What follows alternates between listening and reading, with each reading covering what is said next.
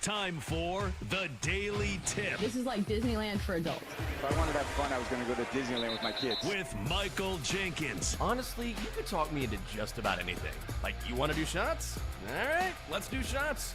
You want to put together a 10-leg teaser? Sure, let's put some money on it. In fact, I do a parlay with Champions League Soccer and the WNBA. And Chelsea Messenger. Let's try to beat the rest of the network at being degenerates, because maybe, just maybe, we can win in that regard. I do like the idea of a parlay. Hey, Dad, don't forget about me, the dogster. Presented by BetMGM.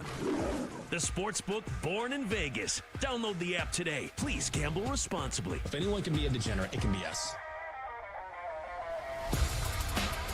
And we're off. It is hour 3 of the Daily Tip on the BetMGM Network, and not just any Friday, the Friday morning good time edition of Football Friday. Coming up during our final hour, we will delve right into week 0 in college football, and yes, you can taste it on your lips. It's finally here. We can't wait for that. In 20 minutes, he's finally back. I mean, he's been here the entire time, but Double D is back with his Degenerate Parlay. We'll have our show parlay as well. And finally, in 40 minutes, we will wrap things up with our best bets of the weekend and find out what the Dogster is up to as well. Welcome to our audience on Stadium as we stream our final hour. You can do that, and it's really easy. Bally Sports Live app or BallySportsLive.com. We are also on YouTube TV, DirecTV, Amazon Prime, and Samsung TV Plus. I'm Jinx, she's Chelsea, and guess what we get tomorrow? Week 0, college football. It is at noon, and it's in Dublin, Ireland. Number 22, Iowa State, taking on number 17, Kansas State. The Wildcats laying 3. They're minus 160 on the money line. Cyclones plus 135, total set at 50 and a hook. Chelsea, I think, just based on what I've been listening to from earlier in the show, I think we're going to be on opposite sides here because I think you like Kansas State and I think I like the Cyclones. I feel like it's tough this time of year because I feel like the first of the year in college football is kind of difficult because you're still answering some questions. But for me, the real question in this game is how is Iowa State going to stop the rush attack of K-State? Because I think the running game is going to be big in this one because early in the season, I feel like the run game kind of wins out because offenses are still finding their footing. And speaking of finding your footing, when you're playing at a soccer stadium, I feel like the turf is kind of going to be torn up a little bit in the second half. So I think Iowa State has some issues stopping, Avery Johnson in this one. He's going to be an impactful player for Kansas State this year, a returning quarterback, and Kansas State has been a stable pillar in the Big 12. 3 straight seasons with 9+ wins. But Iowa State certainly has some redeeming qualities as well. Like, it's not shocking to me that you find, some good qualities with Iowa State because Matt Campbell has been one of the better head coaches to bet on in all of college football. 11-3 last year, won the Pop-Tarts Bowl.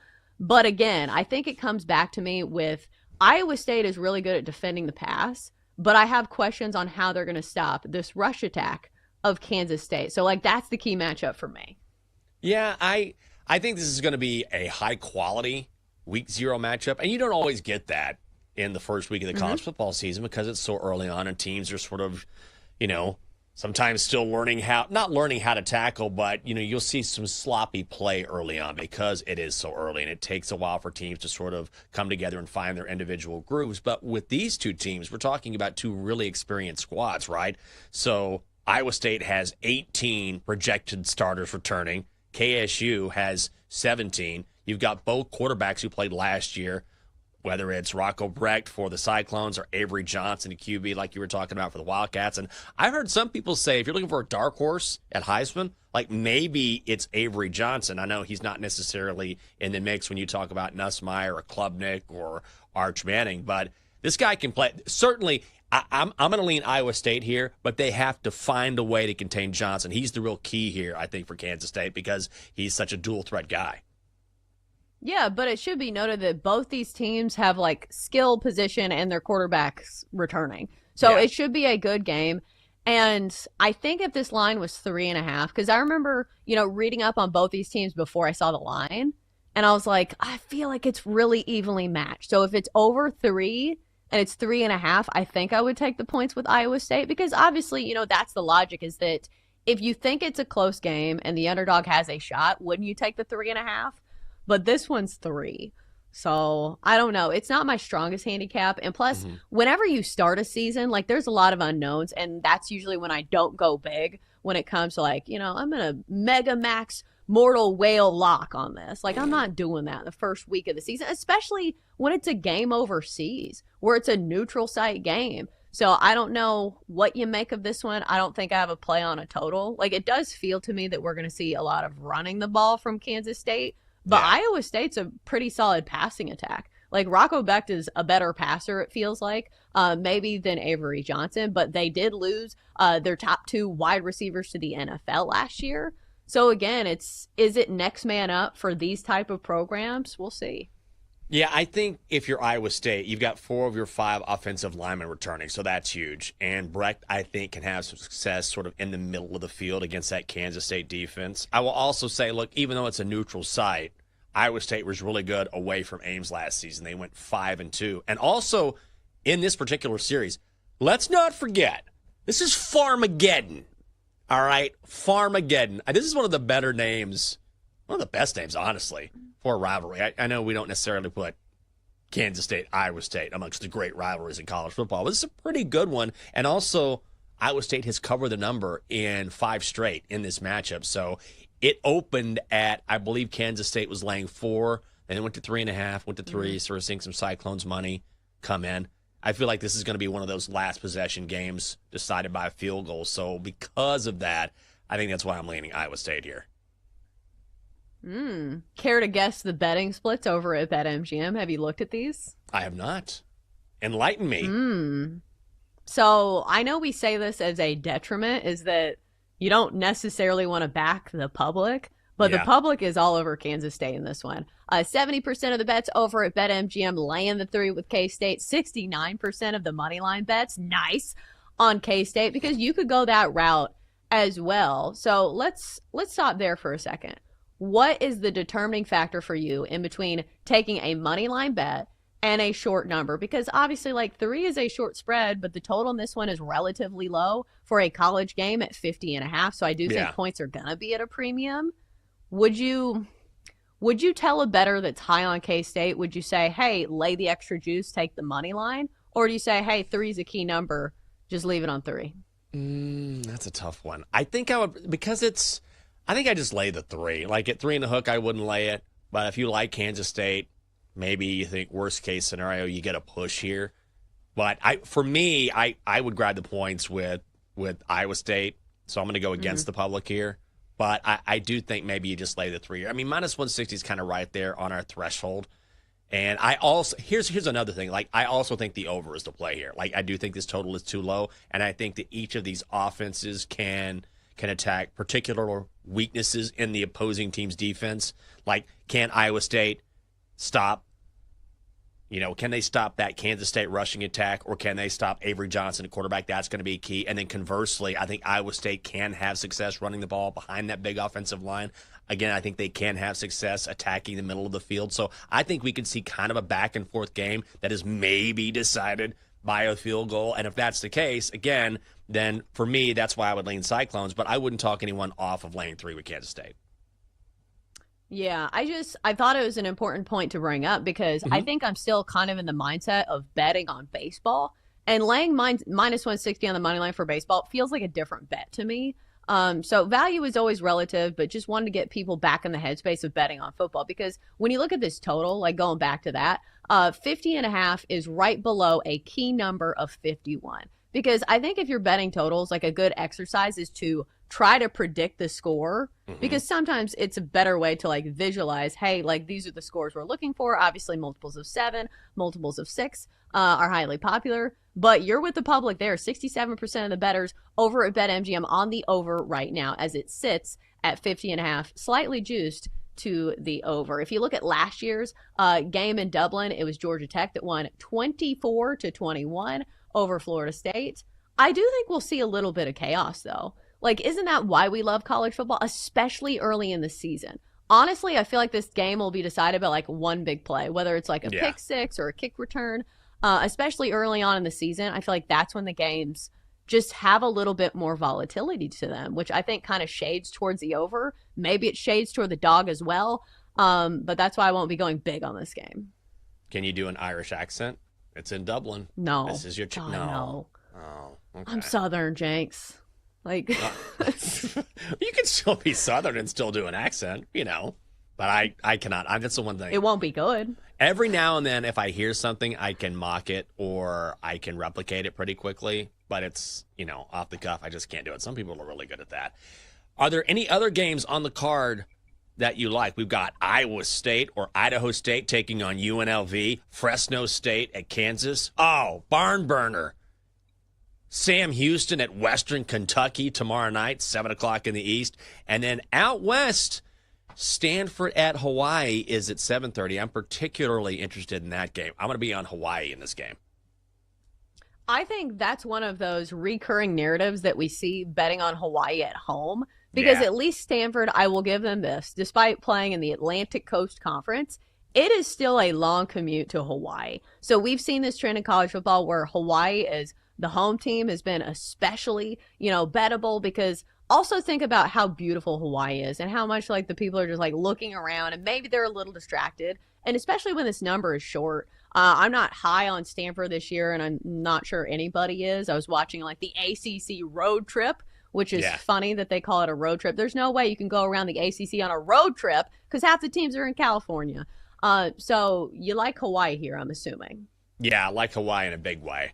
I think it's a short price on the money line. We were just talking about, would you take K-State at minus 160, but minus 165 for an outright win for the Rainbow Warriors. And by the way, I'm glad they went back to the Rainbow Warriors a few years ago. It just never seemed right when they dropped Rainbow. I mean, it's Hawaii. Come on.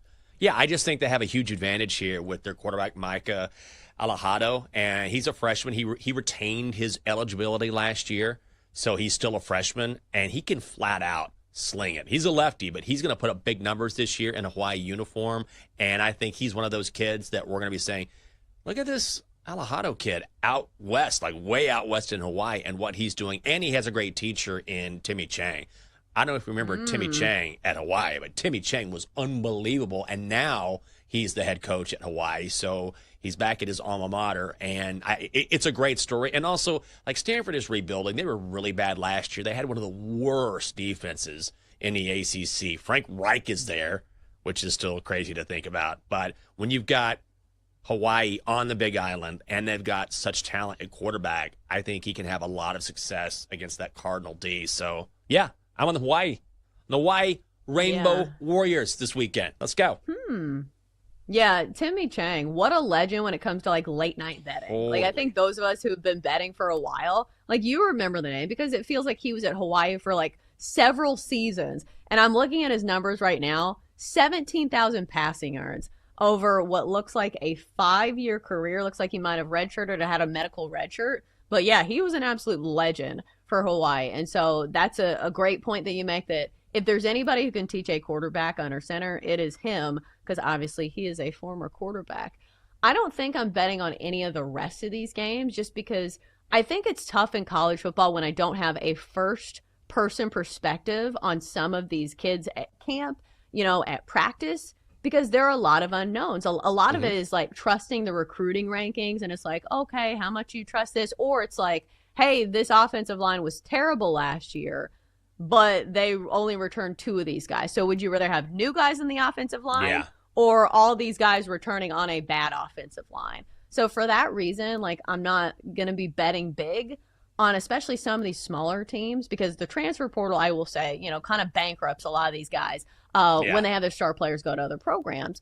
Are you going to be betting on any of these other games? I will say, like, Kansas at least is a relatively big name. They're in the Big 12. I know a lot of people like betting on UNLV, but 27.5 points the first week or week 0? No, thanks. No, I'm going to stay away from that. But do I want to add this to the card? I'm curious to see Double D's Degenerate Parlay. I know he's going to have some of these games, and he likes Hawaii too. But I like Kansas. I mean, it's kind of a number out in the ether, right? It's minus 12.5. So I think KU can beat Fresno State by 2 touchdowns. It's in Lawrence, and total set at 50 and a hook. mean, Jalen Daniels is back for Kansas, and I feel like he kind of got lost in the mix last year because Kansas was 5-7, and they were so close to having a winning record. They lost a ton of close games. Otherwise, we might be talking more about Kansas. But Fresno State lost like the vast majority of their team. Like they were trying to replace like 75% of their starters or something ridiculous. So you have a really inexperienced team going into Lawrence against a super dynamic quarterback. So when it comes to that game, I'm almost talking myself into it. Kansas minus 12.5, and Double D says he's betting on all the games, which I totally believe. And that's good because coming up next, we've got our squad parlay. Can we finally win one? The degenerate parlay is coming your way next. So we'll find out which games we're on, and maybe we can win some big plus money. That is coming up next on the Daily Tip, and it is here on the BetMGM Network. Come on back.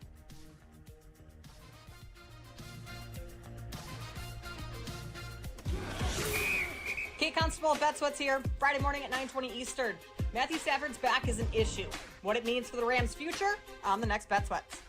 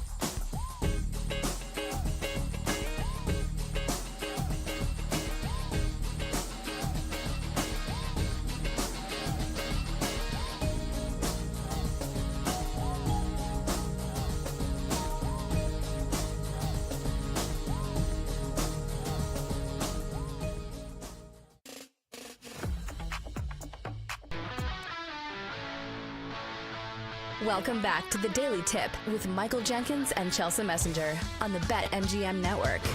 Make it legendary. Download the app today. Please gamble responsibly. Welcome back to the show. It's the Daily Tip on the BetMGM Network, and it's a Football Friday Double D.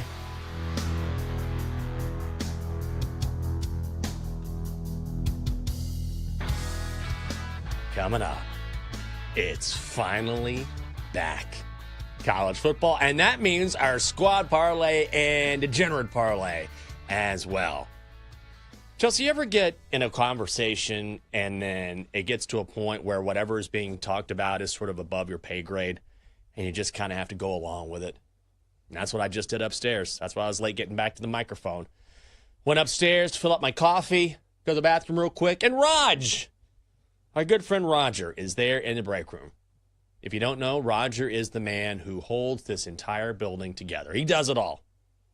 Engineering, tinkering, painting, fixing a TV, filling up coffee in the morning. Roger runs this place, essentially. Nicest guy on the planet. And so I'm getting coffee, which Roger made earlier today. Thank you, Raj. And he was in the break room, and he goes, "Is it colder down there in the studio?" And I said, "Yeah, it actually is. It's pretty chilly down there." He goes, "That's because they fixed the air conditioners." I was like, oh, okay. I mean, I can definitely tell, feels great, definitely cooling down. And then he goes into, it started here, and then that's when some of the humidity came in. They were getting some heat off the line because the heat was coming off the line. That's what broke down the different processors and the things. And I was like, oh, my God. I have no idea what he's talking about. And so, listen, good on him. But do you know what I said after he finished his explanation? I go, well, that makes sense. I have no idea. He could have told me a bunch of gibberish, and I would have been, yep, that makes sense. So I was like, yeah, that makes sense, Raj. Glad we got it fixed. And I was like, I have to get back on the air. So I came back. You ever fake your way through a conversation like that? Well, I'm not great at faking things. I don't know if you've noticed that about my personality. But we have a neighbor that is super handy. Like, he does lighting systems for a job, and he's really good at it. And so I ask him questions about, like, home improvement stuff. And he's like, it's really easy. You can just do it yourself. And then he says all these things that I've never heard of. He's like, just get your table saw out. I'm like, do you think I own a table saw? Look at me. Do you think I own a table saw? Do you think I know how to operate a table saw? No. Like, I believe in traditional gender roles when it comes to home improvement. I ain't operating a table saw. Get out of here. Yeah, just pull out your miter saw and take care of that. Sir, look at me. All right? If I've got a screwdriver available, if I know the difference between a Phillips head and a flat head, I'm lucky. I am not a home improvement guy. So, man, when it comes to that kind of stuff, it's like, I'll just call somebody. Unless it's really basic. Yeah, lower the bar. Yeah. Like, lower the expectations for me. Or that's like when people give me directions and they're like, you head out east. I'm like, do I look like I own a compass? I don't know where east is. Right. I don't even know my rights and lefts that well. I have to, think about it. I'm like, okay, which way would I throw a baseball? Okay, this is my right. So, do not give me directions like that. You say, you go into this little church, and then you see a weird, flailing inflatable guy. You have to give me landmarks. Do not give me directions, east, west, right, left. I'm not going to remember it. Oh, I'm totally with you there. I have no idea. I'm clueless. When I order a Lyft or an Uber, sometimes I can't take Metro, or I have to go out to Ashburn after the show, and so I have to get a car. I don't have a car. And I always look on the map, where is this car coming from? And I had this job for years, and I'm like, I don't know. I think maybe it's coming from that way. I have no clue. And I'm looking at the map. I'm absolutely terrible at it. Terrible. One thing I am good at sometimes is placing bets on baseball. And you can place your first home run bet of the day. Parlays now included on a player or players. If they have the longest home run of the day, you win your share of $50,000 in bonus bets. No opt-in is necessary. Just apply your Big Fly Fridays qualifying token dropped into your account to use on the first player or players to hit a home run. That is each and every Friday at BetMGM. All right. I'm ready for this. You love him, both his body and his face, and now he's back in a big way, just in time for football season. It's time to get crazy with Double D's College Football D-Gen Parlay. Double D! That's right. Week 0, Jenks. Oh, woohoo! Look at the joy on your face. And I love, by the way, that you're it's not just like, yeah, I threw in a couple of college football games. You're like, no, I'm betting a whole card. Like Phil Mickelson I'm talking to. There's only 5 games. Why not? I mean, and they're just let's get to it then. Right off the bat, I'm taking Kansas State -3 over Iowa State. UNLV, I'm laying that big number. Dan Mullen has those running rebs playing really well as of late. So I'm going to take them at -27.5 over the mighty Idaho State. I am laying Kansas State -13 versus Fresno State. I'm going to take the over in the Sam Houston State versus Western Kentucky. Those two offenses are just crazy good, and I think those defenses are going to have trouble keeping up. And then finally, I am taking Hawaii -2.5 versus Stanford. All those are -110. And you know what, Jenks? You know how you make this bet legendary, sir? How's that? You play the 50% college football odds boost at BetMGM, and I get it for plus 36.53. $5 will win me $187.69. Nice, and let's go! Bravo, sir. Bravo. I'm dying. I want to bet that Kansas game so bad. I got 4 bets on the card. And I don't know if I want to do the fill or not. I can't decide. Well, that's for me to decide. I've still got some time. Double D, good luck in your degenerate parlay. We got to have one of these win. Come on. But now it's time for our squad parlay. Maybe we can get a dub. All right. Ladies and gentlemen, adults of all ages, it's time for the show parlay. Step right up, see? We're going to start here with some big minus money. Chelsea Messenger on the card. All right, Chelsea. Get us going here. We have not won a squad parlay all year long. We got a mixture of baseball and college football. So let's get it going. What do you got? Yeah, we were talking about in our baseball segment that the Rangers are a little pricey by themselves as -175 favorites today, but you can throw it in a parlay. So that's exactly what I'm doing. So Circle of Trust, Mount Rushmore face, Nathan Eovaldi goes for the Rangers today, and he has been extremely trustworthy this year. ERA under 2, a 1.76 ERA, well, 11-3 record, along with some run support that he's gotten from the Rangers. Over the last 3 games, they've given him tons of run support. Wins recorded in all 3 of those games. Meanwhile, Slade Ciccone goes for the Guardians today, and he's given up 11 earned runs over his last 7 2/3. So who am I going to trust more? I'm going to trust the Rangers, who've been great at home this year, 37-26, and as favorites, they have been even better, 39-21 when favored on the money line. So let's go Rangers, -175. All right. At the end of this parlay, I always say, okay, which leg might lose? And it might be me because I'm backing the Pirates today. But they are hosting the Rockies. I'm basically fading Antonio Senzatella. I'll go deeper into this at the end of the show. But, man, Senzatella is actually worse away from Coors Field. How is that possible? He's 1-8. Overall, he has an ERA of 7. And on the road this season, opponents are batting .380 against him. For the love of God. Pittsburgh was off yesterday. Rockies played the Dodgers in Denver yesterday afternoon. And Braxton Ashcraft going for Pittsburgh, 3-2, 3.02 ERA. I like the Pirates on the first 5-run line. Just half a run, -125. All right, who is up next? I believe, if I have this correct, it is back to Double D. We're going to go back to college football. Once again, I am taking Sam Houston State and Western Kentucky to go over their 61.5. I think that's a super low total for 2 offenses that are high tempo, throw the ball a lot, and don't have a lot of time in between plays. I don't think the defenses are going to be what they should be week one. I just think it's going to be probably closer to 70 to 75. So that's why I'm taking the over 61.5 in that game. All right. Look at this. I'm glancing at Dylan's name, and I don't see any UFC. What do you got, Dylan? No, the UFC odds are absolute garbage this weekend. The guy that I like to win by knockout even still, which is like such a specific bet, is minus 300. So I was like, I'm not adding that to the parlay.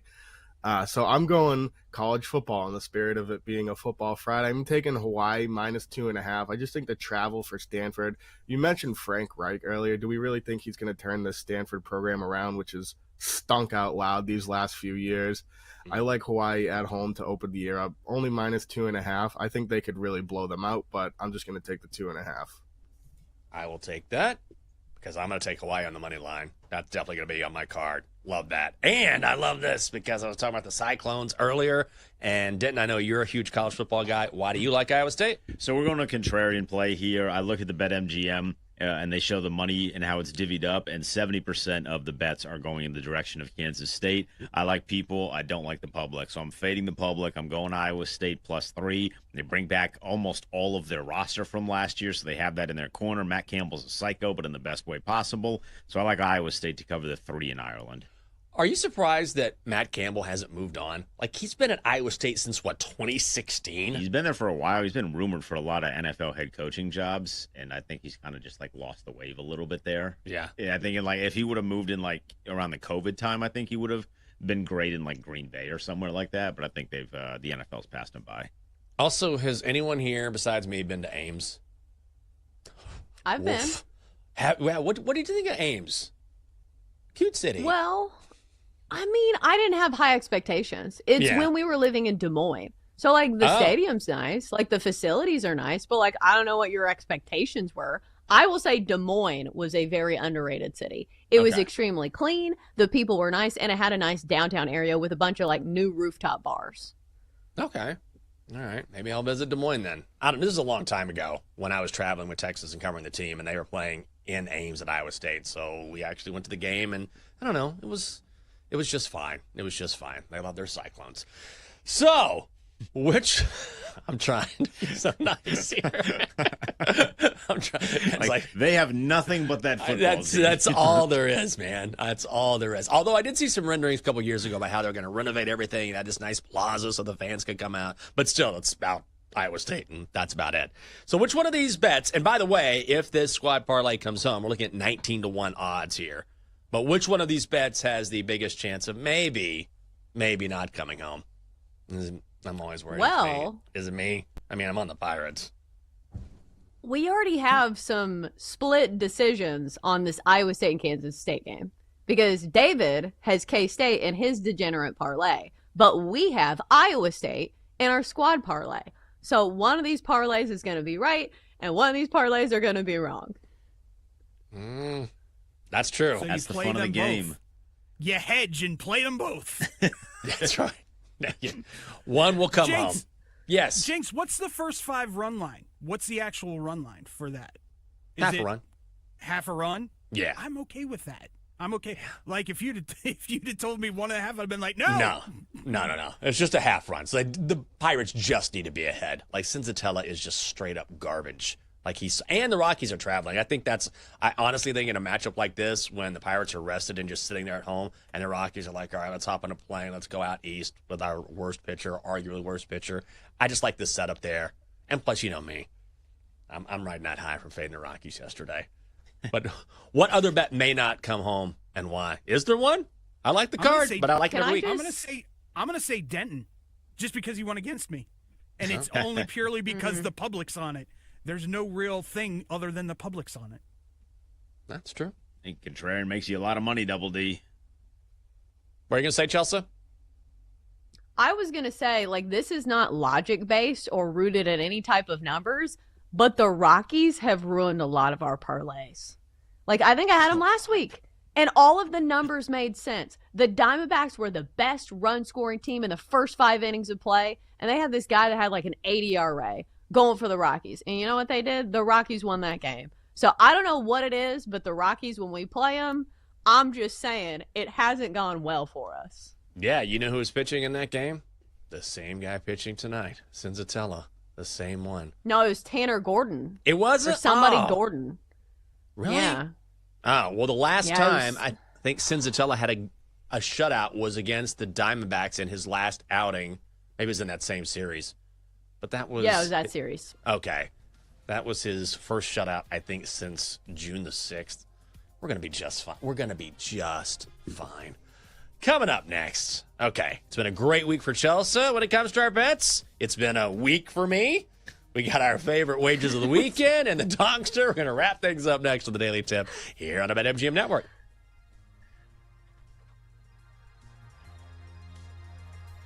Coming up, Jenks and Chelsea give out their best bets here on the BetMGM Network.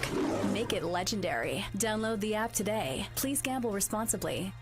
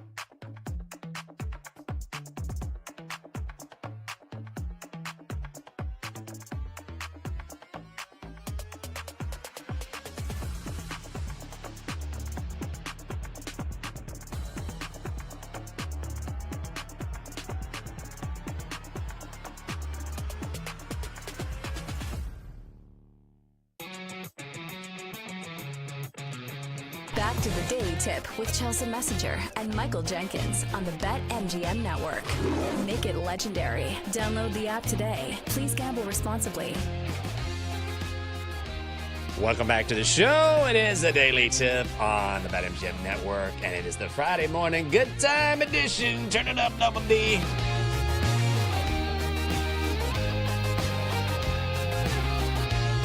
Thanks for waking up with us. We are live across the country from 6 a.m. to 9 a.m. in the East. I'm Michael Jenkins. She is Chelsea Messenger. Coming up on the show, a loaded card, at least for this guy. And then we'll talk to the Donkster as well. Find out what's coming up on Bet Sweats. What's coming up for you this weekend, Chelsea? Busy weekend there in Nashville? Get me up to date. Oh, we're going to a wedding this weekend that I thought I was invited to, but we never got an invitation. So I was like, I don't know where this is. So it's my best friend's little brother who clearly does not have his ducks in a row when it comes to this wedding. But we're going to that wedding.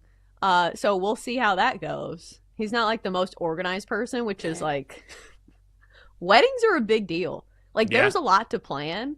So I don't know. We'll see. It'll be a roll of the roulette wheel when it comes to this wedding. But I will say at least they do have alcohol, and that's all that really matters. Yeah. I think I'm going to do some day drinking today. That's my plan. I got to figure out. Yeah, I got to figure out my plan. My friend Daryl texted me yesterday, and I haven't seen him in a minute. And he's like, you want to grab a drink or some lunch tomorrow? And I was like, yeah, let's do that. So I'm meeting him at 1, but then the Commanders play at noon on Saturday, and that usually takes me about, I don't know, like 3 hours to prep for it. It's a lot of prep. So do I want to do that today, sleep in tomorrow, or do I want to treat today like, all right, let me take the day off and then wake up around 4 tomorrow and start prepping like I normally prep for this show? Which I don't necessarily want to do that, but I also don't know if I want to work another 3 hours today. I don't know. I got some decisions to make. Plus, after a couple pops at lunch, I probably won't want to work. Waking up at 4 on a weekend sounds terrible. That's not Don't great. Don't do that. I don't want to. I mean, here's the thing. I got to leave at around 7 anyway. So, I don't know. There's no real great answer. I know. Maybe I'll finish lunch and I'll work while Catherine is working because she won't be off until 5:30. But that's my big decision today. Like, how do I make this how do I maximize my time is what I'm trying to figure out. I think what you do, since like most are still like working during the day anyway, is you get yourself a treat right after work. Like get yourself a nice coffee or like something to do while you're like cramming. Yeah. I feel like that makes things easier. Like whenever I have to like do adult things like make a phone call or leave a voicemail, I'm like, you can get a treat if you sit down and do this. So bribe yourself into doing this. So it'll be like kind of like your weekend. Like do something fun while you're studying to make it a little bit more enjoyable. That's true. And also, it's dependent, too, on when I get the rundown. Like, if I get it at 5, I'm not going to start working at 5. Do you know what I mean? I'll be like, oh, I'll wake up early. So it's always sort of dependent as to when I sort of get the shell and then I can start working on it. So who knows? Everybody's like, boring. We don't care. It's the weekend. I get it. I'm just trying to talk through things. Coming up next on Bet Sweats. Oh, we get Sammy P. Apparently, he's buying stock in the Niners. That's what I've heard.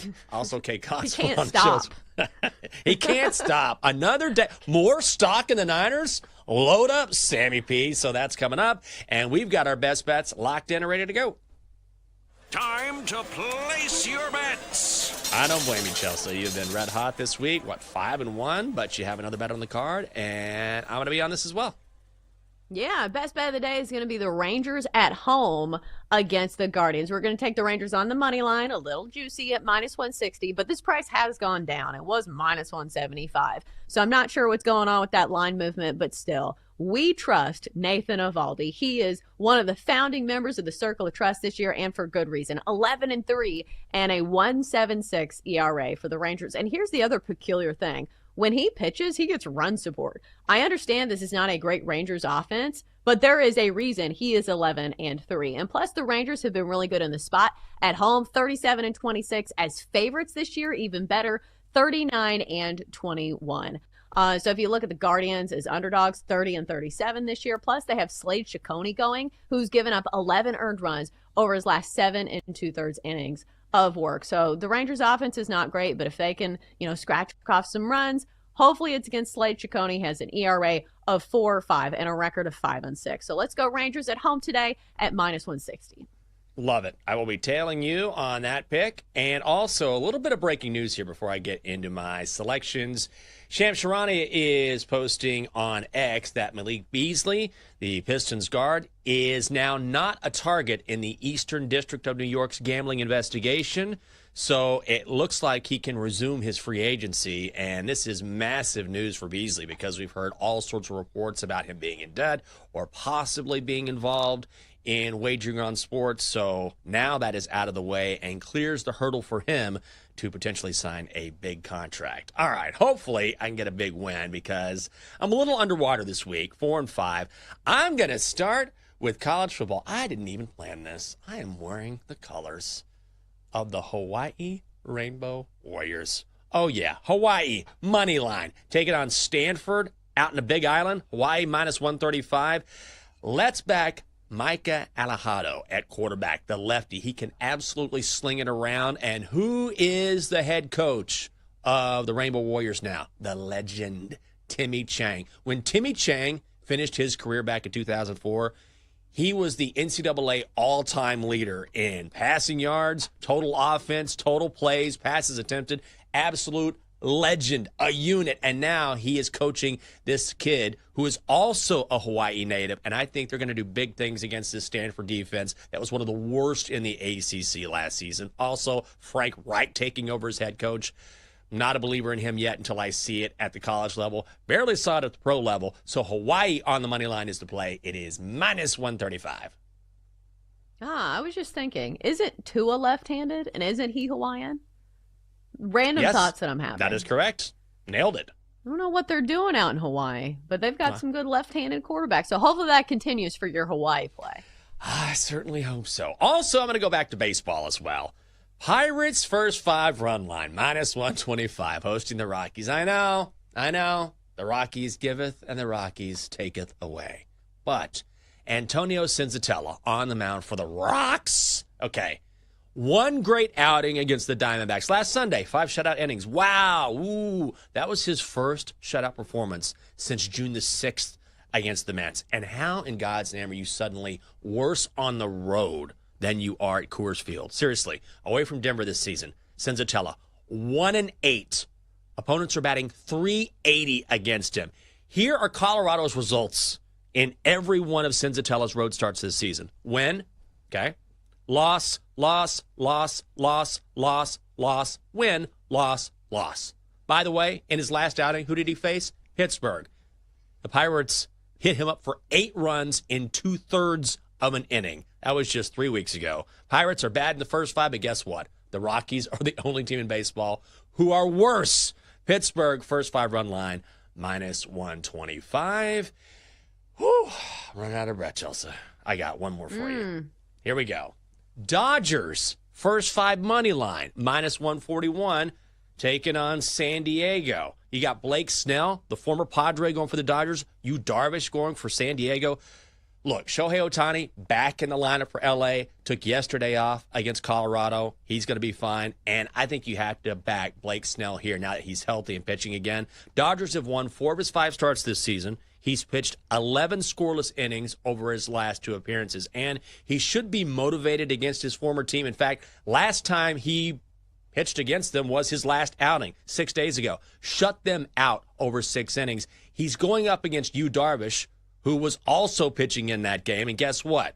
He got tagged for 4 runs over 4 innings against L.A. Dodgers are also the 6th best first 5 team in baseball this season. I love them behind Snell. Dodgers first 5 run line is, oh, wait, I take that back. First 5 money line, -141 in San Diego, even better. All right, we got to get to Kate, find out what's coming up on Bet Sweats. Bet Sweats. I was wondering you were going to drop that in, and you did, just right on cue. But first, we have to bring in the Donkster. Donkster, oh, you look happy and ready for the weekend. What's going on? Good morning. Since BetMGM has a new slogan, I've come up with some new ones for myself. Okay. Well, let's hear them, I guess. The Donkster. Long and strong. All right. Careful. The Donkster. Look at that ass. I don't know. I think these are getting worse. You got one more? I do. The Donkster. Go ahead. Take a peek. I think we're done here. Do you have a bet? I do. Storm. -4.5 against the Wings. WNBA? Wow. Skylar Diggins. Okay, that's enough. Whew. Let's find out what's coming up next on Bet Sweats. And for that, we bring in our good friend, Kate Constable. Kate, good morning. How are you? Good morning, guys. I'm doing well. Happy Friday. Almost the weekend. We're feeling good. Yeah, you ready for some Week 0 college football? Ooh, guys, I can't wait. I can't believe it's already here. I know. I know. Big sigh of relief. Like, we've made it through the summer off season. College football's back. I'm going to be on my couch 10:50. Well, earlier than that. I'll probably watch a lot of like pregame stuff. But we've got the Dublin game, which is maybe I need to make a little Irish coffee for that. Oh. Ooh, now you're speaking my language. Cocktails that have coffee in them, like espresso teenies, yes. Irish coffee, I haven't had as many of those, but I'm definitely interested because it combines my two favorite beverages, alcohol and coffee. Let me tell you, Chelsea, I went to this game a couple years ago when Northwestern was playing. I had so many Irish coffees over in Dublin. They hit a little different in Dublin. I will say that. But they were fun. That's the only way I would wake up. Just an Irish coffee every morning. Sounds awesome. Like it's not even like a treat. You just like that just becomes part of your day. Yeah, you know what I mean? coffee. It's like wake up, I'll just have an Irish coffee. Yeah, it's whatever. Yeah, and then I start talking. It's whatever. It's just that's what's coming up. Kelly in Vegas is joining us from Ireland. She's going to this game on Saturday, so she's joining us 10:20. Oh, I forget. She's a huge K-State fan. Went to K-State, so that's going to be great. Kate, have a great show. Have a great weekend. Guys, you as well. Yeah, appreciate that. That's going to do it for this edition of the Daily Tip on the BetMGM Network. For Chelsea Messenger, D-Day, Didn't Day, Dylan Mitchell, David Double D Dykstra, and the Donkster. I'm Michael Jenkins. Have a great weekend. Stay fit and humble. You've been listening to the Daily Tip on the BetMGM Network. Make it legendary. Download the app today. Please gamble responsibly. If you missed any of the show, listen back anytime on the new and improved Odyssey app.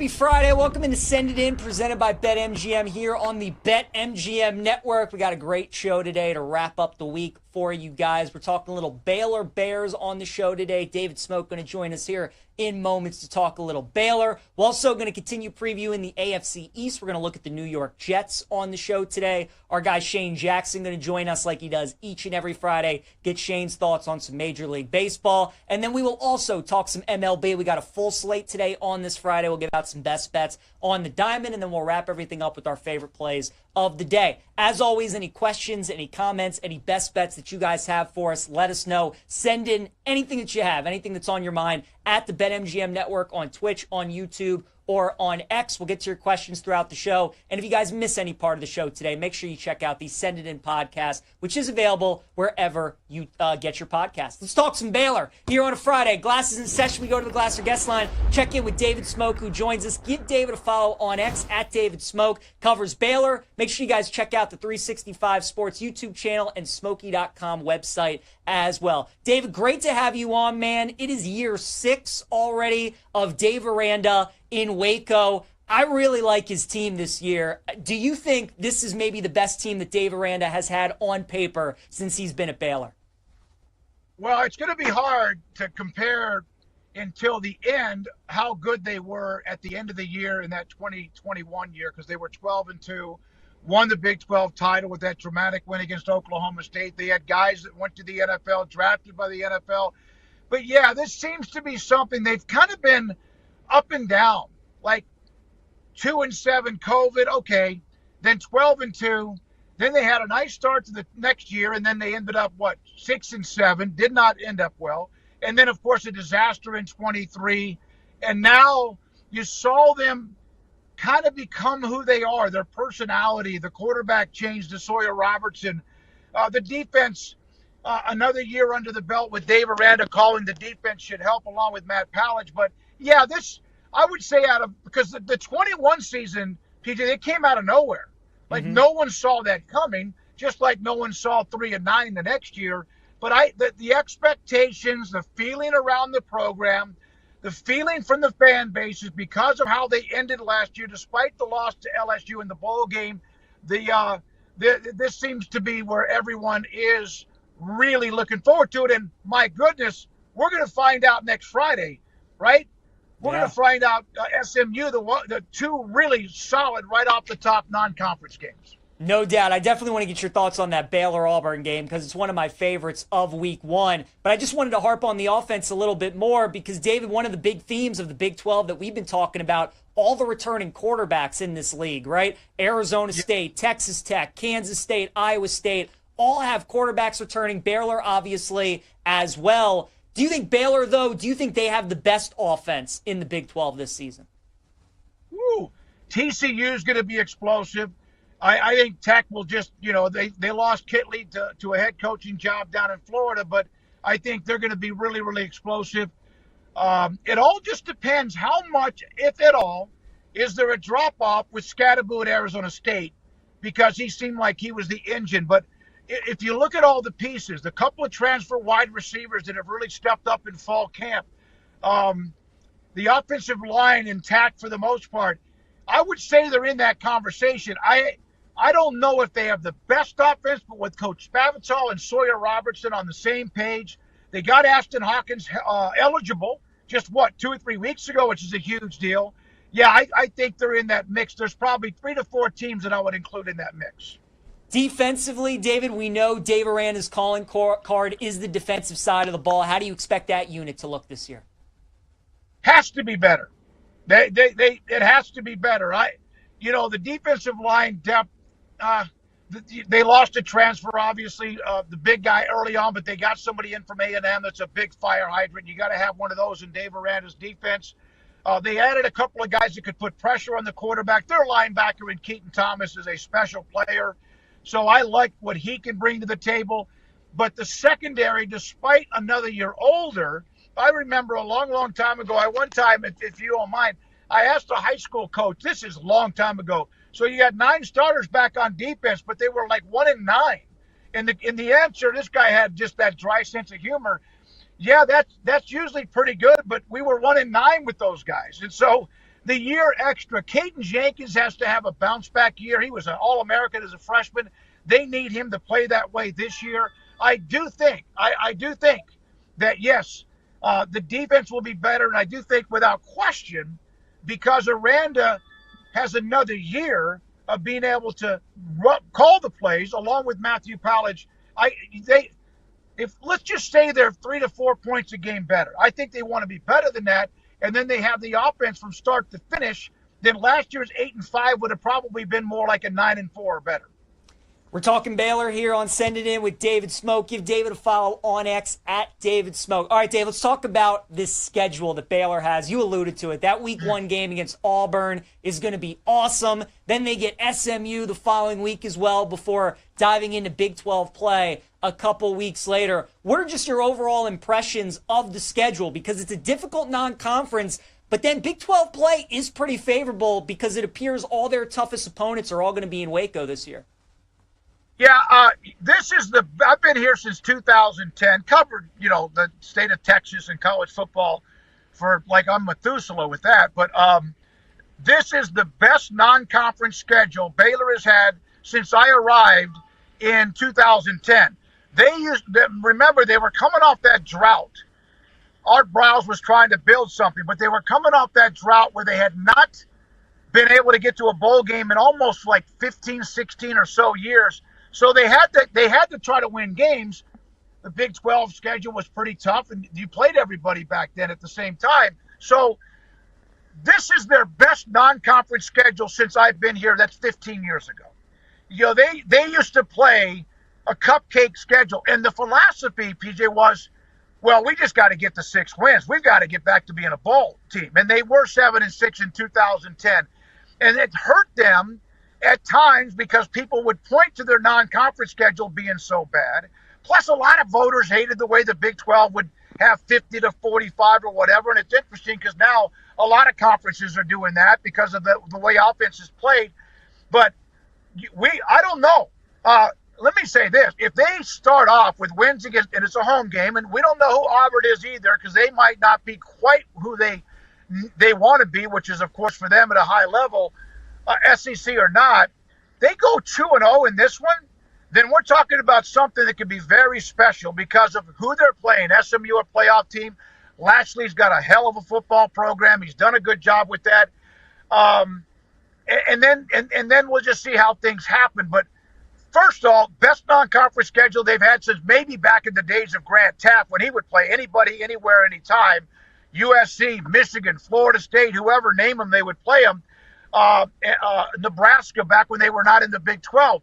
So I think the fan base is pumped up about the fact that they don't know if they're going to be 2-0 or 1-1, and it could be 0-2, but you know what they're going to know after that first game against Auburn? They're going to know if they're pretty good or not. And then, of course, you want to build on that.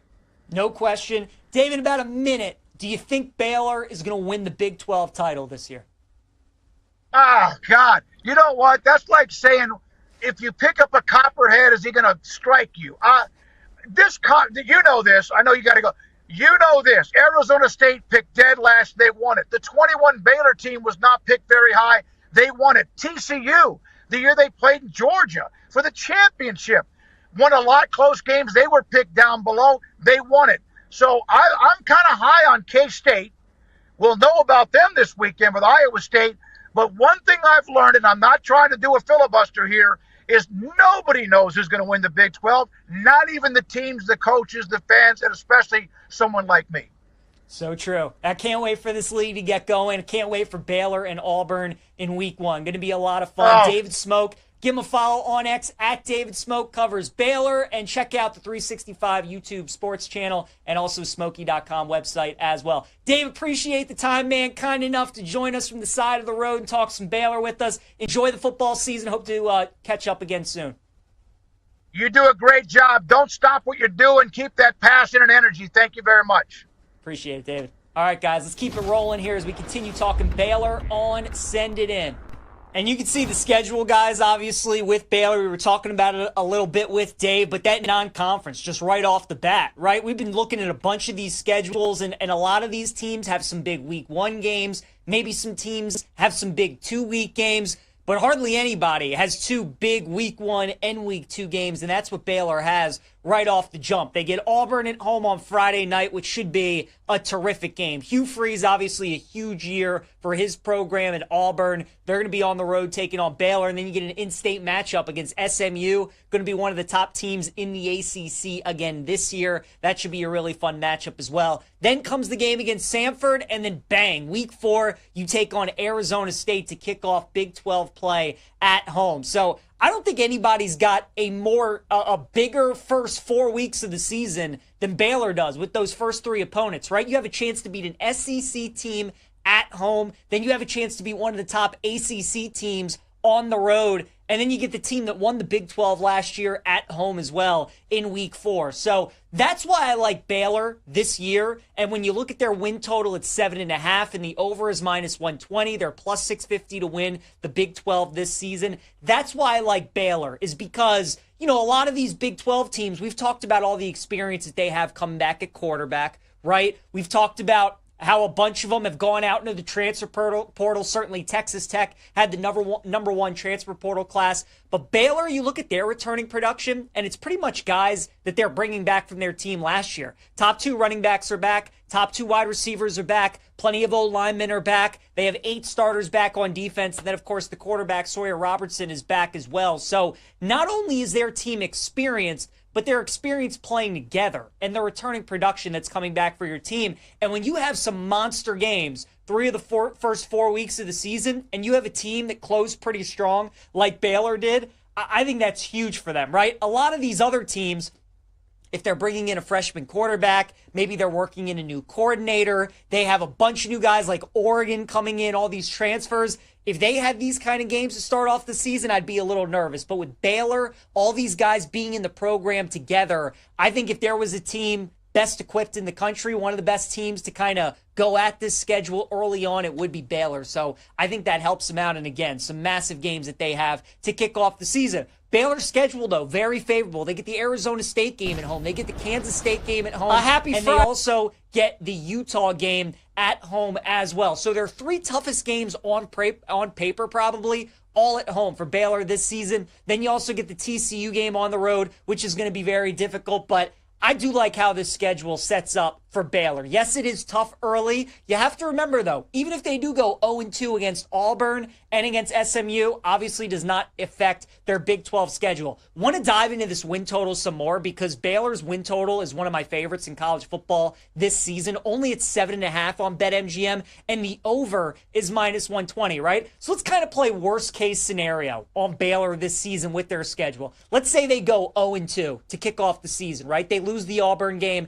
and they lose the SMU game, which definitely could happen. And then at max, they can get 10 wins. Then let's look at their Big 12 schedule, right? Just talked about their 4 hardest games, the home games against K-State, Utah, and Arizona State, and then the road game against TCU. Let's say they go 2-4 in those games, which definitely could happen. We're still at 8 wins. Maybe they trip up a game the rest of the way, but I don't think that's probably going to happen. And again, they're probably going to go 1-1 in those first 2 weeks of the season. They're probably going to win and lose one of those games against Auburn and SMU. So I think 7.5 is a little light. Feels like their win total should be 8.5. So I like the number we're getting on Baylor, you guys. I think 8-4 is probably like the ceiling for this team. Maybe 7-5, but I think this could be a 10-win football team. I've bet them to win the Big 12 as well. They are my pick at plus 650. I think they have the best offense in this league. I really like their quarterback, Sawyer Robertson, a lot. I'm not the biggest Dave Aranda guy, but I like the team that he is bringing back. I like all the returning production. Again, bunch of these teams in the Big 12 have returners coming back. They have a lot of returning production, obviously a lot of returning quarterbacks, but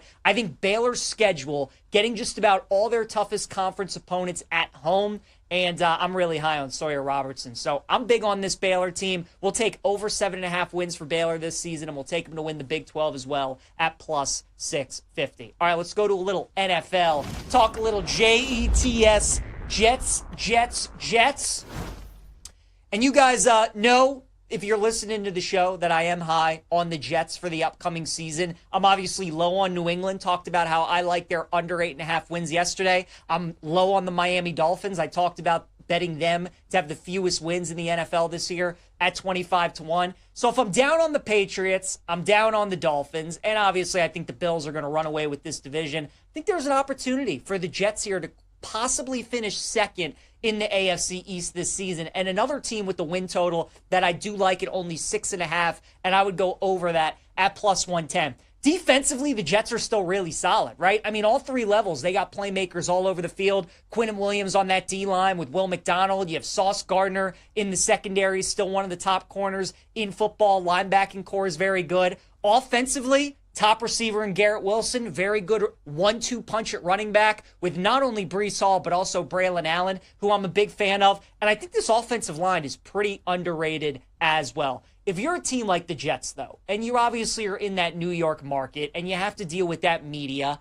you're always going to have pressure on you. And when you bring in a guy like Aaron Rodgers, that's only going to get amplified. But coming into this season, the Jets kind of flying under the radar. Everybody expecting them to be one of the worst teams in all of football. And I love their head coaching hire with Aaron Glenn, because Aaron Glenn, I think, is going to do with the Jets exactly what his former boss, Dan Campbell, did with the Lions. You go into a losing organization and you change the culture. Because the Jets have been able to hit on some draft picks the last couple of years, right? I mean, they had the offensive and defensive rookie of the year the same year. So they have been able to hit on some of their top picks. They just have not been able to have the coach and obviously the quarterback to win games in the league. And Justin Fields, whether or not he's an NFL starter, still remains to be seen. I'm higher on Fields than most people, but I think the system he is in now in New York, and he's not going to constantly be looking over his shoulder. He's the guy for the Jets, right? The Jets want him to succeed. He's not probably the long-term answer unless he has a very good season, but he is definitely the guy for this season for the Jets.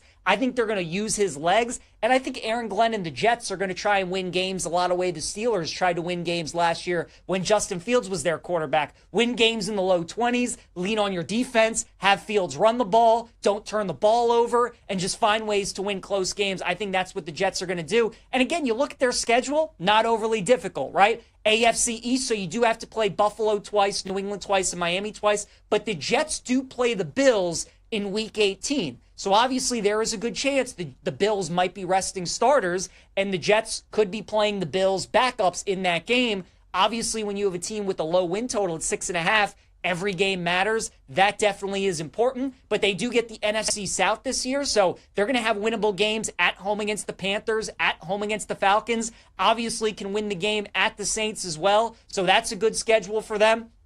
And then they do get the AFC North. You get Rodgers and the Steelers right off the bat at home, which I think is a very winnable game. They get Cleveland, which they can absolutely win. Ravens and Bengals, those are going to be some tough games for them on the road. But, you know, the Jets, I think the way that their schedule sets up, this could be an 8, maybe even a 9-win football team. I would look at some AFC East exactas. I'd look to bet the Bills first, Jets second, Patriots third, Dolphins fourth. I feel pretty good that could be the pecking order in the AFC East this season. But look, the Jets, I think they got a good head coach in Aaron Glenn, which is step one. I think they have a quarterback that is going to elevate the team and be better than a lot of people think they will be for the upcoming season. And I still think their defense is pretty solid, and they have good players on offense, and I think their O-line is underrated. I think this Jets roster is a little bit better than we give them credit for. Because Justin Fields has not proven himself yet as an NFL quarterback, that's why the win total is so low. But I think Fields could play better this season than people realize. So high on the Jets this year, like they're over 6.5 wins at plus 120. And again, think there's a chance they could finish second in the AFC East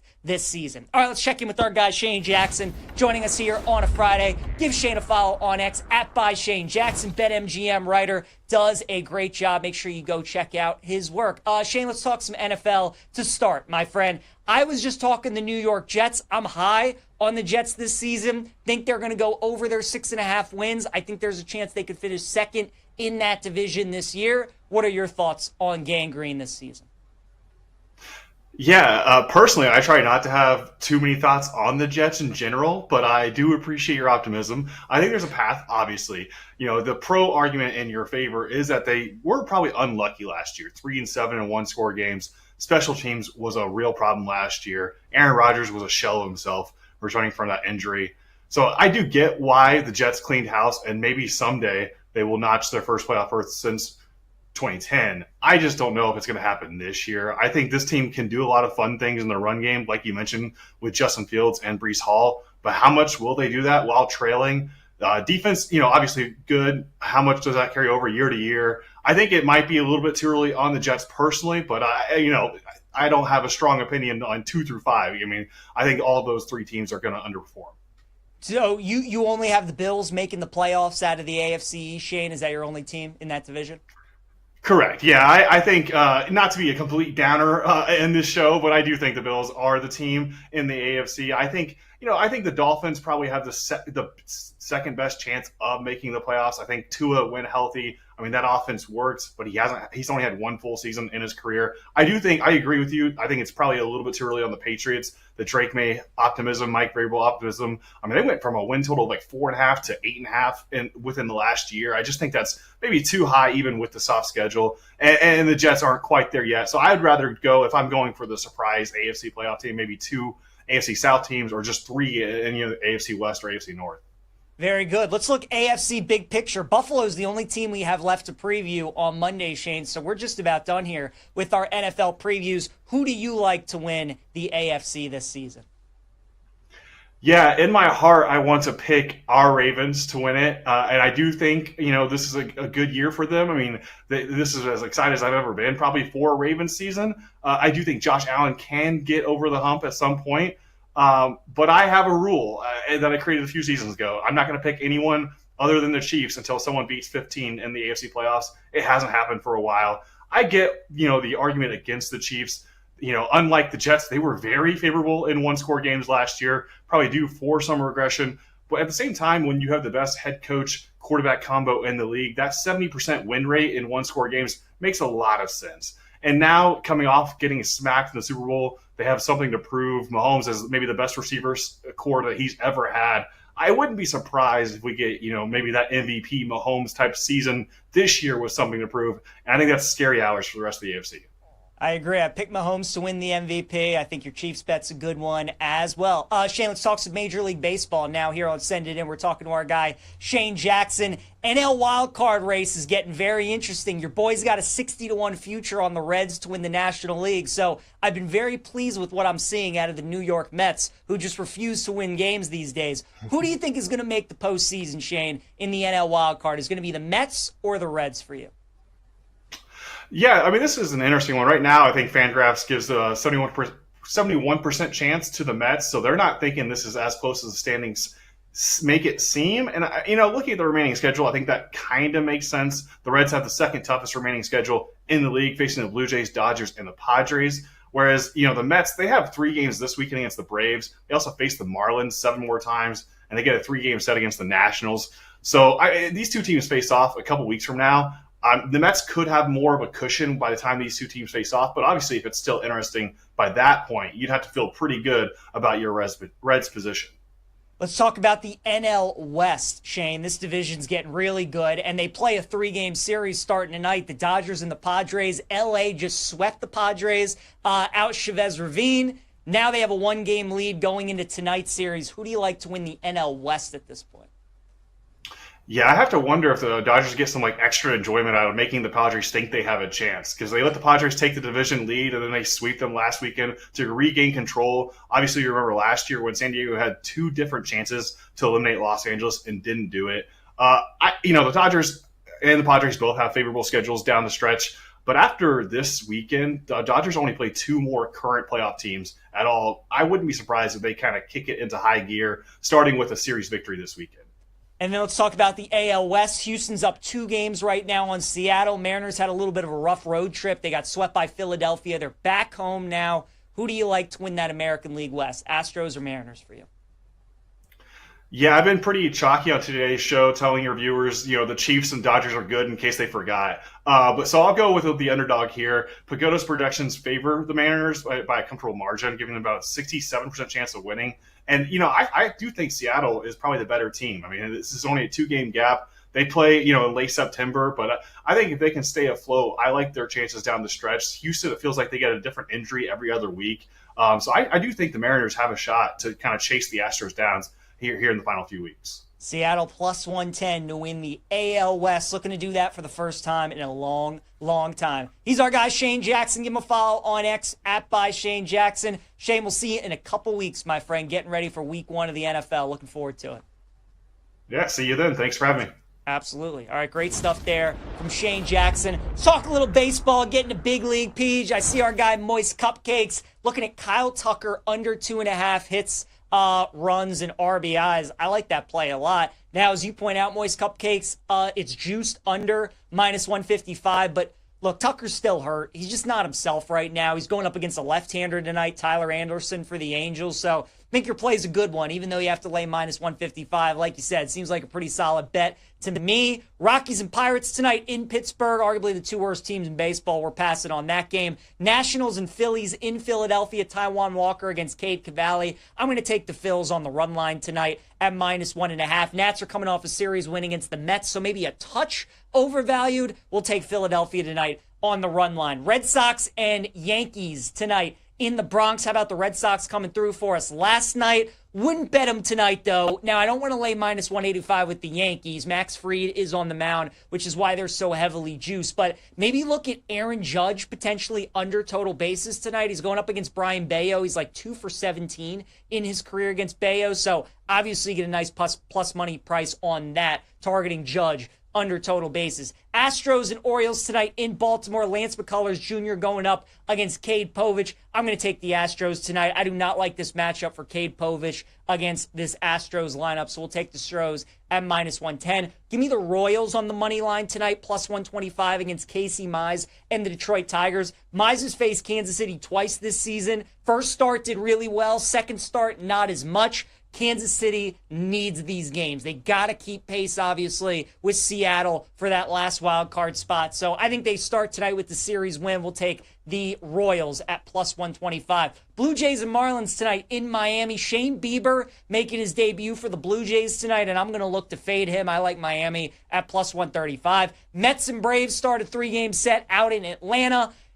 Usually Atlanta's a house of horrors for the Mets, and I think that starts again tonight. Mets are just not playing good baseball. I'll take the Braves at -115. Twins and White Sox tonight in Chicago. We're getting the White Sox at +110, Shawnee Sharp. Let's take your boys, plus the money. Guardians and Rangers in Texas. Nathan Eovaldi on the mound for the Rangers, and we're only getting -145. Feels like a good price to me. I'll back Eovaldi and the Rangers. Giants and Brewers in Milwaukee. You got Cade Wisenhunt going up against Quintana. I mean, it's the Brewers. They're back at home, off a tough series against the Cubbies. I like Milwaukee tonight. I also like the Angels tonight. So I think the Kyle Tucker play is a good one, but I also like the Angels at plus money. Nice letdown spot for the Cubbies after that big series against the Brewers. Fly out to Anaheim. Give me the Angels +120. Reds and D-backs tonight in Arizona. No bet for me, but obviously rooting for my Reds in that one. Dodgers and Padres. I'm taking the over 8 in this game. Blake Snell against Yu Darvish. Snell's been terrific in his return, but these two teams just played like 5 days ago, and normally when that happens, I like betting the over in the second game with both lineups, kind of that familiarity, so I'll go over 8 in that one.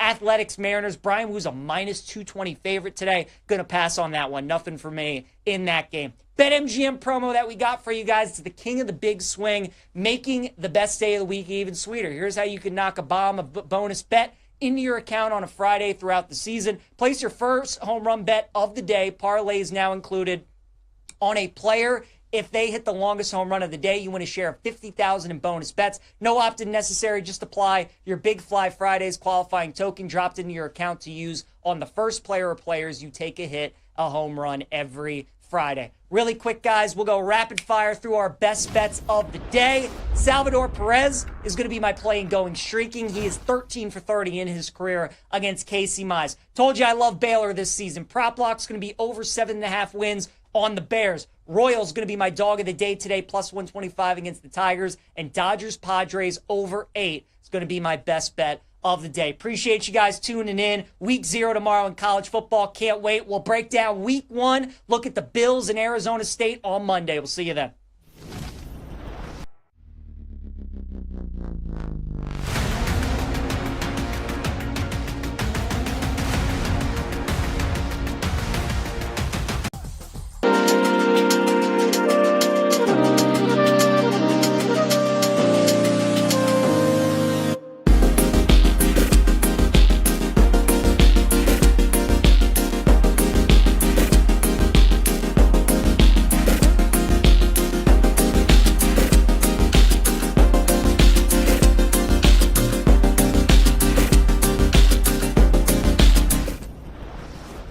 Happy Friday. Welcome into Send It In, presented by BetMGM here on the BetMGM Network. We got a great show today to wrap up the week for you guys. We're talking a little Baylor Bears on the show today. David Smoke going to join us here in moments to talk a little Baylor. We're also going to continue previewing the AFC East. We're going to look at the New York Jets on the show today. Our guy Shane Jackson going to join us like he does each and every Friday, get Shane's thoughts on some Major League Baseball. And then we will also talk some MLB. We got a full slate today on this Friday. We'll give out some best bets on the diamond, and then we'll wrap everything up with our favorite plays of the day. As always, any questions, any comments, any best bets that you guys have for us, let us know. Send in anything that you have, anything that's on your mind at the BetMGM Network on Twitch, on YouTube, or on X. We'll get to your questions throughout the show. And if you guys miss any part of the show today, make sure you check out the Send It In podcast, which is available wherever you get your podcasts. Let's talk some Baylor here on a Friday. Glasses in session. We go to the Glasser guest line. Check in with David Smoke, who joins us. Give David a follow on X at David Smoke. Covers Baylor. Make sure you guys check out the 365 Sports YouTube channel and Smokey.com website as well. David, great to have you on, man. It is year 6 already of Dave Aranda in Waco. I really like his team this year. Do you think this is maybe the best team that Dave Aranda has had on paper since he's been at Baylor? Well, it's going to be hard to compare until the end how good they were at the end of the year in that 2021 year, because they were 12-2, won the Big 12 title with that dramatic win against Oklahoma State. They had guys that went to the NFL, drafted by the NFL. But yeah, this seems to be something they've kind of been up and down, like 2-7 COVID, okay, then 12-2, then they had a nice start to the next year, and then they ended up 6-7, did not end up well, and then of course a disaster in 23, and now you saw them kind of become who they are, their personality. The quarterback changed to Sawyer Robertson, the defense. Another year under the belt with Dave Aranda calling the defense should help, along with Matt Pallage. But yeah, this, I would say, because the 21 season, PJ, it came out of nowhere. Like no one saw that coming, just like no one saw 3-9 the next year. But the expectations, the feeling around the program, the feeling from the fan bases because of how they ended last year, despite the loss to LSU in the bowl game, this seems to be where everyone is really looking forward to it. And my goodness, we're going to find out next Friday, right? We're going to find out SMU, the two really solid right off the top non-conference games. No doubt. I definitely want to get your thoughts on that Baylor-Auburn game because it's one of my favorites of week 1. But I just wanted to harp on the offense a little bit more because, David, one of the big themes of the Big 12 that we've been talking about, all the returning quarterbacks in this league, right? Arizona State, Texas Tech, Kansas State, Iowa State, all have quarterbacks returning. Baylor, obviously, as well. Do you think Baylor, though, do you think they have the best offense in the Big 12 this season? Woo. TCU is going to be explosive. I think Tech will just, they lost Kitley to a head coaching job down in Florida, but I think they're going to be really, really explosive. It all just depends how much, if at all, is there a drop-off with Scadaboo at Arizona State, because he seemed like he was the engine. But if you look at all the pieces, the couple of transfer wide receivers that have really stepped up in fall camp, the offensive line intact for the most part, I would say they're in that conversation. I don't know if they have the best offense, but with Coach Spavital and Sawyer Robertson on the same page, they got Ashton Hawkins eligible just 2 or 3 weeks ago, which is a huge deal. Yeah, I think they're in that mix. There's probably 3 to 4 teams that I would include in that mix.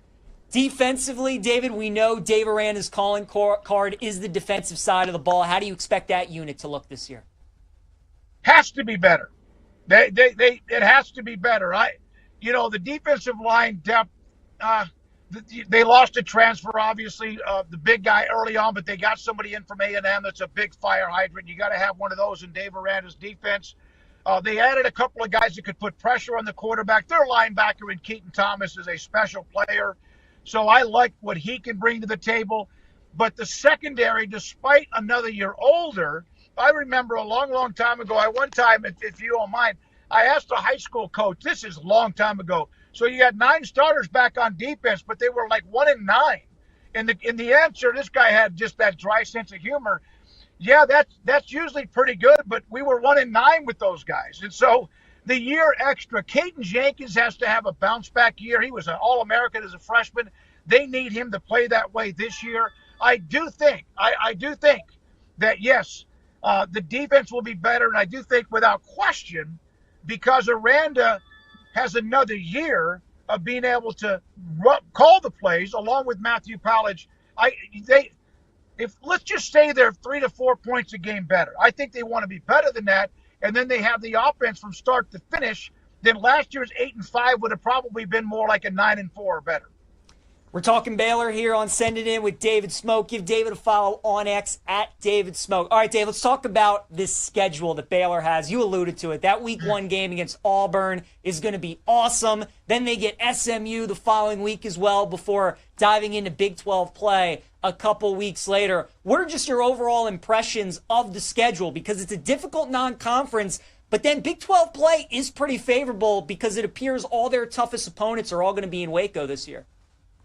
Yeah, I've been here since 2010, covered, the state of Texas and college football for, I'm Methuselah with that. But this is the best non-conference schedule Baylor has had since I arrived in 2010.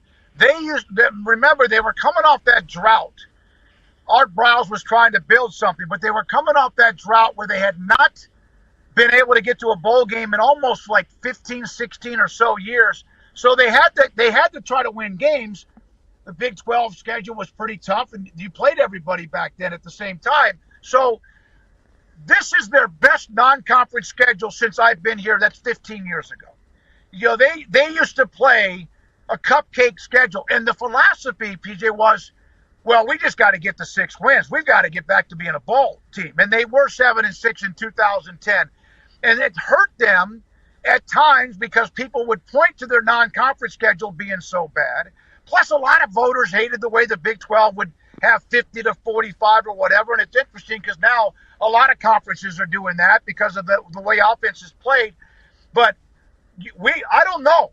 Let me say this. If they start off with wins against, and it's a home game, and we don't know who Auburn is either because they might not be quite who they want to be, which is, of course, for them at a high level, SEC or not, they go 2-0 in this one, then we're talking about something that could be very special because of who they're playing. SMU, a playoff team. Lashley's got a hell of a football program. He's done a good job with that. And then we'll just see how things happen. But first of all, best non-conference schedule they've had since maybe back in the days of Grant Taft when he would play anybody, anywhere, anytime. USC, Michigan, Florida State, whoever, name them, they would play them. Nebraska back when they were not in the Big 12.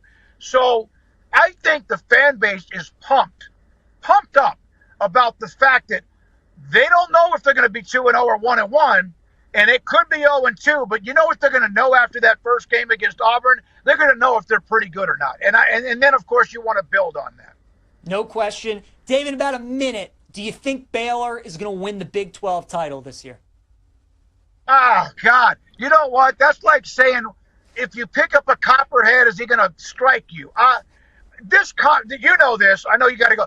You know this. Arizona State picked dead last. They won it. The 21 Baylor team was not picked very high. They won it. TCU, the year they played in Georgia for the championship, won a lot of close games. They were picked down below. They won it. So I'm kind of high on K-State. We'll know about them this weekend with Iowa State. But one thing I've learned, and I'm not trying to do a filibuster here, is nobody knows who's going to win the Big 12, not even the teams, the coaches, the fans, and especially someone like me. So true. I can't wait for this league to get going. I can't wait for Baylor and Auburn in week 1. Going to be a lot of fun. David Smoke, give him a follow on X at David Smoke, covers Baylor, and check out the 365 YouTube sports channel and also Smokey.com website as well. Dave, appreciate the time, man. Kind enough to join us from the side of the road and talk some Baylor with us. Enjoy the football season. Hope to catch up again soon. You do a great job. Don't stop what you're doing. Keep that passion and energy. Thank you very much. Appreciate it, David. All right, guys, let's keep it rolling here as we continue talking Baylor on Send It In. And you can see the schedule, guys, obviously, with Baylor. We were talking about it a little bit with Dave, but that non-conference, just right off the bat, right? We've been looking at a bunch of these schedules, and a lot of these teams have some big week 1 games. Maybe some teams have some big 2-week games.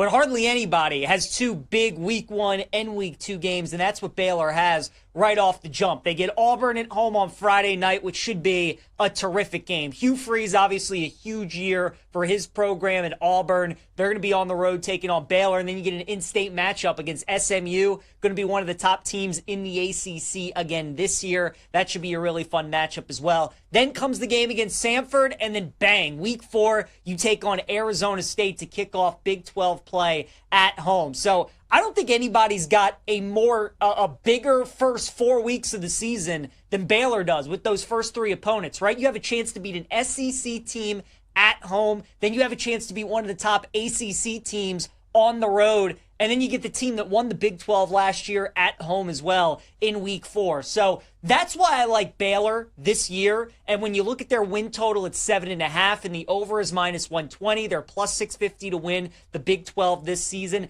That's why I like Baylor, is because, a lot of these Big 12 teams, we've talked about all the experience that they have coming back at quarterback, right? We've talked about how a bunch of them have gone out into the transfer portal. Certainly Texas Tech had the number one transfer portal class. But Baylor, you look at their returning production, and it's pretty much guys that they're bringing back from their team last year. Top 2 running backs are back. Top 2 wide receivers are back. Plenty of old linemen are back. They have 8 starters back on defense. And then, of course, the quarterback, Sawyer Robertson, is back as well. So not only is their team experienced, but their experience playing together and the returning production that's coming back for your team. And when you have some monster games, 3 of the first 4 weeks of the season, and you have a team that closed pretty strong like Baylor did, I think that's huge for them, right? A lot of these other teams, if they're bringing in a freshman quarterback, maybe they're working in a new coordinator, they have a bunch of new guys like Oregon coming in, all these transfers. If they had these kind of games to start off the season, I'd be a little nervous. But with Baylor, all these guys being in the program together,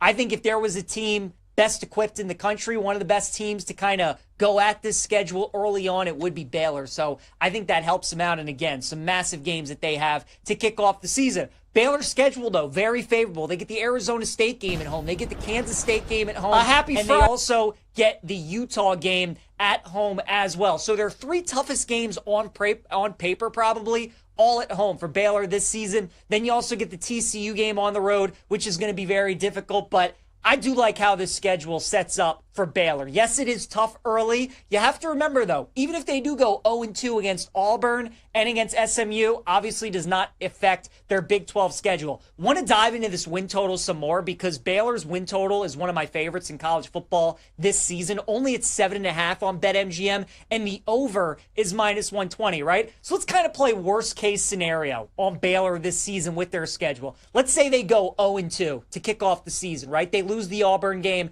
and they lose the SMU game, which definitely could happen. And then at max, they can get 10 wins. Then let's look at their Big 12 schedule, right? Just talked about their 4 hardest games, the home games against K-State, Utah, and Arizona State, and then the road game against TCU.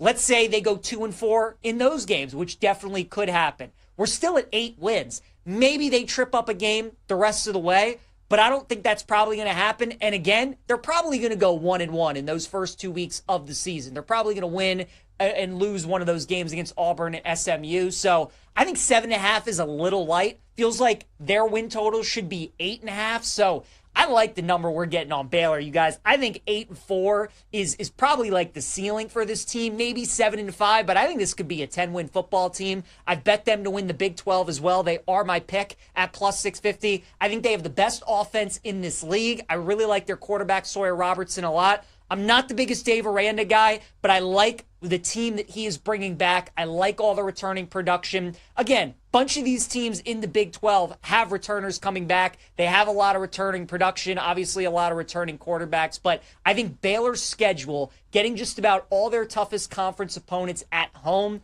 and I'm really high on Sawyer Robertson. So I'm big on this Baylor team. We'll take over 7.5 wins for Baylor this season, and we'll take them to win the Big 12 as well at plus 650. All right, let's go to a little NFL. Talk a little Jets, Jets. And you guys know, if you're listening to the show, that I am high on the Jets for the upcoming season. I'm obviously low on New England. Talked about how I like their under 8.5 wins yesterday. I'm low on the Miami Dolphins. I talked about betting them to have the fewest wins in the NFL this year at 25-1. So if I'm down on the Patriots, I'm down on the Dolphins, and obviously I think the Bills are going to run away with this division. I think there's an opportunity for the Jets here to possibly finish second in the AFC East this season. And another team with the win total that I do like at only 6.5, and I would go over that at plus 110. Defensively, the Jets are still really solid, right? I mean, all three levels, they got playmakers all over the field. Quinnen Williams on that D-line with Will McDonald. You have Sauce Gardner in the secondary, still one of the top corners in football. Linebacking core is very good. Offensively, top receiver in Garrett Wilson, very good 1-2 punch at running back with not only Breece Hall, but also Braylon Allen, who I'm a big fan of. And I think this offensive line is pretty underrated as well. If you're a team like the Jets, though, and you obviously are in that New York market and you have to deal with that media, you're always going to have pressure on you. And when you bring in a guy like Aaron Rodgers, that's only going to get amplified.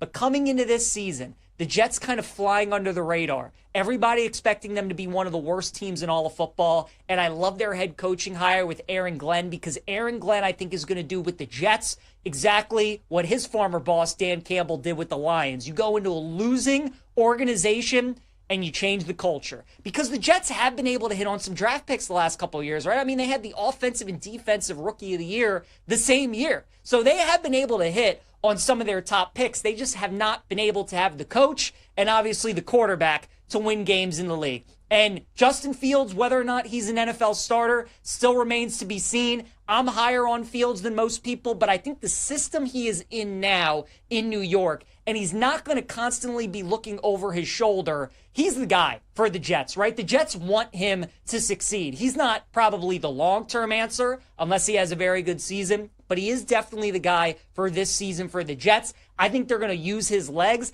and I think Aaron Glenn and the Jets are going to try and win games a lot of way the Steelers tried to win games last year when Justin Fields was their quarterback. Win games in the low 20s, lean on your defense, have Fields run the ball, don't turn the ball over, and just find ways to win close games. I think that's what the Jets are going to do. And again, you look at their schedule, not overly difficult, right? AFC East, so you do have to play Buffalo twice, New England twice, and Miami twice, but the Jets do play the Bills in Week 18. So obviously there is a good chance the Bills might be resting starters, and the Jets could be playing the Bills backups in that game. Obviously, when you have a team with a low win total at 6.5, every game matters. That definitely is important, but they do get the NFC South this year, so they're going to have winnable games at home against the Panthers, at home against the Falcons. Obviously can win the game at the Saints as well, so that's a good schedule for them. And then they do get the AFC North. You get Rodgers and the Steelers right off the bat at home, which I think is a very winnable game. They get Cleveland, which they can absolutely win. Ravens and Bengals, those are going to be some tough games for them on the road. But, you know, the Jets, I think the way that their schedule sets up, this could be an 8, maybe even a 9-win football team. I would look at some AFC East exactas. I'd look to bet the Bills first, Jets second, Patriots third, Dolphins fourth.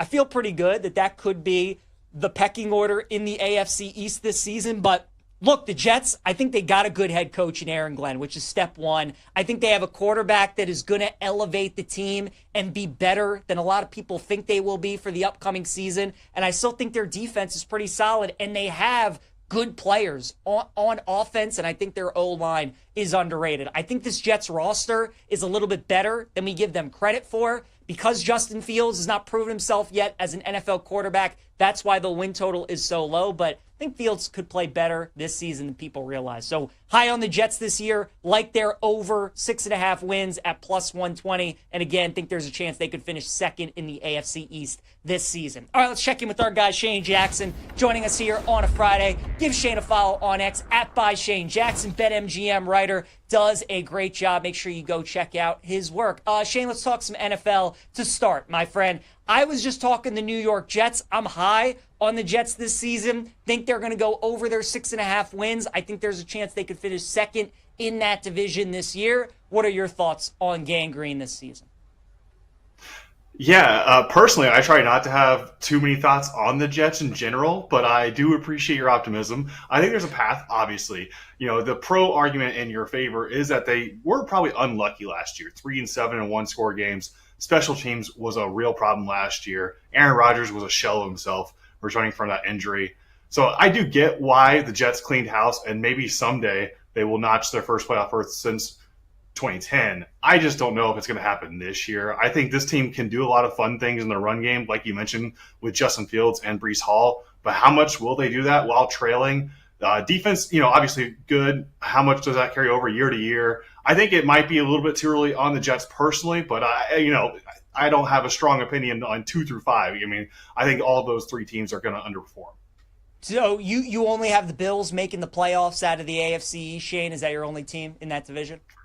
Correct. Yeah, I think not to be a complete downer in this show, but I do think the Bills are the team in the AFC. I think the Dolphins probably have the second best chance of making the playoffs. I think Tua, when healthy, I mean, that offense works, but he's only had 1 full season in his career. I agree with you. I think it's probably a little bit too early on the Patriots. The Drake May optimism, Mike Vrabel optimism. I mean, they went from a win total of like 4.5 to 8.5 within the last year. I just think that's maybe too high, even with the soft schedule. And the Jets aren't quite there yet. So I'd rather go, if I'm going for the surprise AFC playoff team, maybe 2 AFC South teams or just 3 in AFC West or AFC North. Very good. Let's look AFC big picture. Buffalo's the only team we have left to preview on Monday, Shane. So we're just about done here with our NFL previews. Who do you like to win the AFC this season? Yeah, in my heart, I want to pick our Ravens to win it. And I do think, this is a good year for them. I mean, this is as excited as I've ever been, probably for a Ravens season. I do think Josh Allen can get over the hump at some point. But I have a rule that I created a few seasons ago. I'm not going to pick anyone other than the Chiefs until someone beats 15 in the AFC playoffs. It hasn't happened for a while. I get, the argument against the Chiefs. Unlike the Jets, they were very favorable in 1-score games last year, probably due for some regression. But at the same time, when you have the best head coach quarterback combo in the league, that 70% win rate in 1-score games makes a lot of sense. And now coming off getting smacked in the Super Bowl, they have something to prove. Mahomes is maybe the best receivers core that he's ever had. I wouldn't be surprised if we get, maybe that MVP Mahomes type season this year with something to prove. And I think that's scary hours for the rest of the AFC. I agree. I picked Mahomes to win the MVP. I think your Chiefs bet's a good one as well. Shane, let's talk some Major League Baseball now here on Send It In. We're talking to our guy, Shane Jackson. NL wildcard race is getting very interesting. Your boy's got a 60-1 future on the Reds to win the National League. So I've been very pleased with what I'm seeing out of the New York Mets, who just refuse to win games these days. Who do you think is going to make the postseason, Shane, in the NL wildcard? Is it going to be the Mets or the Reds for you?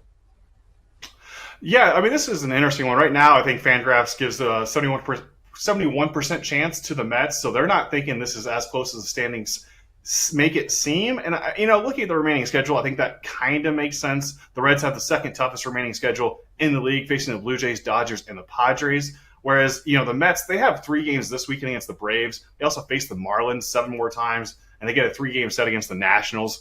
So these 2 teams face off a couple weeks from now. The Mets could have more of a cushion by the time these 2 teams face off, but obviously if it's still interesting by that point, you'd have to feel pretty good about your Reds position. Let's talk about the NL West, Shane. This division's getting really good, and they play a 3-game series starting tonight. The Dodgers and the Padres. LA just swept the Padres out Chavez Ravine. Now they have a 1-game lead going into tonight's series. Who do you like to win the NL West at this point? Yeah, I have to wonder if the Dodgers get some extra enjoyment out of making the Padres think they have a chance, because they let the Padres take the division lead and then they sweep them last weekend to regain control. Obviously, you remember last year when San Diego had 2 different chances to eliminate Los Angeles and didn't do it. The Dodgers and the Padres both have favorable schedules down the stretch, but after this weekend, the Dodgers only play 2 more current playoff teams at all. I wouldn't be surprised if they kind of kick it into high gear, starting with a series victory this weekend.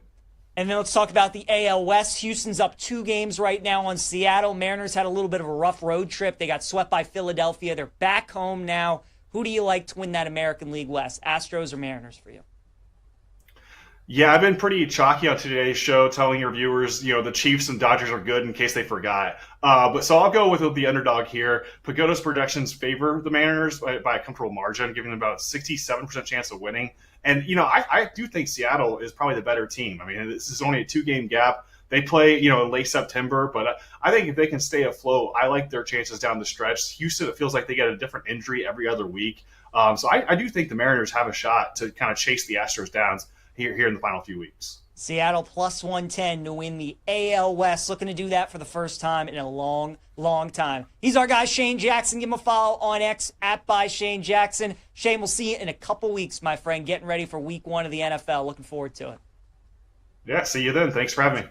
Absolutely. All right, great stuff there from Shane Jackson. Let's talk a little baseball, getting to big league, Peach. I see our guy Moist Cupcakes looking at Kyle Tucker under 2.5 hits, runs, and RBIs. I like that play a lot. Now, as you point out, Moist Cupcakes, it's juiced under -155, but look, Tucker's still hurt. He's just not himself right now. He's going up against a left-hander tonight, Tyler Anderson for the Angels, so I think your play's a good one, even though you have to lay -155. Like you said, seems like a pretty solid bet to me. Rockies and Pirates tonight in Pittsburgh, arguably the 2 worst teams in baseball. We're passing on that game. Nationals and Phillies in Philadelphia. Taijuan Walker against Cade Cavalli. I'm going to take the Phils on the run line tonight at -1.5. Nats are coming off a series win against the Mets, so maybe a touch overvalued. We'll take Philadelphia tonight on the run line. Red Sox and Yankees tonight in the Bronx. How about the Red Sox coming through for us last night? Wouldn't bet them tonight, though. Now, I don't want to lay -185 with the Yankees. Max Fried is on the mound, which is why they're so heavily juiced. But maybe look at Aaron Judge potentially under total bases tonight. He's going up against Brian Bayo. He's like 2 for 17 in his career against Bayo. So obviously get a nice plus money price on that, targeting Judge under total bases. Astros and Orioles tonight in Baltimore. Lance McCullers Jr. going up against Cade Povich. I'm going to take the Astros tonight. I do not like this matchup for Cade Povich against this Astros lineup, so we'll take the Stros at -110. Give me the Royals on the money line tonight, +125 against Casey Mize and the Detroit Tigers. Mize has faced Kansas City twice this season. First start did really well. Second start, not as much. Kansas City needs these games. They got to keep pace, obviously, with Seattle for that last wild card spot. So I think they start tonight with the series win. We'll take the Royals at +125. Blue Jays and Marlins tonight in Miami. Shane Bieber making his debut for the Blue Jays tonight, and I'm going to look to fade him. I like Miami at +135. Mets and Braves start a 3-game set out in Atlanta. Usually Atlanta's a house of horrors for the Mets, and I think that starts again tonight. Mets are just not playing good baseball. I'll take the Braves at -115. Twins and White Sox tonight in Chicago. We're getting the White Sox at +110, Shotty Sharp. Let's take your boys, plus the money. Guardians and Rangers in Texas. Nathan Eovaldi on the mound for the Rangers, and we're only getting -145. Feels like a good price to me. I'll back Eovaldi and the Rangers. Giants and Brewers in Milwaukee. You got Cade Wisenhunt going up against Quintana. I mean, it's the Brewers. They're back at home, off a tough series against the Cubbies. I like Milwaukee tonight. I also like the Angels tonight. So I think the Kyle Tucker play is a good one, but I also like the Angels at plus money. Nice letdown spot for the Cubbies after that big series against the Brewers. Fly out to Anaheim. Give me the Angels +120. Reds and D-backs tonight in Arizona. No bet for me, but obviously rooting for my Reds in that one. Dodgers and Padres. I'm taking the over 8 in this game. Blake Snell against Yu Darvish. Snell's been terrific in his return, but these two teams just played like 5 days ago, and normally when that happens, I like betting the over in the second game with both lineups, kind of that familiarity, so I'll go over 8 in that one.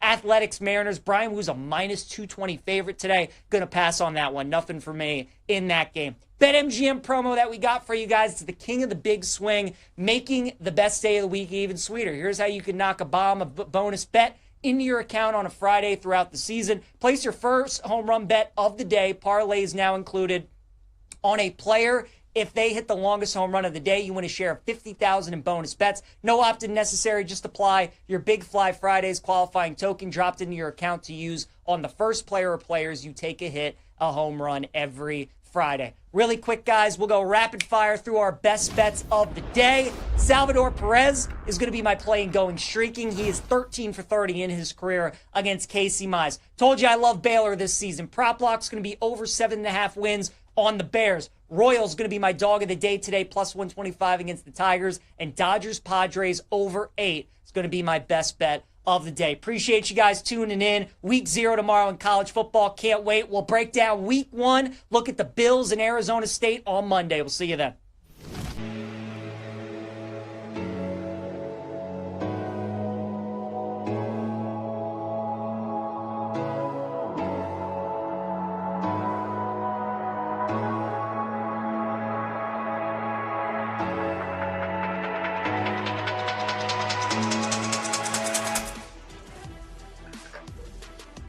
Welcome back to Bet Sweats on the BetMGM network.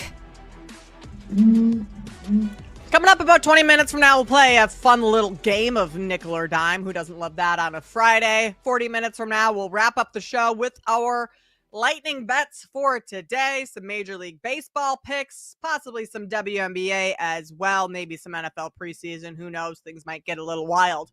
Sam, you just got this segment, we've got a plethora of topics to talk about, but I got to start with the wild text message you just received, or DM. Do you want to share that on air?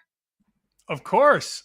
Look, I'll share basically anything. Hell, I shared a picture of me passed out at a pool when I was 21 yesterday. You certainly did do that yesterday, yeah. I'll share anything. Hello, Nessa Nation. Wait till I start sharing some of the stuff from there. No, I'm kidding. All right. Oh, thanks, Gerch. In case you were wondering what I'm talking about, that is me after a 5-hour fireball fight in Champaign, Illinois, 2010, 2011-ish. Tough look. There's actually a picture that I sent to Jake offline that's way worse, but I'm not going to send that because I don't want to give Gerch any more ammo. But the direct message that Kate is referring to, obviously George at GRP Wins has been talking all summer about how he's going to track Kelly's college bets on our show. And we appreciate the way George consumes our show and talks about our show.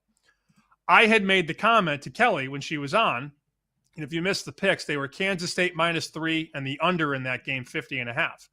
I had said to Kelly that there's a man in Chicago who showers 3 times a week that can't wait for the bets. George sent me a DM 10 minutes ago that says, video is on the way. By the way, I shower 4 times a week, not 3. So I just wanted to correct that and let the record be straightened that George is a 4 shower a week guy, not 3. And I would like to offer George the picture that Kurt just threw up. The video is out. I have not listened to it with sound because we just came back from break. 2 minutes ago, George did post a video. It looks like he got a new notebook. I would like to offer George a little bit of advice.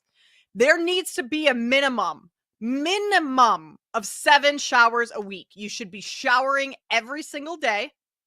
And that's just for basic human hygiene. Basic human hygiene, shower 7 days a week.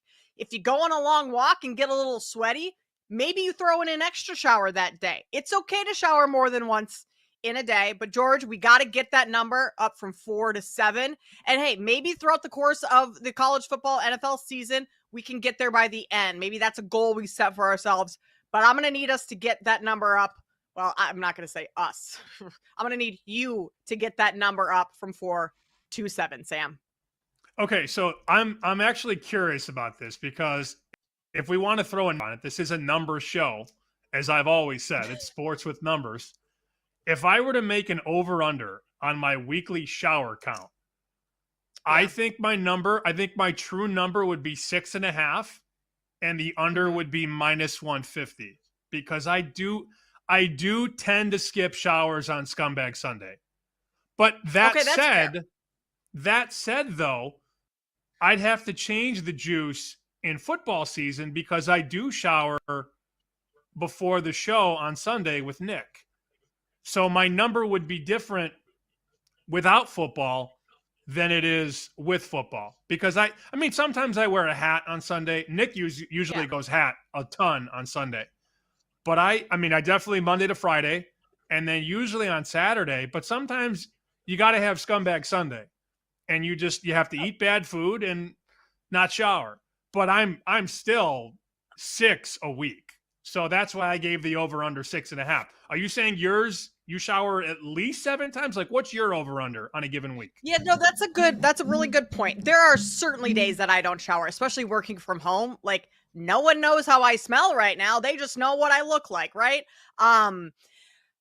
There are days that I don't shower, yes, but there are also days where I shower more than once because I'll shower in the morning if I've got to go somewhere and get myself ready and everything. I'll go to the gym later that afternoon. I will always shower after I work out of any sort, right? I think that is a necessary part of life. So that constitutes for 2 showers in one day, which brings my average probably to around 7. I think 6.5 is probably a fair number because you're right. Sundays, I'm not showering. I'm getting up and I'm going straight to the couch. I'm laying there all day. But then you have that extra that day where there's sometimes more than one. And I guess you also kind of have to factor in the mix, like girl showers are different. Like sometimes it's just a body shower, a rinse. Sometimes it's a full hair wash day. So maybe like there's a half in there. Maybe you count half for like just the rinse days where you're just doing the bare minimum. And then the full shower with full hair wash. I probably only wash my hair like 3 times a week. So it gets tricky there, Sam. So we should create an entire market around the Monstable shower props. So the hair washing over under is 2.5. And the shower number, the total shower number, the amount of times the shower goes on is 6.5 or 7.5. Which one's more fair? I would say 6.5 is probably more fair. I haven't worked out much this week, Sam. So it's been you would hit the under on this week because I haven't had double day showers. And George's number over under is 3.5. I would take the under most weeks. That's what I'm saying. He says 4. I think it's more 3 than 4. I do too. How about you, Jake?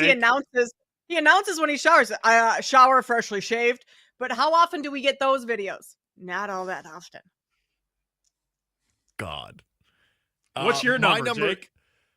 My number's definitely like my number, honestly, especially during the summer, it's probably 8.5 because like I'm walking from this office like to the train a lot.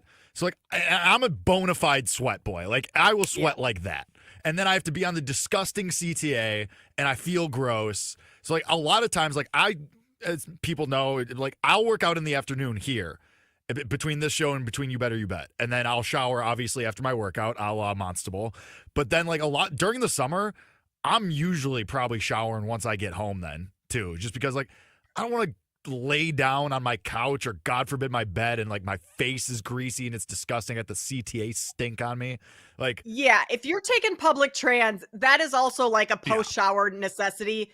You got to shower after. I don't know. I don't care how long you're on there. CTA equals shower. Ironically enough, I woke up yesterday, took a shower about 7 a.m, had to do our show and then Bear Bets, and then I walked 1.5 miles New York blocks and sat on an Amtrak for 4 hours. So I got home about 10:30 at night, and I thought to myself, okay, do I really want to shower and then have to wake up in the morning and do another shower? Because my hair I'll look like a total clown if I don't shower in the morning. So my bugaboo was, do I really want to shower at 11 o'clock, then go to bed, then wake up and shower again? The answer is no. So I laid in my filth last night from walking around New York, which is, by the way, a disgusting city. I saw the rat. I saw a rat the size of a skateboard yesterday. Yeah. No joke. It was the size of a skateboard. Did it have 4 turtles with ninja headgear with it too? No, it was not Master Splinter, unfortunately.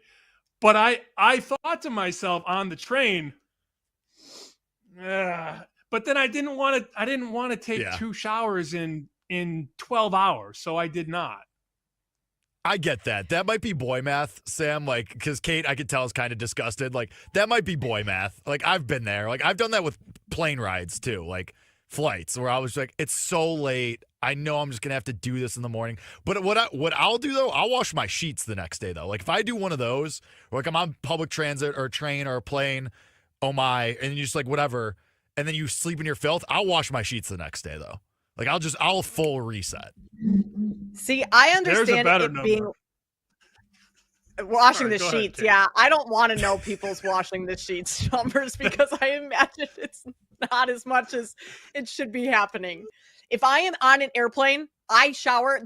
I don't even like unpack nothing. I drop my suitcase and I go straight to the shower. But I do understand, Sam, like getting home late from something where it isn't an airplane situation, but like getting home late from the train, you've had a really long day. You've been up doing stuff. I get that. Then you just want to go to bed and you're like, fine, we'll deal with it in the morning. I can let that one slide. That train was disgusting, by the way. I'd be happy to do the sheets conversation. Let me just say the bathroom was so bad on this train that I opened the door. I walked to the bathroom and I was sitting in a nice part of the train. So I go to the bathroom, slide the door open, look inside, and go, nope, I'll just go in my diaper. Never mind. It was so bad. The bathroom was so horrible. It was the Penn Station bathroom was unbelievably I can't even talk. That's how bad it was. So I go, I'll just go on the train. Nope. Somehow the train bathroom was worse than the terminal bathroom at Penn Station. But I'm getting a little personal here. I just told you all about my diaper that I actually don't wear. But I thought that'd be funny, Jake. I saw you laugh. It was funny. I laughed. It was good. Imagine so the having sheets. All right. So yeah, the sheets. Yeah, sheets. All right. Over under on sheets in a month. Who wants to go first? I'll go first. I will admit, I have 4 sets of sheets because I don't have in-unit washer and dryer. I have to go down 40 floors to do it. So I will change the sheets, but I don't always wash them right away. I have 2 sets of sheets sitting in the dirty clothes that I need to probably wash today because it is definitely time to change the sheets. My hygiene's better showering than it is changing my sheets, I'll be honest. That's economical though. Like if you have the change, like you're still changing them. Like yeah, I don't think the question has to be like washing them, but like changing them. Yeah, I get to the point where I'm like, this is gross. It's time to change the sheets. Not like Sam's about to tell us he changes his sheets like once every quarter. I can see it in his face. No. That would never be allowed in this household. Don't worry. I will say though, when it's 95 degrees outside, I've brought this up many times. This house does not have central air. We've got the wall units and all that. So when it's 95, the sheets get changed a lot more. But I would be lying if I said that we change the sheets more than twice in the winter. There's no need. In the It's winter? so cold. Oh yeah. There's no way. Not a shot. Those things get changed more than twice. Over the course of the whole winter? No, per month. Fools, pay attention. So every other week. You presented that like it was the full winter. No. I was gonna say, in the month of December, they'll be changed twice. In July, it's probably once a week. That's fair. Mine also, I get I love sweets and dessert and chocolate, but if I eat too much of that too close to bed, I get incredible night sweats. So my sheet changing is also part of the night sweat schedule, that if I, if I sweat a couple nights in a row, those sheets are immediately changed. So you have to factor that into the handicap as well, how many sweets I'm eating at night. I want you guys to guess mine. Like me as a 27-year-old single man. Jake, I think you're cleaner than I would initially have given you credit for, because you said you wash your floors a lot. I would say once a week for you. Sam? 5.5 per month. Ooh. Definitely under. I'm a once a week boy. I keep a schedule. Like I do the floors and the sheets and like the countertops same day. Sunday, like my scumbag Sundays is until about noon. I lay and I rot, and then I get crippling anxiety, and I just wash my floors and my sheets and my countertops. Are you type A? I don't know what that means, Kate. Okay. Like, are you a list person? Are you a color coded? Oh God, no. I am controlled chaos. Okay. Same.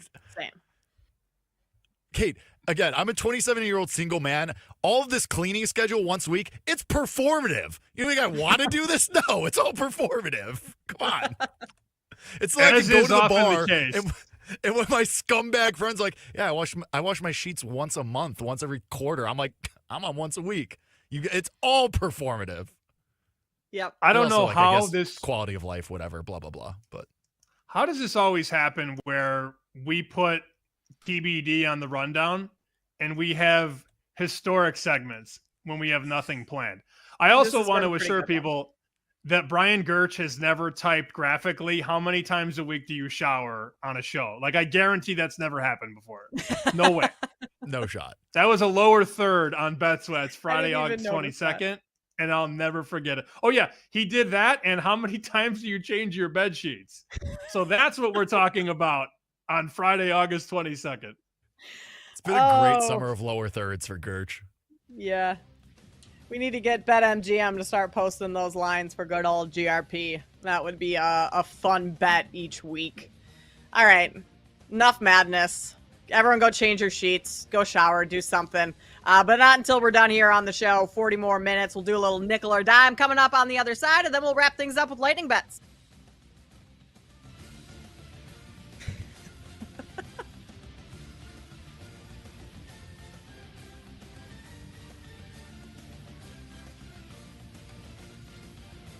You're listening to Bet Sweats on the BetMGM Network.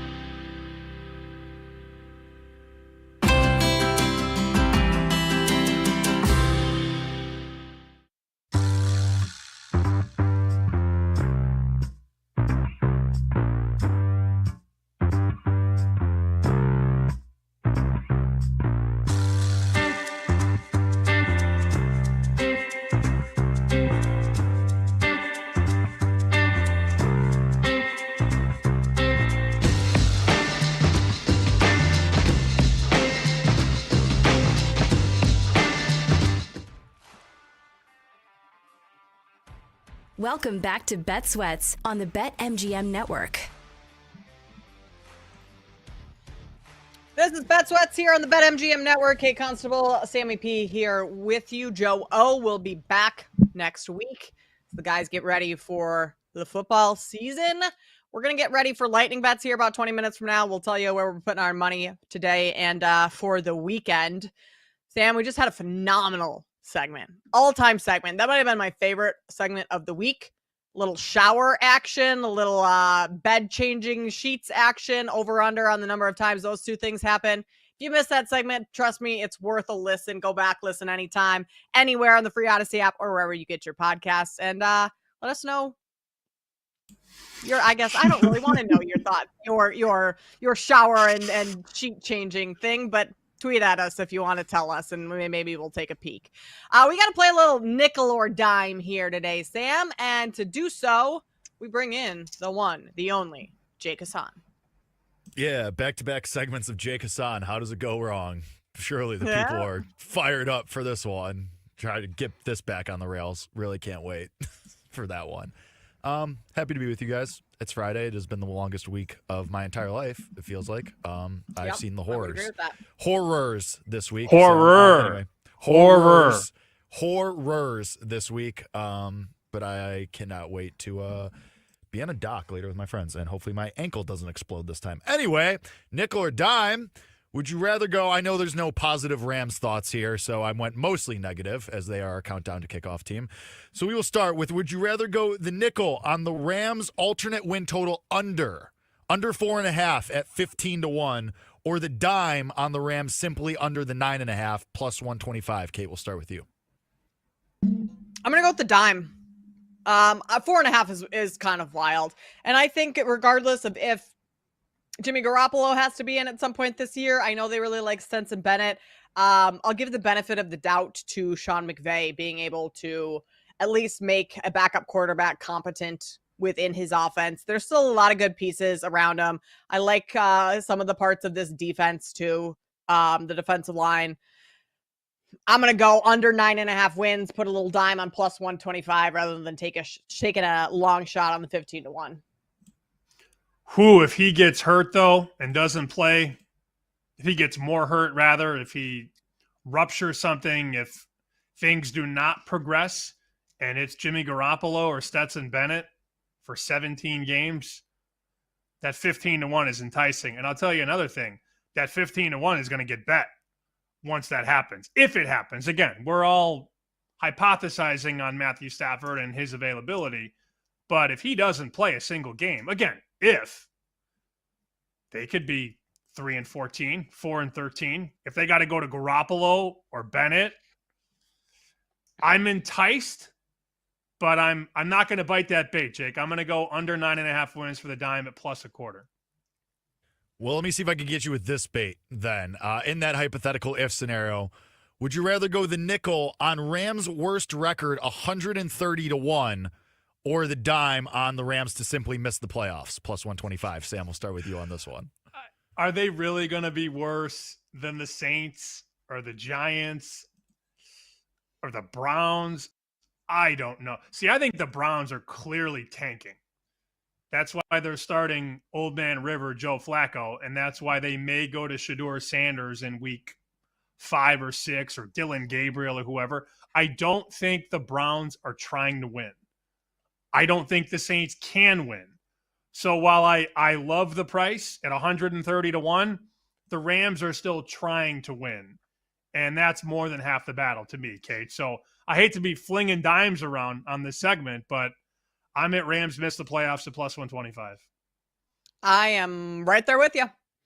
I don't think that the Rams can be the worst team in this league, even if Matthew Stafford doesn't play. You just laid out the reasons that the Saints are going to be bad, the Browns are going to be bad. I've gone on record saying I think the Dolphins could potentially have the worst record in the league this year. There are too many other teams that I think are far worse than this Rams team. So I will also go with a little dime on the Rams to miss the playoffs at 125. All right, last Rams question, then we could put this team in the dirt for the rest of the day, and we don't have to talk about them anymore. Would you rather go the nickel on Puka over 1,200 receiving yards on the year, that's minus 114, or similarly nickel because there wasn't a bigger thing. I guess I could have flipped these. Bad producing by me. Anyway, or the nickel on the Texans money line plus 125 week 1 versus the Rams. Kate, start with you. I mean, I'm going to go nickel again. I think the Texans could go in there and win that game. I'm not confident Stafford's starting that game, and if he does, I'm not confident that he is 100%. I think this Texans team is going to be fine this year. Plus 125 week 1 against LA. I know it's on the road. I'll go nickel there, Sam. I was holding in a sneeze while I was on camera, so I spaced out. Which one's the nickel? Which one's the dime? I'm confused. They're basically both the nickel. It's just whatever you prefer. Choose your own adventure. Okay. When they took Kate full screen, I let out a howitzer. I sneezed all over the wall. It was bad. A howitzer? Anyways. Yeah, just like projectile sneeze. Very bad. Projectile splat the wall. Yeah. Over under on what time I clean that sneeze? 11:36. How often do you wash your walls from your sneezes? Over under on that. I didn't actually sneeze on the wall. I was just painting a picture. I don't want to bet anything receiver related because I won't bet anything positive on the Rams. I'm not betting over the win total, make the playoffs. If it's got to be a quarterback that isn't Stafford, I don't like Nakua to get over 1,200 yards. As good as he is, I would argue Stafford helped elevate the rear. So I'll take the Texans to beat the Rams week 1. All right, college football. Would you rather go the nickel on Texas week 1 versus Ohio State? That's plus 110. Or lay the dime on Kelly and Vegas' K-State tomorrow, minus 160 on their money line. Sam, start with you. So I just wrote on Fox my 7 future bets for football season, and one of my 7 is Ohio State under 10.5 wins. It's a little juicy. It's about minus 135, minus 140. I don't necessarily love Texas. I'm not pounding the table for Texas week number 1. Not see the shirt, Jake? Look at that, baby. That's pretty good. Hook 'em. I do like Texas. I think Arch is going to not surprise. He is the Heisman favorite. I think he's going to play a very good game against Ohio State. I think he's ready for the pressure. I'm not sure about this kid Sayin, who may be just fine. He's a 5-star recruit. Initially committed to Alabama, then transferred when Saban retired, of course. But I do think Texas is live, and I do think that Ohio State win total is very, very tough to get over the top because if they're 10.5 and they lose week 1, which is very possible, they're a 2-point favorite, right? Then they got to win 11 in a row to beat me. And I don't think that's going to happen. It's a tough game against Penn State. You got to go to Michigan. I don't think Ohio State's going to go over 10.5, but that starts with a loss to Texas in week number 1. This one's tough. Kelly made a very good argument as to why Kansas State should win. But I have said that I think Iowa State can at least cover that game. I know all we need is K-State to win outright, but I'm more confident in Texas going into Ohio State. The lack of experience of this Ohio State team, very young. And Sam just laid out a good reasoning for Texas. I think you can trust Arch Manning despite us not having seen him a whole lot quite yet. I hate that we're agreeing on all this, Sam, but yeah, I'm going to go nickel on Texas to win week 1 plus 110. Let's talk Heisman. Would you rather go, this is a choose your own adventure of sorts, would you rather go the nickel on anyone not named Arch Manning, whether that's Nussmeier at 9-1, Klubnik at 9-1, whether that's Lagway at 18-1, Sellers at 14, whatever. Anyone not named Arch Manning for Heisman on the nickel, or would you rather just go the dime on Arch to win the Heisman at 6-1? Give me the absolute field. Oh. I would take everyone else other than Arch. Do you have to pick one, Jake? If you have someone off the top of your head, sure. If not, we can take the field. That works too. Open to interpretation. Well, if you're giving me the field, I'll just take the field. Sure. Yeah. Arch is the favorite right now, 6-1. No, I'm taking the field. I like John Mateer to win Heisman, 25-1. I know Oklahoma's schedule is extremely tough, but if that team wins games, he's going to be moving up that board pretty quick. So there's a name for you outside of Arch Manning for Heisman that I would consider a nickel on. So I already have my long shots accounted for. I've got Avery Johnson. Remember, Corby was on the show moving Avery Johnson's Heisman number. So I've got a nice pop on Avery Johnson. And my biggest position's on Carson Beck at 37-1. So let me answer it this way, Jake. For the sake of this segment, I will buy Arch Insurance at 6-1. I don't love it. I think everybody's heard the stat now and regurgitated all over social media. I think we talked about it first 2 months ago. Now everybody's talking about it. There has not been a Heisman favorite that's won the Heisman since Marcus Mariota. You got to go back to 2014 for that. If I hear that one more time, I will like Arch even more, Jake, because when everybody talks about it, that's when it gets overblown. So for the sake of the segment and the sake of entertainment, I will buy Arch Manning Insurance in case my Carson Beck or Avery Johnson bets don't hit. Let me ask you a follow-up question off that, Sam. If Texas and Arch win against Ohio State week 1, how far down does this number come for him for Heisman? Depends on what he does. If he throws 3 touchdown passes or throws 2 and runs 1, we could see 250, 275 after week 1. Love it. All right, I'm going to start with Kate on this one because this is a very Monstable-based question. Would you rather go the nickel on Iowa to make the playoff 7-1, or the dime on Albany plus 37.5 minus 105 at Iowa in week 1? Monstable, what do you got? I mean, Monstable was born in Iowa City.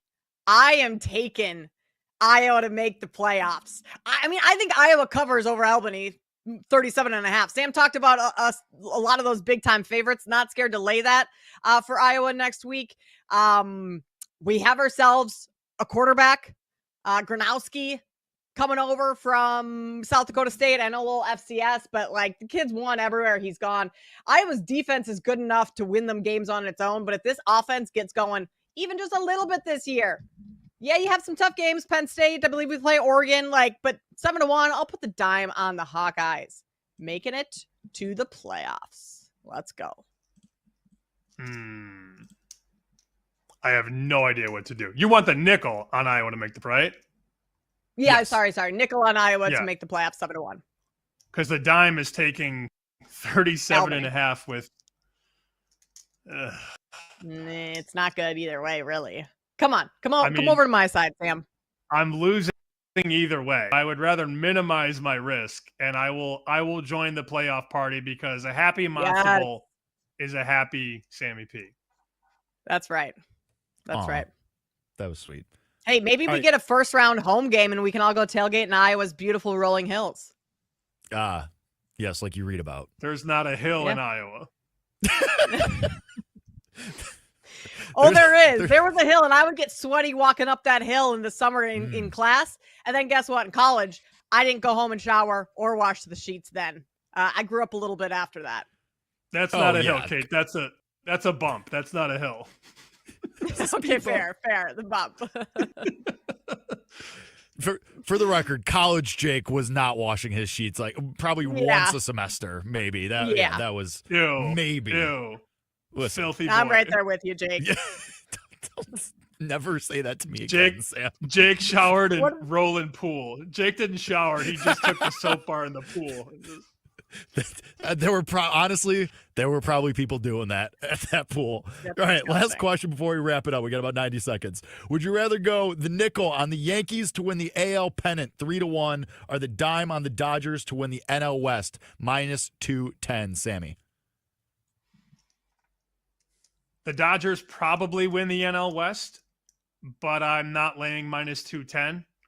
So let me take the nickel and go Yankees at 3-1. Look, the issue with anybody betting the Tigers, the Mariners, the Blue Jays is that you have to rely on a team that doesn't win in the playoffs, or at least hasn't in some time. Obviously, they all have relatively. We've seen a World Series in Detroit. We've seen World Series in Toronto. But recency bias has me thinking that I want to see it before I believe it. So I'll do the nickel on the Yankees at 3-1. I'll go Dodgers to win the West minus 210. I'm not sure I trust the Padres. I know that race is fairly close right now, about a game apart. But I think the Yankees are a little too volatile. Sure, they're playing great right now. Did lose yesterday. I'm going dime on NL West minus 210 for the Dodgers, Sam. Will it make lightning bets? No. Certainly will not make lightning bets. Which is coming up on the other side of the break. We're going to wrap up the show here. Bet Sweats on a Friday, having some fun. We'll finish things off next on the BetMGM Network.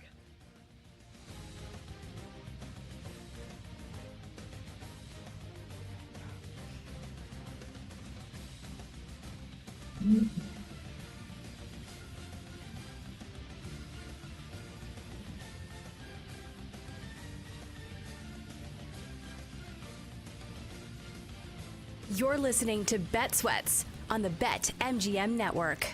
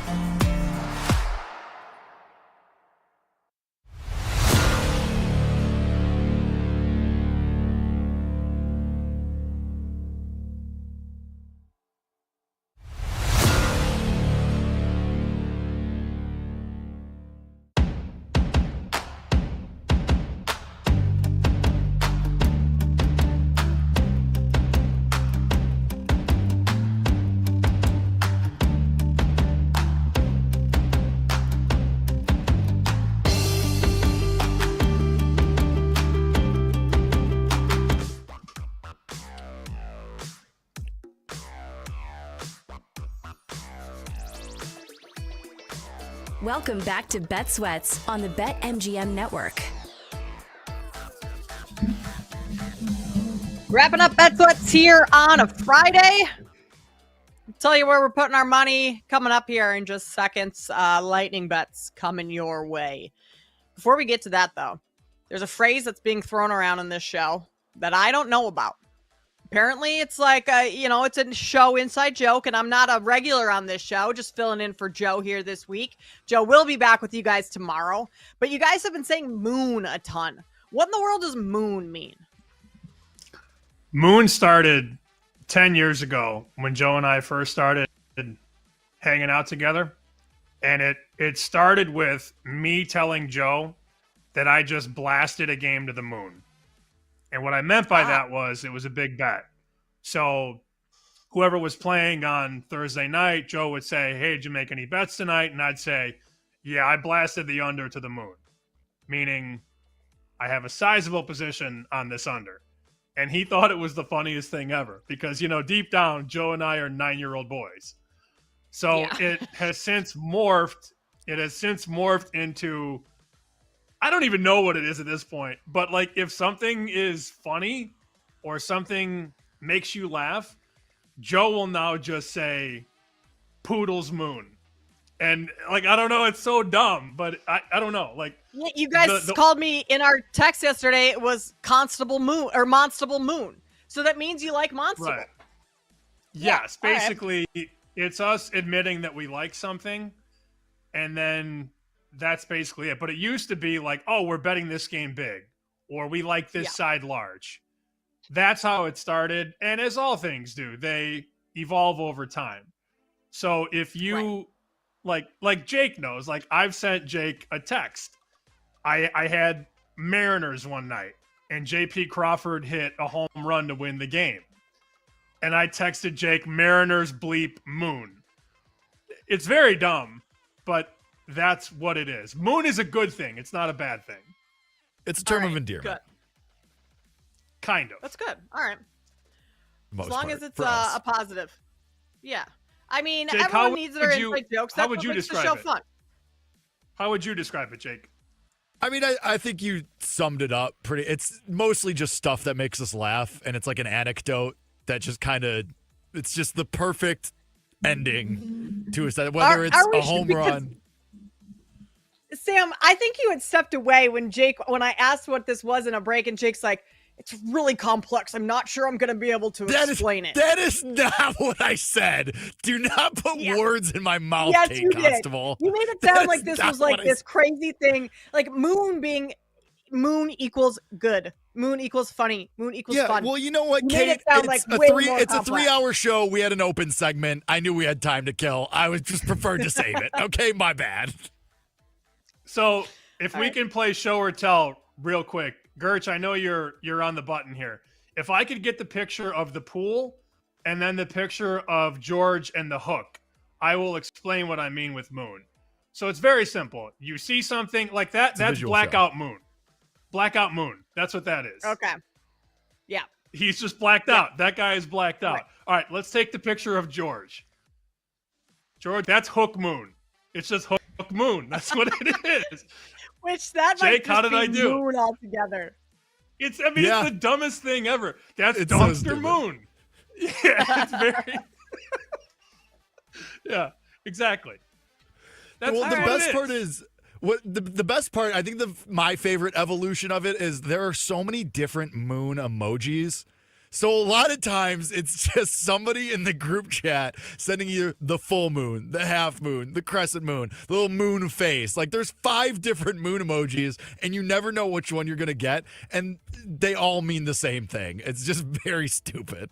Yeah, Sam sent the crescent moon yesterday. I like that moon emoji. There's a million moons. And I think we're going to do a segment this year called Monday Moons, which Paul has been sort of in the lab working on. But another very significant example, we had an all-company meeting one day. And we're sitting in the meeting, and you know how those meetings go. At least, I'll say this about the BetMGM network. Our company meetings are short. I've been at other companies where they've been 90 minutes, and you're ready to end it. But ours are relatively quick. we got off an all-company meeting call, and Gertz just sends into the thread all-company moon emoji. And we all just laughed because it's the dumbest thing ever, but we find it hilarious. So that's how I put a ribbon on the definition of moon. Perfect. You guys do your thing. Gertz is sneaky with it. Like I think Gertz uses it the most for sure. That's grease fire. This moon. is grill moon.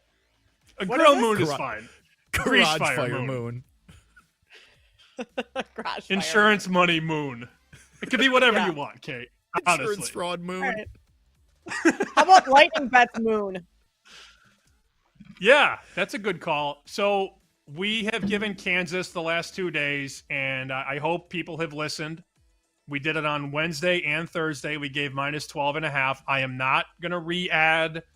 I don't love it at minus 13.5. Actually, I really don't like it because if it lands 13, you're going to lose. So this is have to understand when to make these bets. We said it's got to move. It moved. So hopefully you got in on Kansas. Kate added some of that, I think, yesterday. So we hope that comes through tomorrow. And then I gave this out during our football segment today. These guys that are very good at the preseason are betting the Chiefs. So they're on Chiefs money line at minus 130. This has moved away from Kansas City. They opened minus 3, and there's a lot of Bears hype and Bears love. And Kate saying Caleb Williams is the best quarterback in the league and all that. It's all baked in. It's all baked in. And the Bears hype has driven the line towards the Bears. So now you can lay a cheap minus 130 on the Chiefs to win the game. The wise guys did it. I'm tailing it, and I'm sharing it with you. So Chiefs to win minus 130. That game is tonight. All right, Sam. I like it. I'm on Kansas with you. I'm going to go over to college football tomorrow. I liked Kelly's under 50.5. She kind of snuck that in at the end there. I'm going to go under in K-State, Iowa State to kick things off tomorrow in Dublin. And then I like Hawaii later in the evening, the nightcap to wrap things up. I'm looking at a minus 125. I think this is moving a little bit in favor of Stanford, but I do not agree with that. I think Hawaii, their quarterback played in a game last year, redshirt freshman, but I think he was phenomenal, threw for like 400 yards in that game. I know one game sample size, but at least he's coming back. He's been in this program. Timmy Chang, I think he's a solid coach. They have a lot of returners this year, whereas Stanford's just kind of being held together by a Band-Aid right now. So I'm going to go with Hawaii at minus 125. Sam, is there something that you would like to share with the class? No, I'm just laughing at our chat, our show chat. I just caught up on it, buddy. Yes. But nobody else can see that, so I shouldn't talk about Fight Club when nobody else knows what Fight Club is. Yeah. I don't know what Fight Club is. Jake, what do you got? Kate, have you never seen No, Fight Club? I know what Fight Club is, like the movie, but I didn't know if it meant something else on the show here. You guys are all cryptic sometimes. Fair. No, I'm very not cryptic. I'm actually very forward. I just read our chat and I missed the last 10 messages in the last 20 minutes and I just started laughing. That's all it was. Did you see what Gertz just wrote in the chat? It's so dumb. It's so dumb. It's so stupid, but it's so funny. It brings me so much joy. Oh, it's the best. It's so us. It is. It so really is. Us. All right. We did not get either of our home runs home yesterday for the Christian McCaffrey parlays. I will not be deterred. We have another one today. Can I interest anybody in pairing Andrew McCutchen to hit a home run off of Antonio Sanzatella of the Colorado Rockies in Colorado, by the way? Pair with Christian McCaffrey, Offensive Player of the Year, 146-1. Rip it. I am. We are ripping these. I'm weighing on this. McCutchen has really good numbers against Senzatella. He rakes whenever he's at Coors. I'll take a shot on that to get a really nice number on somebody we already like for Christian McCaffrey, Offensive Player of the Year. Other baseball stuff that I like the White Sox. This Twins team should never be favored against anybody. They are so bad. They're so terrible. I'm also going to go the over in Astros and Orioles. McCullers, his first start for the Astros in over a month. And Cade Povich, Maury's son, he stinks. So over 8.5, over 9.5 now. Still like that. two offenses. The Orioles have been sneaky good. I'm a little interested in their money line as well today. And then welcome back Shane Bieber. First start of the year, now a Toronto Blue Jay, goes against the Marlins. I'm actually going to take the Marlins in that game. Bieber, I don't know what the leash is going to be. The Marlins have been plucky. Plus 140. I like that price for them. So much like Sam, I'm going to be on a couple dogs today in Major League Baseball. Speaking of McCaffrey, I saw on Twitter last night, somebody tweeted at us. He said he was listening to the show, This Own Blues on X. He was listening to Jake give out these McCaffrey parlays with other things, and he posted a picture of Russell Henley, first round leader, which hit. So he's halfway home. The second leg of his parlay is Christian McCaffrey, offensive player. I don't see the true price, but I imagine it's got to be 70 or 80 to 1, right, Jake? Has to be. I imagine. Like he said what, doubled the price at least. So yeah, it's pretty nice. You can get creative with these. I see what he did. He did it live. So Henley was apparently already leading. So he bet Henley live. I thought it was just paying attention now. It's Henley even money. That would be more than right. 100%. That would be like 3 to 1. But either way, a win's a win. And when you parlay a plus price, even money with McCaffrey, so he turned it from 19 to 1 to like 40 to 1. So now he's more invested than ever in Christian McCaffrey. Let's rock. Gotta love it. That's why you gotta listen to Bet Sweats. Guys, it's been a fun week. We've made it to the end. Whew. God, it's been such a long week. This has been the longest week of my life. I'm gonna go shower and wash my sheets. Jake? Hell yeah. You go do the same? Although that comes Sunday. Nope. Shackled to this desk until 6 p.m. Yep. See ya. Joe O will be back with you guys next week for the foreseeable future. College football kicks off this weekend. NFL very soon. Thanks to Kelly in Vegas for joining us today. Have a great rest of your weekend. This has been Bet Sweats on the BetMGM Network. Moon.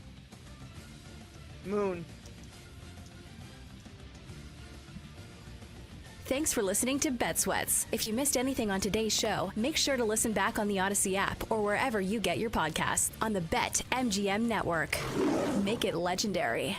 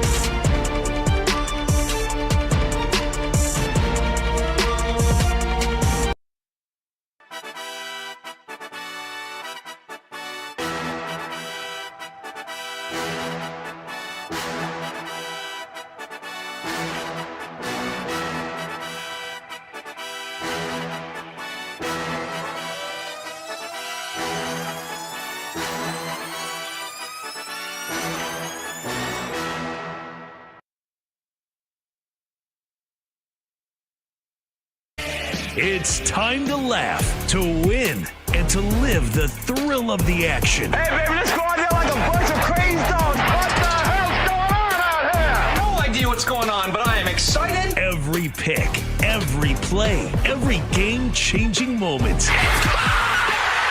Unbelievable! This is You Better You Bet on the BetMGM Network. Make it legendary.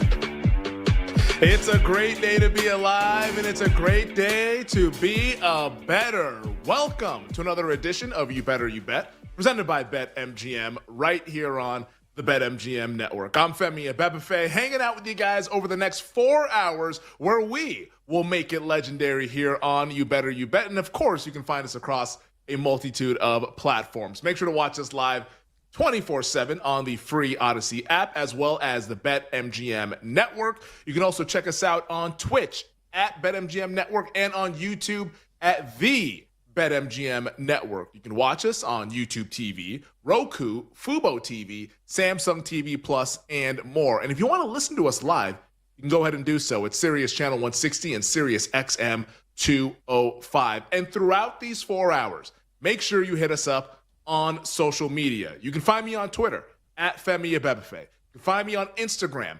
Femi_Abebefe. Check out the show on Twitter at You Better You Bet, and the entire network at BetMGM Network over on Twitter. You know, if you like our show, Bet Sweats, BetMGM Tonight, Daily Tips, Send It In, all the shows that we have across the network, weekdays and weekends, once again, at BetMGM Network is where you can find the Wagertainment. We got the crew hanging with us here on this Friday. We have Tyler Morales, Jake Hassan, Mike Brown, Sean Ha, Nick Costos. He is out today, but filling in for Nick. You know him, you love him, you see him weekdays on Send It In, 1 to 1:30 Eastern. It's our guy, PJ Glasser, a.k.a. The Glass Man. PJ, what's happening? How we doing today, buddy?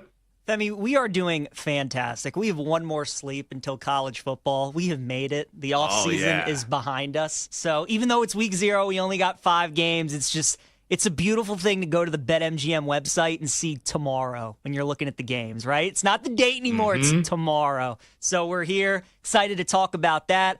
We got some great series in Major League Baseball coming up this weekend. Dodgers and Padres playing again, which is going to be a lot of fun. Obviously, got some NFL news. So fired up, man. But having college football back, it's crazy that it's here. It kind of, obviously we go through like the dog days of summer when we're just kind of waiting for football to start. But then I feel like, Femi, when we get close, it kind of sneaks up on you, right? And like you get to like yesterday, today, and you're like, man, we got college football games tomorrow.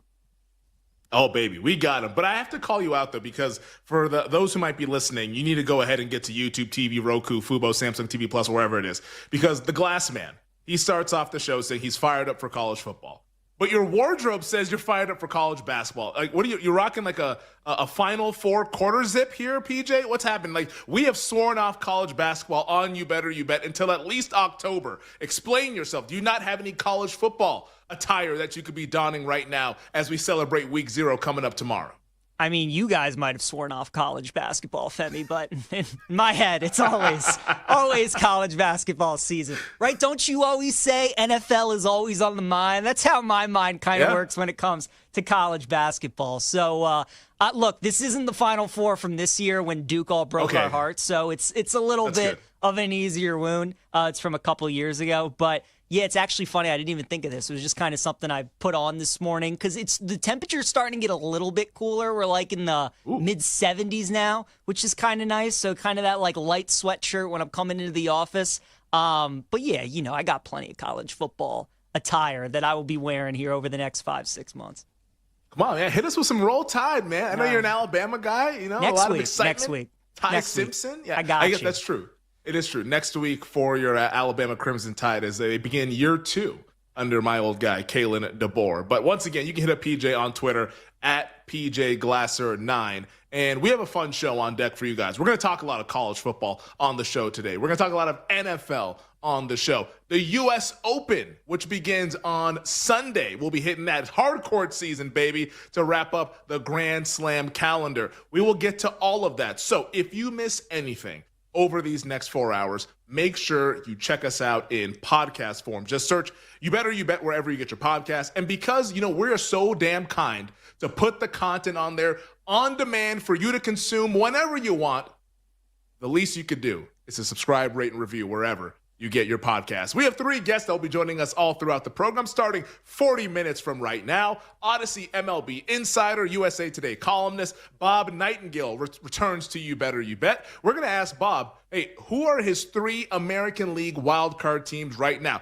Only 5 weeks to go in the MLB regular season. Who does he have in the AL? Can the Mariners hang on? Can Boston hang on? The Yankees seem to be surging. But what's going to happen with that AL wildcard race? And can Kansas City or Cleveland or maybe even Texas crash the party with 5 weeks to go? Then at 4:40 Eastern during the second hour, betting analyst for the Action Network and covers, Kenny Ducey returns to You Better You Bet. Kenny is an awesome content in the tennis space, digital contributor for the Tennis Channel. He's going to give us his best bets for the U.S. Open, which begins once again on Sunday. Is it as easy as Sinner versus Alcaraz again?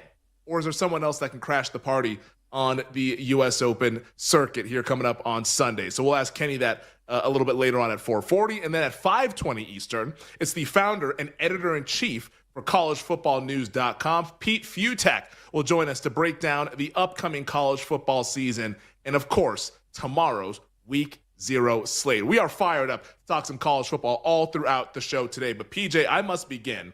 And this is rather unfortunate. And you can see me right now in the one shot. Mike Brown has me up in the one shot. Mike, put me back on the one shot because I want folks to be able to see this. Over my right shoulder, which I guess left shoulder for those of you that are watching, but over my right shoulder, it is a Micah Parsons bobblehead. And we must begin with Micah Parsons and the Dallas Cowboys because this is absolutely disgusting what's happening right now. In the latest saga, the latest chapter of this Micah Parsons contract negotiations with the Dallas Cowboys. So for those of you who might have been living under a rock last night or doing better things with your lives and tracking what's happening between Jerry Jones and Micah Parsons, I'll go ahead and fill you in. So here's where we're at.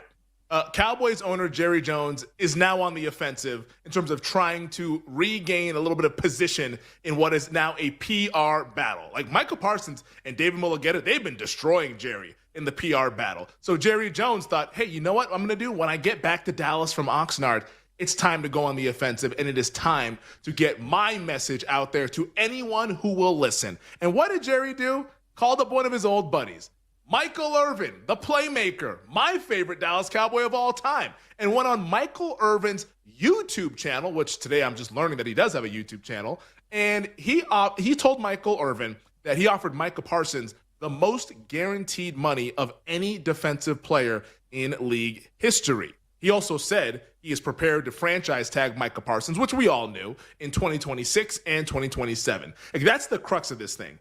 Parsons has zero leverage. He's on contract in 2025 on the 5th-year option, and the Cowboys can tag him in 2 additional years. So they own his rights for the next 3 years. Like, you want to keep fighting, or do you want to get out there and play once again? But not only did Jerry Jones hit up his buddy Michael Irvin, he also hit up a more recent friend of his, that being Stephen A. Smith.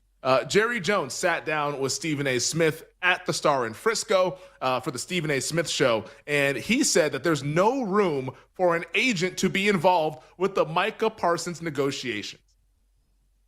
Think about that. No room for the agent to be involved in the contract negotiations. Here's the quote that Jerry said, and I want everyone just to think about how insane this sounds. Quote, "How many times have you seen the little rascal, so clever, go in there and mama told him, you're not going to get it, and goes into daddy and says, you can have it, son. You can have that before dinner. And he goes back and says, mama, daddy said I could have it. That's what's happening. I'm not going for it." That is how Jerry Jones is thinking about David Mulligeta, who is one of the most powerful agents in all of sports, definitely the most powerful agent in the NFL, who represents Micah Parsons. And that is Jerry's mindset in not wanting to have to deal with a third party, once again, David Mulligeta, who represents Parsons. Now, that, of course, made the rounds everywhere. Micah Parsons then went ahead and took to his social media and decided to scrub everything related to the Dallas Cowboys off of his Twitter, his Instagram, his TikToks, et cetera, et cetera. He scrubbed all of that stuff because, of course, Micah Parsons, 21 days ago, asked for a trade given his frustrations with where his contract sits. But that wasn't the only thing Parsons did. He also took to TikTok and shared a photo collage of him waving, and then also had an Allen Iverson soundbite playing underneath it, where the crux of it was, I'm a win wherever I go, I'm a win. That was the crux of the Allen Iverson soundbite from many, many years ago. So that's where we sit right now, as we are less than 2 weeks away from the opening night game between the Dallas Cowboys and the Philadelphia Eagles. In my opinion on this, and PJ, I'm really curious to get your thoughts as well. Can we all just grow up? That's my thought with this Dallas Cowboys Micah Parsons contract talk. Can we all just grow the bleep up? Because Jerry Jones, deep down inside, you've done hundreds of deals in the NFL. You know deep down that the only way to actually get this done, to actually get pen to paper, is if you engage with Parsons' agent, David Mulugeta. It's the only way. That's the stance that they're going to take. He's not going to sign a contract without his agent looking over it and without his agent being involved in the conversation. And also, Micah Parsons, on the other hand, enough with the social media, man. Like the scrubbing, the stuff of all the what is this, junior high? What are we talking about, man? They have all the leverage. You have zero leverage. They own you for the next 3 years. Just enough with the whole thing. And what makes me so frustrated is that as a Cowboys fan, having lived through many of these contract negotiations for their star players, it's eventually going to get done. We all know it's going to get done. Hell, last year, they signed CeeDee Lamb to his extension on August 30th. It's August 22nd right now. So according to Jerry Jones, we're still on the timeline. Everything's going according to plan. You want to talk about CeeDee Lamb? They signed Dak Prescott to his extension last year, Sunday morning of week 1. That's how they operate. That's how they do business. It's unfortunate, but that's how it goes. So can everyone just grow up, get in the same damn room together, and get this thing done? Because if it continues to drag out like it has been, I no longer want any parts of the Dallas Cowboys in 2025. I was considering betting this team to make the playoffs, betting the season win total over, which is sitting at 7.5. But there's just way too much unserious behavior happening with this organization at a very critical time with a first-year head coach in Brian Schottenheimer, who also sounds like he's a little bit in over his head as well, based on his comments about the preseason. I think that this situation is a complete pass, PJ, and it's just very frustrating that it's come to this, and these two sides continue to bicker back and forth, more concerned with the PR battle than actually concerned with getting the deal done and making sure the Cowboys can succeed in 2025. Yeah, it's just all pettiness, Femi, like you were saying, man. Jerry's acted like he's never, made a deal before. He's never signed a star player. That's what an agent's job is, right? That's why Mike is paying him all that money, is to deal with him, so he doesn't have to deal with any of that stuff. So it's just bizarre the way Jerry is going about it, and the fact that obviously he's making it so public and he's going to all these different outlets, and Micah's going on social media and voicing his opinion. Like you said, Dallas has all the leverage in this situation. They own Parsons' rights for the next 3 years, so it's not like they're going to trade him. He can demand a trade all he wants, and sitting out games is only going to hurt him. So he is going to play. They are going to get to a deal. It doesn't bother me as much as it does you in terms of the team, just because of what you laid out of they have a track record of getting deals done late, right? With Lamb and Dak most recent. So Dallas is kind of used to this, maybe to not this extent with all this going on. Certainly with Lamb, there was a little bit of this. With Dak, kind of a little bit, not to this extent.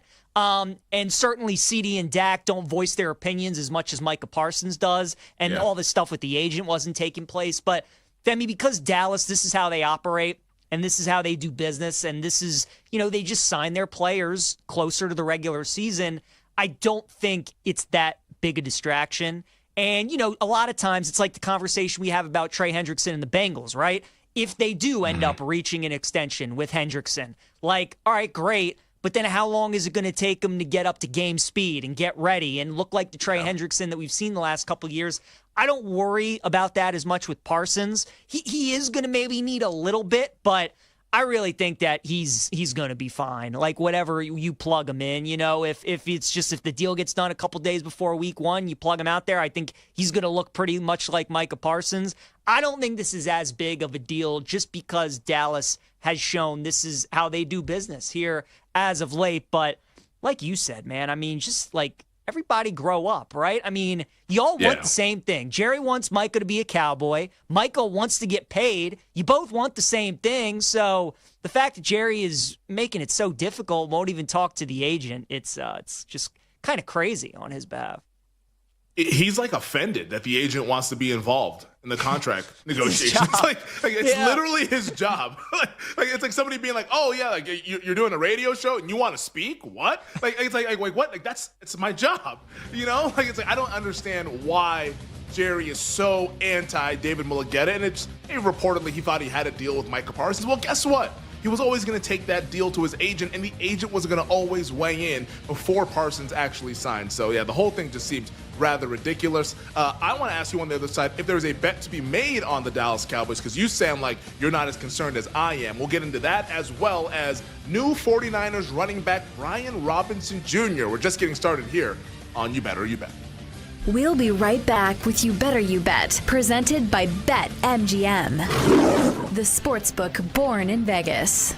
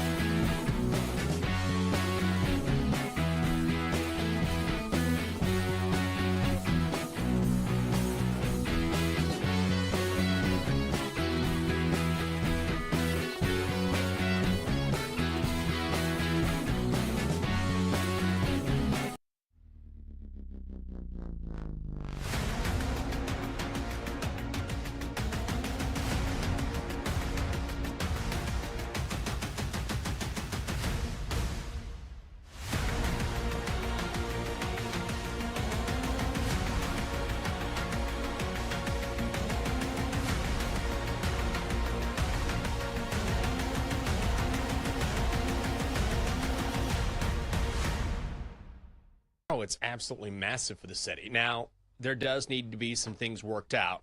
The D.C. City Council needs to approve it, so it's not a done deal yet. But this is as close as this deal has been since this was a talking point, for years and years and years. And it's really interesting how quickly things have moved now that Dan Snyder is not with the team. That was a big sticking point. But now Josh Harris has come in, and very quickly things have improved like that. So when you think of this franchise and you go back, all of the history-filled videos that you see, the memories, they're all from RFK Stadium. That's when the team was winning Super Bowls, when they had Hall of Famers. The history is pretty sparse over the past 2 decades, and that absolutely has to do with ownership. So it just feels right for this team to be back in the city. And honestly, it's huge because D.C. almost lost the Wizards and the Capitals. That came very close to happening, and at the last second, that deal in Virginia fell through. So now the Wiz and Caps are in D.C., and now potentially the Commanders could be in D.C. as well. If you haven't been to the nation's capital in a long time, you know, it's not a huge city compared to L.A. or Chicago or New York. It's pretty small. Now, the DMV is big, D.C., Maryland, and Virginia, but the district itself, D.C. proper, is pretty small. So to have all of these teams potentially right here, specifically the Commanders, with all of their history, is just huge for the fan base. Everybody has wanted this for so long. Let's just bring it back to the spiritual home, as the owners call it. So it's something that's really exciting, and there's renderings out. And if this goes through, then they want to begin in 2030 and potentially host, WrestleMania, concerts, a Super Bowl. They'll have the potential to do that. Even Roger Goodell has said, we'd love to have a Super Bowl in the nation's capital. And now that's an actual possibility.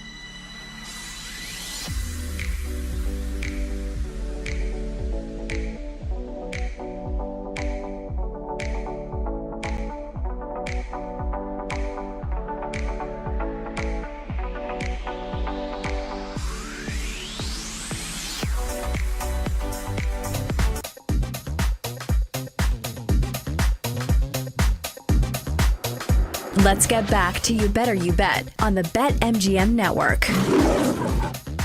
Welcome back to You Better You Bet, coming at you on a Friday on the BetMGM Network. Femi and Bebefe, PJ Glasser. 20 minutes from now, we'll be joined by Odyssey MLB insider Bob Nightingale to discuss all the happenings from Major League Baseball. Who will be the 3 American League wildcard teams?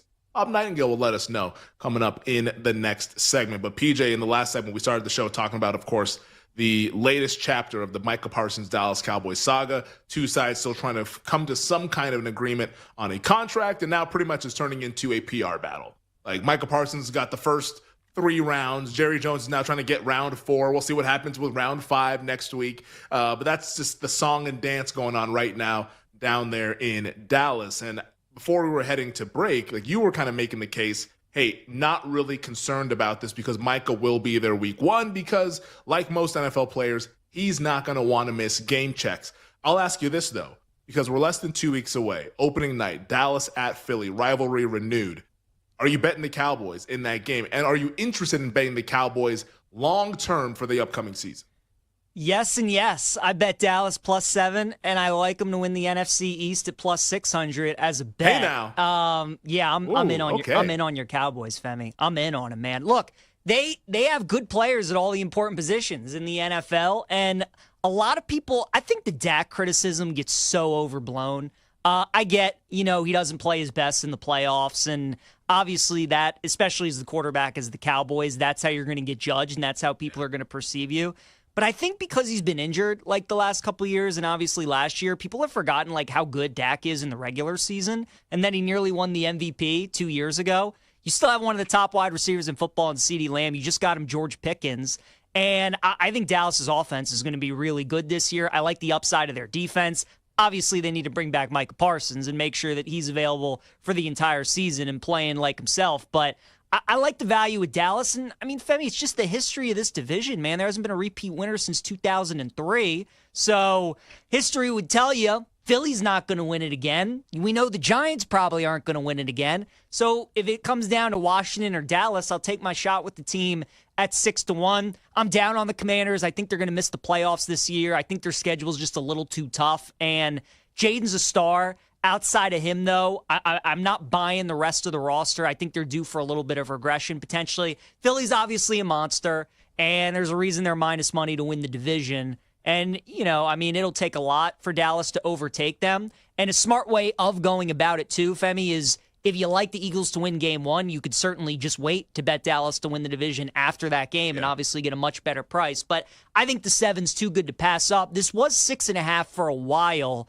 I do wonder if all this offseason stuff with Micah maybe contributed to it, or as we're getting closer to kickoff and people are really starting to look at the lines and they're seeing that you can get Philly under a touchdown, they were buying that. But nonetheless, now that it's at the key number of 7, man, divisional game, I like the Cowboys plus the points. As you know, Femi, when Dallas plays in Philly, those games are usually lower scoring. Dallas usually plays them pretty tough, and those games usually aren't blowouts. I feel like the blowouts are in Dallas, whether it's either the Eagles blowing them out or the Cowboys blowing them out. But when those games are in Philly, they tend to be tighter games. I think this one's going to be another close game, so I do like Dallas plus the 7, and I think they're alive to win that division for sure. From your lips to God's ears, PJ, I hope you're right.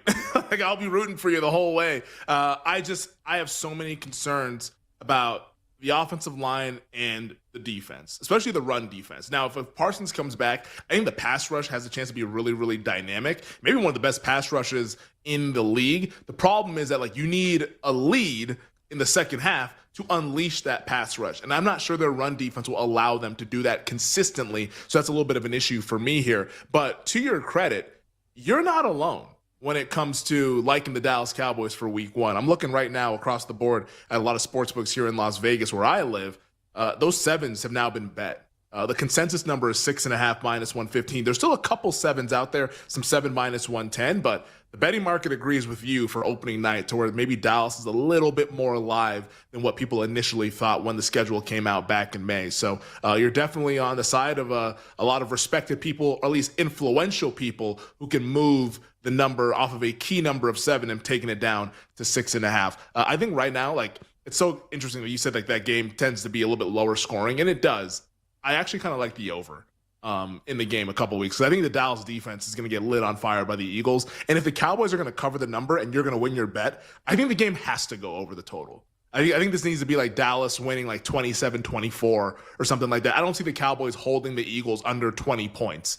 That's not the case. And if Dallas wins the game, I think both teams are at least at minimum 24. That gets you to 48 alone right there with the total sitting at 46 or 46 and a half. I think that game goes over the total. So I'm probably going to bet the over, but I'm going to pass the side right now. And if I had to bet the side, I would lean Philadelphia, but I think I'm just going to pass the side and go ahead and bet the over. You mentioned the Washington Commanders, who were the belle of the ball last season. Cinderella run all the way to the NFC title game where it came crashing down against the eventual Super Bowl champion Philadelphia Eagles. Well, today, the Commanders made a trade, trading running back Brian Robinson Jr. to the San Francisco 49ers for a 2026 sixth-round pick. Now, we felt that Robinson was going to be on the move. Obviously, we were all watching the preseason game Monday night when they were facing Cincinnati, and Robinson was not there. The team kind of told him to just like stay home and not come to the facility or come to the stadium and suit up, etc. They wanted to keep him healthy so that they could trade him. They have now found a trade partner, sending him to the Bay Area to a Niners team where when you start to look beyond Christian McCaffrey, there are no healthy bodies in that running back room. So this trade made a lot of sense for both parties involved. Does this do anything for you, betting, fantasy-wise? Robinson now going to the San Francisco 49ers.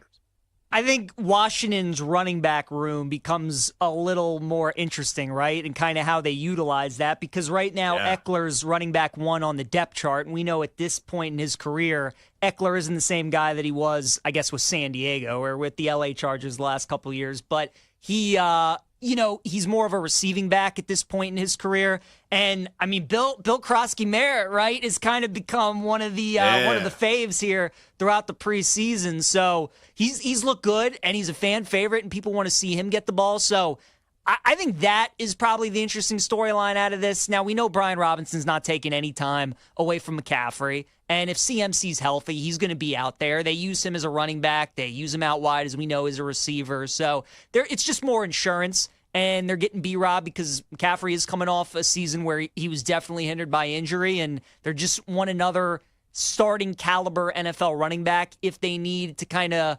ease McCaffrey back into it or take some of the workload off of him. I don't really think it's much of a story on the San Francisco side, but I think from a Washington standpoint with their running back, because Femi, they have talked about not wanting to run Jaden Daniels as much in year two, right? Yep. And he did a really good job of protecting himself his rookie year. There were certain games where he definitely took off and ran more than others.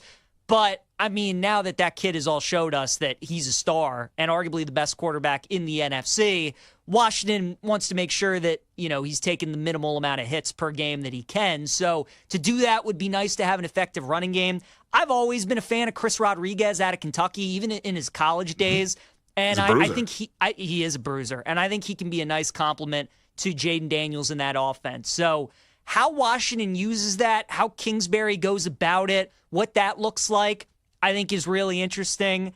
I don't think I'm going to draft any of those guys in fantasy, to be honest with you, Femi, any of those Washington running backs. I just want to kind of see how it plays out. I think in the prop market is where there might be some value with those guys. Eckler receptions is probably the way I would go about it early on in the season. But to me, really not much of a trade. McCaffrey's still the guy in San Francisco. They're going to throw the ball with Jaden, and it's just going to kind of be running back by committee.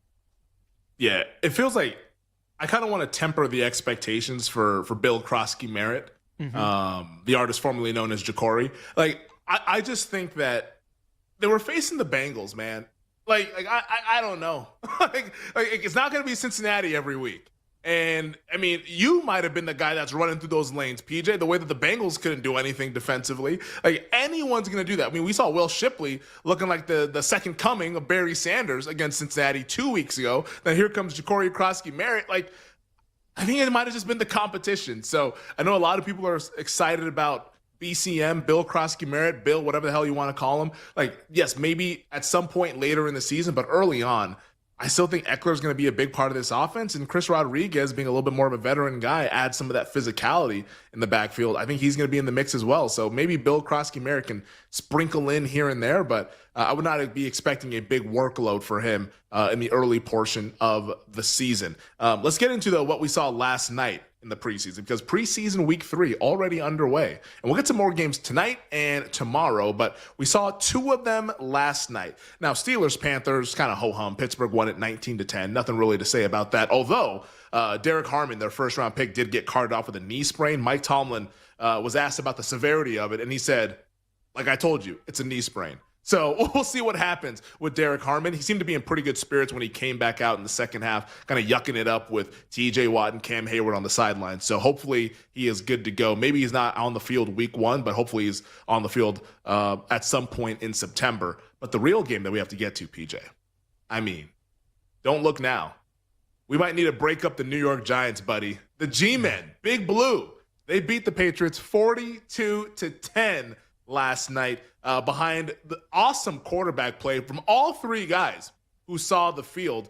Jackson Dart, the rookie, first-round pick, he shined once again, 6-12, 81 yards, touchdown pass, 23 rushing yards. Tommy DeVito in the second half, 17-20, 198, 3 TDs and 30 minutes of ball. And Jameis Winston also threw a touchdown pass. Like, the vibes are really high in New York. Now, what will that mean come regular season? Will that translate when we actually start playing for real?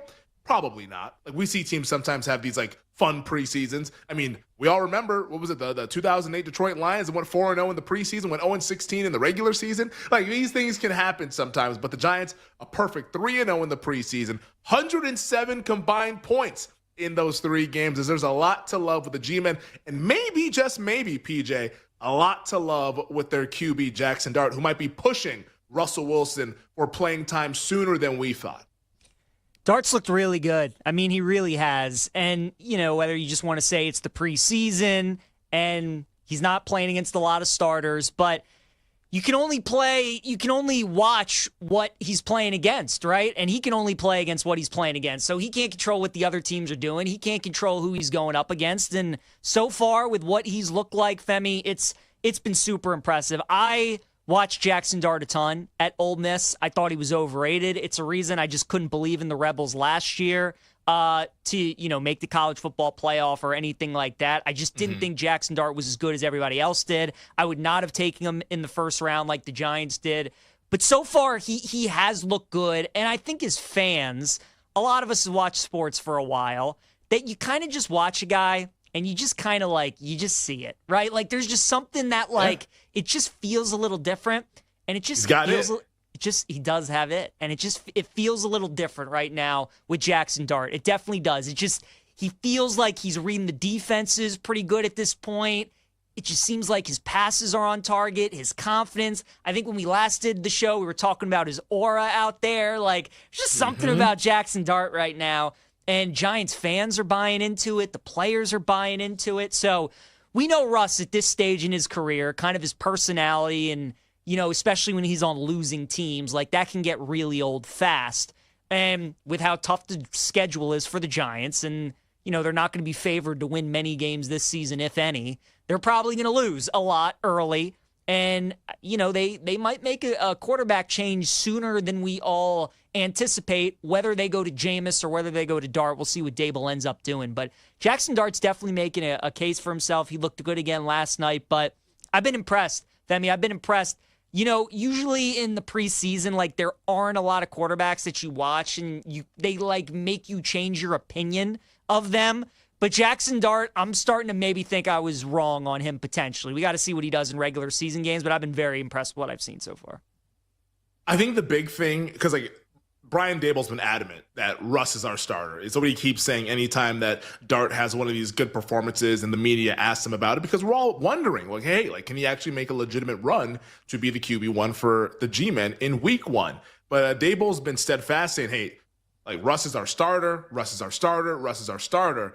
But what this preseason performance has done, where he had 300-plus yards, 3 touchdowns, led, I believe, 5 touchdown drives as well, it's going to apply the pressure real quick on Russ. Let's say week 1 against Washington doesn't go well, where they're a 6-point underdog right now. Let's say Russ is 180 yards, took 6 sacks or something like that. I think people are going to be clamoring as early as week 2. We need to put Jackson Dart out there when they take on the Dallas Cowboys. Like, this is going to be quick, fast, and in a hurry if Russell Wilson is not up to standard. So, Russ, look out, buddy. You better bring your game because you can't be doing that nonsense you were doing in Pittsburgh because you will see the bench sooner than you thought. Yeah, I mean, like you said, 2 divisional games off the bat on the road. Then you get week 3 at home against Kansas City on Sunday night. I would look at week 6, Femi. They play the Eagles at home on Thursday. I would look at maybe that. Even though it is a short week, you give him time to maybe be like, look, we're going to start you in this next game, especially if they lose to the Saints the week before. Would maybe think that might be the game where they let Dart be the starter. I don't know if Russ can make it that long. I think we see Jackson Dart as early as week 3. On the other side, we're going to pivot to the Diamond and talk a little baseball with our Odyssey MLB insider, Bob Nightingale, joining us here on a Friday on You Better You Bet. We'll be right back with You Better You Bet, presented by BetMGM, the sportsbook born in Vegas.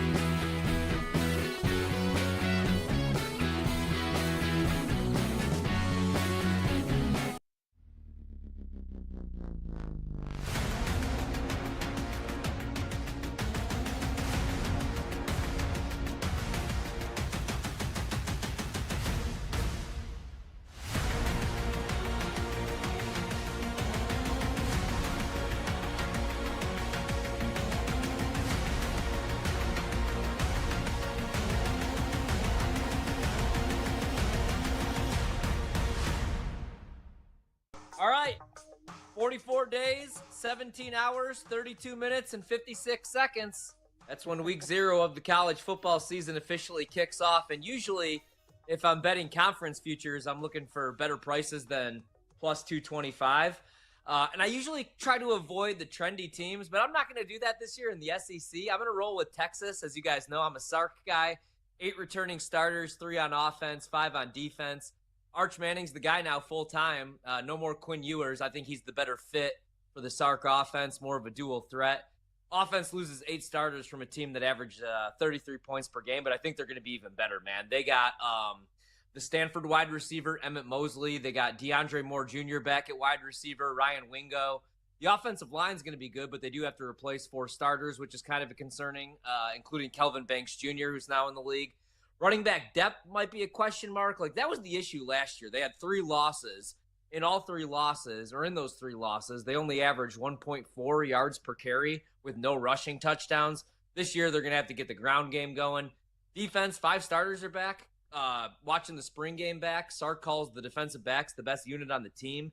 Anthony Hill Jr. had 113 tackles last season at the linebacker position.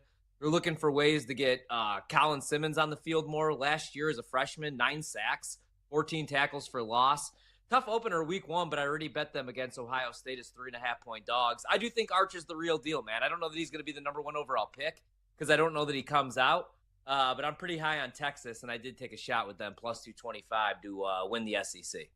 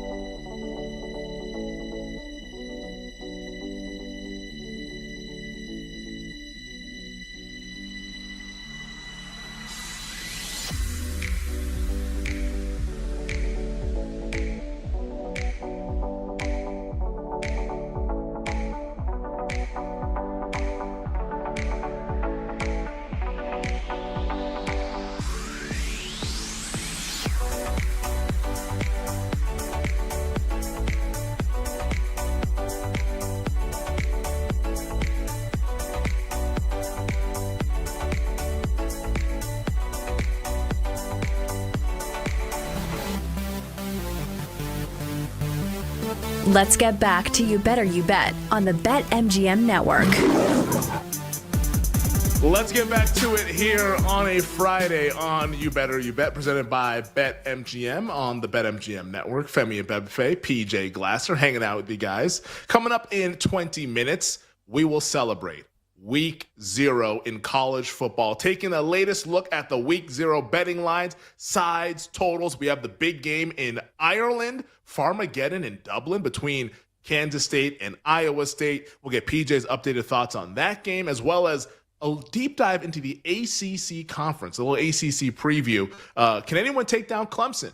And if not, are there any other teams that can make the CFP? Miami's a team I think a lot of people would point to, but maybe the Hurricanes fall a little bit short with the head coach combination of Mario Cristobal and Carson Beck. But joining us right now to talk a little Major League Baseball with some interesting series that we have on deck this weekend, it is our Odyssey MLB insider, USA Today columnist Bob Nightingale, who you can find over on Twitter at B Nightingale. Insider Calls brought to you by Grainger. Grainger, the ones who know. Make sure you visit Grainger.com for all of your supplies. Bob, thanks for hanging with us this afternoon, once again during a busy stretch in Major League Baseball season. And I'll start right off the top because, I think this has been one of the fun races to keep track of all throughout the month of August, and that's the American League wildcard race. Right now, we obviously have the New York Yankees, who have begun surging, have won 5 of their last 6 after dropping the game to Boston last night. They're trying to fend off the Red Sox. The Mariners are in the mix, but here come a couple teams in the Central with the Royals and the Guardians playing some really good baseball, especially Kansas City.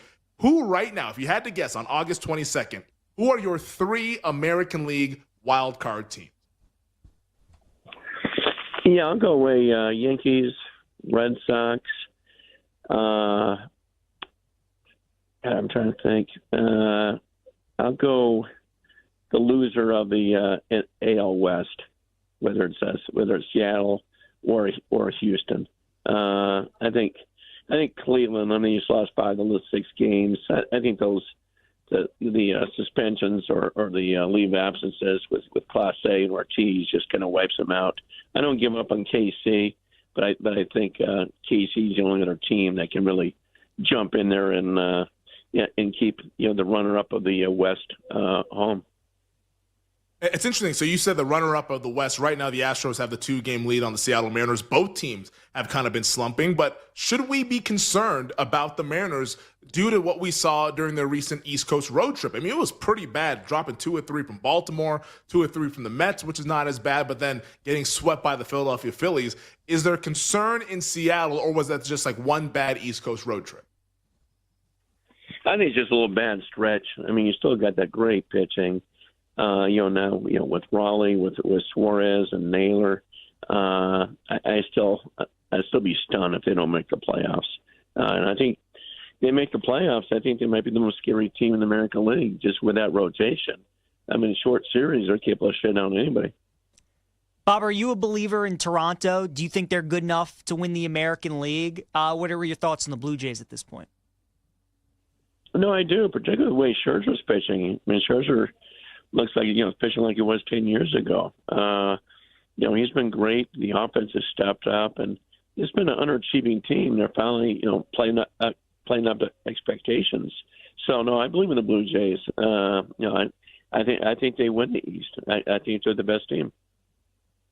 This is You Better You Bet. Femi and Bebefe, PJ Glasser, hanging out with our Odyssey MLB insider, Bob Nightingale. Insider calls are brought to you by Grainger. For the ones who get it done, Grainger offers professional-grade supplies and solutions made for every industry and backed by product experts. Call, click, Grainger.com, or just stop by. It's interesting you say that about the Toronto Blue Jays. You like them to win the AL East, maybe even to make a run in the month of October. Shane Bieber will make his 2025 debut coming up later on tonight for those Toronto Blue Jays.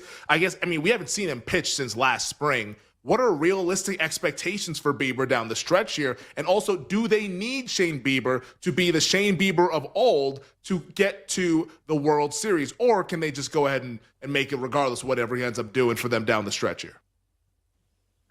Yeah, I think they need him to get to the World Series. I mean, They took the biggest gamble at trade deadline, gambling that he'd be back to his old young self, and I thought that was a great gamble. And I think even tonight, no reason why he shouldn't go 5 innings if not 6 innings, and by the end of September, he could be one of their top 2 or 3 starters in the postseason. So no, I like that game a lot. I think it's it was a shrewd move on the part of Mark Shapiro and the Blue Jays.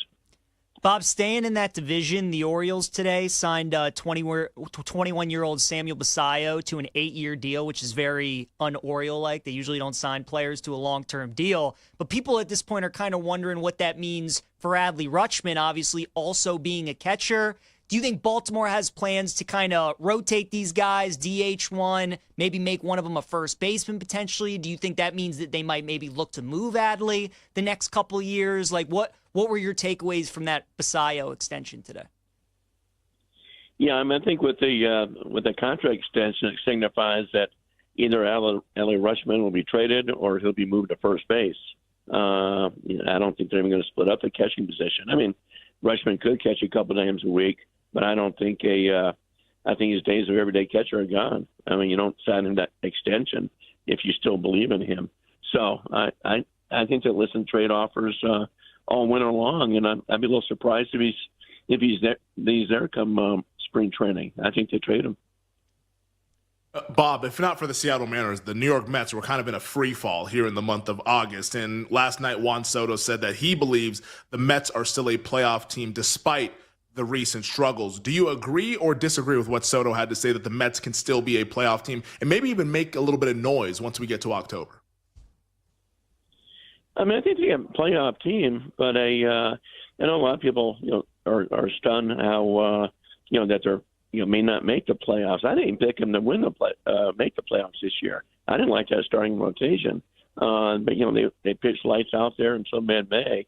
Then I think reality set in. They still have a very weak rotation. So even if they get in, I don't know how far they go. I know they built up the bullpen, but it takes more than that. So I think they need to get some pitching, in the winter, whether it's a Zach Gallen or Merrill Kelly, someone like that. Maybe even a Framber Valdez. But I think they need a real horse in that rotation, and I think it's tough for them to survive a grueling October, without one. So you think they make it? Because Cincinnati is right on their heels now, only a half game back in the standings. You think they actually are able to fend off the Reds over these next 5 weeks?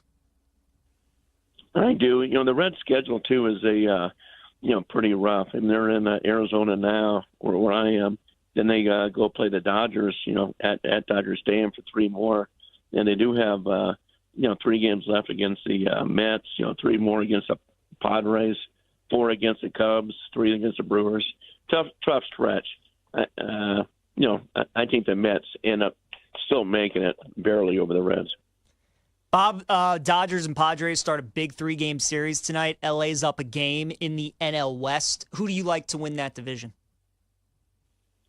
I still like the Dodgers. I know they got everybody back. They're getting their dual closers back tonight with Kirby Yates and Tanner Scott. You already got Snell back and Glass now. So, I think the Padres win the weekend series, in San Diego. But I still like the Dodgers to win it. And then, the Padres to make the playoffs too, of course. So could have another great matchup in October. Dodger Padre. That's it's the best rivalry in baseball right now, and it'd be kind of cool to see them go head to head again in October. Yeah, it was a really fun 5-game series last year where we all thought on this show that the Padres were going to finish the job game 4 when they were up 2-1, and then here comes the Dodgers to win game 4 and also win game 5 and go on to win the World Series. Might have been maybe the 2 best teams in baseball last October. How concerned, Bob, should Phillies fans and or bettors be about this Zach Wheeler shoulder injury? Oh, very concerned. I think it's very tough for them to win the pennant or the World Series without him. You're talking about a true ace. When the postseason starts, he's one of the top, 2-3 pitchers in all of baseball. So I think they need him back, to win it all. Not saying it's, guys can't step up, but you need Aaron Nola to step up. You need Sanchez to be that guy, Suarez to step up. So, I love the fact they got Duran now as their closer. But Wheeler's a big loss. That's one of the top 5 pitchers in baseball right now. Bobby, had the Brewers go on that crazy stretch where they won 14 in a row, and then they kind of lose a couple games to the Cubs here over the week. Do you feel like the Brewers peaked too early? Do you still like them? I know you said you liked the Dodgers last time we talked to you out of the National League. Have you changed it all to Milwaukee, or do you still like the Dodgers at this point? Well, I think the World Series still goes through L.A., just all the star power and everything else. But no, I love the Brewers. I mean, they'll win division. They should still finish with the best record in the National League. So home field advantage throughout. But they're built for the regular season. You worry about them in the postseason. I think it puts a lot of pressure on a guy like Brandon Woodruff. It's almost like he's got to win his games. Mazeroski has got to start pitching better than he has. McGill's got to be that lights out closer. So I think a lot of stuff has got to go right, but they're certainly capable of it. They've gone out the first round so many years in a row now. At least now they'll have a first round bye. So it's a very, very good team. Great team on paper. But I think if you go head to head against the Dodgers, you'd have to give the advantage to the Dodgers. Bob, we got about 30 seconds left. You mentioned Jacob Mizorowski. He's kind of fallen off in the NL Rookie of the Year race. Who do you think wins that award when we get to the end of the season? We got about 30 seconds left. Yeah, I think it could go to Baldwin of the Atlanta, the catcher there. I'd say he might be the favorite right now with Mizorowski, dropping off. It's a great race too in the America League, but I got to go. Baldwin in the Drake Baldwin in the National League. Yeah, Drake Baldwin right now is the favorite over at BetMGM to win the NL Rookie of the Year. That was our Odyssey MLB insider, Bob Nightingale. Insider calls are presented by Grainger with supplies and solutions for every industry. Grainger has the right product for you. Call, click Grainger.com, or just stop by. Bob, we appreciate the time this afternoon. Be well. I'm sure we'll talk to you soon, man. All right, sounds great. My pleasure. Thanks, guys. It is Bob Nightingale, our Odyssey MLB insider, USA Today MLB columnist, who you can find on Twitter at @BNightingale. On the other side, the collegiate gridiron is here. We celebrate Week 0 next on You Better You Bet. We'll be right back with You Better You Bet, presented by BetMGM, the sportsbook born in Vegas.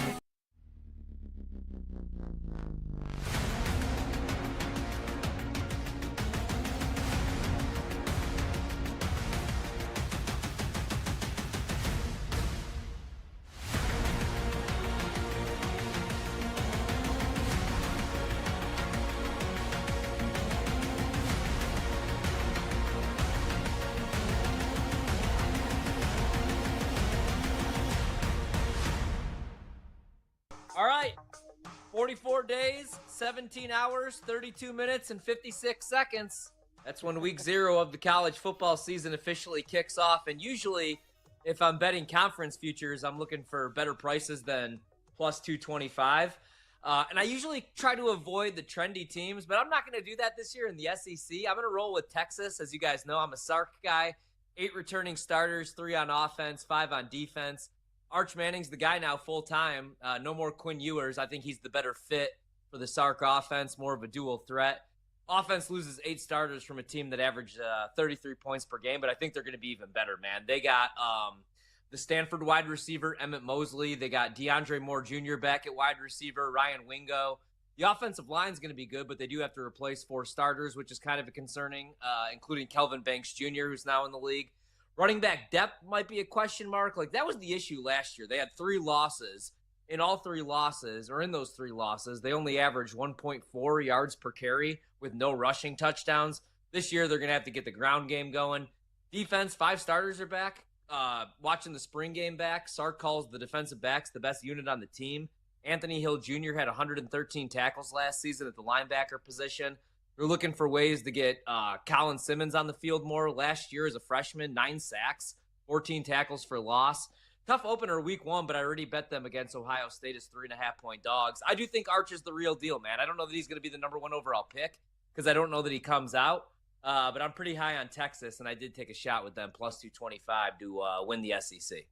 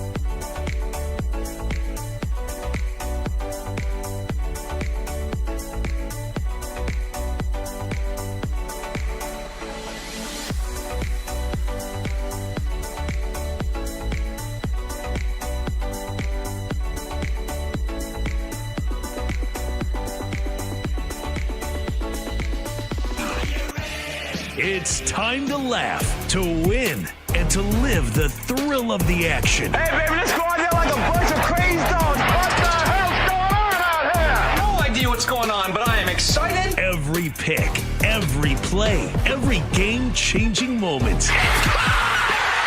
Unbelievable! This is You Better You Bet on the BetMGM Network. Make it legendary. Welcome back. It is hour number 2 of You Better You Bet, presented by BetMGM, right here on the BetMGM Network. Femi Abebefe, PJ Glasser. PJ doing an awesome job filling in for Nick Costos. It'll be me and PJ next few shows. Today, Monday, Tuesday, we'll be rocking it. Nick will be back on Wednesday. Nick out of town, enjoying some nice time off before the football season. And then come Wednesday, I'm out of town until the Wednesday after Labor Day weekend. But we will be here holding things down, getting you guys all geared up for not just the NFL, but also college football, which we will begin right now with week 0, PJ. We've made it. The summer months, the dog days of summer are behind us. Now, of course, week 0, a truncated slate.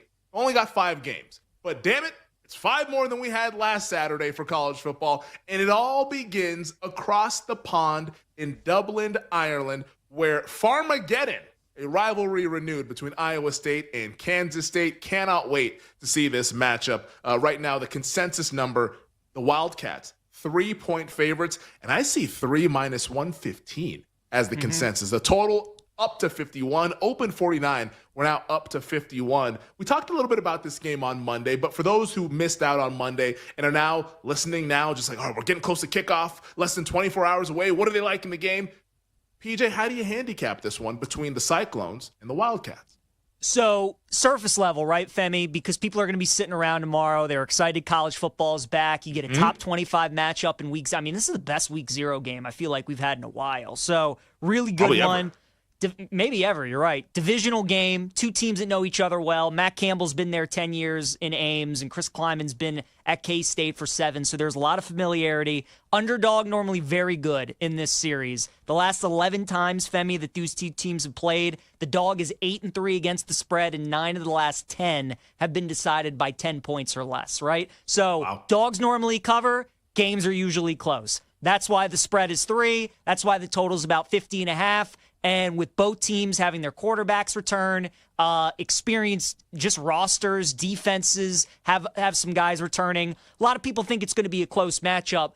For me, and something I would recommend people doing when you're handicapping football, whether it be college or NFL, let the season win totals help you handicap these games, especially early on. And I look at a team like Kansas State, whose win total is at 8.5 at BetMGM, and it's juiced to the over at -120.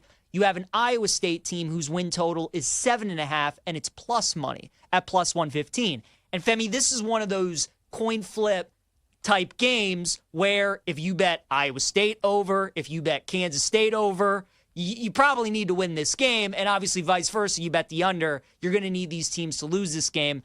I think because Kansas State is favored, or their win total is a game more than Iowa State, maybe a game and a half more because they're minus money, while Iowa State is, I think there's actually some value on Kansas State in this game. Now, I'm not an Avery Johnson guy. I bet him to win the Heisman Trophy last season. I watched him play a lot last year.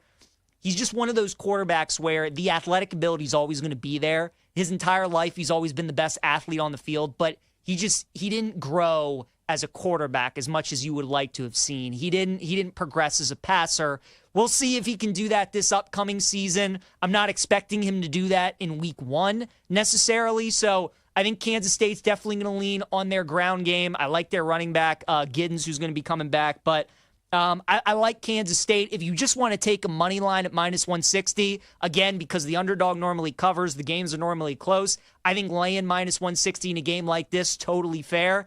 But people are liking Iowa State, Femi, for the numbers, the trends, but also Matt Campbell's been really good in this matchup. I think you have to throw all that away, though, right? Because this game is so different than when these two teams usually get together, when either the game's in Manhattan or the game's in Ames. I mean, this game being week 0 in another country, in a top 25 matchup, just like all these things that are so different going into it, I don't really think you can rely on, like, Campbell's been great against Kansas State.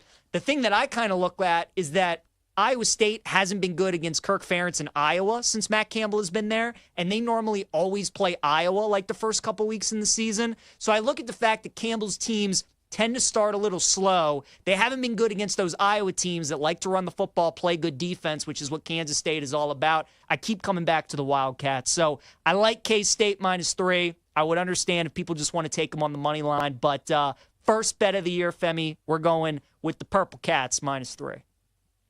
How good did that sound? First bet of the year. How good does that feel to say that, PJ? Fantastic. First bet of the year. Absolutely love it. So you mentioned Iowa State, Matt Campbell.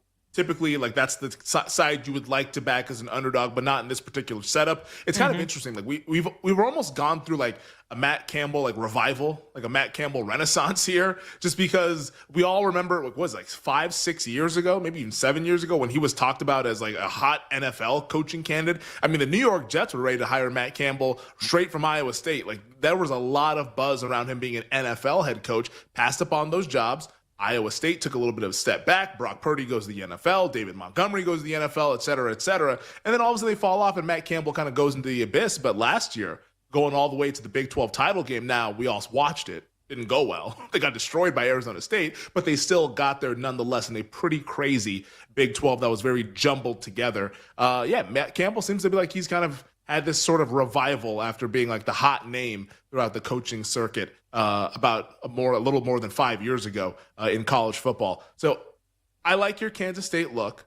The total, you were talking to Tyler about this during the break, 51.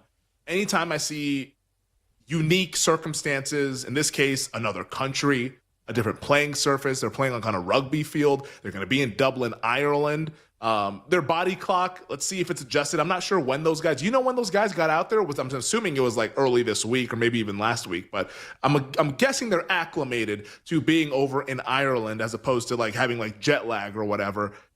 Is this going to be pretty normal scoring conditions, or is there something that bettors should be looking out for early on in the game of like, okay, like keep an eye out for the surface or keep an eye on just the overall energy from both of these teams? So, yeah, they're playing in the same arena where Florida State and Georgia Tech played last year. Femi, if you remember that game, it opened up. Both teams, their initial drives went right down the field and scored touchdowns, right? And then both defenses kind of settled in. It was much more of a lower scoring game the rest of the way. Easily went under the total last year. It has gotten bet up a little bit. It was 49 early last week. Even early this week, there was some 49.5s. Now at BetMGM, we have 50.5s popping up. There are some 51s out there as well. I'm thinking at BetMGM, by the time this thing kicks off, you might be looking at a 51. Have not done anything with the total. Would probably lean under, though. Just because, again, Femi, I think in week 0, with no preseason in college football, when you have two well-coached teams like this, I tend to go towards the under. There's a lot of things I think that have to go right for teams to go over the total, right? I mean, you got to be looking at like a 28-24 kind of game, which doesn't necessarily sound like a lot, but for these two teams, I think it's going to take a lot for them to get there. And again, Avery Johnson, Iowa State's going to force him to beat them through the air a little bit. He's going to make some plays with his legs, but I think Kansas State's going to cover the spread, and I think it's going to be a lower scoring game. I'm kind of expecting like a 24-17 type game somewhere in that neighborhood. So I would lean under. I haven't bet it yet. But again, you get the right number. If this thing keeps going up, people are sitting around tomorrow morning. They want some action on the game. People obviously like betting overs. They want to root for points. If we get to a certain number, then I might pull the trigger on an under. Yeah, no, this will be a fun game to watch here. So you like the under a little bit. If we can get a little bit more than that 51 currently, but you also like Kansas State. Now, that's not the only game that we have in week 0. There's 4 other games that are on the slate. We have Sam Houston versus Western Kentucky, Fresno State at Kansas, Stanford, Hawaii, and then also there's a little bit of an extra game because it's week 0. We got to get an extra game there with an FCS opponent taking on an FBS opponent, and that is Idaho State here on the Strip, taking on the UNLV Rebels over at Allegiant Stadium. PJ, we're not going to talk about these games now. Just want to set the table for that. Those are the other games that we have in week 0. We can give out any other bets that we have during our Power Hour plays at 6:40 to close out the show. But I did want to go ahead and discuss the ACC with you because this is a conference, not to say that it's like an afterthought, but let's just be honest. In comparison to the SEC and the Big Ten, clearly it's a step below. In comparison to the Big 12, not as interesting from a betting standpoint. We just talked about how close these teams are in the Big 12. The favorite, for goodness sake, is plus 550 to win the Big 12, whereas the ACC, a little bit of a different tune. The favorite is an odds-on favorite, and that is Dabo Swinney and the Clemson Tigers, who right now minus 110 over at BetMGM. Miami is at plus 400. Mario Cristobal getting Carson Beck in the transfer portal, one of the most coveted players in the portal this past recruiting cycle. Louisville, plus 750. SMU, who made the playoffs last year, plus 900. Georgia Tech, 12-1. Florida State, oh, how the mighty have fallen, 25-1. And then you have Bill Belichick and the North Carolina Tar Heels at 30-1. Duke, 35-1. Pitt, Syracuse, 40-1. You have NC State, Virginia Tech at 50. Cal and Virginia at 100, Boston College 200, and then Wake Forest and Stanford at 350-1. How do you handicap the ACC? Is it as easy as Clemson, or can anyone actually challenge the Tigers in 2025? No, it's as easy as Clemson. I mean, they are the gap between Clemson and the next best team. It's not even close in any of these Power 4 conferences, right? The other conferences, like you have Texas, you have Georgia, you have Bama, the top of the SEC. You have Ohio State, Penn State, Oregon, and the Big 10. Big 12, I mean, we know you have like 6 10 teams. Right, 10 teams that are all towards the top. I mean, there's a reason the gap is what it is in the ACC. It's not only is Clemson's talent the best, especially their NFL talent, but all the guys that they're bringing back. I mean, Miami has a lot of talent, but Cristobal also had to bring in a ton of new guys. Their defense was so bad last year, so he's bringing in a first-year defensive coordinator. I think it's going to be similar, Femi, to what that LSU team was with Jaden Daniels, right? When that team was so good on offense, they had the Heisman Trophy winner at quarterback in Jaden. Their defense was so bad. Then the next year, they make the change at defensive coordinator, and the offense was still good, but not nearly as good as they were the year before. And the defense was better, but still not good enough to get them over the hump, win the SEC, get to the playoff. I think it's going to be the same with Miami this year, where they had the number 1 overall pick in Cam Ward, was in the Heisman Trophy conversation. Their offense was one of the best in college football. Defense could not get a stop. This year, offense should still be good, not as good as they were last year. Defense should be better, but I don't think it's enough to close the gap and overtake a Clemson to win the league or even get to the college football playoff. So I'm not there with Miami. I think the next group of teams are where we're going to see the team that challenges Clemson the most, the team that gets to the ACC title game in Charlotte and potentially makes the college football playoff. It's either going to be SMU, Louisville, or Georgia Tech. I think those would be the 3 teams that I would look at. SMU and Georgia Tech both have their quarterbacks coming back. Kevin Jennings for SMU and Haynes King for Georgia Tech.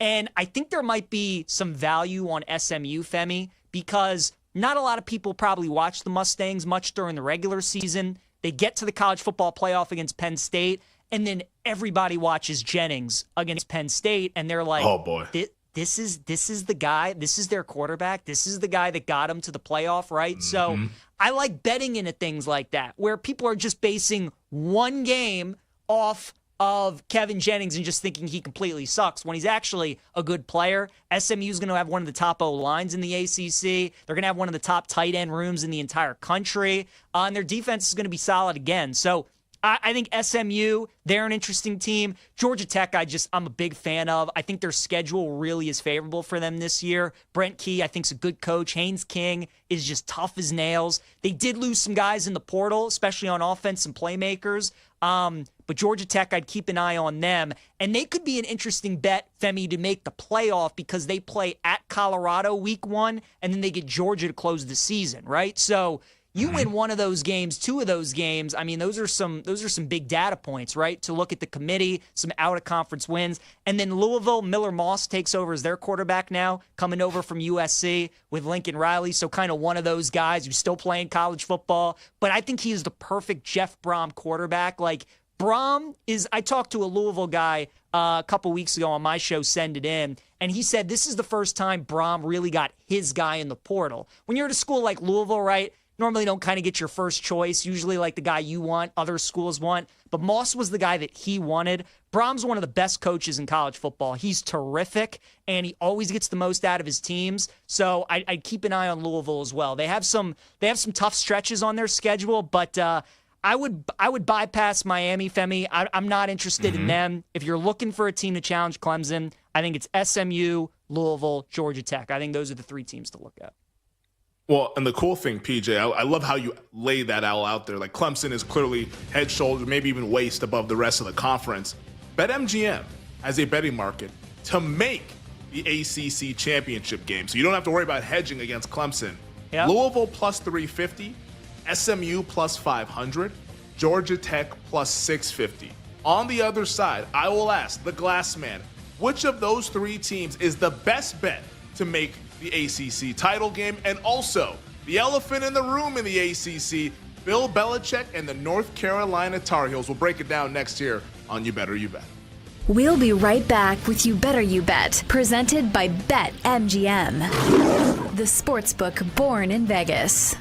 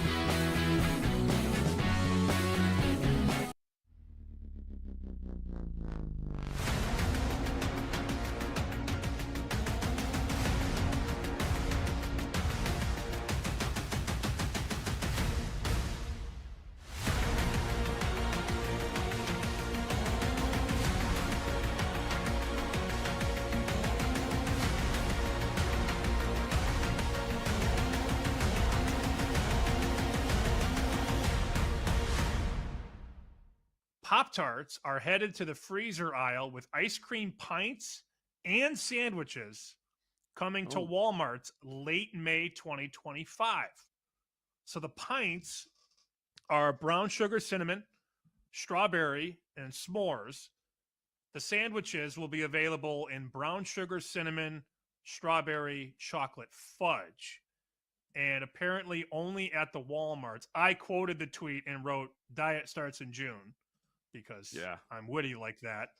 And Brian Gertch on our show has apparently made several trips to the Walmart, and they're all sold out, which is very funny. Many? Like, I need Gertch. How many Walmarts did you go to? I think he said 3.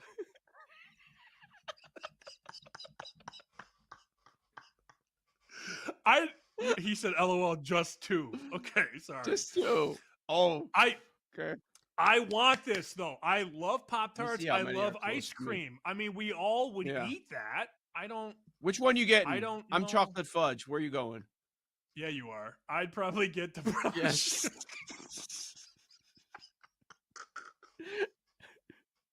No strawberry.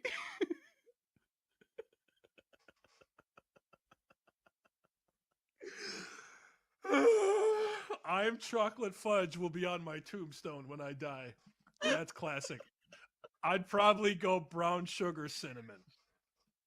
All right, but not the pints, right? You're going for the sandwich over the pint. I want the sandwich. Yes. Yeah. Yes, I'd get the sandwich. So supposedly they are at Walmart. I can only imagine somebody walking into Walmart like, "I'm here for the Pop-Tarts ice cream." You run into some whack jobs at Walmart. That's the other thing. And then you got to look for someone with the bright blue vest. Like, "Hey, can you look him back? You got a Pop-Tart ice cream sandwich for me?" I haven't laughed as hard as I did during the break, and then I thought I was over my giggle spree, and then you came out and said, "I'm chocolate fudge." Oh, I don't know why that's so funny. I'm just a 12-year-old boy sometimes. It's a problem.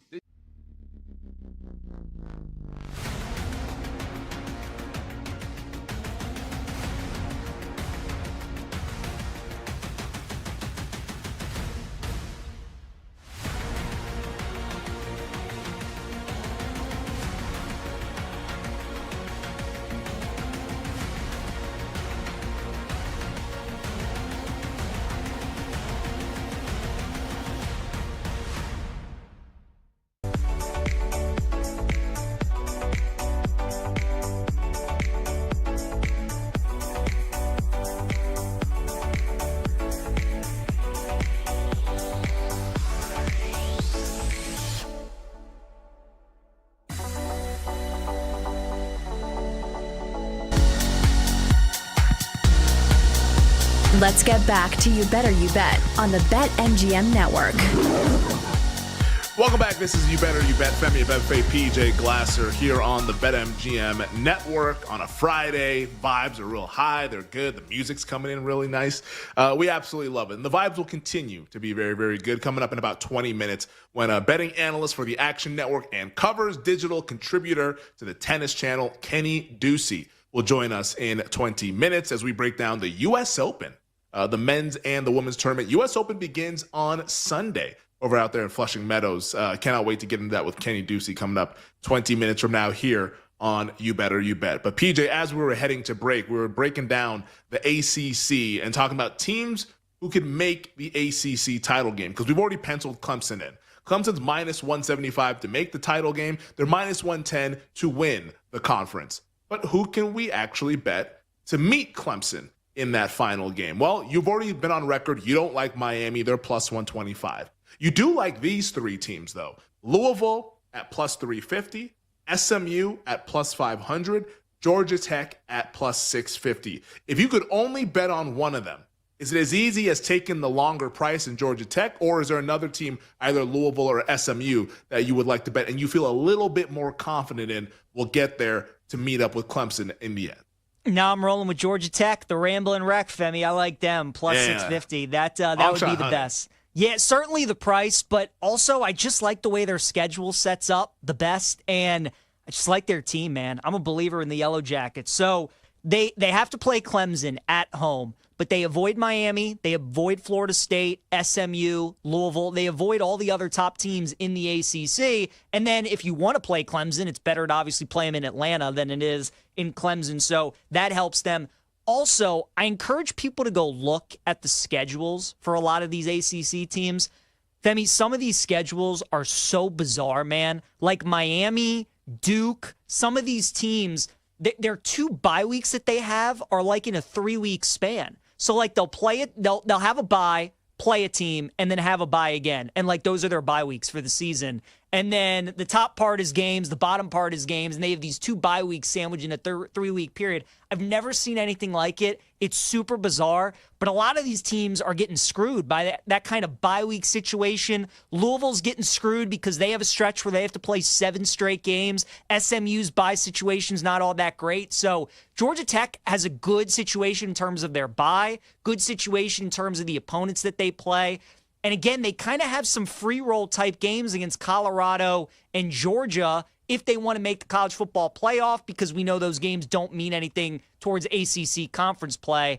I like Georgia Tech here. The fact that they don't have to play any of the top teams in the league, if they just take care of their business, they should find themselves in Charlotte. The fact you're getting the longest price with the teams that I liked, along with SMU and Louisville, I think they would be the team that look at. So Georgia Tech, plus 650. If you're going to bet a team just to make the ACC title game to play Clemson, that'd be the team that I would look at. Yeah, and we all saw last year Georgia Tech being able to beat Miami at home in that game where they upset Cam Ward and company. This Georgia Tech team feels like they're on the ascend, the way that program has been building. Haynes King's been pretty good as well in his collegiate career. We have not yet brought up the team that I think most eyeballs will be on week 1 in the ACC. It's not even Clemson, although that game will be very highly rated. Like Clemson and LSU, a lot of eyeballs going to be on that game. But after that Clemson game, North Carolina, Bill Belichick, it's happening. This is a thing, PJ. And for all the chatter throughout the offseason, the off-the-field stuff with his girlfriend, Jordan Hudson, none of it matters now. Now we're actually inside the white lines. We're actually playing real-life football games. The Tar Heels, to make the ACC title game, they're at 10-1. They're 12-1 to make the CFP. Their win total sitting at 7.5, juiced under -155. So essentially, it's a win total of 7. How do you handicap what is now a sight unseen program with Bill Belichick, the greatest coach in NFL history, now taking over the North Carolina Tar Heels? So I'm torn on UNC from a futures perspective because I normally like fading teams like them who have dealt with distractions all offseason, right? All this Belichick stuff, Jordan Hudson stuff. Yeah, I mean, it's all self-inflicted. Like, you don't want 18, 19-year-old kids having to answer for their coach's 24-year-old girlfriend, right? Like, none of them want to do that. So there's a lot of other stuff that they'd have to deal with that I'm sure they don't want to. But again, you go back to the schedule, Femi. So North Carolina is one of those teams that I was just talking about, where in a 3-week stretch, they have both of their bye weeks. September 27th, they're on bye. October 4th, they play Clemson. October 11th, they're on bye again. And then the final 7 weeks of the season, they have to play games. So that is not great. And the fact they get TCU to open up the season, that's going to be a difficult game as well. But, man, I just told you Georgia Tech doesn't have to play any of the top teams. Neither does North Carolina, and that includes Georgia Tech. So no Georgia Tech, Louisville, SMU, Miami, Florida State, none of those teams. Clemson's the only one. Every other team, North Carolina, is pretty much playing all the bottom teams in the ACC. So the schedule is favorable, but we know how Belichick wants to play, right? In the portal, in the offseason, he went after the line of scrimmage and obviously the defensive side of the ball. It's going to be a big mystery to us what the quarterback position is going to look like. You got Gio Lopez, who I liked a lot out of South Alabama last season. They obviously have to replace Amarion Hampton at the running back position. The way I'm betting North Carolina, though, is I am looking to bet unders with them early on in the season because Freddie Kitchens is the OC one, so I don't expect many fireworks from the offense to the start of the season. But if there is one thing we can trust and we can count on with the Bill Belichick team is that we know they're going to be pretty good on defense. Those last couple years with the Patriots, we all saw how much they struggled on offense, but we also saw that their defense was still pretty good. I mean, that's what Bill does. He is great on that side of the ball. So he's going to have good game plans. These teams and these coaches obviously have not scouted Belichick-type defenses. So the fact that there's so much unfamiliarity on both sides, trying to figure out how Bill's going to scheme for them, I mean, that's, to me, is a massive advantage for Belichick. If neither team has the answers to the test, I would much rather go with Belichick. So I think his defenses and scheming up ways to stop the other teams, and they don't have any film on that, I think is a big advantage for him. So I'm just looking to bet North Carolina unders because, Femi, I think this offense is going to be a work in progress. I don't even think they know what their identity is at this point. They don't even really know what their quarterback situation is at this point, even though we all think it's going to be Lopez. So I would expect UNC to play some ugly, low-scoring games. I don't know if the market is going to account for that early on. So I'm going to attack that. And first 3-4 weeks of the season, before they get to that bye week leading into the Clemson game, I have a feeling I'll probably bet the under in those first 4 games. Is it safe to say that they'll be 3-1 at that first bye week? I mean, I don't really know a whole lot about UCF, but like, would you think they have to travel to the bounce house in Orlando? Is that a game that they can win? Like, are we looking at maybe they lose to TCU and then they beat Charlotte, they beat Richmond, and they beat UCF? Like, is 3-1 a pretty fair expectation heading into the bye week? I think so. I think 3-1 is definitely doable. UCF is coming off a bye, so they are going to have 2 weeks to prep for UNC, and they'll obviously have 2 games that they can watch off of Belichick and North Carolina. But I think 3-1 is absolutely doable. So they should be 3-1 going into that game. You think they'd be 3-2 after the Clemson game. And then they have that last bye week after the Clemson game, and they got to play 7 straight games. And, they have a road trip out to Cal, so obviously they got to go all the way across the country. Then they got to play games at Syracuse and Wake and NC State. They got to play their division. They got to play their rivals the last 2 games of the season, Duke and NC State. So I think this team's going to be feeling it a little bit towards the end of the season. Win total's about 7.5 at most spots. The schedule is so easy. You could see them going over. If I had to make a bet, probably would go under, but UNC for me is one of those game-by-game teams. I don't really want to bet them in the futures. I'd just rather take unders with them early on in the season and see if their offense can amount to something later on. Yeah, it does feel like this is like every single outcome is on the table, which I think those are fun teams to talk about and fun teams to bet on. It's just that like you're kind of flying blind here since we've never seen this happen in college football with Bill Belichick in the collegiate game. He's always coached in professional football, never in college football. I feel like I lean to the over on the win total just because like my brain cannot get past it's Bill Belichick against some of these idiot college football coaches. I just can't get past that. I'm like, it's Bill frickin' Belichick against some, like, this is a guy that's gone to war with Andy Reid, with Jim Harbaugh, John Harbaugh, Sean Payton, like all these great coaches that you think about in the NFL level. And now he's going up against, I insert ACC coach here. Like, how is that supposed to go on game day? Now, the talent disparity, we'll find that out eventually once we start playing the games. But in terms of the schematics, in terms of situational football and just being prepared, Belichick's going to have the advantage against all of these guys damn near. Like, maybe Dabo you can go ahead and can challenge because Dabo obviously has a lot more experience in college football. He's won multiple national titles. But, I mean, even the likes of a Mario Cristobal, who he doesn't have to face this year. Miami's way more talented, but I'd like to bet North Carolina as a dog if they ever face each other because it's Bill Belichick versus Mario Cristobal. Like, how do you think that's going to go? So I think I still lean to the over on North Carolina. Not going to be a big bet, but I'm rooting for the storyline to talk about that team all throughout this college football season. All right, I wanted to get to, before we talk U.S. Open in the next segment with our guy Kenny Ducey, Group of 5, PJ, because the highest ranked Group of 5 team that is a conference champion will make the CFP. Last year, that was Boise State. Now, they're not going to, this year, get the same advantage that Boise State got last year, which is automatically advancing to the quarterfinals as the 4 seed. That is not the case. It will be straight seeding this year, ranking those teams 1 through 12. I was looking at ESPN's college football playoff predictions. A lot of love for Boise State to get back to the CFP. A little bit of love for Toledo, a little bit of love for Tulane, but a lot of love for Boise State. I believe 9 of the 11 experts picked Boise State to be the Group of 5 representative. Is that how you see it, PJ Glasser? Is it Boise State? Is it UNLV? Is it Toledo, Tulane? Or is there a group of 5 team that we're not talking about that you absolutely love to crash the party come December?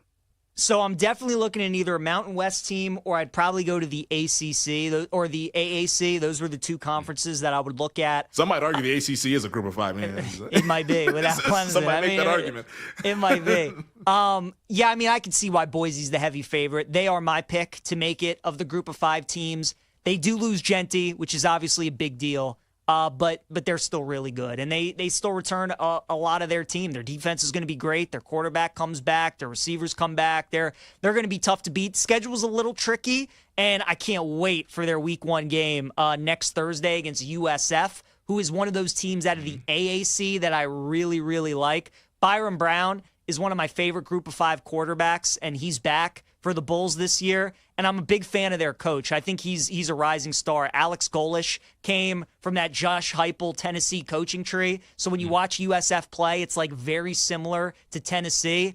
But Femi, I've watched USF, man. I mean, they challenged themselves in the non-conference, and you know, they played at Bama last year. They've played against Miami. They've played against some of these top teams in the SEC, and they have no fear, and they hang with them. And Brown's a really good. He should be a Power 4 quarterback. Like, he is really good. So when you have a quarterback is that good, and you have a coach that's solid as well, USF, I think, could be a team to watch out for. UTSA, the Roadrunners, is another team that I like. If you want to feel old, Owen McCown, Josh McCown's boy, is the quarterback at UTSA. Wow. They're going to have one of the best group of 5 offenses. He's a lefty that can really throw it. So those 2 teams I like. But then the Mountain West outside of Boise, UNLV, I mean, Dan Mullen's the coach now of the Rebels, right? Mm-hmm. And Dan Mullen's a heck of a college coach. Can he get them to where he wants to in year 1? We'll see. It might be a year too early to bet on Mullen. And then the other team is San Jose State with Ken Niumatalolo, who used to be the coach at Navy for all those years. They don't run the wishbone at San Jose State, but he did a great job there last year. He's going to have another good team this year. So I think it's either going to be the top of the Mountain West, Femi, or the AAC. Those would be the 2 leagues that I would look at. Boise would be my pick, but I think UTSA, USF, I think San Jose State, those would be some teams that I would keep an eye on. I think any of those teams have a shot at getting there. All right. No, I absolutely love that. So it sounds like Boise State, once again, is going to be kind of rolling things here, but don't look over some those teams in the AAC. You mentioned UNLV. Haj Malik Williams, he's still the quarterback, correct? Like, he's still running things out here for the Rebels, or do they have a new quarterback now with UNLV? I think they have a new one, I'm pretty sure. Oh, Haj Malik graduated. Yeah, he graduated, is what we're learning. yeah. Okay. Yeah. He graduated. All right, so I'm not up on my UNLV football, even though I literally live like 20 minutes from the campus. But hey, you know what? Oh my goodness. You bet favorite, throwing it back to 12 months ago. The quarterback of UNLV is Alex Orji. There you go. Wow.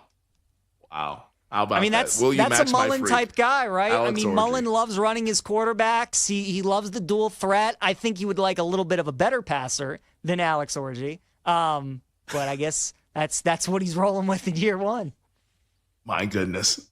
Good luck to him. Because watch that dude play at Michigan. I'm like, why is he not starting? And then they put him in the game, and I was like, oh, that's why.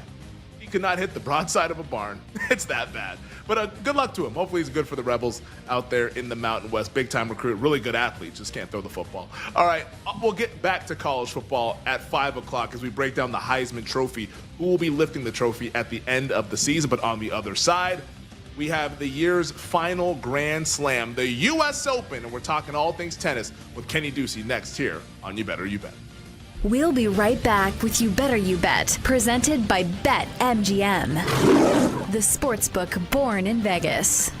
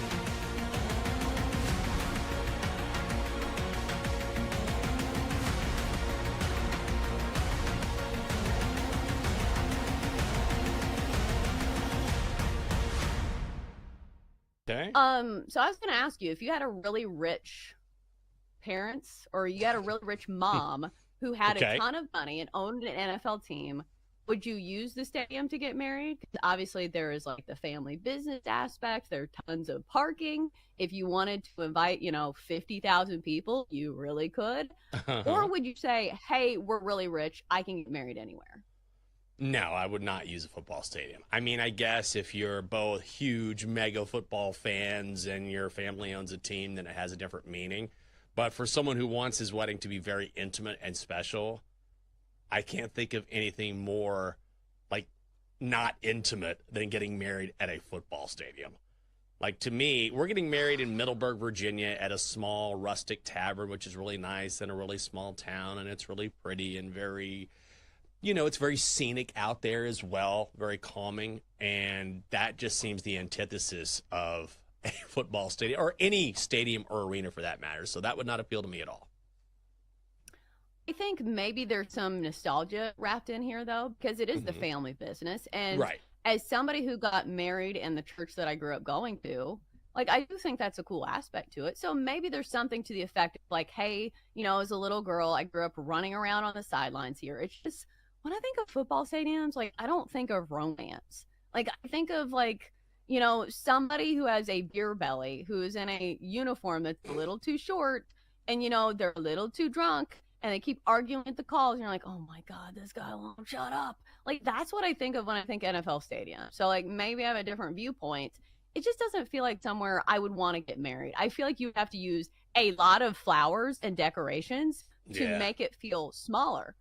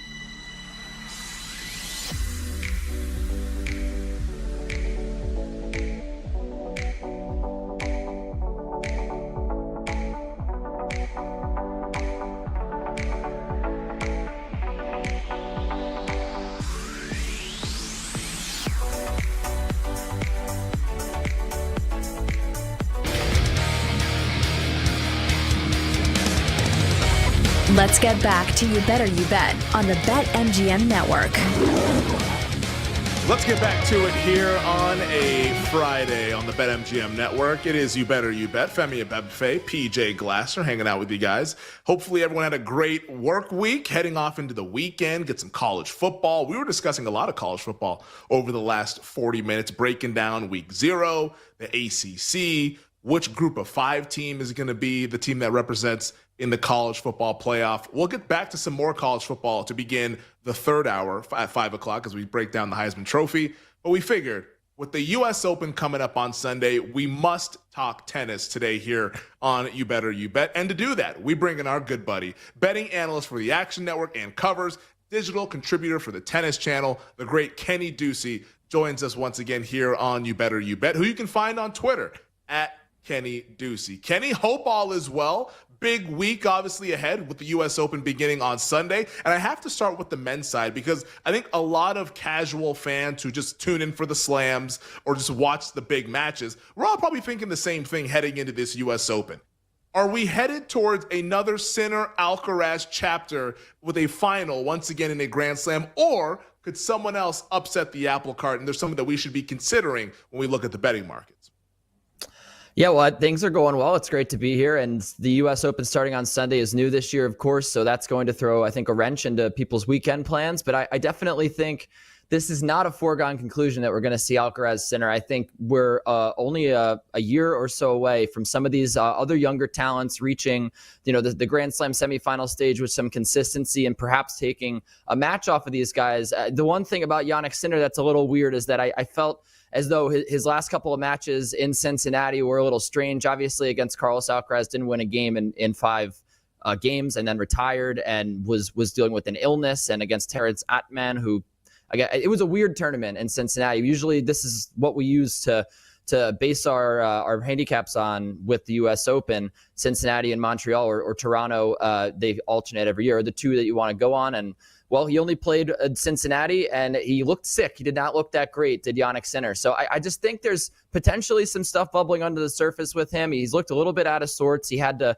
play 2 tiebreakers against players he should really not be letting hang around in the early rounds of that tournament, Gabriel Diallo and Adrian Manarino. So, no, I don't think so. I mean, I think Jack Draper is going to make a Grand Slam final in the next couple of years. I think Ben Shelton is going to make a Grand Slam final. There's a lot of guys that are just about to break through. So I think while we were used to the Federer-Nadal finals all the time, or Djokovic-Nadal, Djokovic-Federer, I think that there's going to be a little more parity on the ATP Tour. And I feel like Alcaraz and Sinner are ahead of the pack right now, but there's a lot of weaknesses still in their game. Carlos Alcaraz has been playing some sloppy tennis for the last couple of years. He's still been winning because he's just better than everybody else. And Sinner, I feel like, after really peaking last year, now there's a lot of business to be done to stay on top in the rankings and to continue to win at the Grand Slam stage. And I feel like there's a lot of players starting to pick up his serve a little bit better and get his numbers. So no, I think that this draw could open up in a pretty interesting way, and we'll see how Sinner, what he was dealing with in Cincinnati and how he recovers. Any guys that you're specifically targeting, Kenny, that you would look at? And I'm curious, too, with the U.S. Open, like what do you hold the most value in when we get this late into the season? Is it just how players perform on hard court? Is it how healthy they are at this point in the season? This is the second major that they have on hard court, but much later in the season. So what do you really try to account for in the U.S. Open? And then who are some of those guys you think can challenge Sinner and Alcaraz? Yeah, it's a very good question. And I think at this stage of the year, a lot of times we're seeing it with baseball right now. Like there's a lot of players hitting a wall. Max Fried, my beloved Max Fried. There's a lot of players that just second half of the season, it wears on you. Tennis is not really one of those sports where Jannik Sinner 2 years ago, I mean, that was really when we know him now as the best player in the world, or at least one of the 2 best players in the world. He was not this unbeatable player until late in the season 2 years ago. Something happened to him. Everyone liked to credit he puked on the court in Japan, but I think regardless of where you see the transformation happening, it did happen at the end of the year. And there's a lot of guys, especially with time being taken off during the season. A lot of these guys are smart, especially who have a lot of ranking points in resting their bodies. So I don't know if fatigue is necessarily a factor here, especially when you have Winston-Salem is like a 250 event, leading into this, and Cleveland as well for the women. So there's not like a ton of fatigue playing. I think the court conditions are always the thing I'm looking at U.S. Open. There's a lot of volatility. They change every year. And sometimes late at night, these courts can actually be pretty high bouncing and pretty slow. We see some clay court specialists make some runs at this tournament every year. And I don't think that this is going to be any different. Of course, like they change the surfaces all the time from all accounts in qualifying. It might be a little bit bouncier, but that's one of the things in the first few days. You want to look at the conditions. Also, I can give you, an eyewitness report here looking out my window. It is quite nice, but it's a little bit chilly, and we're used to really hot temperatures the first week of the U.S. Open. It's a strange month because the second week of the U.S. Open oftentimes is very cold by the time you get to the final, but it's like mid-70s here right now, so I think that's going to slow conditions down even more, especially if we get some wind now that it's hurricane season. I've been watching a lot of weather coverage recently. Just I don't know why, maybe because tennis isn't on late at night, but yeah, that's definitely going to be a factor here as well. So take note of the conditions early on, and also the draws. The draw just came out as well today, so that's of course going to determine how far certain players are going to go. This is You Better You Bet. Femi Bedfe, PJ Glasser, hanging out with Kenny Ducey, betting analyst at the Action Network and covers, digital contributor for the Tennis Channel, also doubling and moonlighting as a meteorologist out there in the New York area, on Twitter at Kenny Ducey. All right, let's get down to the brass tacks. So we're going to talk to the women's here shortly, but who do you think is going to win the men's U.S. Open? If you had to bet it, who would you bet to win in a couple of weeks? Well, I mean, the question of where the value lies here with the draw, and also who I just think is going to win, are two different scenarios, because I think I would generally want to bet on the guy that's going to make the semis or the final and then hedge at the last moment. But I do think that Carlos Alcaraz is going to win this tournament. I see a really great draw for him. Ben Shelton, he's beaten 3 times. He only lost 1 set against him, and that was at the French Open this year. That's the high seed on the other end of his quarter, and you've got guys in his way that are, guys that he's handled in the past. And then Casper Ruud and Daniil Medvedev also have not had good seasons. They've definitely taken a step back. So I think it's easy pickings for Alcaraz in this quarter. And then at the top half as well, you've got Djokovic and Taylor Fritz at the other half of the other quarter in the first half. Now, I don't think that that's going to be much of a problem for Alcaraz either. I mean, Djokovic in his later years, of course, we haven't seen him in a month or so. And I think, it's anyone's guess what we're going to see out of him. I mean, he could lose to Lerner Tien in the first round, who's a very good player, and beat Daniil Medvedev at the Australian Open. Francis Tiafoe as well is in the mix there in that quarter, and Holger Rune with Fritz. So I think that we're going to see a challenger in the semifinals for Alcaraz that he's beaten before, that he's been able to handle. I just think it's a really comfortable half for him to be in right here. And, I think that obviously means in the top half of the draw, you've got Jannik Sinner and a bunch of guys that have had great seasons, Alexander Bublik, Lorenzo Musetti, Alexander Zverev. So it's going to be kind of a warpath on the top half of the draw. But in terms of the Alcaraz side of things, I think he's going to smoothly march out to the semifinals, at least, if not the finals. So I would bet on him to win. But don't sleep on a couple of these other guys potentially in the top half. On the women's side, Kenny, who are some of the ladies that you like at the U.S. Open? Well, I can promise you I didn't order anything while we had a scheduled appearance here on the show. They just love to ring my door. The women's draw is going to be a little bit unpredictable, because this is the first time in like 3 years that I've just been so indifferent on Aryna Sabalenka. I mean, she had a really tough hard court season. We haven't really seen her play much.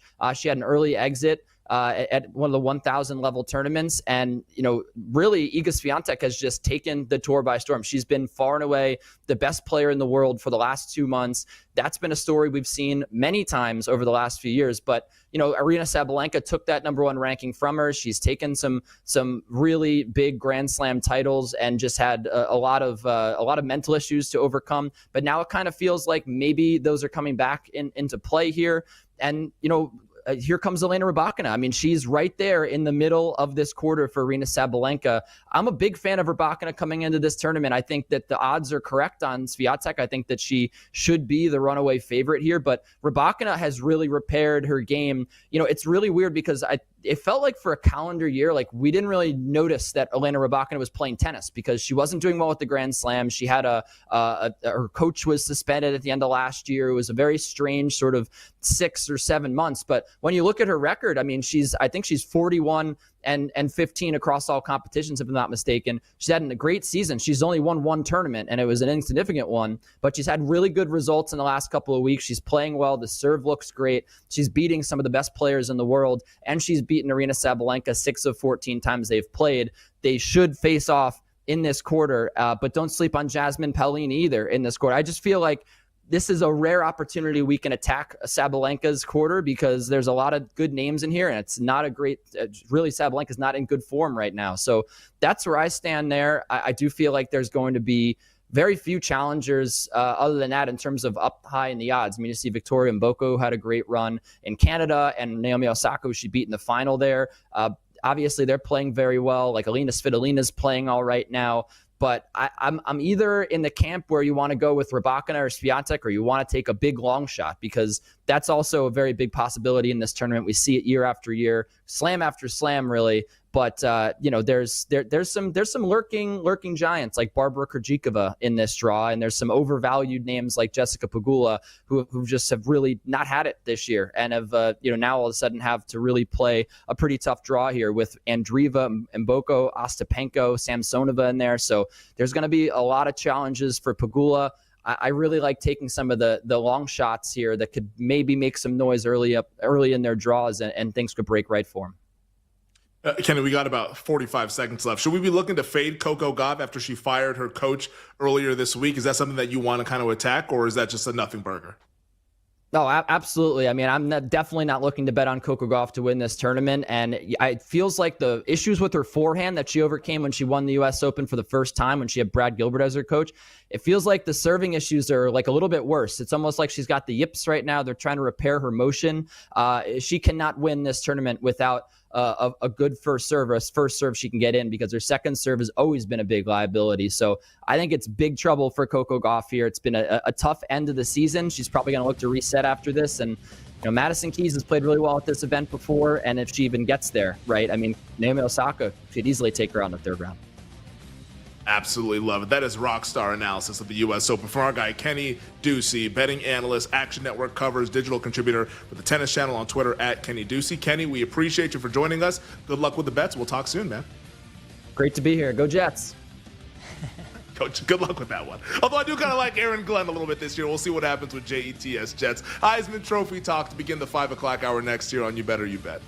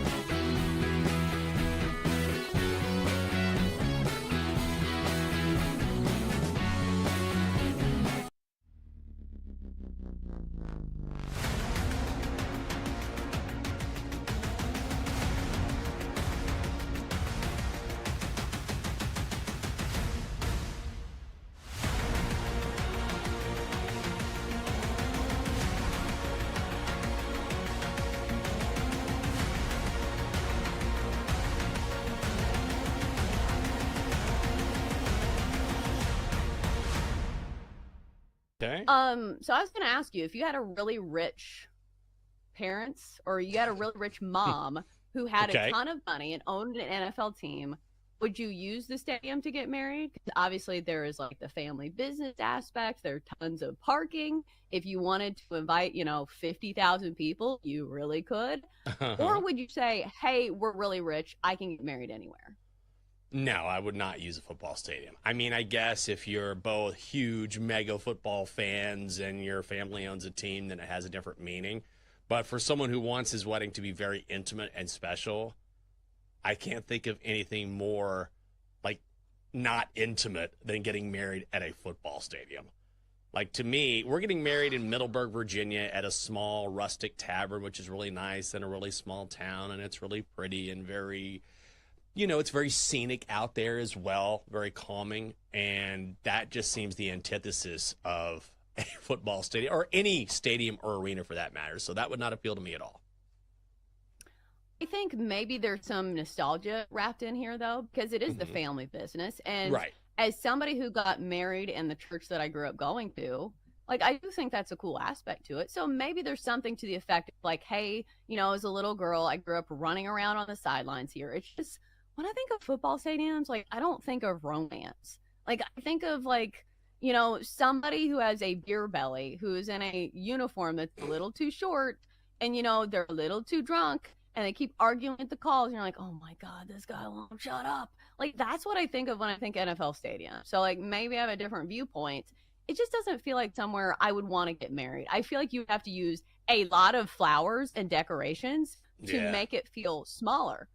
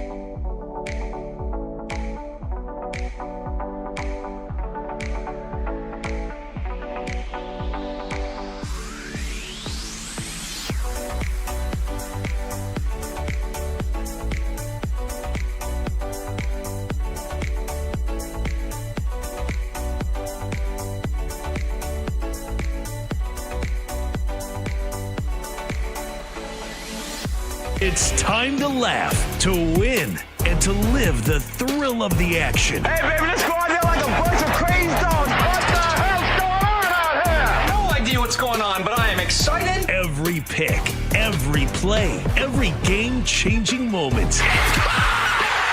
Unbelievable! This is You Better You Bet on the BetMGM Network. Make it legendary.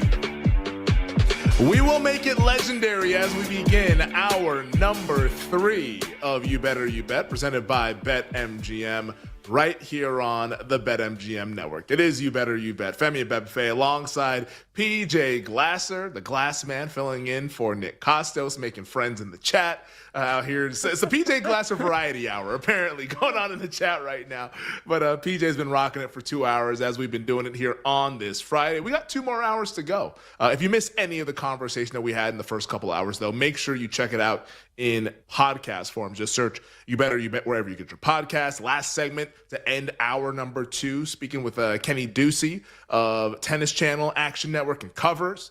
We chatted with our Odyssey MLB insider, Bob Nightingale, breaking down the Major League Baseball stretch run that we have coming up 5 weeks to go in the regular season.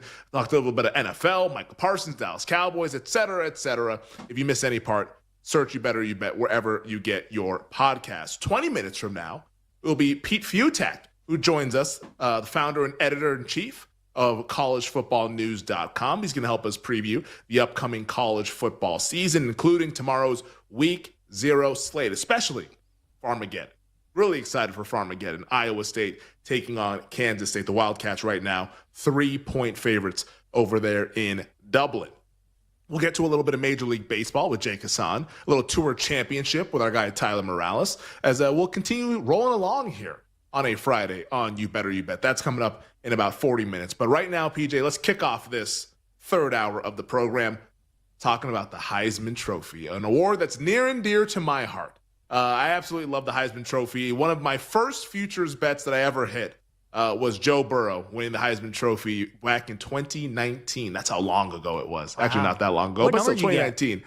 It was 80-1. So I didn't bet him preseason, but I bet him after the first game. So before they played Texas, because I believe they played Texas week 2 that year in Austin. Yeah. And I was like, I got to get a piece of this guy because I think because I had bet in the summer LSU 50-1 to win the title. And I was like, why do I not have any exposure to their quarterback who is on a team that I think has a big time ceiling? Bets him 80-1. They put up the big numbers against Texas, and then off we were. And of course, the game against Alabama, your school, over there in Tuscaloosa, they get by them. And then once they got by Tua and the Tide, I was like, we're home free. Just don't have a disaster loss, and Burrow's going to win this award. And he did. And he was a deserving winner. So that is my Heisman Trophy story. Had suffered some bad beats in the Heisman 2 years ago. I had some Jaden Daniels, so I won technically on him. But I would have won massive on Bo Nix to win the Heisman. All he needed to do was just win the frickin' game as like a 9-point favorite against the Washington Huskies, and they couldn't do it. Lost twice to Washington, lost the Heisman Trophy, and then Jaden Daniels and LSU, who made it their life mission to campaign for him to win the Heisman, ended up winning it. So that is my the good and the bad of the Heisman Trophy. Any Heisman stories from you? Like, is this a market that you tend to bet often every college football season, or do you kind of sit on the sidelines and focus more on the futures and the games? Yeah, usually the futures in the games. I take 1 or 2 stabs every season. Have not hit any crazy prices like you. I don't know if I've hit a Heisman future yet. So, I mean, the Burrow one, good on you. That's a heck of a bet. Travis Hunter, it's a fun season. Wish I would have had a piece of that last year. Unfortunately, did not. But that's what makes this award fun, Femi. You know, is like the favorite usually doesn't win it. Sometimes, like, you know, maybe the third, fourth, fifth betting choice does. Sometimes you get some longer shots. So it's a market where sometimes you can hit big, but the favorite normally doesn't win the Heisman Trophy, which is why I kind of think it is a fun market to bet into. And it's another year where I think fading the favorite and Arch Manning might be a good idea this season. I have the numbers right up here, PJ, because I have some of the historical data as it comes to the Heisman Trophy. the favorite, at least in the CFP era. I don't want to go further beyond that because like college football, like it almost became a new sport with the CFP. But the CFP has been going on since 2014, now expanded from 4 to 12 last season. And we're probably going to go from 12 to 16 and maybe 16 to 28 at some point, the way that people are talking and what's being proposed out there. But in the CFP era, the favorite has only won one time. And that was in the first year of the CFP. That was back in 2014 with Oregon's Marcus Mariota. He was wire to wire. I was there in Oregon covering that team. Just like the amount of love for Marcus Mariota could win the governor of Oregon right now. If you went and ran for governor of Oregon, he would win that thing unanimously, damn near. They love him over there in that state. And yeah, he was an awesome player for the Ducks. And he was plus 425.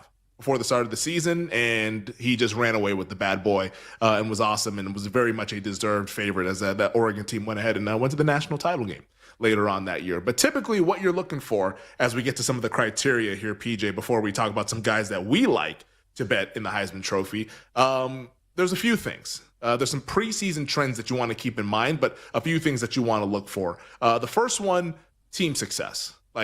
Team success needs to be there to some degree. And usually, before the season starts, you can already tell which kind of teams will produce Heisman Trophy candidates. So 8 of the last 11 winners played on teams with a win total of at least 9 heading into that college football season. So last year, of course, bucks the trend. Colorado had a win total of 5.5. They ended up winning 9 games, so they were like a surprise team. But before the season, you probably would not have landed on Travis Hunter, who was the do-everything wide receiver cornerback extraordinaire for the Buffaloes. The other 2 guys, so Devontae Smith, there was no win totals because of COVID.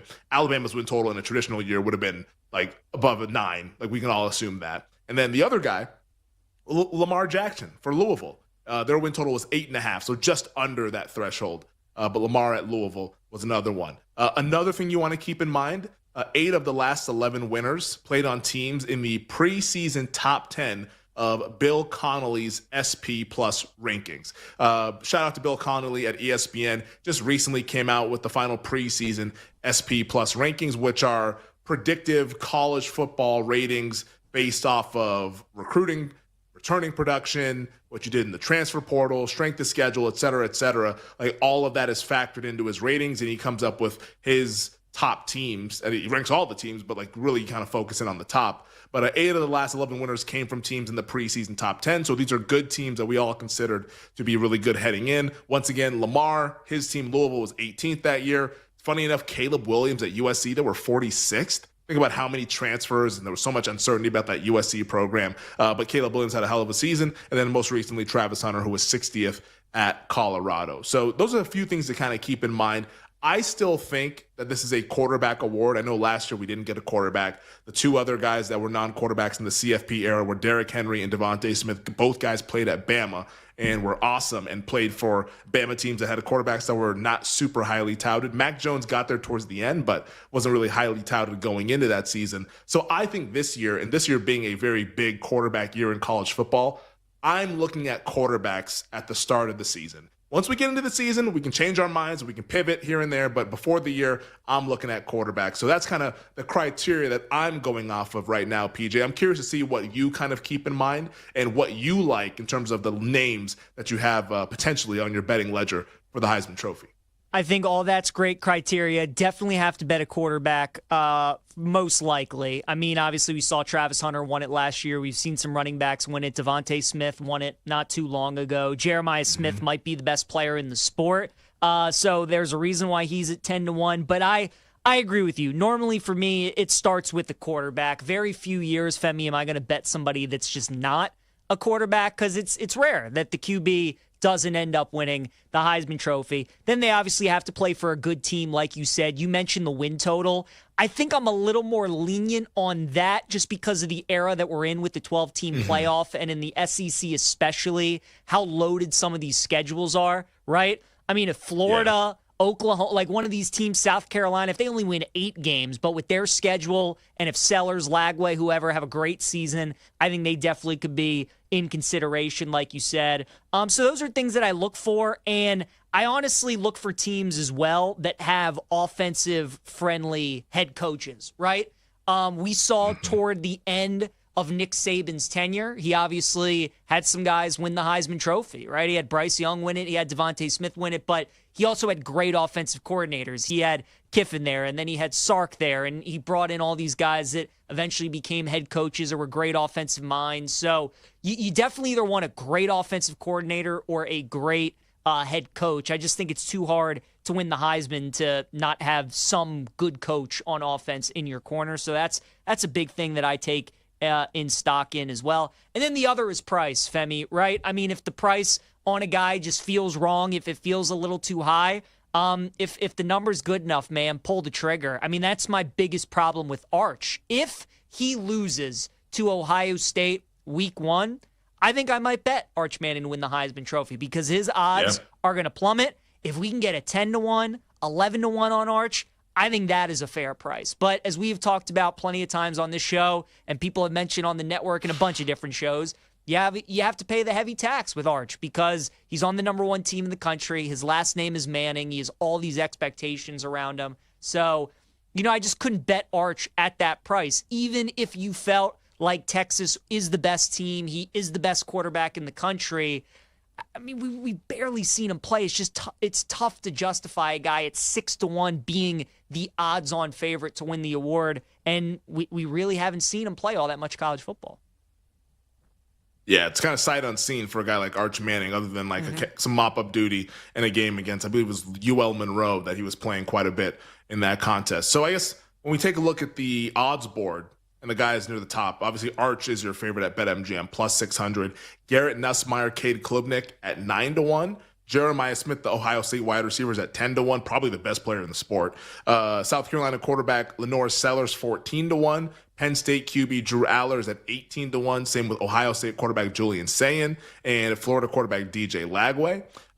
Gunnar Stockton, Sam Levitt, Ty Simpson, they're at 20-1. And then you have Carson Beck at 22, Dante Moore, John Mateer, 25, Ryan Williams, Jackson Arnold, 35, Austin Simmons, Marcel Reed, Jeremiah Love, Avery Johnson, Dylan Raiola at 40-1.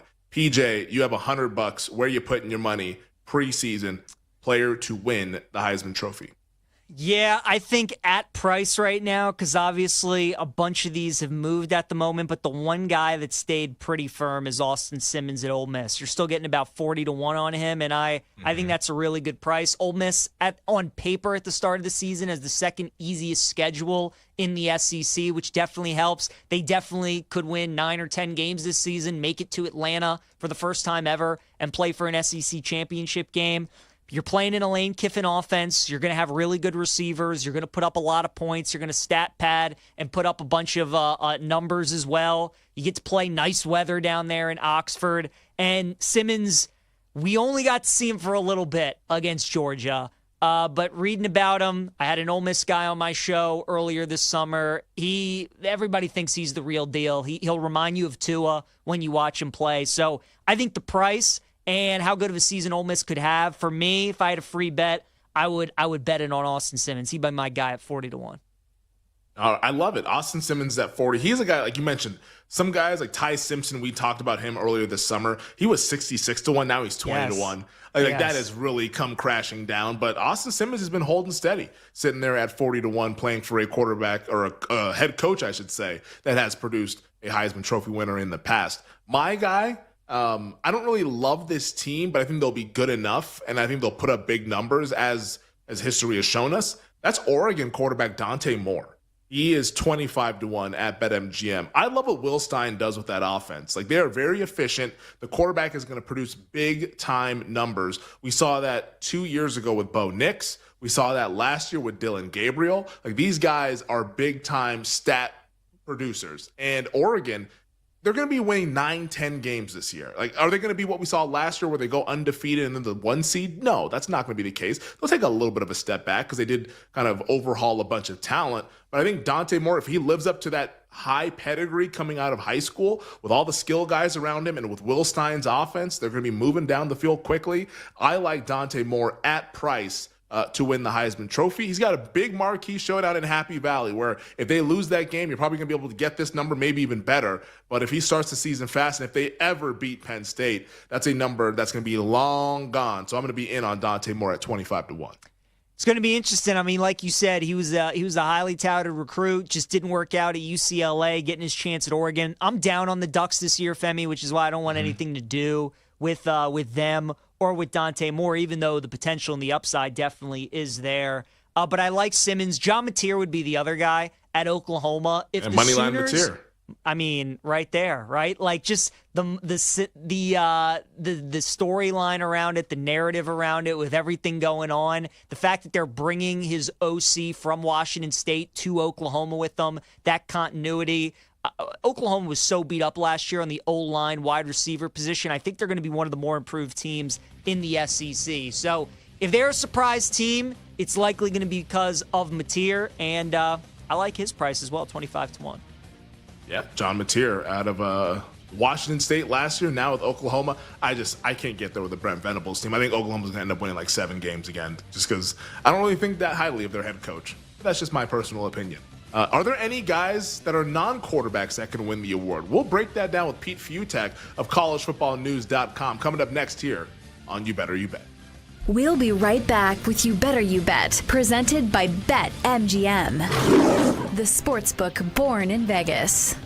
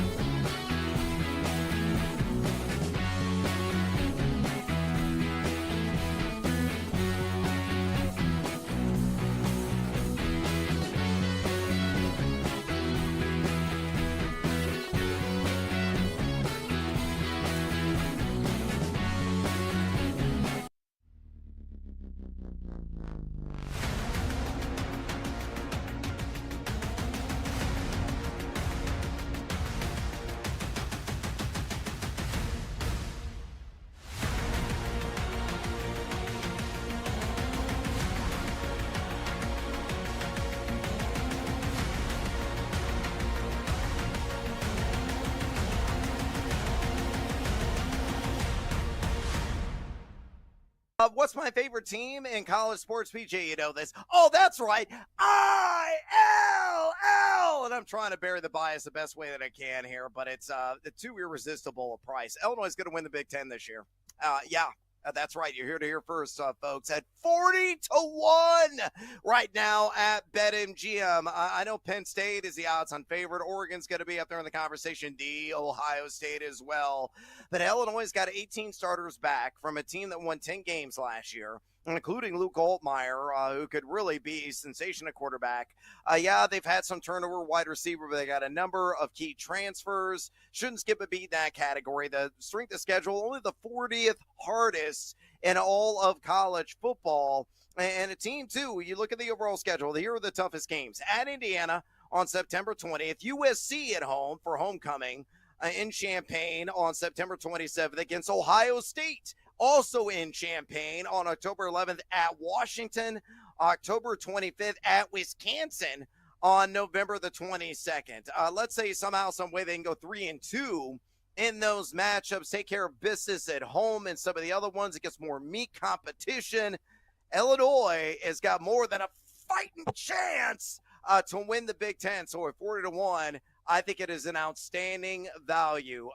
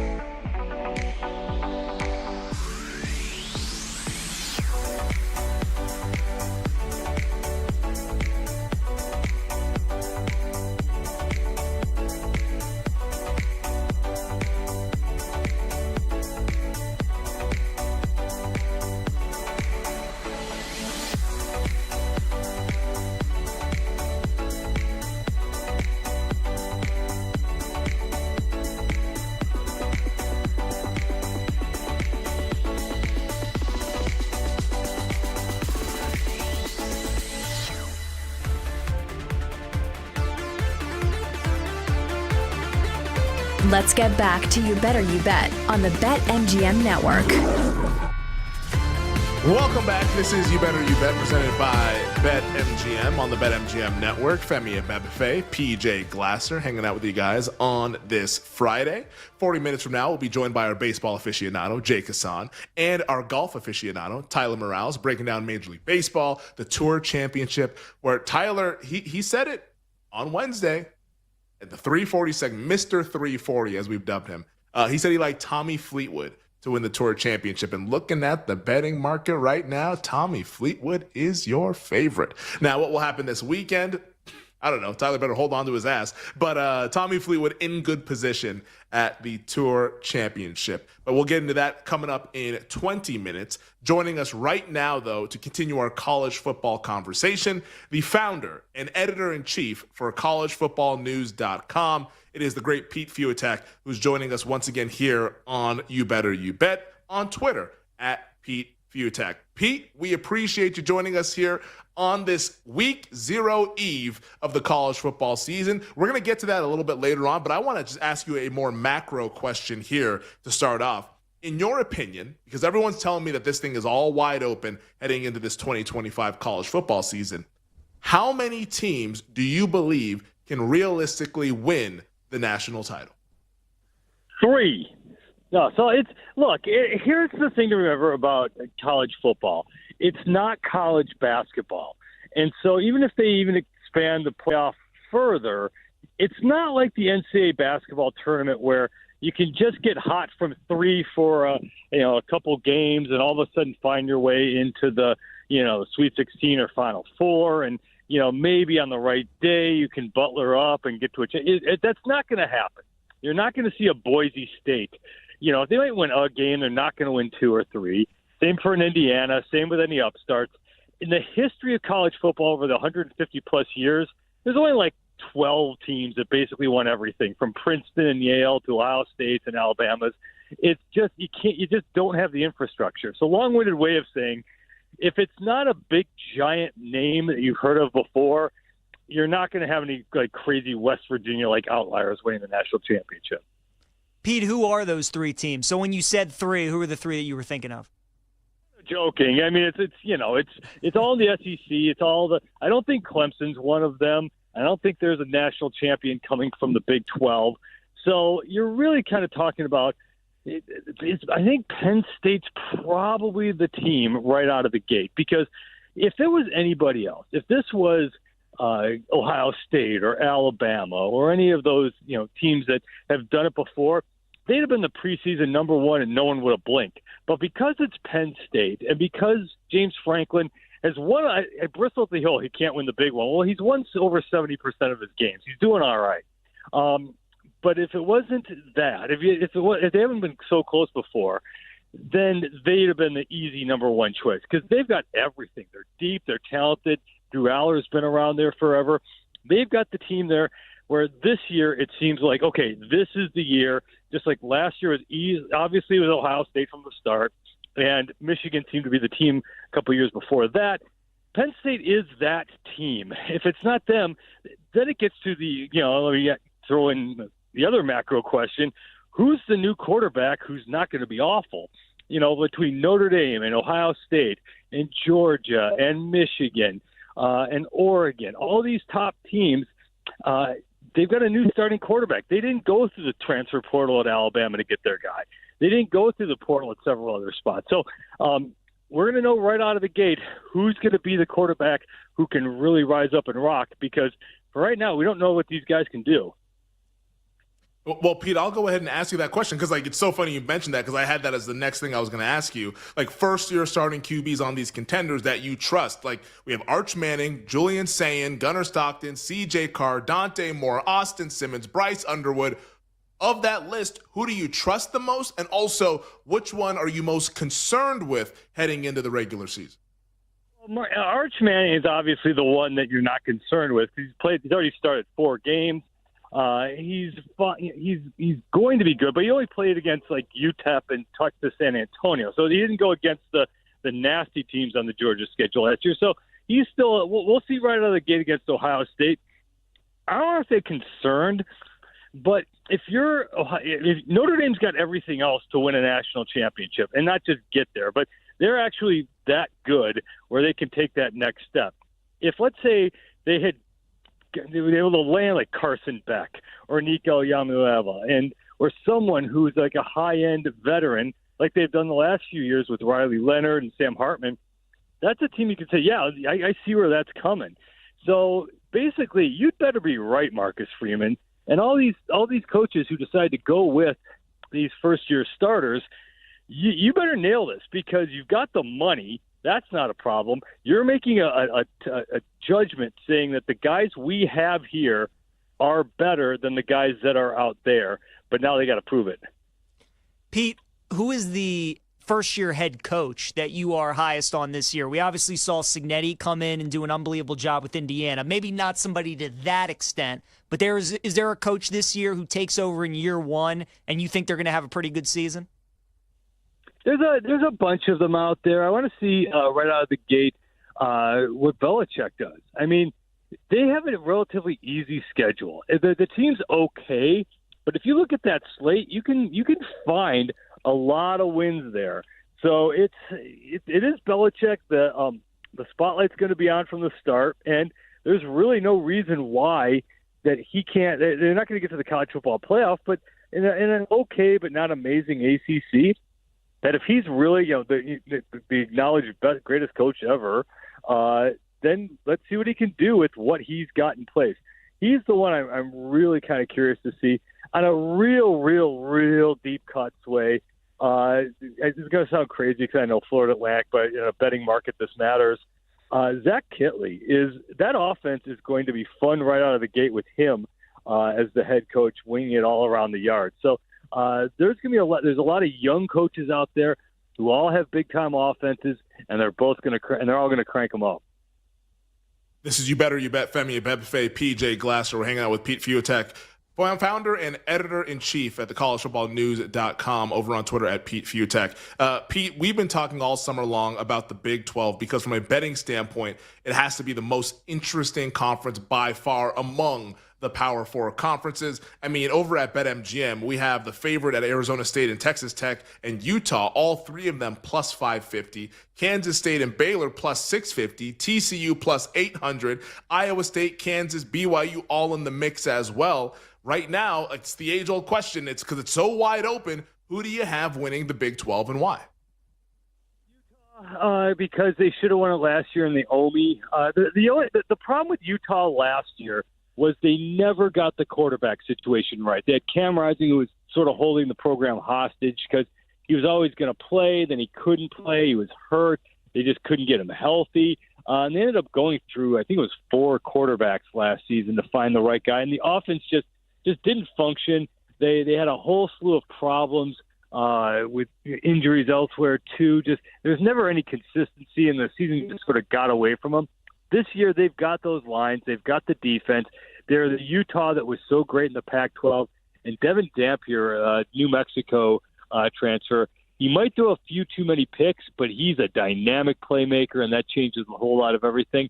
And like you said, I mean, the good and the bad of the Big 12 is it is so wide open because, the mediocre teams in the last few years, like Houston and Cincinnati and UCF, they loaded up through the transfer portal. Texas Tech bought itself a team through the transfer portal. So there's a whole lot of teams out there that are really good. There isn't one that's great. It's kind of like the mall that, has a bunch of okay stores in it.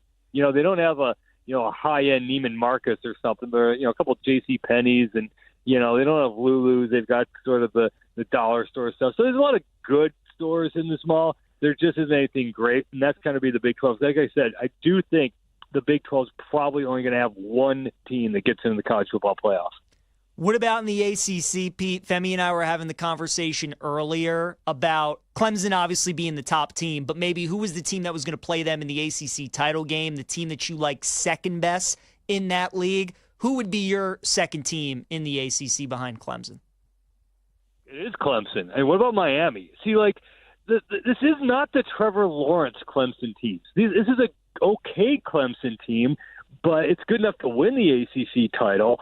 but it's still missing a lot of it's missing the killers on the line. They don't seem to have the same playmakers. They have a lot of experience, and Cade Klubnik has been around there for a million years. And so it's a very good team. We'll see. It's going to be taken out, blown up too much in the Week 1 game against LSU to see what happens in that.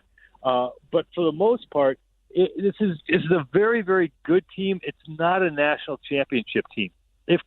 We all forget, Carson Beck was supposedly a potential number 1 overall draft pick, and he regressed last year, and then all the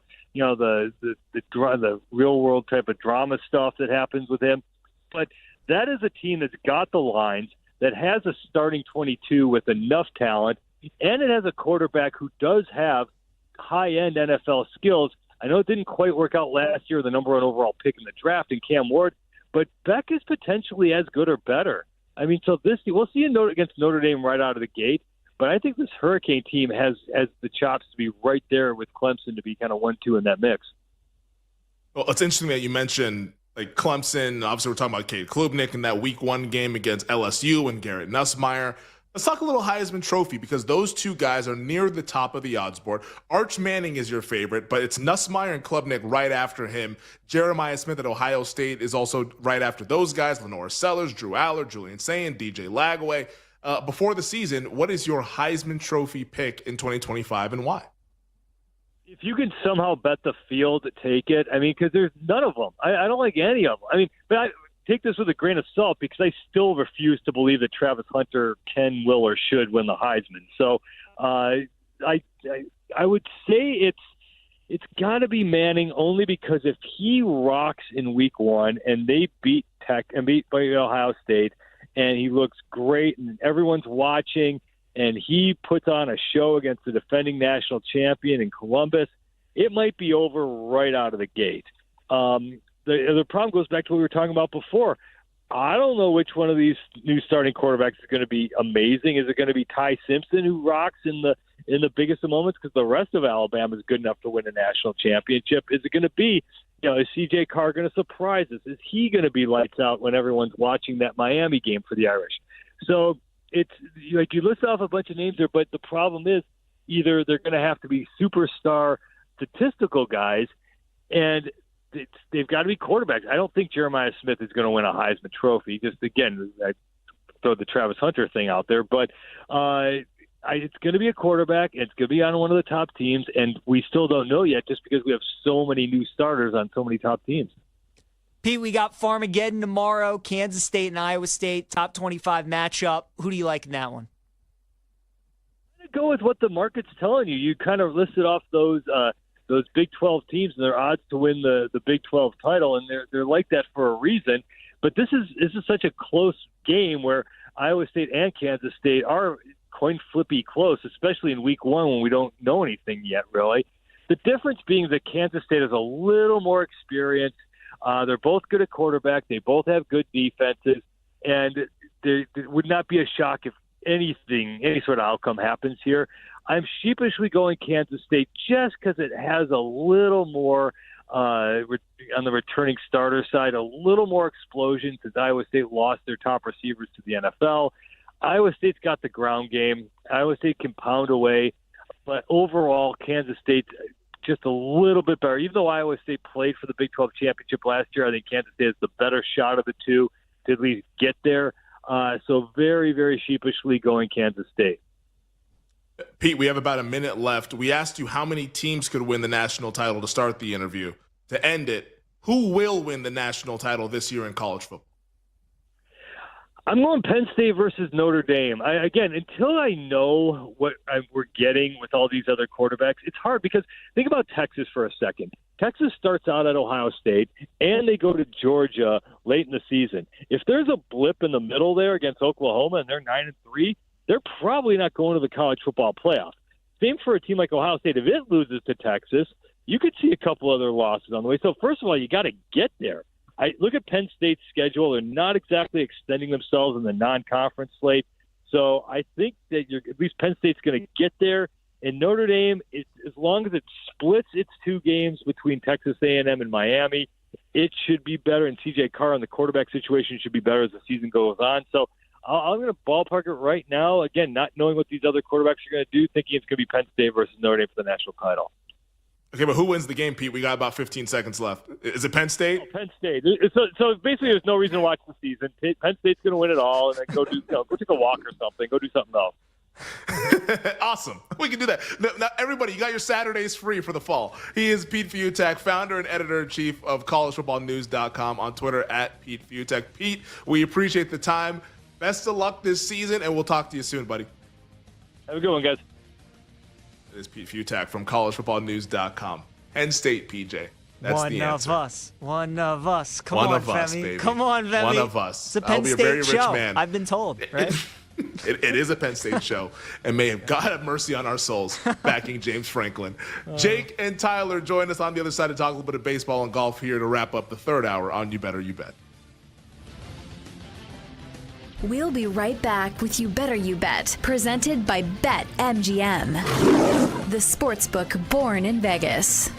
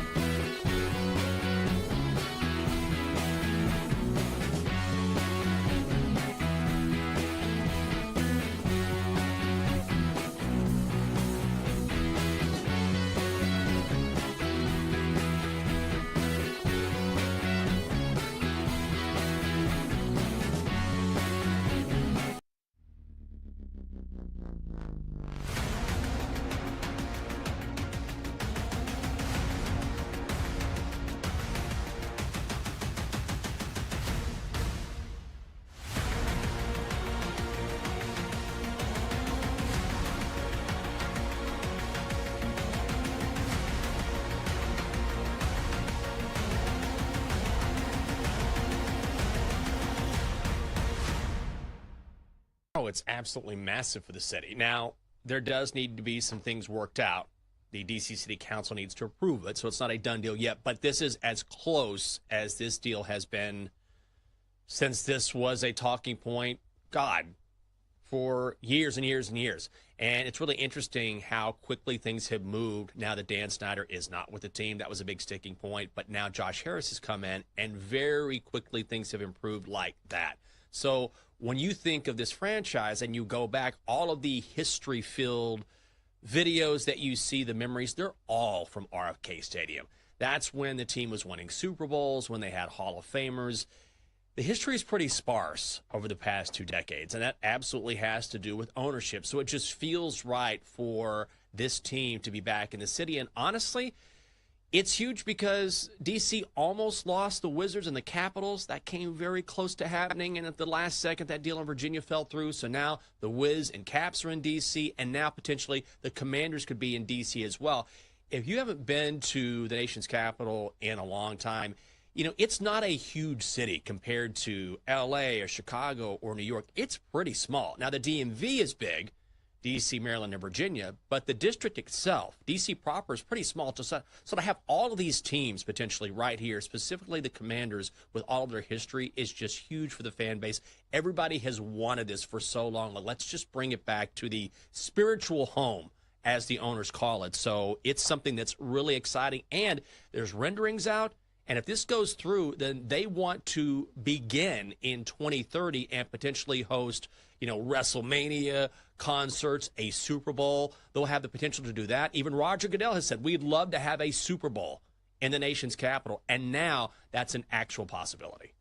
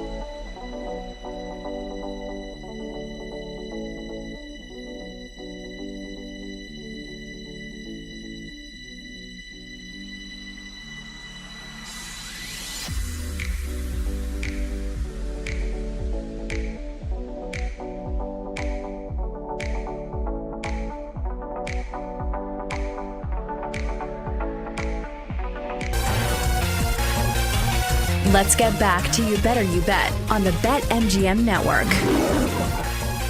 Let's get back to it here on a Friday on You Better You Bet on the BetMGM Network. Femi Abebefe, PJ Glasser. Thank you to Pete Futak, who joined us in the last segment from collegefootballnews.com, breaking down the upcoming college football season. We had to press a little bit on Pete, but he finally got there and giving us who he believes will win the national title this upcoming season. He's going with the Penn State Nittany Lions. How about that? Absolutely love that from Pete. If you missed it, make sure you check it out in podcast form. But I want to go ahead and let you folks know about a cool promotion that our friends at BetMGM are putting together for today. How about this? The king of the big swing is making the best day of the week even sweeter. Here's how you can knock a bomb of a bonus bet into your account on Fridays throughout the season. Place your first home run bet of the day, and if your player has the longest home run of the day, you'll win a share of $100,000 in bonus bets. No opt-in necessary. Just apply your Big Fly Fridays token dropped into your account. Make it legendary at BetMGM. Download the BetMGM app, and please gamble responsibly. Absolutely is music to our ears.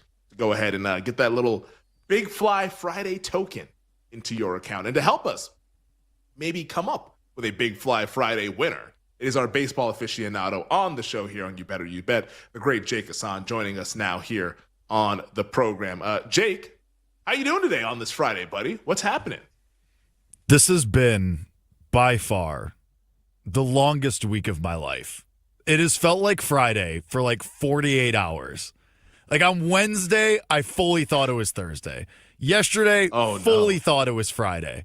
It has been the longest week of my life. I cannot wait to be on a harbor drinking drinks with my friends in about 90 minutes. Hopefully my ankle doesn't explode this time. Yeah. We'll see what happens. But this has just been the absolute worst. Why has the week been long? Like, is there something that happened in the personal lives? And no idea. It's just one of those weeks. It's just like, you know, when you have those feelings where it just like it feels like it's just dragging. Like, I don't know. Like, it was like rainy and stormy in Chicago for like the first couple days of the week. Like Monday, Tuesday, it was real rainy and dreary. So I don't know if that had something to do with it. I don't know. I'm great. I'm living my best life. The beer looks good. The workouts have never been better. I'm having the summer of Jake. It's a great time over here. My best friend gets married in a couple weeks. I'm writing my best man speech. I'm having a great time. But it's just this week in particular, it's just felt like it's lasted about 8 years. Have you ever done a best man speech before? No, I have not. And it is very rattling.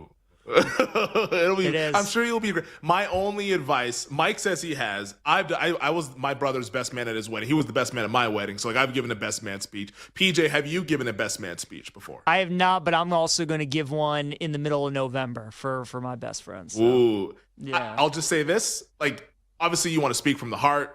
Have like a little bit of notes down, or if you want to write the whole thing out, that's whatever. Nobody's going to judge you for doing that. Just chill with the drinks before you get to the speech. Yeah, 1,000%. Like as you guys know from the group chat, I like to get after it. I'm already putting it in my head. Like we gotta go into this thing sound mind, and I'm nothing if not an entertainer. So I'm just doing bullet points. It's also I have the unique perspective of I'm very close with the bride and the groom. So I am the best man. The bride is also one of my best friends. So it's gonna be we're shooting for under 3 minutes. We're gonna keep it nice and tight, and we'll see how it goes. There you go. I love that. That's a good time frame. I was just saying because like I've been to weddings where like the best man was like, blacked out drunk. Yeah, and you get like an 8-minute speech. Yes, the speech was long. It was very, very slow, like slurring the words. It was just like, bro, this is rough. Not what to you the want. point where like all the guests, like we just started clapping just so he would stop. Like he played him off. Like literally, it was like we played off the wrap-up music. It was that bad. I've obviously seen some really good ones, but yeah, just like obviously you can drink, but just don't be like Femi, 12 please. beers. Yeah. Don't be 12 beers in by the time you get to the best man speech. That's my only piece of advice for giving a best man speech. Let's talk some baseball, though. Who's the best man tonight at baseball? Just kidding. That's a horrendous transition. What do you make of this AL wildcard race? Because we did ask Bob Nightingale in the first hour. He still believes that it's going to be Yankees, Red Sox, and the second-place team in the AL West. Do you believe in any of these AL Central teams? And who do you think is a little bit more dangerous? Is it the Royals or the Guardians from the Central? If I had to pick, it would be the Royals. I think that they've played really good baseball lately. Vinny Pasquantino right now is on one of his patented heaters where he's just the best hitter in baseball for like 3 weeks. I still believe in that rotation, though, too. With Lugo, Michael Lorenzen and Michael Wacha have actually been really good at Kauffman Stadium as well. I'm a huge Noah Cameron guy as well. I think he has legitimate number 2 upside for the rest of his career. We'll see how he does as a rookie in the playoffs. That could go either way, but the Royals have been there, done that. They just did this last year. I really liked the additions of Randall Grichuk and Mike Yastrzemski, too, as platoon guys. So I think that this Royals team, they have the stars. Jack Caglione, RIP to those tickets, should be back from the injured list in short order soon. And he's been, shocker, tearing it up at AAA again. But he'll be back at some point, too, here. I think this Royals team is kind of dangerous. I like it. I was gonna say, PJ, like it's like, oh, go ahead, PJ. No, I like the Royals too. That I would probably take them over Cleveland at this point. Jake, I was gonna ask you, of like the wild card teams, which one could you see making the most damage in October? I think most people would pick Seattle just because of that pitching staff. I kind of like Boston though, so I'm interested in your answer. Like of the wild card teams, who do you think could maybe make some noise in October? I'm not a Red Sox guy just because really you want me to believe in Lucas Giolito and Brian Bayo in the playoffs. That's just not going to happen. It's not something I'm going to sign up for. The flip side of that is, okay, you want to sign up for Carlos Rodon and Luis Gil as your 2-3?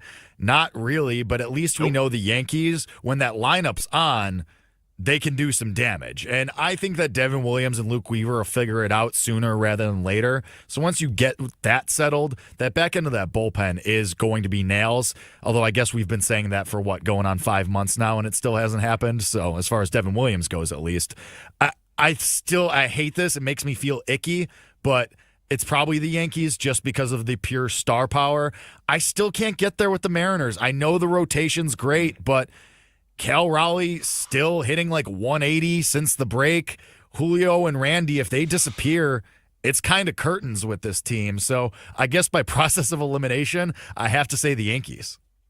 Yeah, I'm not even sure if the Mariners rotation is great based on what happened on the East Coast. Like, it's just, like sometimes awesome. They have those, like here's Logan Gilbert just giving up tanks. George Kirby sometimes. It's just like, guys, can we all just like play to our potential? Apparently not in 2025, which is rather poor since the lineup on paper is much better what they've had in years past here. You didn't mention Toronto, and we've not talked a lot about the Toronto Blue Jays. They've been surging in the second half of the season. Shane Bieber is now back tonight. We'll see how long he goes, but this is a Cy Young winning pitcher. Can Shane Bieber put the Blue Jays over the edge? Is this the year that Toronto actually does something in the playoffs? Short answer, no. Longer answer, even if Bieber looks like himself from the beginning of last year or even the year before that when he was with the Guardians, I can't get there with this version of Kevin Gausman. Jose Barrios, you guys know I'm not a Barrios guy. Washed up 73-year-old Max Scherzer. And if Vladdy's going to miss time or go into these playoffs banged up with a soft tissue injury, I don't have a lot of faith in that lineup. So I'm way good on the Blue Jays. Great. Enjoy your AL East title. Kudos to you. Nobody really had that. But I think if they run into a team, even like the Tigers or the Astros, I don't think they're going to have the juice. Yeah, I tend to agree on Toronto. I'm just not there. Like, yeah, they'll probably win the division, but once we get there, I'll be looking to fade the Blue Jays with whoever is coming out of that wild card round. Let's talk a little bit of golf here. Thank you, Jake, for filling us in on what's happening in Major League Baseball. Our golf aficionado, Tyler Morales, who on Wednesday said Tommy Fleetwood is going to win the Tour Championship. Now, we're only 36 holes into this bad boy, but I look at the leaderboard, T1. It's our guy, Tommy Fleetwood, at 13 under, tied with Russell Henley. The Jabronis are taking control of the Tour Championship. Fleetwood plus 225 at BetMGM. Henley plus 250. Scotty Scheffler still lurking, 5-1 after one off at plus 160 at the start of the tournament. Tyler, how are you feeling? And is Tommy going to finally break through this weekend? I mean, on Wednesday, I pointed at the camera and I called my shot and I said Tommy Fleetwood's going to win this golf tournament. And one of my reasons was there's only 30 golfers in this field. So it really made a ton of sense that Fleetwood was going to win like a small field event. But I'm going to be honest, me and PJ talked about it during the break. I'm confident this guy's going to win it. Outside of Scotty Scheffler, that's up there.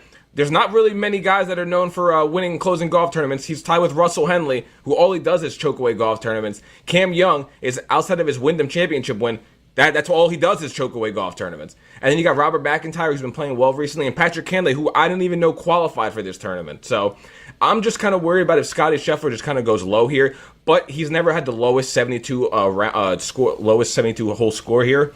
When he wins, it's all because of the starting strokes. So this hasn't been a place that he's done really well from start to finish. So I'm going to be completely honest. I think Tommy Fleetwood's winning this weekend. I'm confident. We got him at 14-1. I wouldn't go live betting him to win this golf tournament at plus 225 just because we know what he's done. But I can't believe it. I bet him twice in 4 years on golf bets. I think he's going to win. I'm pretty confident in it.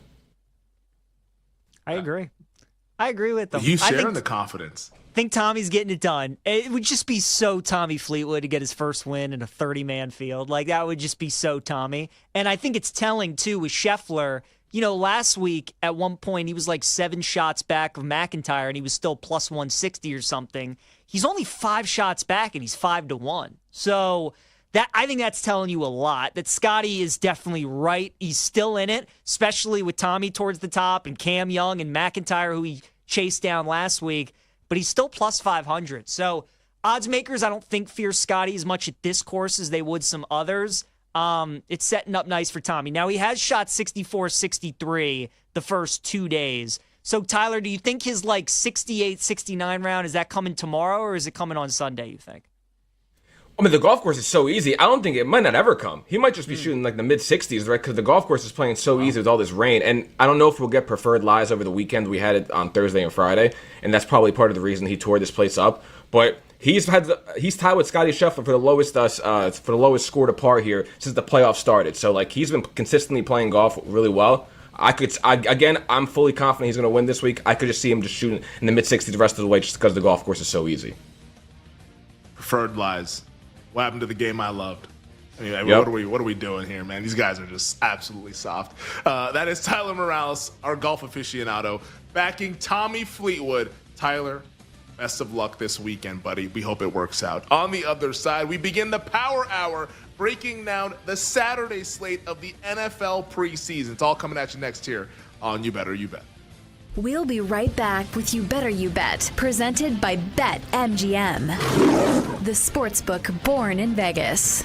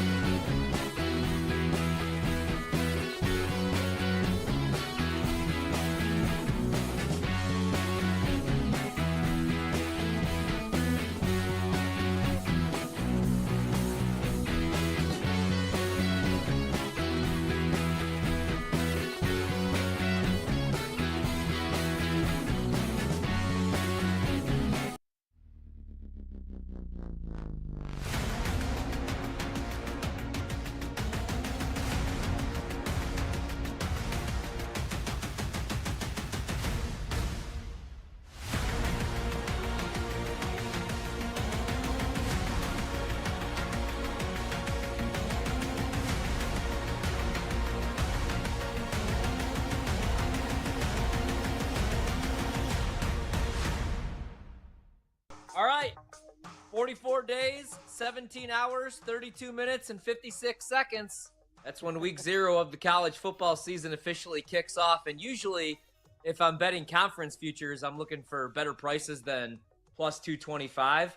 And I usually try to avoid the trendy teams, but I'm not going to do that this year in the SEC. I'm going to roll with Texas. As you guys know, I'm a Sark guy. 8 returning starters, 3 on offense, 5 on defense. Arch Manning's the guy now full-time. No more Quinn Ewers. I think he's the better fit for the Sark offense, more of a dual threat. Offense loses 8 starters from a team that averaged 33 points per game, but I think they're going to be even better, man. They got the Stanford wide receiver, Emmett Mosley. They got DeAndre Moore Jr. back at wide receiver, Ryan Wingo. The offensive line is going to be good, but they do have to replace 4 starters, which is kind of concerning, including Kelvin Banks Jr., who's now in the league. Running back depth might be a question mark. Like, that was the issue last year. They had 3 losses. In all 3 losses, or in those 3 losses, they only averaged 1.4 yards per carry with no rushing touchdowns. This year, they're going to have to get the ground game going. Defense, 5 starters are back. Watching the spring game back, Sark calls the defensive backs the best unit on the team. Anthony Hill Jr. had 113 tackles last season at the linebacker position. They're looking for ways to get Colin Simmons on the field more. Last year as a freshman, 9 sacks, 14 tackles for loss. Tough opener week 1, but I already bet them against Ohio State as 3.5-point dogs. I do think Arch is the real deal, man. I don't know that he's going to be the number 1 overall pick because I don't know that he comes out. But I'm pretty high on Texas, and I did take a shot with them plus 225 to win the SEC.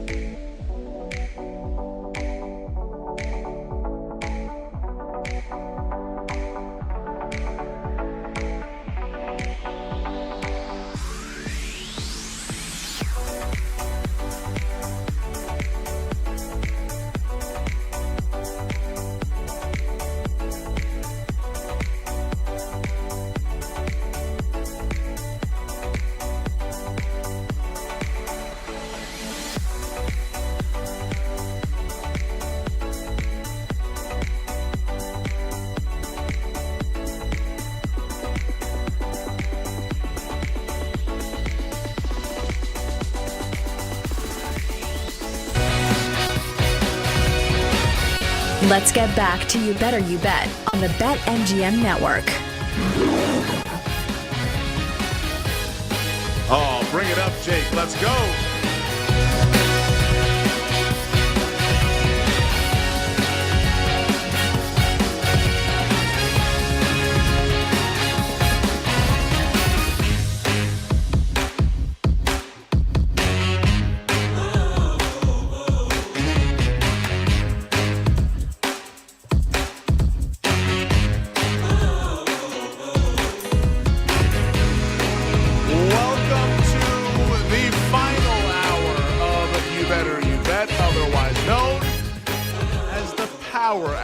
Femi Abebefe alongside PJ Glasser. PJ's been doing an awesome job filling in for Nick Costos. We're 3 hours into this bad boy, and it's been awesome. And we have 60 minutes to go until the weekend.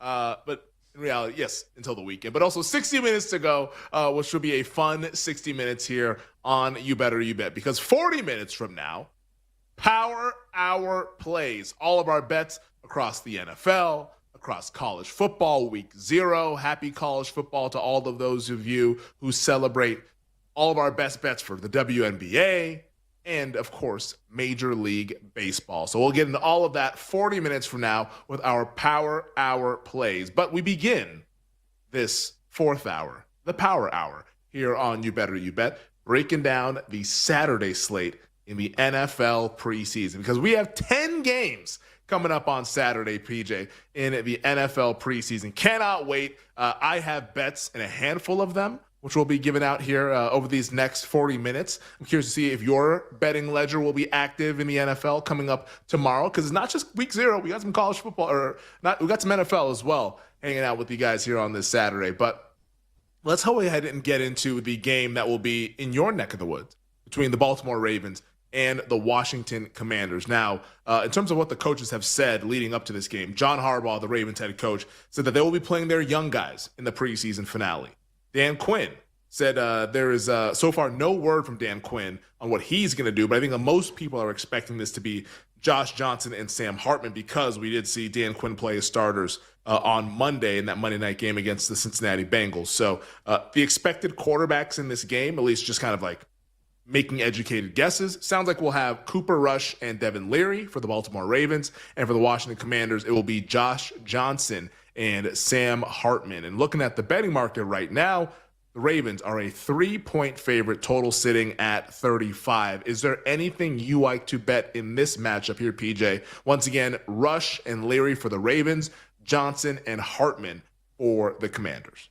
I think it's the Ravens, Femi, at -3, and I know you're getting the worst of the number. I think if it was 3.5, I'd stay away, but at the 3, I still like Baltimore, because I think this preseason, it hasn't been talked about like it has in previous years, how dominant Baltimore is in the preseason, right? They had that long win streak. It was so talked about. We were all waiting for it to see if it could continue or if it would finally come to an end. And Washington was actually the team that ended up beating them. But here they are, 2-0 again in the preseason. And this time around, this year in the preseason, it doesn't feel like we have talked about Baltimore the same like we have in years past with how dominant this team is in the preseason. So whether it's all young guys, whether it's a mix of starters early and then young guys late, whether, they only play some guys on defense and not on, whatever it may be, Baltimore normally comes to play in the preseason, and they're usually one of the teams that draft the best every single year. And I think this is where it shows normally is in preseason, is with their depth and how well they are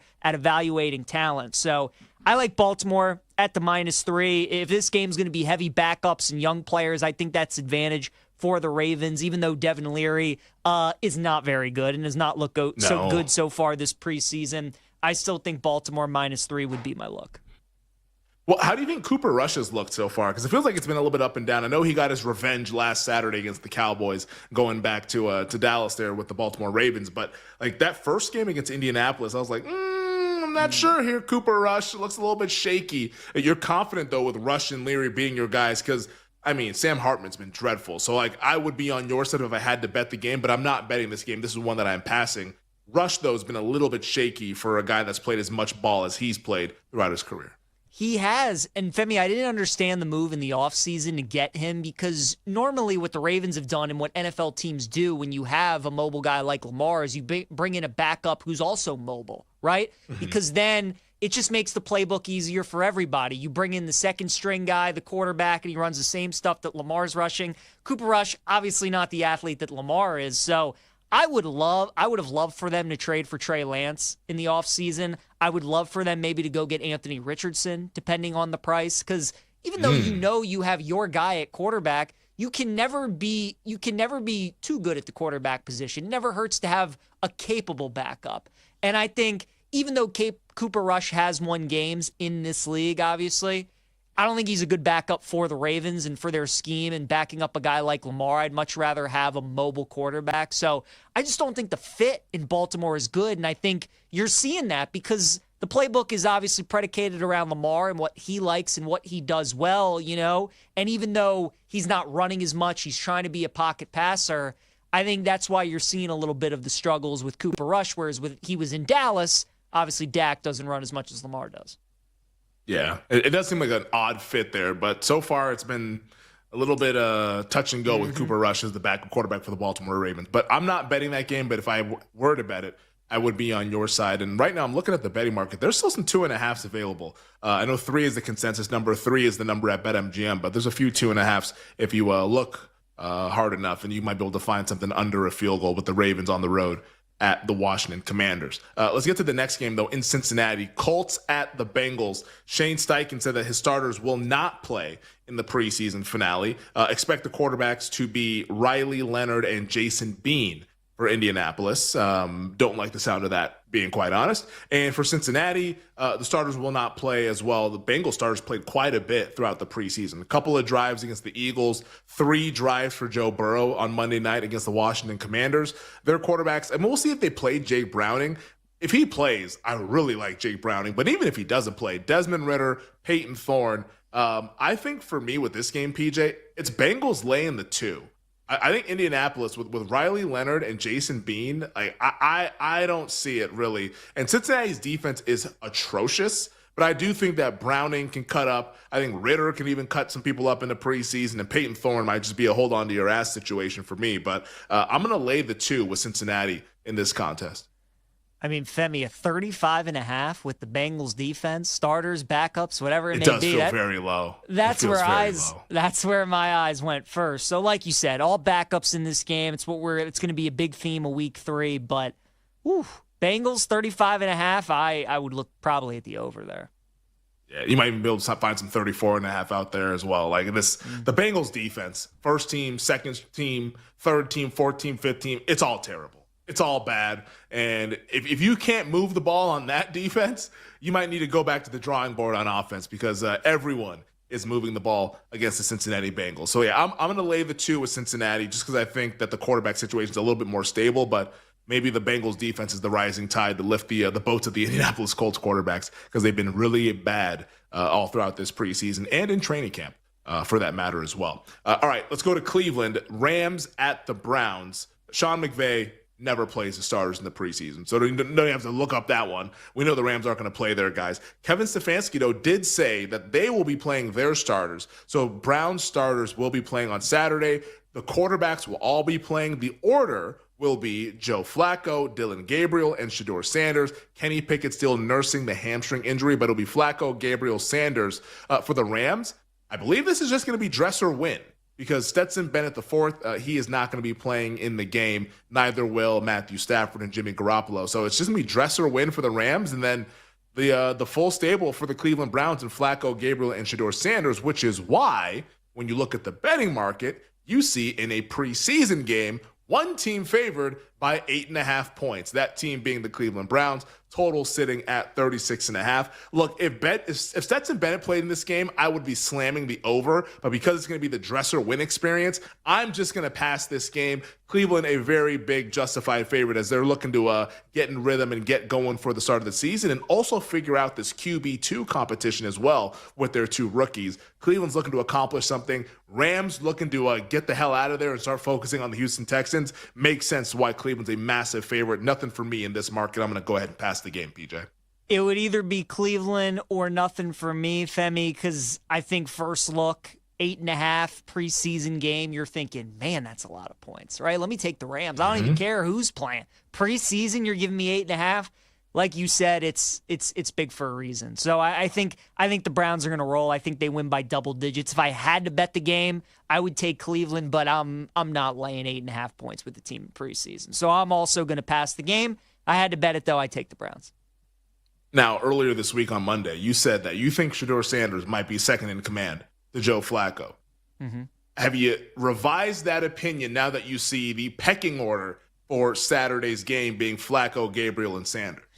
You know, I would have said yes, but I was so confident Daniel Jones would be the starter, and then last minute I pivoted and said Anthony Richardson, and then Jones ended up being the starter. I'm going to stick with my gut. I think it's going to be Shedeur. Even though Gabriel's going out second tomorrow, I still think it's going to wind up being Shedeur. So hopefully he plays better than Gabriel does tomorrow. Obviously that would help. But look, I mean, we know the Browns are going to be so bad this year, Femi. The start to their schedule is really tough. I mean, they could easily be 1-5, maybe even 0-6. They probably make a change at quarterback at that point or not far after.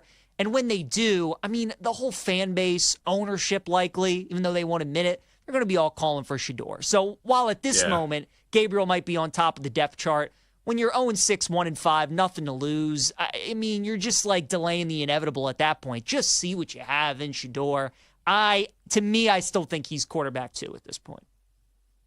I mean, it's more exciting if it's Shedeur Sanders as QB2 than Dylan Gabriel, but I'm just curious to see both these guys play once again. Hopefully Flacco's only there for like a series or two, and then we get to see a lot of Gabriel and a lot of Sanders, because that's what everyone's intrigued by, is what do these rookies look like?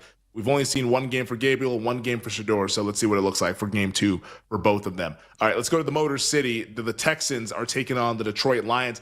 I haven't seen anything from either coach on what their plan is to do here. Looking at the betting market right now, Detroit is a 1-point favorite, total 34. I think the betting market is also kind of figuring this thing out in real time as well. My guess is that we're going to find out tomorrow early on in the morning as to what they're going to do. But DeMeco Ryans, Dan Campbell being pretty tight-lipped. My educated guess in terms of the quarterback rotation will be Houston has Davis Mills, Caden Slovis, and Graham Mertz. And for Detroit, it'll be Kyle Allen and Hendon Hooker, since that's what it's kind of been like for these teams in the preseason. No real betting opinion for me with this game. I don't want to have Hendon Hooker or Graham Mertz decide my bet, so I'm just going to pass this one, PJ. Yeah, same. And because neither coaches really gave us anything, it's tough to make a bet, right? I mean, preseason already to begin with is pretty tough, but when the coaches aren't even giving you anything leading into the game the day before, makes it tough. So I'm also staying away from that one. Yeah, come on, Dan. Give us something here a little bit. DeMeco Ryans has been like a little bit weird about their stuff. Like every time I search on Twitter, like you have to search on game day to find out what the hell the Texans are going to do. Like you never find out 2 days before or anything like that. He doesn't want to give that information. For which reason? I don't know. It's a preseason game, guy. Like it doesn't really matter. You can just tell us. Like, I don't know what's happening. But let's go down to the Bayou here for another game on Saturday. That'll be between the Denver Broncos and the New Orleans Saints. It's going to be interesting. So Sean Payton said that the starters will play 8 to 10 plays against New Orleans. And then conversely, Kellen Moore said starters are playing because the Saints still need to figure out who's going to be the week 1 starter between Spencer Rattler and Tyler Shuck. So the expected quarterbacks, Bo Nix for 8 to 10 plays for Denver. You'll get Jarrett Stidham and you'll get some Sam Ehlinger. For New Orleans, Spencer Rattler, Tyler Shuck, Jake Haener. Looking at the betting market right now, and you see the Denver Broncos, a 3.5-point favorite, total sitting at 39.5. I like the over, PJ. I'm not going to overthink this one. Indoors, perfect conditions. I could see Bo Nix going down the field leading a touchdown drive. Jarrett Stidham has been the preseason MVP across the league. If you don't know that by now, every single person who covers the Broncos has been saying it all throughout the preseason. Sam Ehlinger, mobile quarterback, I think he could be fine in the preseason setting. And then also, too, like the Saints, they've been productive once we get to the second half. So I'm going over 39.5 in this game. I think this will be one of the higher scoring games of the day, given the fact that we're going to see both starters, especially the New Orleans ones, as the Saints are still trying to figure out what they're going to do with QB1 in less than 2 weeks. I also love your overplay. I'm going to tail you on that with 39.5. And the only other thing I'll add as well, it's a revenge game or Sean Payton is returning back to New Orleans, right? Coming back home. So, Femi, even when the backups come in, it's going to be like how James Franklin likes running it up at the end of games to cover spreads. If Sean Payton's got opportunities to score some points, he's going to do that. So I also would lean Denver minus the 3.5 because I think his guys are going to play tough for him. I mean, the coaches will never admit it, especially for a preseason game, but anytime Sean Payton goes back to the Superdome, he's in New Orleans, he wants to try and beat the Saints. So I think his players recognize that. They'll give good effort for him. They're the much better roster, even with the backups. I like your overplay. I would look at the Broncos as well, making sure they take care of business for their coach. Yeah, we might be getting some Broncos trick plays out there from the playbook from Sean Payton, because that's how he gets down, especially when he's got a real bone to pick with the team. We'll see if he does that and puts that on display down there in New Orleans against the team that he used to coach, that being the Saints. On the other side, we'll continue with the other remaining games on Saturday, breaking down NFL preseason bets here on You Better You Bet, presented by BetMGM. We'll be right back with You Better You Bet, presented by BetMGM, the sportsbook born in Vegas.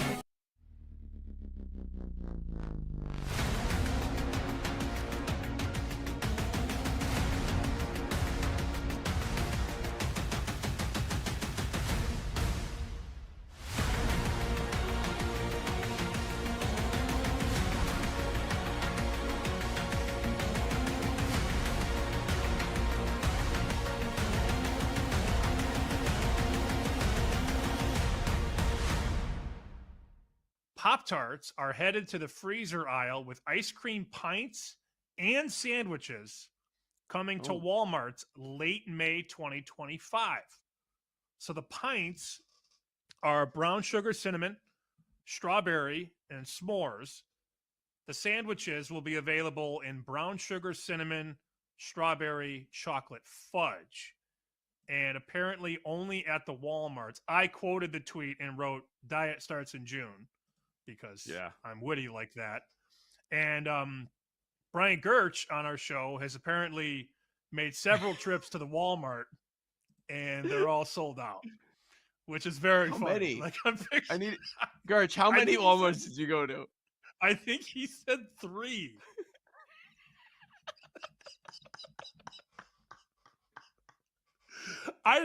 He said, "LOL, just 2." Okay, sorry. Just 2. Oh, okay. I want this though. I love Pop-Tarts. how I many love are close ice to me. cream. I mean, we all would Yeah. eat that. I don't. Which one you getting? I don't I'm know. chocolate fudge. Where you going? Yeah, you are. I'd probably get the brown Yes.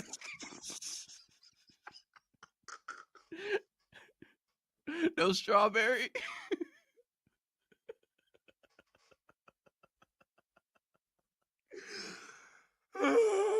I'm chocolate fudge will be on my tombstone when I die. That's classic. I'd probably go brown sugar cinnamon. All right, but not the pints, right? You're going for the sandwich over the pint. I want the sandwich. Yes. Yeah. Yes, I get the sandwich. So supposedly they are at Walmart. I can only imagine somebody walking into Walmart like, "I'm here for the Pop-Tarts ice cream." You run into some whack jobs at Walmart. That's the other thing. And then you got to look for someone with the bright blue vest. Like, hey, can you look him back? You got a Pop-Tart ice cream sandwich for me?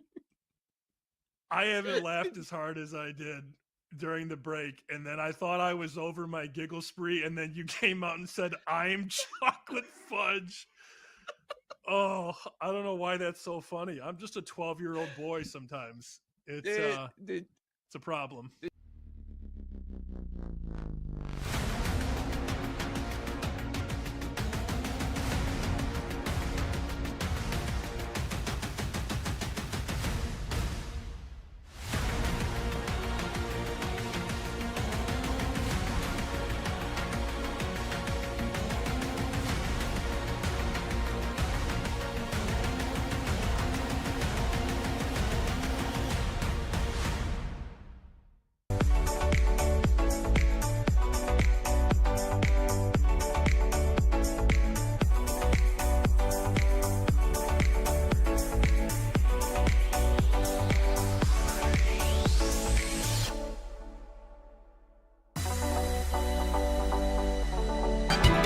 Let's get back to You Better You Bet on the BetMGM Network.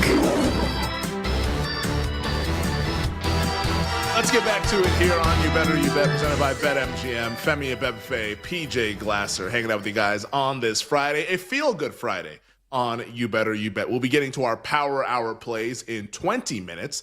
NFL, college football, WNBA, MLB, all the bets your heart would desire coming up in 20 minutes here on You Better You Bet. But let's continue handicapping Saturday's slate in the National Football League. And that'll take us to Lambeau Field, the frozen tundra, which will not be frozen coming up tomorrow because it'll be very, very nice and warm since it's still August. But it'll be Seahawks, Packers nonetheless. This was a little bit frisky at the joint practice here. Got some fisticuffs going on between the two teams, a little bit of a brawl that broke out between the Seahawks and the Packers. Well, we'll see if that animosity carries into tomorrow's action. Now, Seahawks head coach Mike McDonald said, and this is really exciting, PJ, Jalen Milroe will start and play the entire game tomorrow. So the full Jalen Milroe experience for the Seattle Seahawks. Matt LaFleur said that Malik Willis will start the game. He said that some starters will see some action, but not Jordan Love, since Jordan Love's still recovering from the thumb surgery. So for the Seahawks, pretty simple. Jalen Milroe for the full 60 minutes. For Green Bay, it'll be Malik Willis, Sean Clifford, and then Taylor Elgersma, who we've detailed fully here on You Better You Bet. This is pretty simple for me, PJ. I'll take the Seahawks plus the points. You're going to give me Jalen Milroe second half with that athleticism against Taylor Elgersma? Yeah, I'm good. I will take Jalen Milroe plus the 3. It could be a coin flip game. I could see it going either way because, Malik Willis is a competent preseason quarterback. Sean Clifford has shown moments in the preseason as well. But I like Seattle getting the field goal because Jalen Milroe will be in rhythm. He'll be out there doing his dynamic athletic plays. I'm sure they're going to be showing all of that stuff off. So I'll take Seattle. I'll roll with the Seahawks and the field goal. I'm with you. Femi, you keep the points. I'm taking a money line outright. Plus 140. Oh, baby, let's go. In Milroe, we money trust. Line. We're taking a money line. Absolutely. I think Milroe is going to play really well in Lambeau. I'm excited to watch him. And, again, I know the starters aren't going to be out there for Seattle, but Mike McDonald, when he was with the Ravens as a head coach with the Seahawks, man, this Shanahan, McVay, LaFleur coaching tree, he's done a pretty good job at keeping these offenses in check. So he normally has a good game plan when he goes up against those kind of coaches and coordinators and head coaches and all that kind of stuff. And I'm excited to watch Milroe. I like the fact that he's made it known, Femi, that it's going to be his whole game, right? So you make some mistakes, make some bad throws. Sorry, you got the whole game to make up for it. I just think that's a good way to go about it. So give me the Seahawks outright plus 140 against Green Bay. I love it. I absolutely love it, man. So you're taking the plus 140. I will just take the 3 preseason games. I mean, we've seen these land on 1 and 2 all the time. So I'm not going to mess around with the money line, but I admire your courage to go ahead and take the Seahawks on the money line. So we'll be on Seattle PJ money line. I'm just taking the field goal with Jalen Milroe and the 12s. All right, let's go down to South Beach, Miami. Jaguars at the Dolphins. Liam Cohen says they're not going to be playing their starters. It'll just be the young guys. Mike McDaniel said the starters will play for the Dolphins, which is why we have the big point spread. Miami, a 6-point favorite, total of 38.5. The expected quarterbacks, you have Nick Mullins, John Wolford, and Seth Hennigan for the Jacksonville Jaguars. And for Miami, it's the full stable. Tua Tagovailoa, Zach Wilson, and then Quinn Ewers, who I'm assuming will play a majority of the second half. I'm passing the game. I don't know if I want Quinn Ewers holding my money in his hands in the second half because it sounds like it's been bad throughout training camp. I also don't know who the hell Seth Hennigan is either. So I'm going to pass the game, PJ. I'm assuming a lot of people will probably be on Miami in the first half. That point spread's around 4 at some places. Hasn't opened everywhere, but I'm sure that'll be a popular bet once we get to tomorrow night. But for me, I'm going to pass. There's other games to try to make some money on. Totally with you. I understand why Miami's nearly laying a touchdown, but Zach Wilson play a majority of the game as a 6.5-point favorite. Then you're giving that off to Quinn Ewers, like you were saying, and Hennigan out of Memphis. Not good. I'm more than good, and I don't want to back Mike McDaniel coach team as a 6.5-point favorite either. So I'll stay away. If I had to pick the game, I'd probably lean Jags plus 6.5. Yeah, just a tricky game to pick. You can easily see the Dolphins, and I'm sure the Dolphins offense will have success in that first drive because I think Jacksonville's defense is bad. That's a bad defense, and I think it's going to be bad all throughout the season. So I could see Tua and Tyreek doing their thing in the first drive, but then after that, once they hand it off to Zach Wilson, what does it look like? And I don't want to be just holding that 6.5 and all of a sudden, hey, we're only up 7-3. It's now it's anybody's game and you're having to lay 6.5. So a pass for both PJ and I with the Jaguars and the Dolphins. We'll stay in the state of Florida and we'll go to Tampa. Bills at the Buccaneers. Sean McDermott said it will be a case-by-case scenario in terms of deciding which starters will play in the preseason finale. He did decide, however, on his QB1, Josh Allen will not play. So this will be the first time in Josh Allen's career that he did not play in the preseason. Todd Bowles of the Buccaneers said that the starters will not play either and look for Kyle Trask to be the starting quarterback for Tampa. So our QBs, at least our expected QBs, that will be out there on the field tomorrow, Mitchell Trubisky, Mike White, and Shane Buechele for the Buffalo Bills. And for Tampa, it'll be Kyle Trask, Teddy Bridgewater, and then Connor Bazelak as the quarterbacks. This is a hard pass for me. I don't know what Buffalo's has cooked up here for us with this case-by-case discussion or whatever. And Tampa, it feels like they're just kind of looking to fast forward to the regular season. I mean, who knows if Bridgewater even plays? It might just be Kyle Trask and Connor Bazelak. So I'll pass this game. Not a whole lot that I like here, even though the betting market has Buffalo a 2.5-point favorite total sitting at 36.5. See, this is actually one of my favorite games for tomorrow. I like Buffalo. Okay. I like Buffalo minus 2.5. Femi, we all just saw the Bills last week, national television against the Bears, get embarrassed, pun intended. And here they are as 2.5-point favorites against the Bucs on the road, right? On the road, and they're favored by 2.5 after losing 38-0. So I think that's an indicator right there. People will look at this game, they'll think about the fact the Bills just lost by 38. They got blanked, they didn't score any points, and now they're laying 2.5 on the road. Obviously, both teams won't have many of their starters out there, but odds makers are expecting a Bills bounce back, and I'm going to trust them and take Buffalo as well. So I like Bills minus 2.5. All right, so you're rocking with the Buffalo Bills, and it's a sneaky good point there that you bring up. Like, Sean McDermott was very, very upset after what happened on national television. So if the training camp, I've not caught up on Hard Knocks. I missed this past week's episode. I was too busy watching the Netflix Cowboys documentary, so I'm behind on Hard Knocks. I'm assuming he was pissed off on Hard Knocks. So maybe Buffalo comes out with their hair on fire as they take on the Tampa Bay Buccaneers. Let's head over to the West Coast, the Bay Area. Chargers at the 49ers. Jim Harbaugh, his old stomping grounds, he said that the starters will not play, but he did outline in detail the quarterback rotation, which I kind of appreciate. He said that Trey Lance will play 1 to 2 series, and then it'll be Taylor Heineke who plays 1 to 2 series, and then it'll be DJ Uiagalelei who then plays the rest of the game. So Lance for a couple series, Heineke for a couple series, DJU for the rest of the game. As for the 49ers, Brock Purdy and other starters will not play, according to head coach Kyle Shanahan. The expected quarterback rotation, Nate Sudfeld and Carter Bradley, which if you've been paying attention to some of the reporting out of 49ers camp, Nate Sudfeld, they just picked him up because Mac Jones sprained his knee in their last preseason game. So Mac Jones, that's why he's not playing tomorrow. Sounds like Sudfeld's been terrible. And Carter Bradley, who's the son of Gus Bradley, a defensive assistant for the San Francisco 49ers, he doesn't sound like he's that good either. So for me, as much as I'm just scared and terrified of DJ Uiagalelei, I'm going to lay the 2 with the Chargers on the road against the 49ers. I think that Jim Harbaugh will have those guys ready to roll.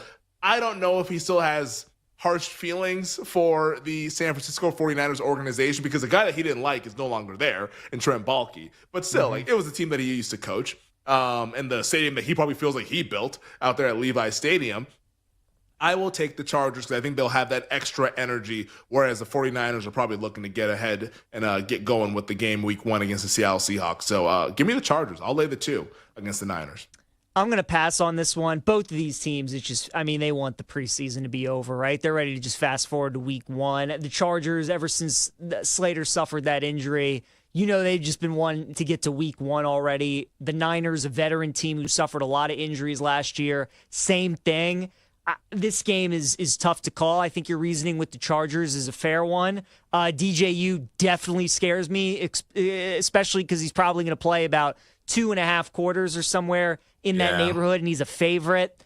I'm staying away. Too tough to call. I could see making a case for either team, but I'm not going to bet it.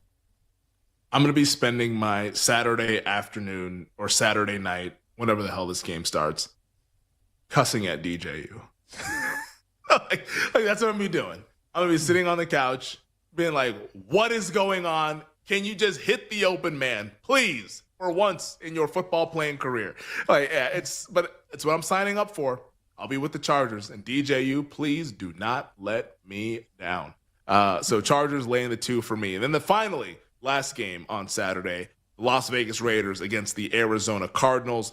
Raiders reportedly expected to use their starters sparingly. That's what all I could find in terms of what the Raiders beat writers were saying. Starters used sparingly for Pete Carroll and his crew. Jonathan Gannon said that starters will not play in this finale. So the expected quarterbacks, I'm guessing it means we'll see Geno Smith for a little bit.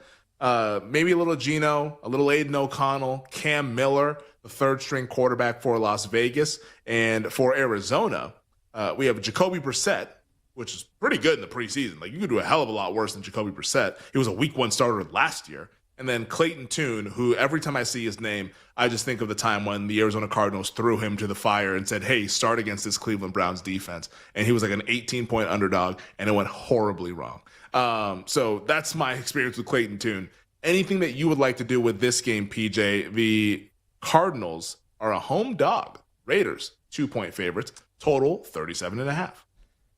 Nothing I want in this one either. I'm going to pass on this game. I would probably go the Raiders, if anything. Pete Carroll's had great success against Arizona. Obviously, different circumstances in the preseason. You're with a different team this time around in the Raiders, but certainly think he's got the coaching edge in this one over Jonathan Gannon. But neither team's really going to be playing much of their guys. I'm passing again. Another spread that's 2.5, very similar to the Chargers game. I think it's priced appropriately.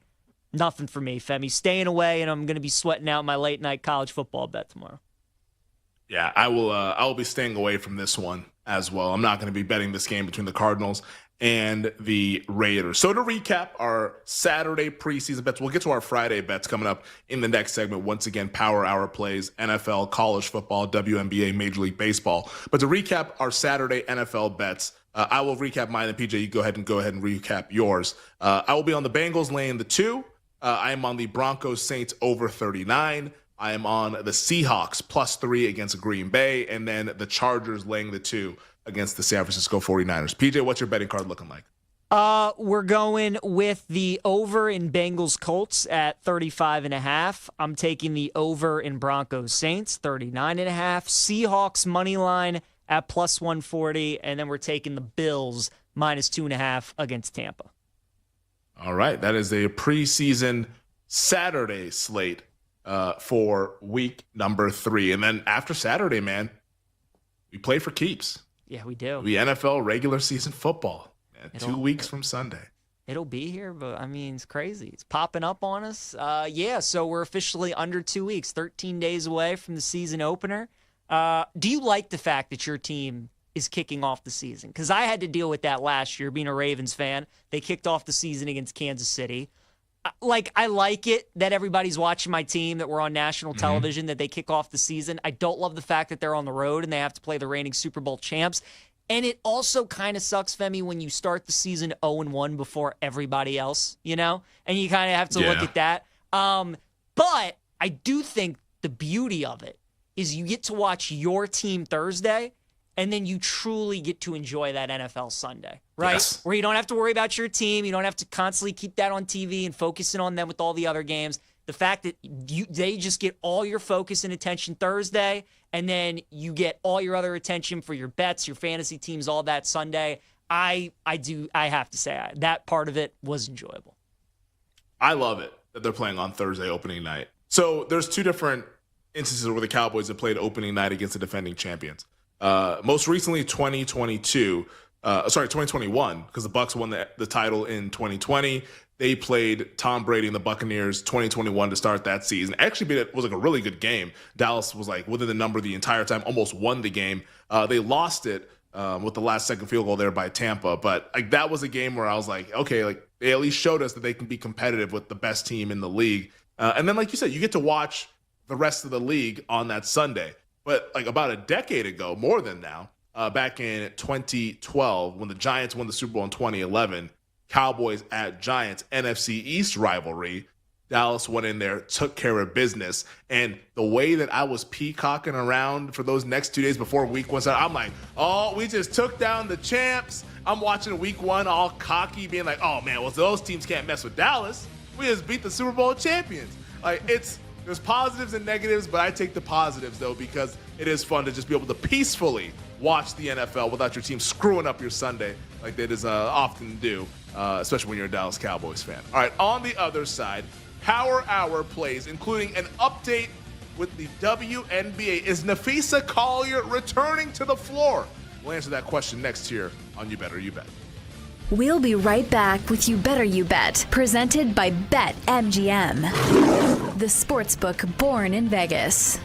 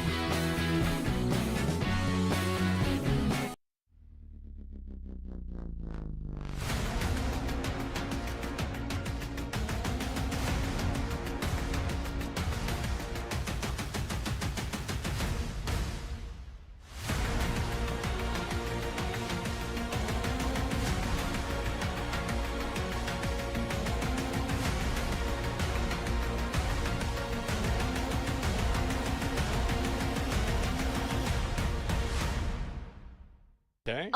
So I was going to ask you, if you had a really rich parents or you had a really rich mom who had Okay. a ton of money and owned an NFL team, would you use the stadium to get married? 'Cause obviously there is like the family business aspect. There are tons of parking. If you wanted to invite, 50,000 people, you really could. Or would you say, hey, we're really rich, I can get married anywhere? No, I would not use a football stadium. I mean, I guess if you're both huge mega football fans and your family owns a team, then it has a different meaning. But for someone who wants his wedding to be very intimate and special, I can't think of anything more like not intimate than getting married at a football stadium. Like, to me, we're getting married in Middleburg, Virginia at a small rustic tavern, which is really nice in a really small town, and it's really pretty and very, it's very scenic out there as well, very calming, and that just seems the antithesis of a football stadium or any stadium or arena for that matter. So that would not appeal to me at all. I think maybe there's some nostalgia wrapped in here, though, because it is the family business. And Right. as somebody who got married in the church that I grew up going to, like, I do think that's a cool aspect to it. So maybe there's something to the effect of like, hey, as a little girl, I grew up running around on the sidelines here. It's just, when I think of football stadiums, like, I don't think of romance. Like, I think of like, somebody who has a beer belly, who's in a uniform that's a little too short, and they're a little too drunk, and they keep arguing at the calls, and you're like, oh my God, this guy won't shut up. Like, that's what I think of when I think NFL stadium. So like, maybe I have a different viewpoint. It just doesn't feel like somewhere I would want to get married. I feel like you have to use a lot of flowers and decorations to make it feel smaller.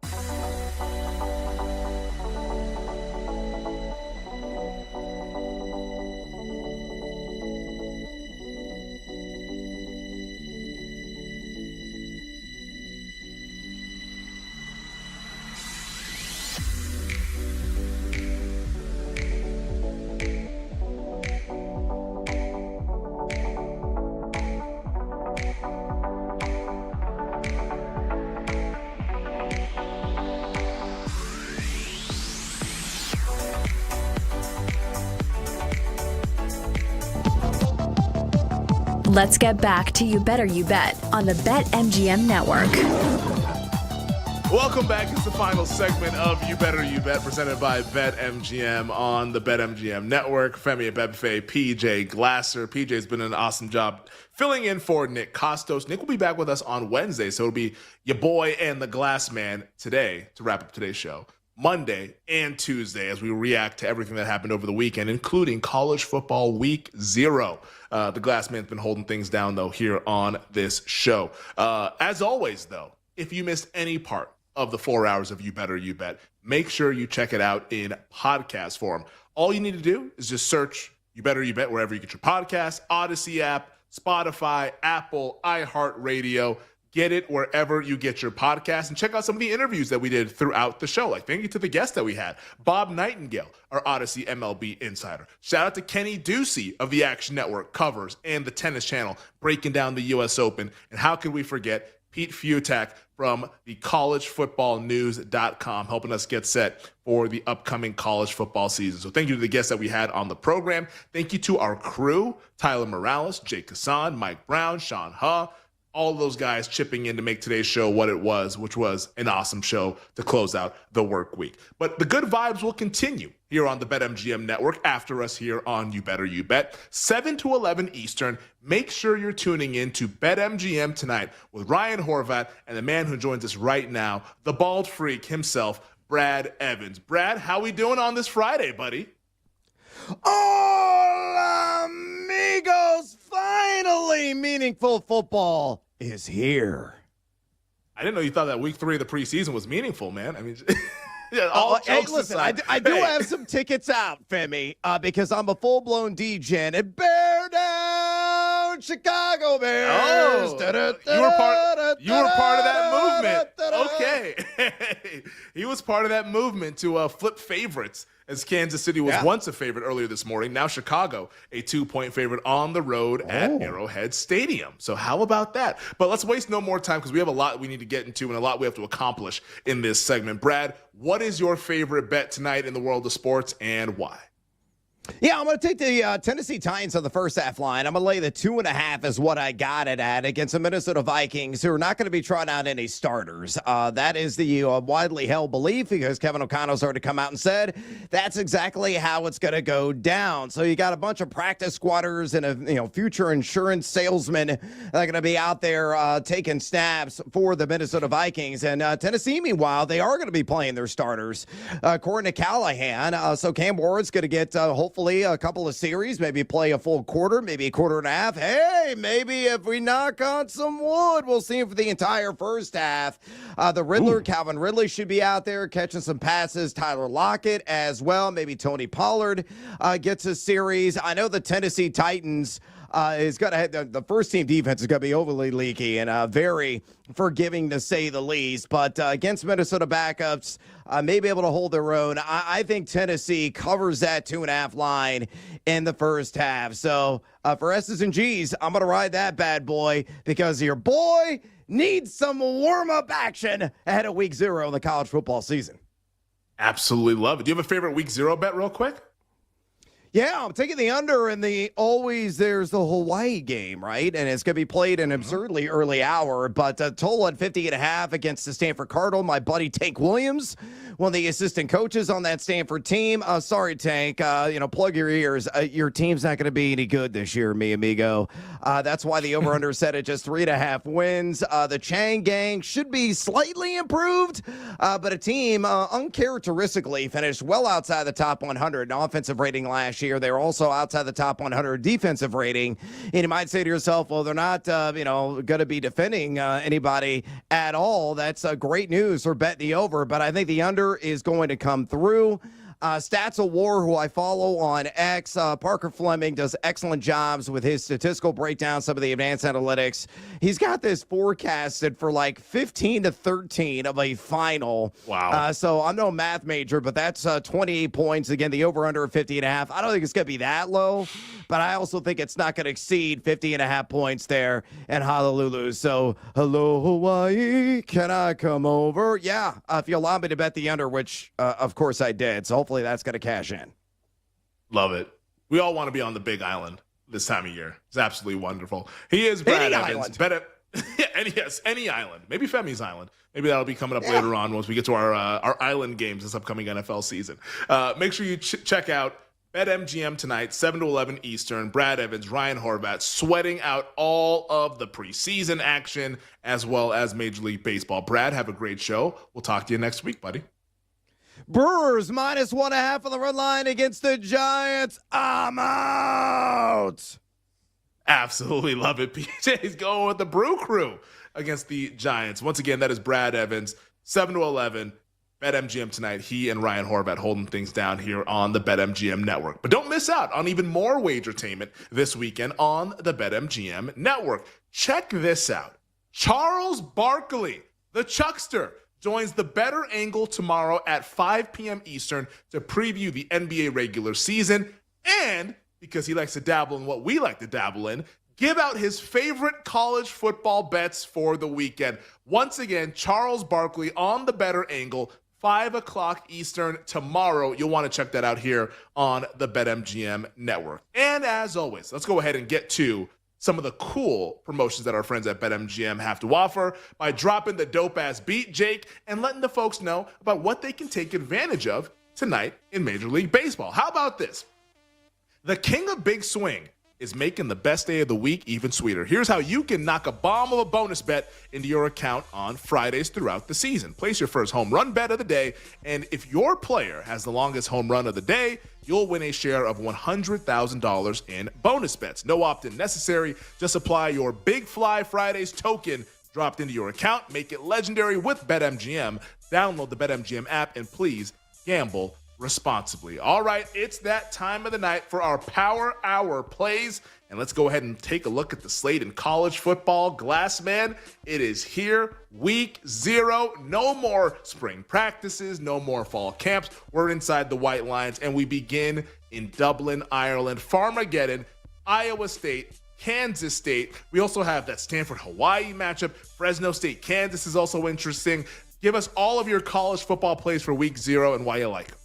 Yeah, I got 3 of them. So we'll start in Farmageddon, Femi. Told you earlier I like Kansas State minus the 3 against Iowa State. You look at K-State, their win total preseason is 8.5. Iowa State's win total preseason is 7.5. So Kansas State, a better team than Iowa State. I agree that they should be favored by 3. The underdog is covered in this series 8 of the last 11 games. 9 of the last 10 have been decided by 10 or fewer points. So these games are close. They're usually low scoring. They're physical.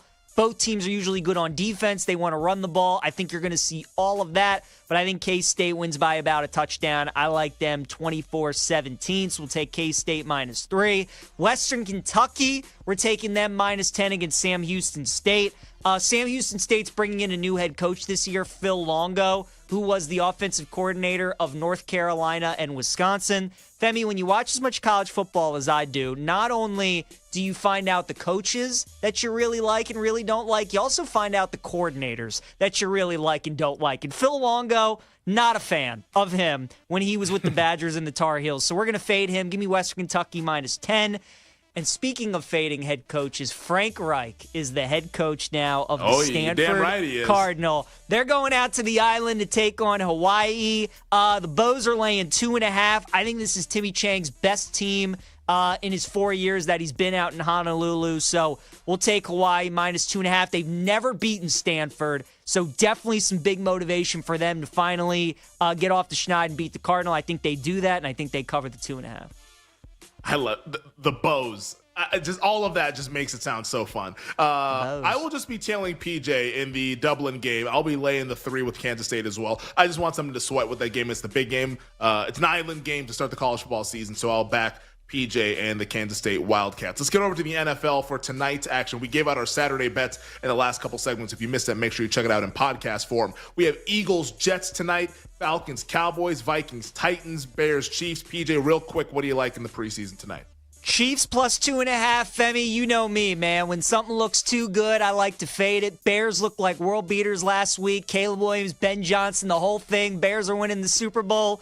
A nod to our guy Lee Corso, not so fast, my friend. We're taking the Chiefs plus 2.5 tonight against the Bears. 3 bets for me tonight in the NFL. Let's get active. I'm going to be taking the under in the Falcons-Cowboys game, under 36. Here's the quarterbacks who will be playing. Easton Stick, Ben DiNucci for the Atlanta Falcons, and then for the Cowboys, Joe Milton and Will Grier. Yeah, under 36 for all my money. I'm also going to take the over in the Vikings and the Titans. Like Cam Ward's going to get some time out there. Minnesota has actually been pretty solid in the preseason with those backups. Sam Howell, Max Brosmer, Brett Rippon's played in NFL games. So I'll go over 37, and I'm rocking with you, PJ, but I'm not messing with the points. You can keep your points. I'm going Chiefs money line, plus 115. Arrowhead will be rocking. Probably not, but they will be playing their starters, as both teams will be, which should make for a really fun game, but give me the Chiefs to win it outright. Let's go to Major League Baseball. We got a rivalry renewed in the Bronx. Game 2 of a 4-game set. Red Sox, Yankees, Astros, Orioles is pivotal. The return of Shane Bieber in Miami for the Toronto Blue Jays. Dodgers, Padres with the NL West up for grabs. What do you like in the MLB? Yeah, I mean, you could see some really good series starting tonight. 2 plays for me. We'll start with Royals-Tigers. I like KC tonight on the money line. Casey Mize has faced the Royals twice this year. Had one good outing against them. one not so great outing. But the Royals, they're obviously trying to keep pace in that AL wild card. I think they do so with the win tonight. So give me KC, money line. And then Femi, sometimes in baseball, we get these matchups where teams will play a series, they'll play somebody else, and then they'll play that team again. We just saw it with the Orioles and the Astros. Brandon Young nearly throws a perfect game the other night, and then yesterday gives up like 7 runs in 3 innings. We got Darvish and Snell. They just faced each other a little bit ago when the Dodgers played the Padres. We're going over 8.5 in LA, San Diego tonight. All right, 3 baseball bets for me real quick here. Astros, Orioles. I'm going with Baltimore in the first 5, minus 125. I'll back Cade Povich. I'm also going to go Twins, White Sox under in the first 5, under 4.5, minus 120. And then give me the first 5, over 4, minus 120 between the Guardians and the Rangers. Real quick in the WNBA, no bets for me, but Nafisa Collier warming up earlier this evening. Will not play tonight for the Minnesota Lynx. That's why the betting market's been going crazy with that game. We're back down to 5.5. The next time the Lynx play will still be in Indiana. It'll be on Sunday. So Collier warmed up, but will not play tonight. We'll see if she can play on Sunday against Indiana. PJ, good luck with the bets. Enjoy the college football. I'll talk to you on Monday. Good luck with the best to everyone else out there as well. We'll see you guys here on You Better You Bet. Thanks for listening to You Better You Bet. Up next, it's BetMGM tonight on the BetMGM Network.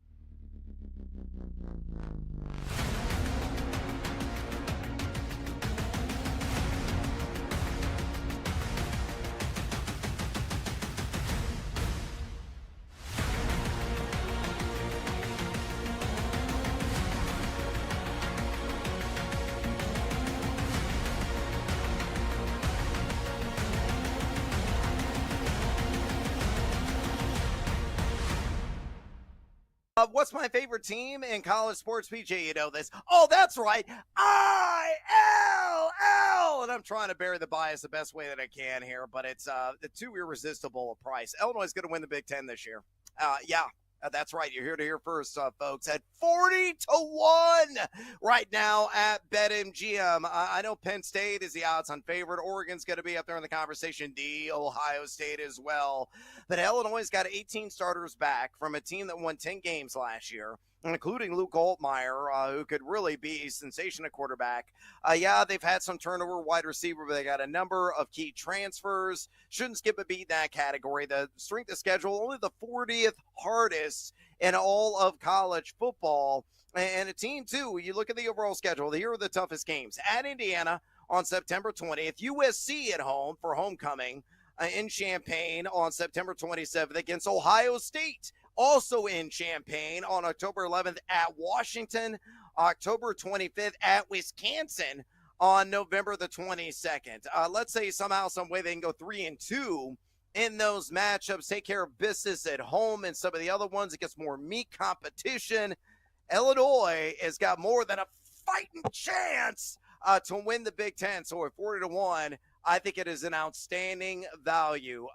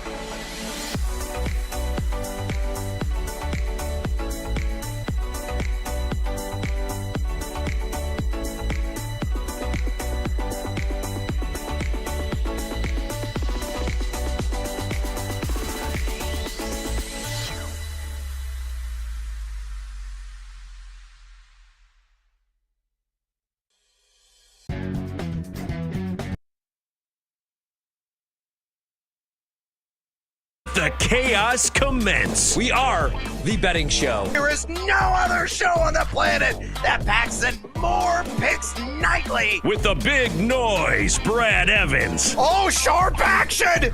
They gotta listen to the sharps! Get the heck out of here with that nonsense. I'm on JMU as well. Drake, hate the Drake. Love the Drake, hate the Drake. No, you never fade the Drake! And the mad better, Ryan Horvat. The Keep the Points special. I'll keep cashing tickets around here on Odyssey. Yeah, put me at night, baby. That's where we cash tickets. They're bringing the heat and helping you cash in big. It's a lock! It's over! It's a guarantee! It's easy money! Nobody wants to bet Seattle U, except for this guy. They're going to win this game outright, but I'll be safe and take the points plus 6.5. And delivering the late night sweats. And it's gone! It's gone! Oh, it is gone! No way! It's gone! Holy God! It is gone! I need to celebrate tonight with my family! Do it for my kids! Do it for my boy! It's BetMGM tonight on the BetMGM Network.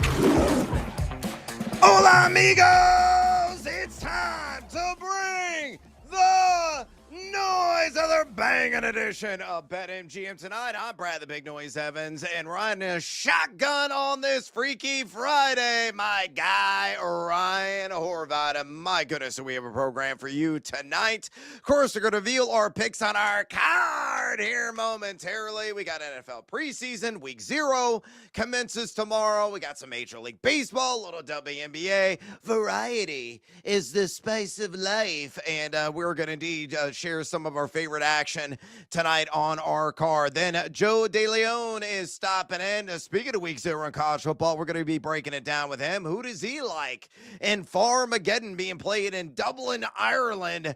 And bottoms up on some Jamesons at like 7 in the morning tomorrow. I know it's going to be part of the breakfast of champions for one Ryan Horvat as that game is going to go down. We'll get his thoughts on that and other futures markets in the world of college football. Then more bets. You want it? We're going to give it to you. Parlay Pete's going to stop on by, get his parlay of the day to cross-sport one tonight.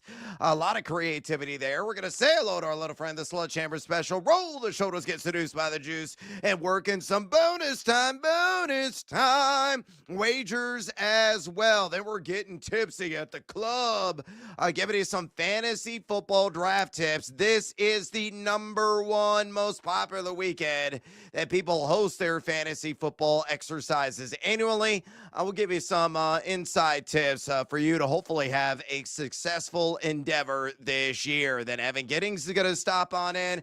We're talking San Francisco 49ers. They made a big trade today with the Washington Commanders. Brian Robinson Jr. no longer in the nation's capital, going from right coast to left coast. Now a member of the Niners. How's it going to impact Christian McCaffrey?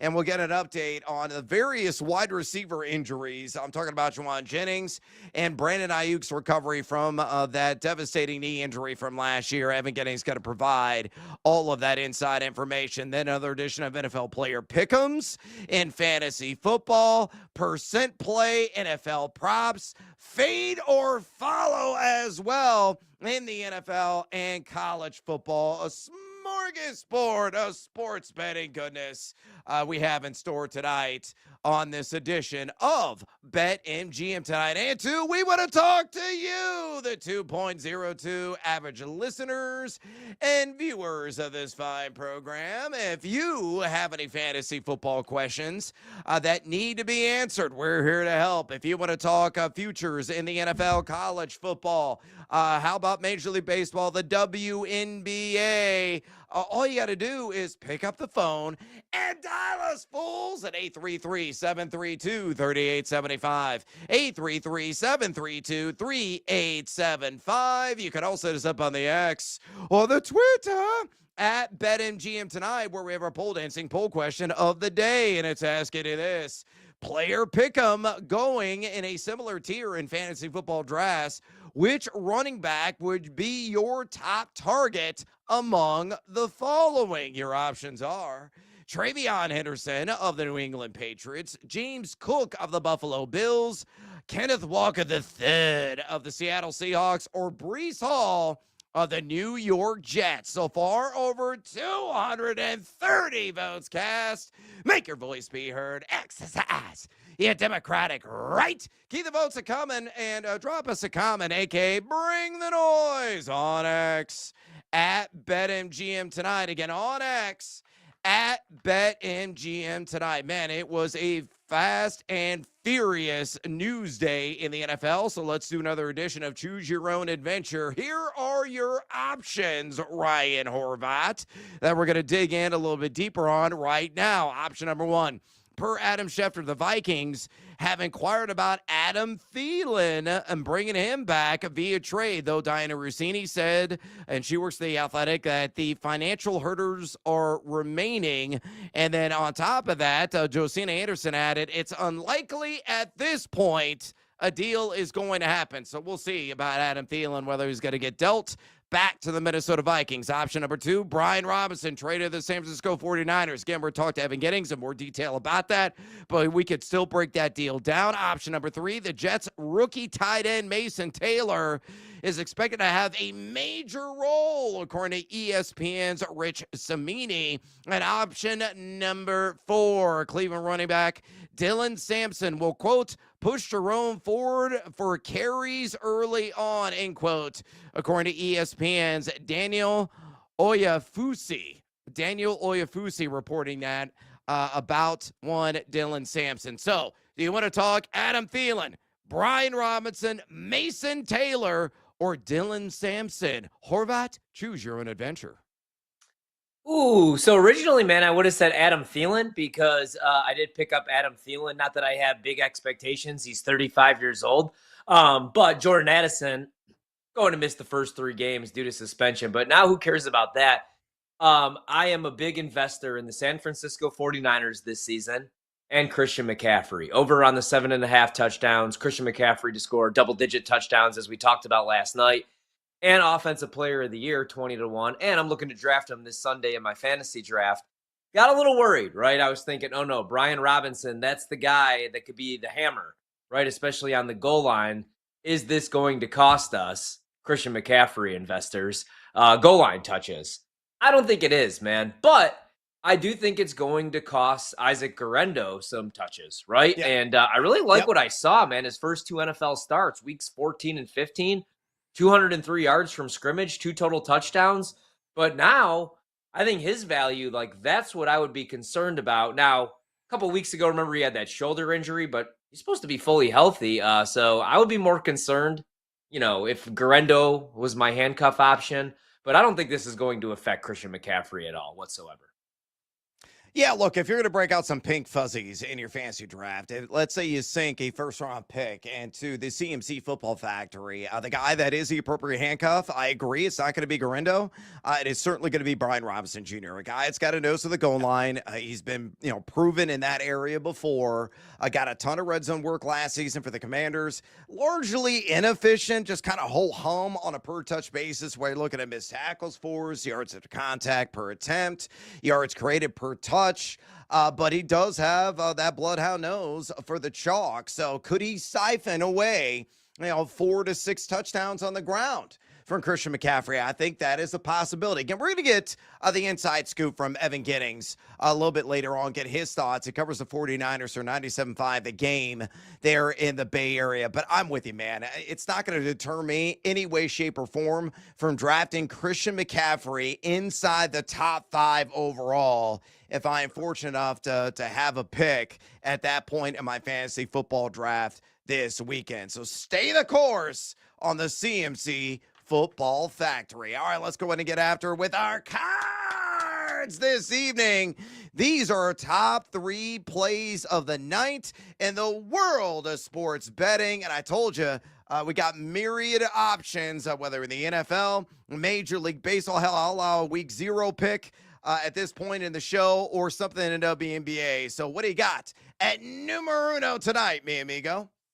All right, we got a ton of action for week 0, but let's start in the preseason, and let's go out to Philadelphia Jets, Eagles Jets, and the total right now down to 34.5, but I still like the under in this game.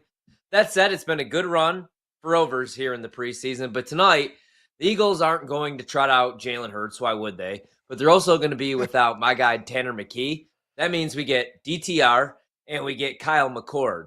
For the Jets, no Tyrod Taylor, no Justin Fields, which means we get Adrian Martinez and Brady Cook. Brad, if I can't get an under home tonight, I'm done betting the preseason. It goes in the bag with Major League Baseball, and I wait until week 1. Under 34.5, Jets-Eagles. Yeah, I think it's an excellent call there, mi amigo. I'm also going to go the NFL preseason numero uno on my card. Tighten up, baby. Give me Tennessee in the first half. I'll lay the 2.5. That's what I grabbed at earlier today. Taking on another but backups of the Minnesota Vikings at a -110. Why am I confident in this bet? Well, the Titans are going to play their starters, according to Brian Callahan. For how long? That, according to Callahan, is to be determined. So is, Cam Ward and Calvin Ridley and Tyler Lockett and Tony Pollard, are they going to be out there for just a series? Or is it going to be multiple series? That's anyone's best guess. But the Tennessee Titans, let's say, hypothetically, the starters play right around a quarter of action. Maybe they get out to a 10-0 lead. And Minnesota can't do jack nor squat with their second and third stringers. I'm willing to bet on that. So give me the Tennessee Titans. These first half lines have been good to me. I cashed in with the Giants last night because Jackson Dart is a thing, and he was tremendous yet again before he had the dinged wing and exited stage left, and it should be A-okay, but hopefully Cam Ward will remain upright, and hopefully he's going to be throwing frozen ropes down the field to the Riddler, Calvin Ridley, or to Lockett, or whoever is wide open, maybe Chigakonkwo. And the Titans get the cover there at a -2.5 against Minnesota at a -110. And numero dos on your card, mi amigo. Please share. All right, tomorrow, it's finally here, week 0. Just the appetizer for week 1, which is going to be excellent this season. Maybe the best week 1 schedule we've ever had in college football. So I like Kansas State.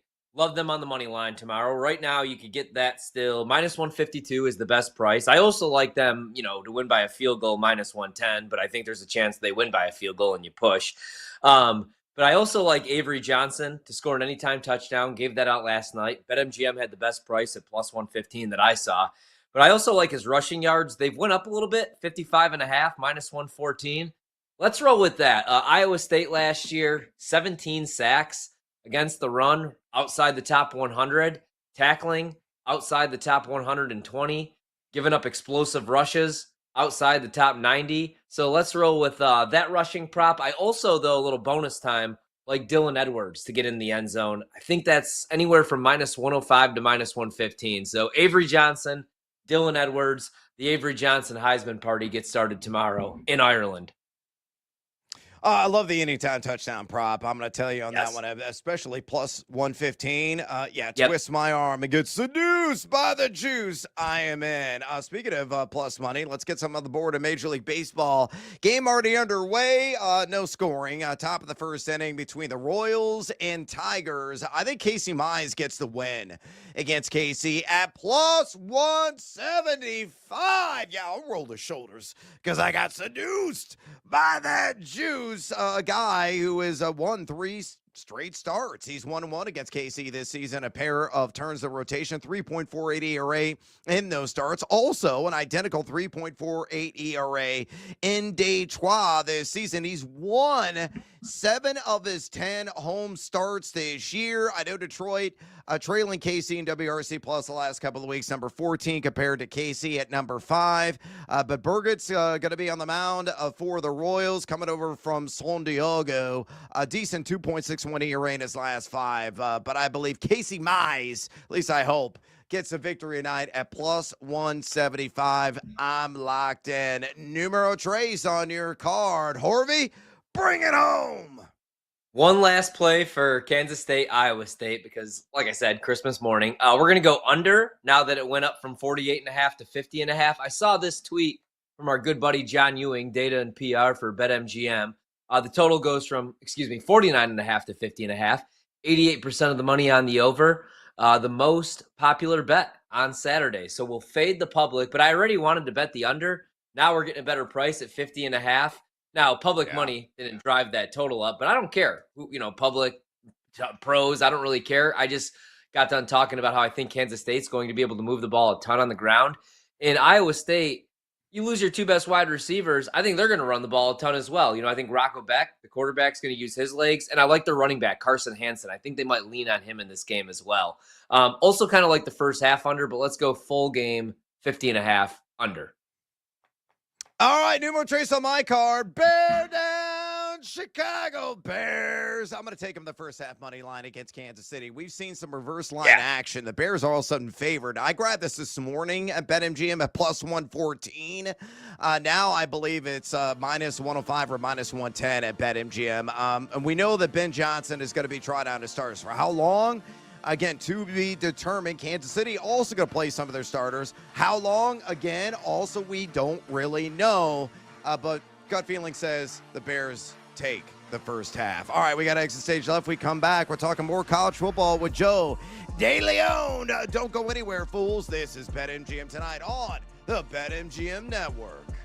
Don't miss out on the action. If you missed the show, you can listen back on the always free Odyssey app. It's BetMGM Tonight, presented by BetMGM.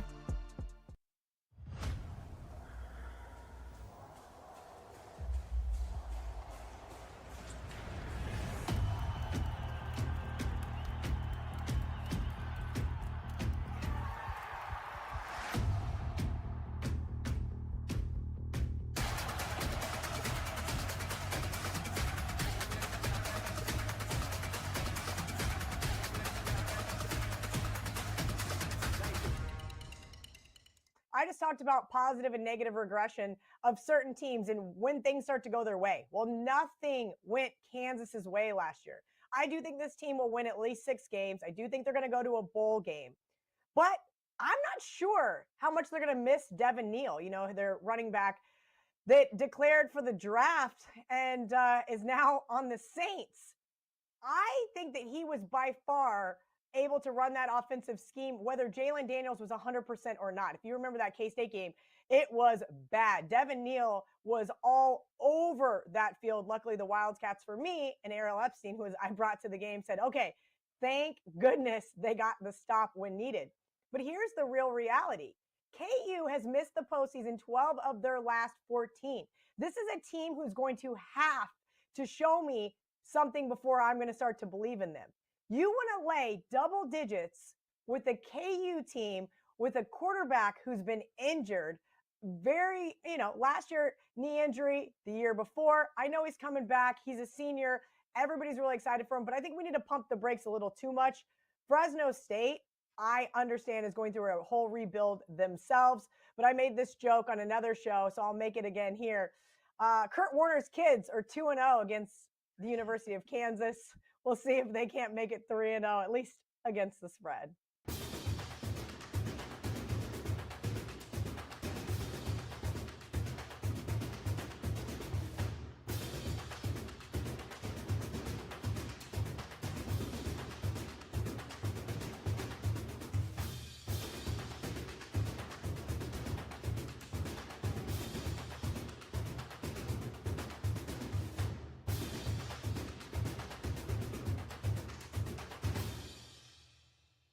We know you're a dog player. You love the puppies, but K-State is your baby, and K-State is a 3-point favorite. Total is 50.5.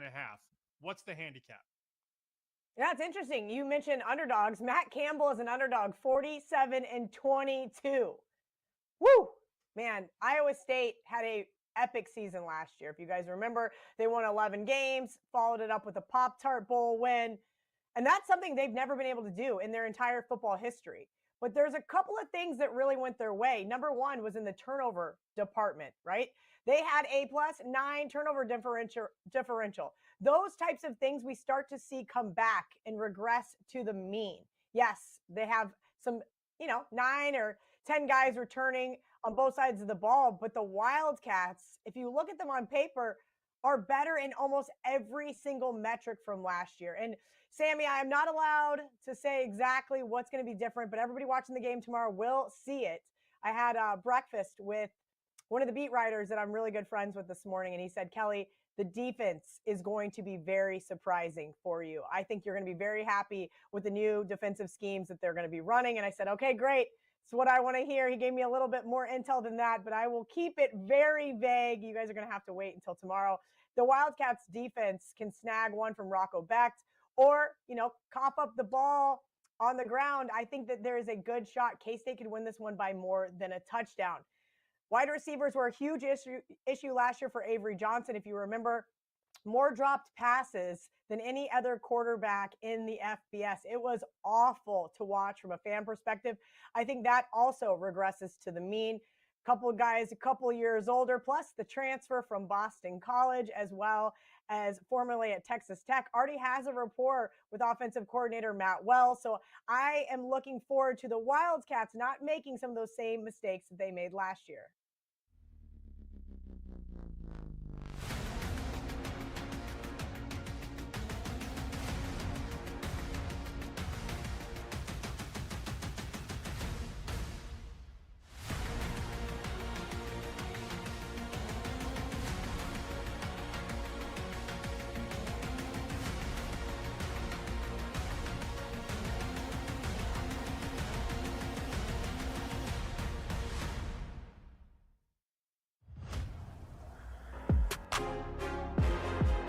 It's time to place your bets. This is BetMGM Tonight on the BetMGM Network.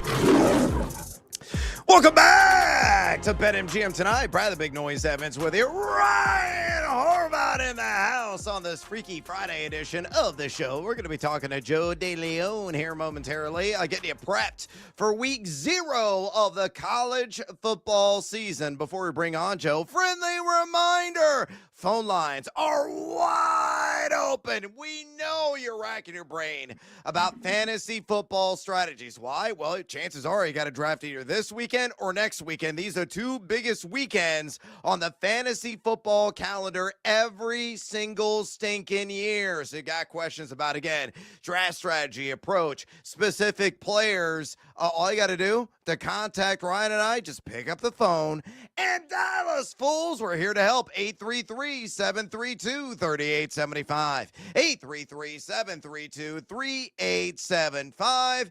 You can also submit your questions and comments via the X or the Twitter at BetMGM Tonight. Again, on X at BetMGM Tonight. Right now, let's go out through the power of animated picture and sound and talk to Joe DeLeon, our college football insider, host of Rufino and the Joe Show. Make sure you follow him on X, where he's always giving it to you there at Joe DeLeon. Again, on X at Joe DeLeon. Joe, welcome to BetMGM Tonight. And straight out of the gate for me, week 0 is officially upon us. The marquee matchup is top of the morning to you. Across the pond in Dublin, Ireland, Kansas State is favored by 3, last checked, at BetMGM at a -110 juice over the Iowa State Cyclones, with a total sitting right now. It's up from 49.5 to 50.5. It's moved a little bit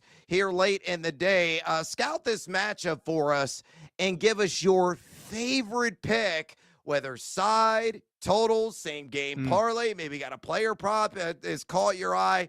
Just give us, hopefully, my friend, a winner so we can start this season off on the right foot.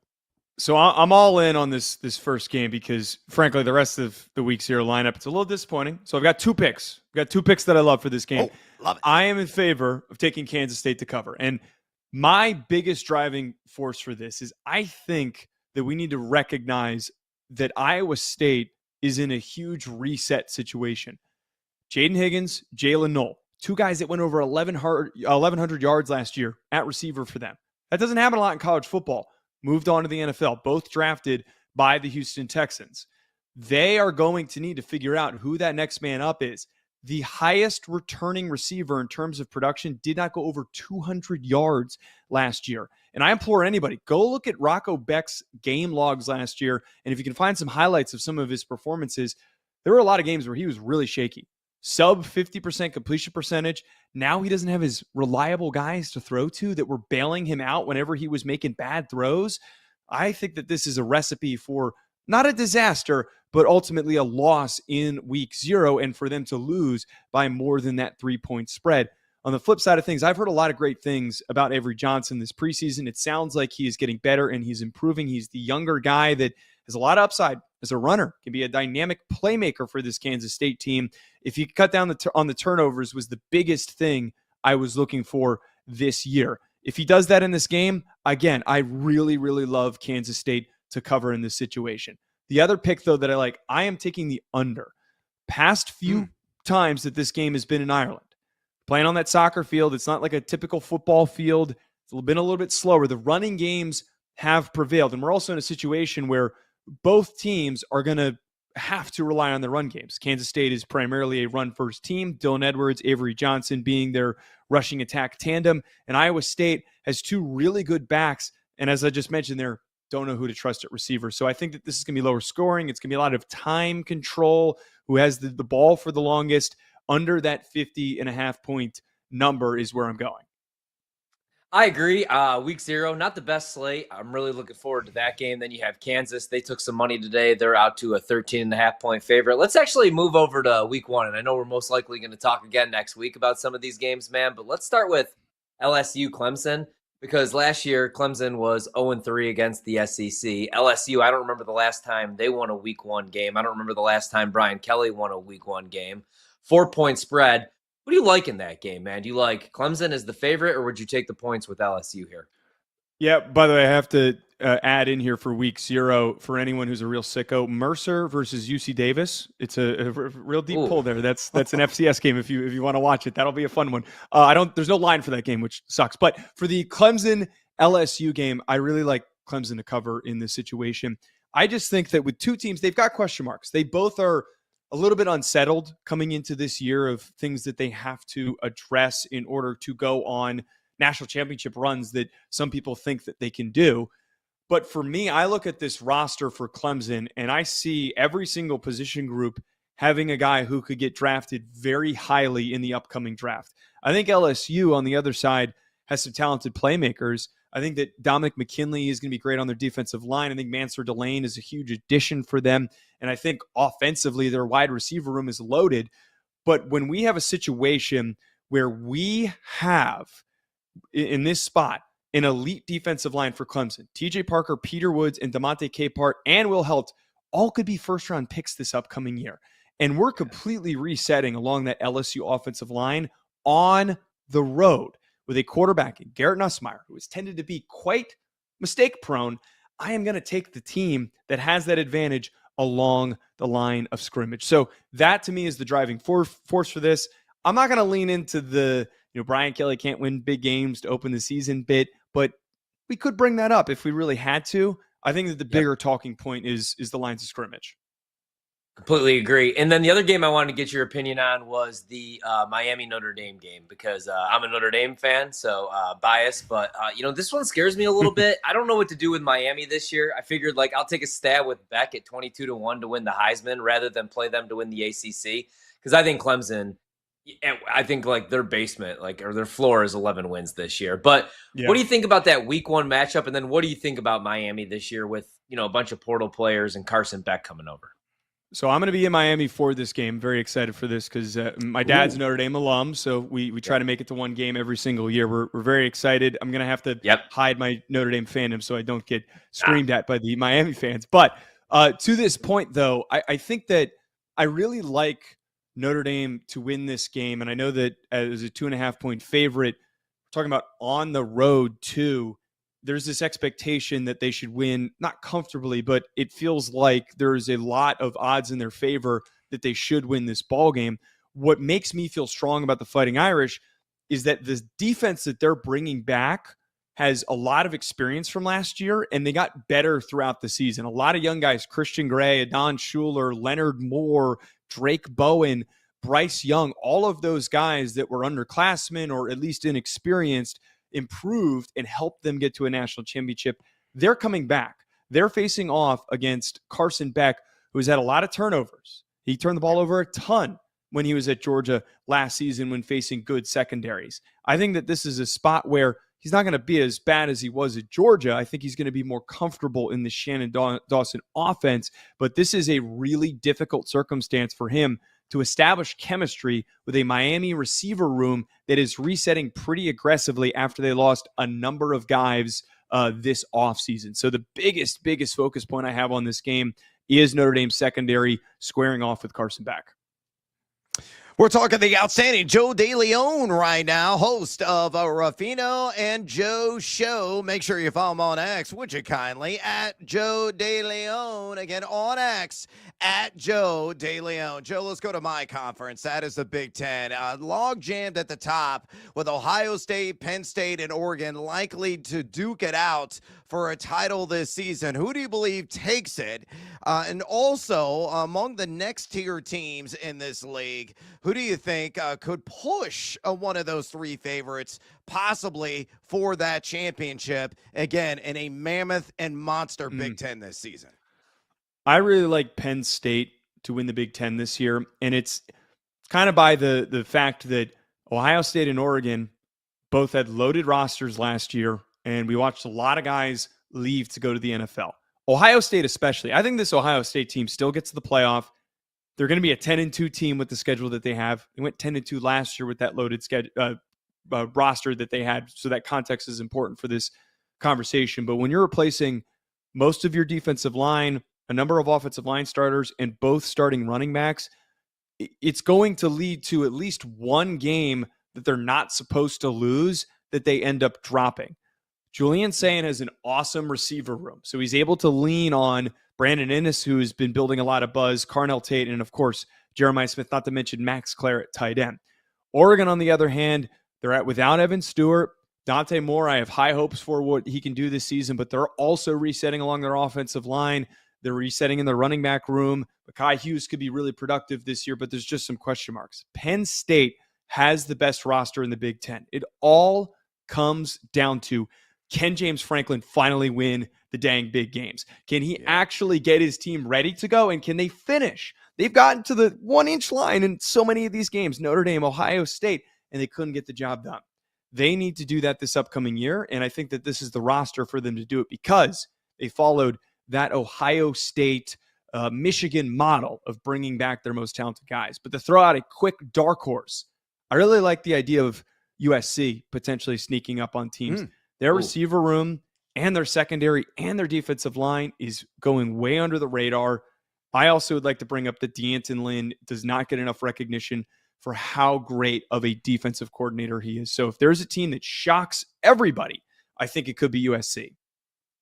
Oh, yeah, that certainly would fight on with their fan base, to say the least. Joe, we'll get you out of here on this. There's always the Hawaii game, and it certainly applies to tomorrow in week 0. Not as late as it's normally accustomed to being played out there in the islands. But right now, the Warriors, they're hosting Stanford there in Honolulu. They're favored by 2.5 last checked at BetMGM. The total is currently at 50.5 in that game. Give me a pick. Side total. Does the Chang Gang start off the season with an absolute boom in the box score? This line's been moving, by the way. So there's some real college football lovers out there that are betting on Hawaii. So I applause to those people, by the way. That's awesome that they're this locked in on this week 0 slate. But I feel really weird picking Hawaii, man. Like, I think that this Hawaii team could be good for what they are as a G5 program and they get to a bowl game, but I think everyone just wants to pile up on Stanford. Frank Reich is a good coach. I know that a lot of their top players left, and it's tough. It's going to be a really, really tough year this year. But I draw the line at them losing on the road against Hawaii. I'm going to draw the line. I'm going to take the money line in this game. All right, going with the Stanford Cardinal on the money line there. You can get a plus money right now, so could be a handsome payout. Outstanding stuff from Joe DeLeon, again, host of Ruffino and Joe Show. Follow him on X, where he's always giving it to you there, at Joe DeLeon. Again, on X, at Joe DeLeon. Joe, we appreciate the time. Enjoy week 0, and please come back when we have a larger slate, amigo. I can't wait to catch up with you guys soon and appreciate you having me on. Thanks, man. Thanks again. There he goes, Joe DeLeon. All right, to recap here, I want to get your thoughts on this.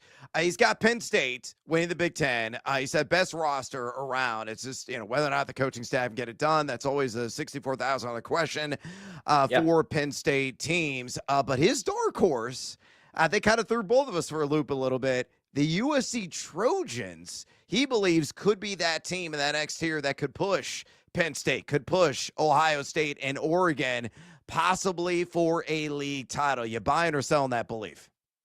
I like USC this year too. My dark horse is Nebraska to make the playoff. Now that Dylan Raiola has a real play caller, I think that defense is going to be good. But I don't hate the USC call, and I also don't hate people that like Washington coming into the season.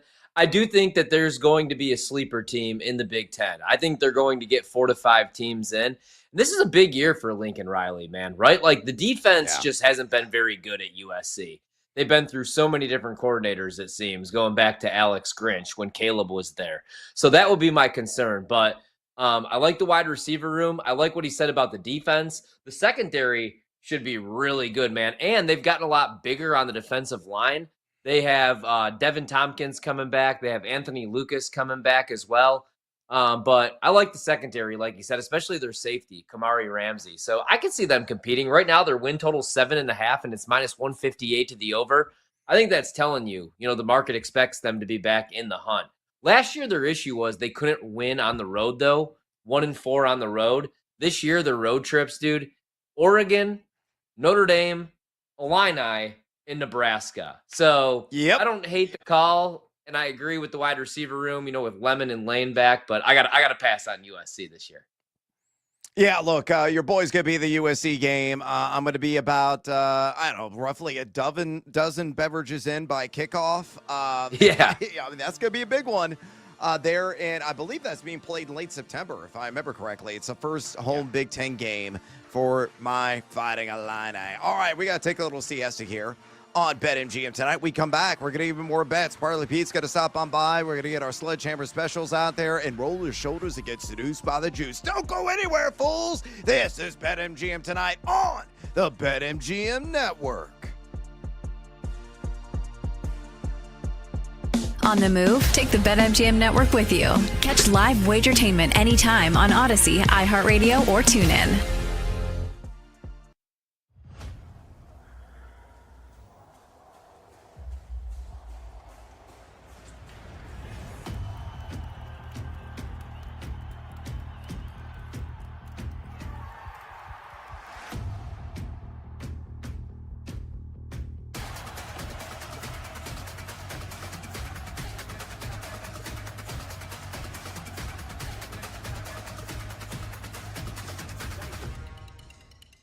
Jenks, do you have a strong feeling about like one of these several contenders? Because from a handicap standpoint, it's difficult when it feels like all these horses are, at the same distance. Yeah. But from a betting standpoint, maybe this is when you say, okay, Baylor or K-State are fourth on the odds list, but they certainly have a striking chance of winning. Like maybe this is where you get value.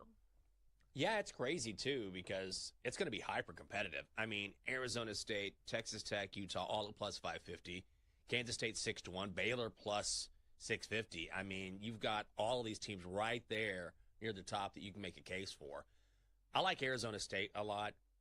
I think Texas Tech probably has the highest ceiling. But the thing is that, yes, they've spent all this money, but that doesn't necessarily translate into wins, right? Sometimes it does. Sometimes it doesn't. We saw this at Texas A&M. They tried this experiment a couple of years ago, and it flamed out in a big way. They're trying it again this year. They're once again breaking out a ton of money. But that doesn't always create results on the field because if you don't have the culture to go with it, then all of a sudden there's jealousy and there could be, locker room comparisons, all those things. But I like the Sun Devils, and I'm really interested in what Kenny Dillingham is going to do. Yes, Scadaboo is gone, but they replaced him in Kanye Udo from Army.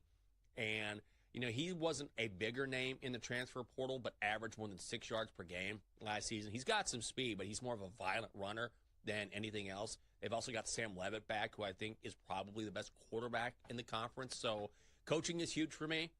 And again, Dillingham is right there near the top when you talk about the great college football coaches or the better college football coaches. And he does have some talent coming back, particularly at quarterback. So I do like Arizona State, even though they're one of the favorites at plus 550. He's had multiple issues. He's had an elbow, he's had an arm, he's had concussions. Now it's the back. And this is not something that's going to get better. I mean, a back doesn't get better, especially when you're playing quarterback in the NFL. And we've talked about this a couple times this week. We did it on Monday. I think we did it on Wednesday. It's fine to have him out there with the red jersey on and zipping spirals and, oh, look at Stafford. He looks so good. They're not even breathing on him. Forget the contact. Forget cracking him. Forget trying to pull him down. The Rams aren't even going near him. So he's in these 7-on-7 drills, in these very easy offensive drills where the Rams have no interest in putting pressure on him and on driving him to the ground. What's going to stop other teams? I don't want to say bounty gate like the Saints used to do, but what's going to stop other teams from hitting him after the whistle or hitting him well after he lets go of the ball? This is a wounded deer right now. And you notice that the sports books across the country have pulled down the Matthew Stafford props. There's nothing on season yards. There's nothing on season touchdowns.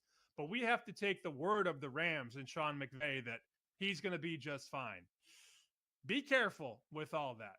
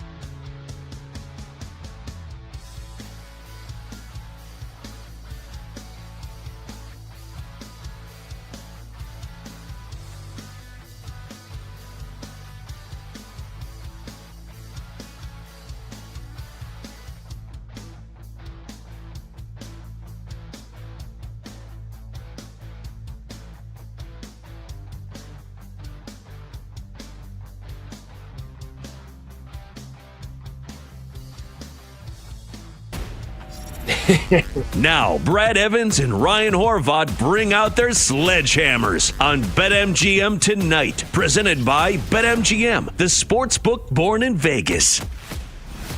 Welcome back to BetMGM tonight. Brad the Big Noise Evans with you. Ryan Horvath in the house. So we're going to give you more bets here in this segment. Parlay Pete's going to drop on by again. He's getting absolutely sloshed at the bar, but he's going to mosey on over, get his parlay of the day. We're going to say hello to our little friend, the Sledgehammer Special. Roll the shoulders, get seduced by the juice at Plus Money. Working some bonus time. Wagers as well. By the way, phone lines wide open. You want to talk fantasy football with us? Don't be shy.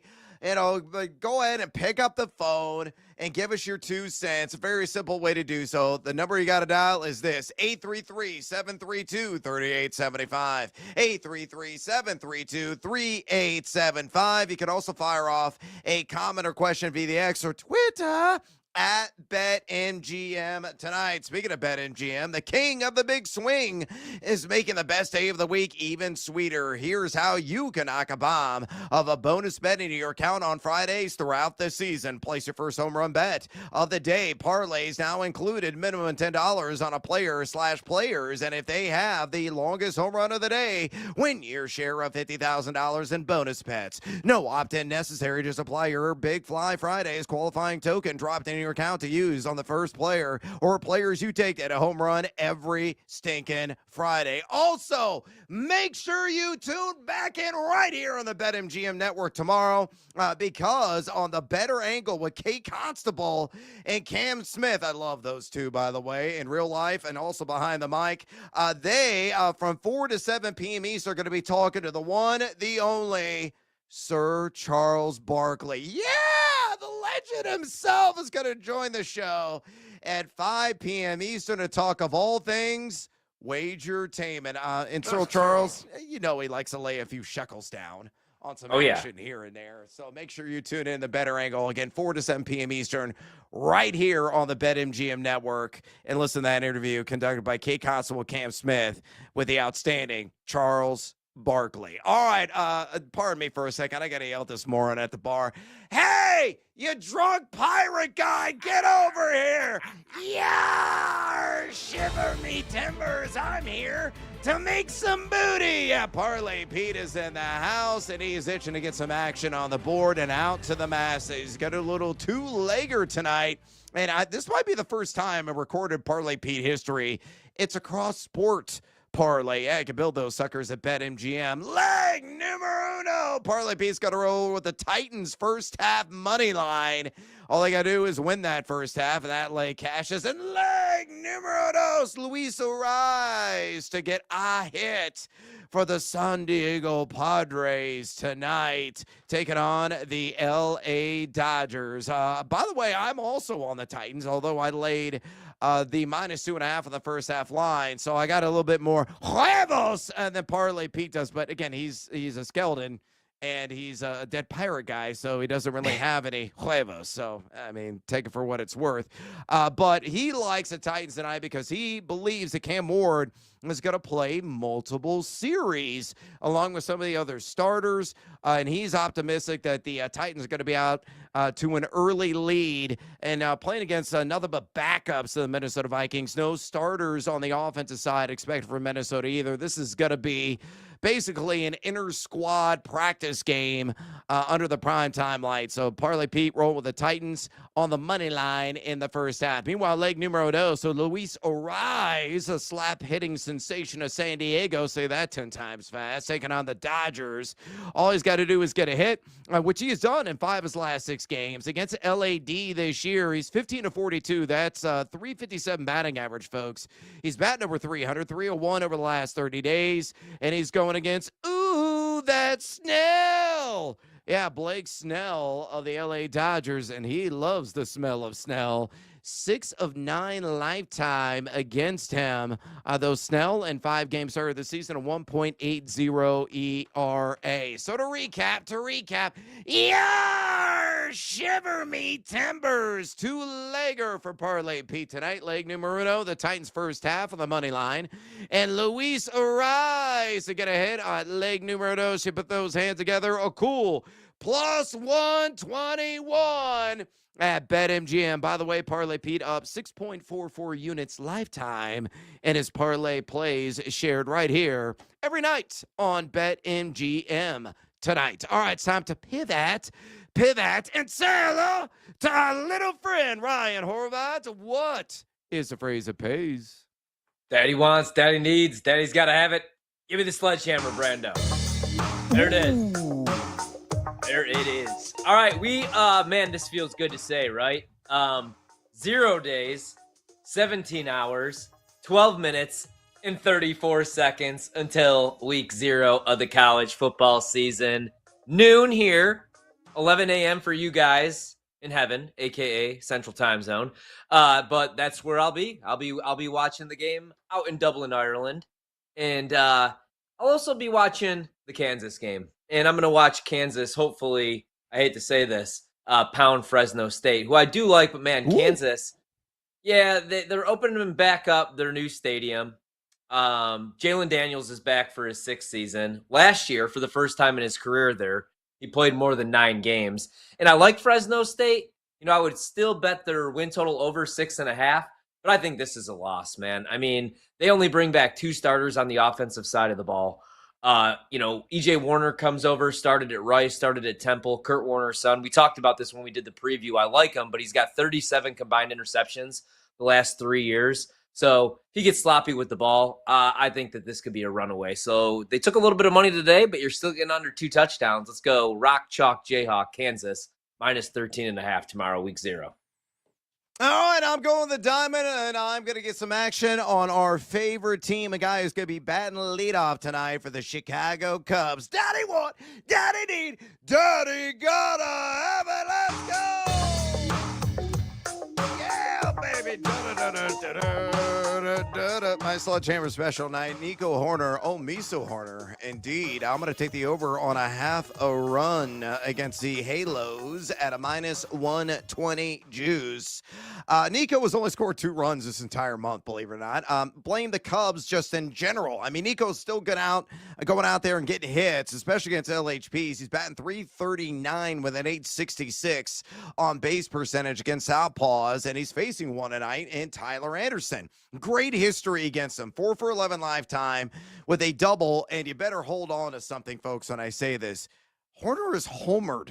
Yeah, against a human being, and that being Tyler Anderson in 11 at-bats. It rarely ever happens. I think the only couple of home runs he's got this year came in at Houston series with a short porch there in left field. But that's a .364 batting average, over 1,000 OPS in his history against Tyler Anderson. Anderson, a 6.35 ERA in his last 5.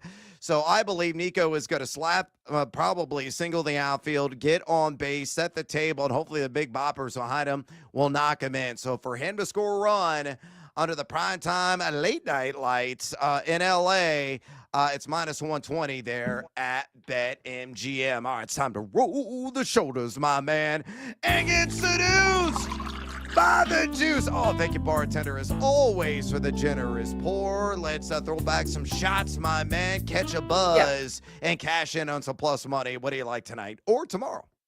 All right, just a few little Jackson darts that I'm going to throw out there. So the other night we hit Chase Brown to score on the first drive for the Bengals, 13-1, meaning most likely none of these hit, but why not, right? It's a Friday night. Let's have a little fun. Pat Mahomes to throw a touchdown on his first drive against the Chicago Bears is plus 310. Small bet on that. Cam Ward to rush for a touchdown, 45-1. Small bet on that. And then Xavier Worthy, first touchdown, 10-1. I also like Caleb Williams to throw a touchdown at better than 3-1 on the opening drive as well. Just for fun, real small. I really do like that Mahomes price, plus 310, because I'm guessing Kansas City is only going to play him one drive. I also kind of like Pacheco to score on that opening drive at 7-1. So maybe you just sprinkled the board a little bit for funsies. Why not on Friday here, preseason week 3? All right, I'm going to get another baseball bet on the board. Give me the Brew Crew. Milwaukee did not win the series against the Cubs, but still a commanding lead right now in the NL Central. I think they're going to cover the run line at minus 1.5. They're going to win by 2 or more runs against San Francisco. This game being played there in Milwaukee, plus 122. You got Carson Whisenhunt against Jose Quintana. Quintana has been terrific. 2.86 ERA in his last 5. Whisenhunt, a 5.02 ERA in 3 games started. Milwaukee, number 3 in WRC plus the last couple of weeks. San Francisco, a miserable number 25 in that category. And on top of that, too, the Brewers have covered the run line in 6 of their last 10 games. San Francisco has only covered the run line 4 times in their last 10. So give me Milwaukee, minus 1.5 the run line against the Giants at plus 122. Bonus time, bonus time. All I require in this segment is another bet, Horvat. So give it to me. Give it to me. I'm going to do a little Peyton Manning here, a little Omaha. We're going to call a audible at the line of scrimmage. I need a little action on Dodgers-Padres. I know I said I was done with baseball other than betting the Cubs every night like a lunatic. But I need some action, man. I love this rivalry. I think it's one of the best rivalries right now in sports. You just talked about Blake Snell, 3-1. 1.80 ERA, short sample size, obviously. And then Yu Darvish also was beat up this season, so he's 2-3 with a 5.97. I like the under in this game. Right now, you could get 8.5 minus 120. I don't want to pay that juice. I'm just going to go under 8 minus 110 flat. Darvish against Snell. I could see this being like a 3-2 game. I think it's going to be low scoring. Yeah, I think it's a nicely call there, me amigo. Bonus time for me. Here's one off the wall bet. Bears Chiefs. Both teams score in the first quarter tonight. The game kicking off here in 7 minutes. Plus 125. The only reason I am backing this is because I believe Caleb Williams is going to throw for a touchdown. If he does that on the first drive, it's plus 330. I also believe Mahomes will not booty scoot in the end zone, but he will throw one in the back of the end zone to somebody, hopefully for your wallet's sake. It's Xavier Worthy. That's also plus 310 for him to throw a touchdown on his first drive. But I think both teams are going to score somehow, some way in the first quarter. So Bears, Chiefs, both teams to score, whether the 6 variety or a field goal, plus 125. I am in, and we are about to go out because we got to take a little siesta here on BetMGM tonight. We come back, we're getting tipsy, giving you some draft tips and fantasy football. Stick around. This is BetMGM tonight on the BetMGM Network. Don't go anywhere. Brad Evans and Ryan Horvat will be right back with more Wagertainment on BetMGM tonight on the BetMGM Network.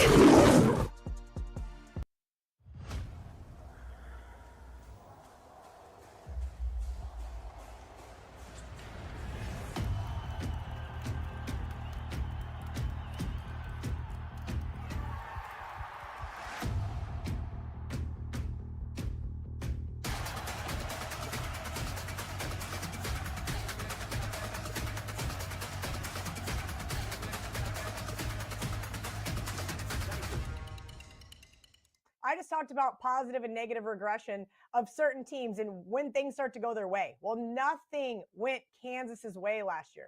I do think this team will win at least 6 games. I do think they're going to go to a bowl game. But I'm not sure how much they're going to miss Devin Neal, their running back that declared for the draft and is now on the Saints. I think that he was by far able to run that offensive scheme, whether Jalen Daniels was 100% or not. If you remember that K-State game, it was bad. Devin Neal was all over that field. Luckily, the Wildcats, for me, and Errol Epstein, who I brought to the game, said, okay, thank goodness they got the stop when needed. But here's the real reality. KU has missed the postseason 12 of their last 14. This is a team who's going to have to show me something before I'm going to start to believe in them. You want to lay double digits with a KU team with a quarterback who's been injured last year, knee injury, the year before. I know he's coming back. He's a senior. Everybody's really excited for him, but I think we need to pump the brakes a little too much. Fresno State, I understand, is going through a whole rebuild themselves, but I made this joke on another show, so I'll make it again here. Kurt Warner's kids are 2-0 against the University of Kansas. We'll see if they can't make it 3-0, at least against the spread.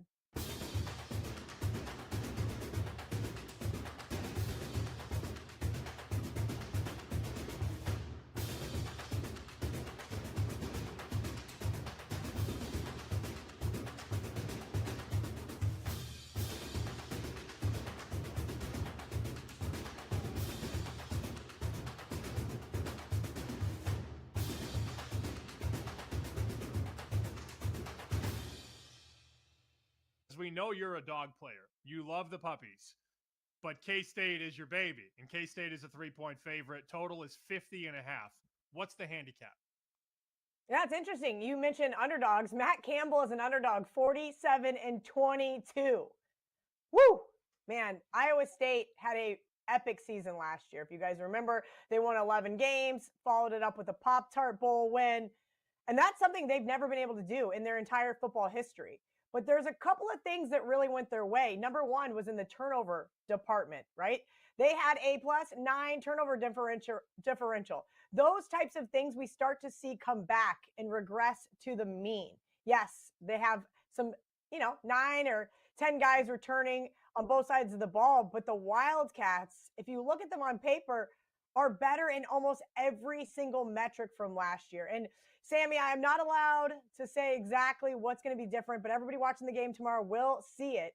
I had breakfast with one of the beat writers that I'm really good friends with this morning, and he said, Kelly, the defense is going to be very surprising for you. I think you're going to be very happy with the new defensive schemes that they're going to be running. And I said, okay, great. It's what I want to hear. He gave me a little bit more intel than that, but I will keep it very vague. You guys are going to have to wait until tomorrow. The Wildcats defense can snag one from Rocco Becht, or, cough up the ball On the ground, I think that there is a good shot K-State could win this one by more than a touchdown. Wide receivers were a huge issue last year for Avery Johnson. If you remember, more dropped passes than any other quarterback in the FBS. It was awful to watch from a fan perspective. I think that also regresses to the mean. Couple of guys a couple years older, plus the transfer from Boston College, as well as formerly at Texas Tech, already has a rapport with offensive coordinator Matt Wells. So I am looking forward to the Wildcats not making some of those same mistakes that they made last year.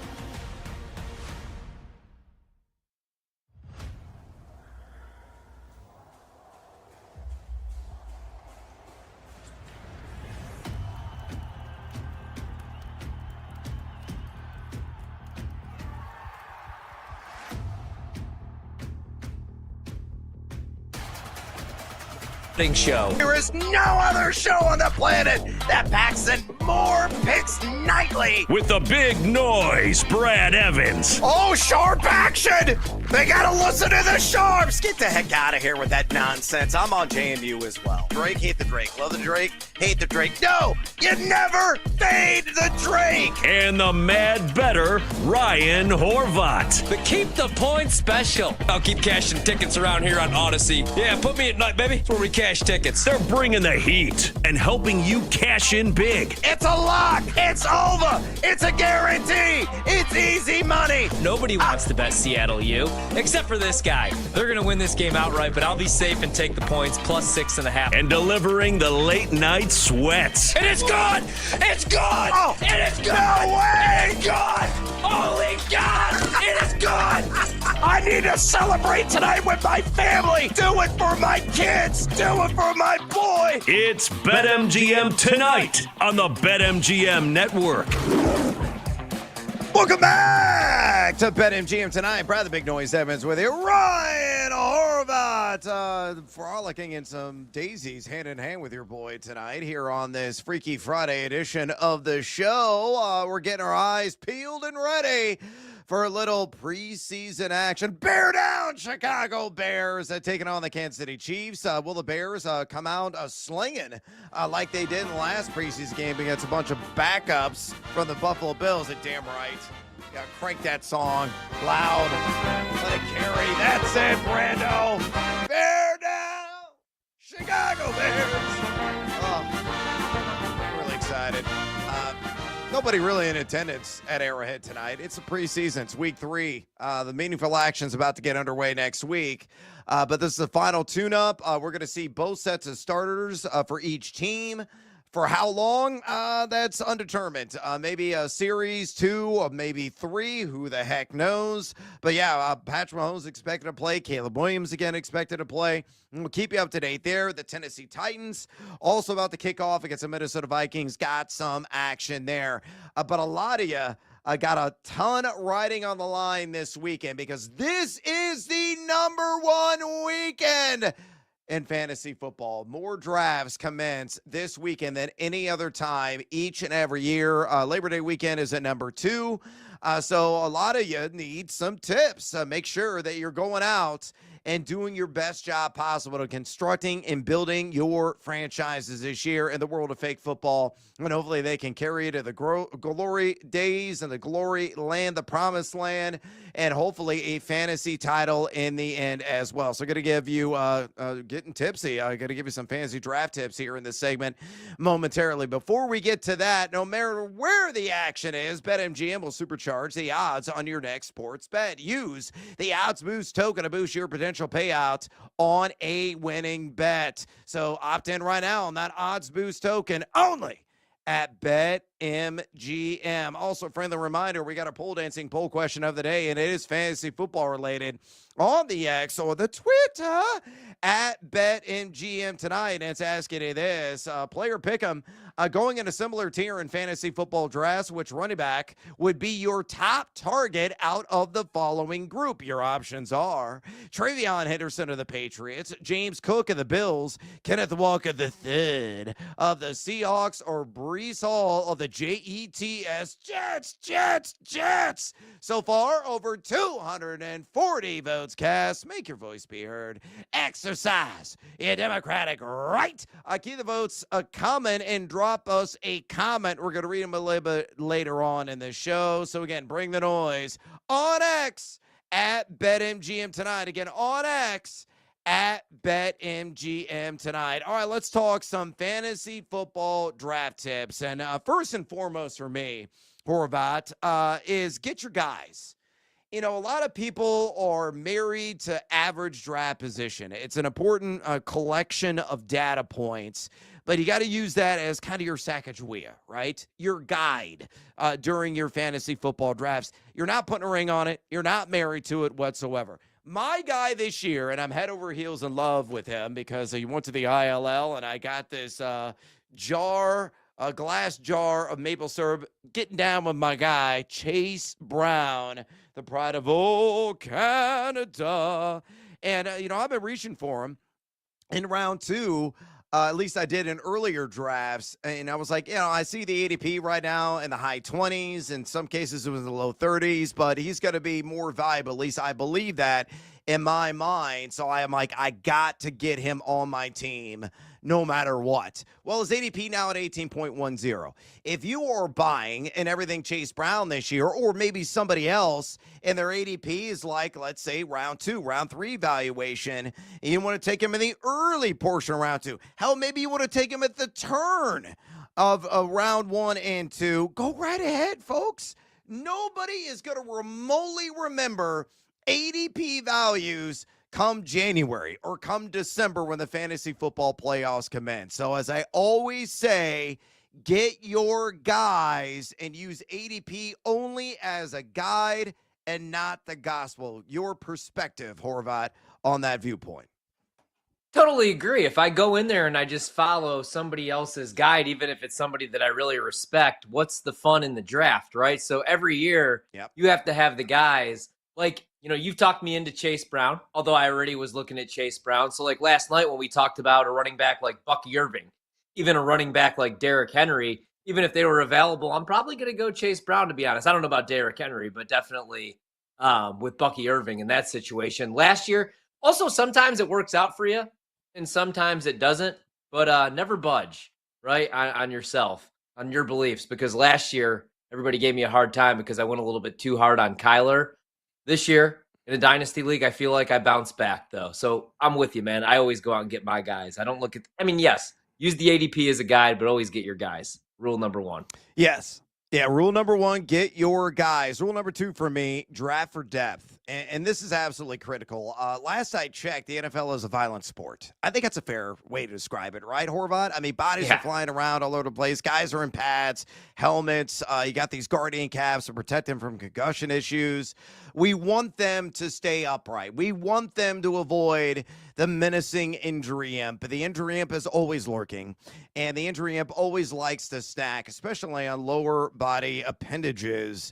See Brandon Ayuk. He could blow out a knee, and that could really, throw a curveball, monkey wrench in your entire season's, build and in functionality. So it's really important to have quality backups. And, I always draft for depth, whether I'm looking at a salary cap draft or looking at a traditional snake draft. And I used to do research on this consistently every year when I was at Yahoo Sports. It was bust rates by position. And the way I qualified it are players that were falling well outside of their tiered range. So like RB1 to RB12 were the RB1s. RB13 to RB24 were the RB2s. If guys fell like 5 spots or more outside of that range, I consider them a bust by year's end because you didn't turn a profit at all. In fact, you lost some capital as a result. So back in the day when I did a lot of research on this, as I mentioned at Yahoo, the RB bust rates were consistently around 45% year over year. Compare that to wide receivers, around 35%. Quarterback, much higher floor, only about 18%. but you still have to have depth, and that's why we always say stockpile, backups, quality guys at running back and at wide receiver. You can always, in single quarterback formats, go out, hawk the waiver wire, and find a suitable backup to plug and play and maximize a matchup and stream guys on a week-to-week basis. But, it's rare those Zach Charbonnets surface, right? You'd rather have them on your bench because if Kenneth Walker III goes down, you plug Charbonnet in immediately, and you're likely going to reap maybe a back-end RB1 yield in the end. So draft for depth. I think that is paramount for fundamental fantasy success over a full 17-game season. Your thoughts? Completely agree, man. Especially at the running back and wide receiver position, like you just got done saying. Quarterback, you could always go and get that second-tier guy. Maybe not Matthew Stafford anymore, but back in the day, like the Jimmy Garoppolos of the world, which would get you like 20 to 24 points and a good offense. But with running backs, it could get rough out there. So if you have the opportunity to get yourself, one of these handcuff guys, especially like you just said, Zach Charbonnet, Tyler Algier, even the last couple years, go ahead and do so. And at the wide receiver position as well, because especially when we get closer to the playoffs, man, and the injuries start to stockpile and suspensions, you don't want to be screwed looking at the waiver wire, for guys like Bo Melton. So I completely agree. You have to draft for depth. You got to remember, folks, it's a next man up league, right? So they're going to find somebody to plug and play. And if the opportunity is ripe and the opportunity share is there, chances are some guys take advantage. I mean, some teams, you could have a craptastic draft. You could leave it and you're like, oh yeah, the sophomore gave me a D+. My season's ruined. What am I going to do? That's only part of the season. You can always rebuild via the waiver wire or trades and transactions as well. And that kind of brings me to the next point. This is all part of what I call the fantasy formula. Draft day is always the biggest day of the year. I know you got yours upcoming this weekend. You're really excited about it. You gather with your homies or your family members. You're talking smack. You're slinging the new you-know-what. You're slinging also back a few beverages. Catching up on live, catching up on everybody's family, their kids, everything else. The camaraderie, right? The socialization of fantasy football is a major attraction. But the draft is only 1/3 of the season. The other second third of the season are trades and transactions. Again, those waiver wire pickups you make, working your fab budget, free agent acquisition budget appropriately throughout the entire year, getting those key pickups to fill those voids or to maybe re-benefit if the schedule softens up for a guy and he could take advantage over like a 3 to 4 week period. That could springboard you into the fantasy football postseason. Same with trades. And you got to operate in fairness with trades. No shady dealing, folks. If you go to do a 2-for-2, make sure it's an even, Steven, fair deal. Nobody wants to get, their pocket picked by somebody else in their league because that's going to build a negative reputation. And chances are, if you get burned once, they're not going to come back and feed from that well again. So operate in fairness when it comes to trades. And obviously, you got to be aggressive in terms of transactions. That is the second third. And the third in fantasy football is good old lady luck. Right? There's a lot of curveballs, a lot of stuff comes out of left field that you can't account for. The injuries, the coaching decisions, in-game decisions from time to time. It's crazy. It's messed up. But there's a lot of stuff you can't account for. So you're hoping that you're betting Lady Luck, and she is, in fact, good to you. So that is the fantasy formula. 1/3 the draft, 1/3 trades and transactions, and 1/3 Lady Luck. So if you leave your draft and you're lacking confidence, don't worry. There's going to be plenty of opportunities if things break your way for you to maybe get into the fantasy football postseason in your league. Yeah, great points, man. Really excited for my draft this weekend. Just it's fun. Even if you're doing it virtual, obviously I like getting together a little bit more, but it's always great just to do some trash talking. Trades, I like your point about be fair because you always have like the clown or two. And it's like, you also just don't want to be spammed all day long with these ridiculous trades that you're never going to accept. And there's always one guy in the league that you can take advantage of. I prefer not to do so. And I'm with you on luck. I mean, that's why I had to stop playing fantasy baseball, especially like fantasy baseball where you set your lineup every single day because of all the injuries, especially to starting pitchers. But in football, it's not much different, man, right? Like you finally get Christian McCaffrey, you're all excited. Turns out week 1, he ain't even out there. Jordan Mason's the starter and McCaffrey's in Germany, so I agree with everything that you said. Really good points. Yeah, I mean, again, luck is a factor, folks. I mean, there's just so many things we cannot predict. It's predicting the unpredictable. We're going to get crap wrong all the time. We get stuff wrong here on BetMGM tonight, whether in the betting market, and it also applies to fantasy football. And the last tip I'm going to give you is tied specifically to salary cap / auction leagues. My personal favorite. If you've never participated in a salary cap or auction, you haven't really drafted, because it's equal opportunity drafting at its finest. Everybody goes in to a draft with 200 of fake dollars. And if you want Christian McCaffrey, guess what? You can get him if you want to pay for him. If you want to get Bijan Robinson, you could also get him if you want to pay for him. You wouldn't have that luxury if you're drafting like 10, 11, or 12 in a snake draft. That's the beauty of that format. But the one tip in those formats, you want to be a bully at some point in those drafts. It's roughly around like the 30 to 40 player in mark, where you want to be one of the top 3 biggest salaries of spending cash remaining. Because at that point, that's when the values start kicking in. There's some people that go out there, they adhere to stars and scrubs, and they spend exorbitant amounts of money, and they have like nothing left after 3 players, and they have to sit idle forever.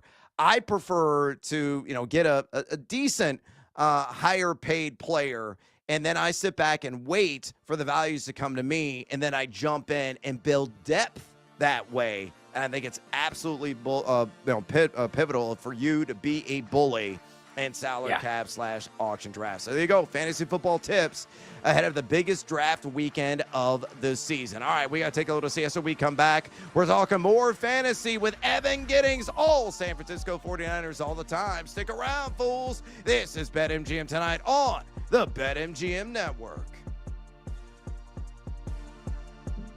Don't miss out on the action. If you missed the show, you can listen back on the always free Odyssey app. It's BetMGM Tonight, presented by BetMGM.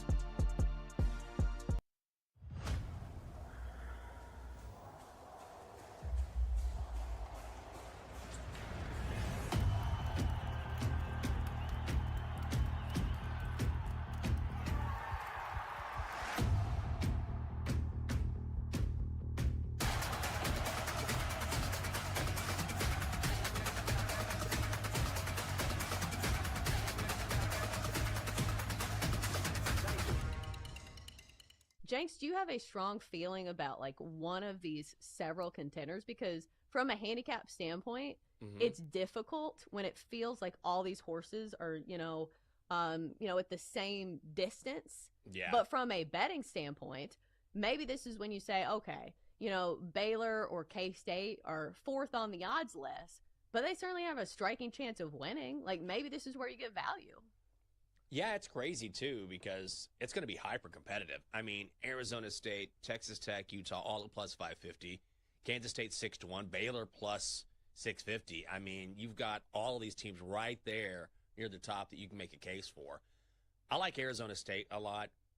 I think Texas Tech probably has the highest ceiling. But the thing is that, yes, they've spent all this money, but that doesn't necessarily translate into wins, right?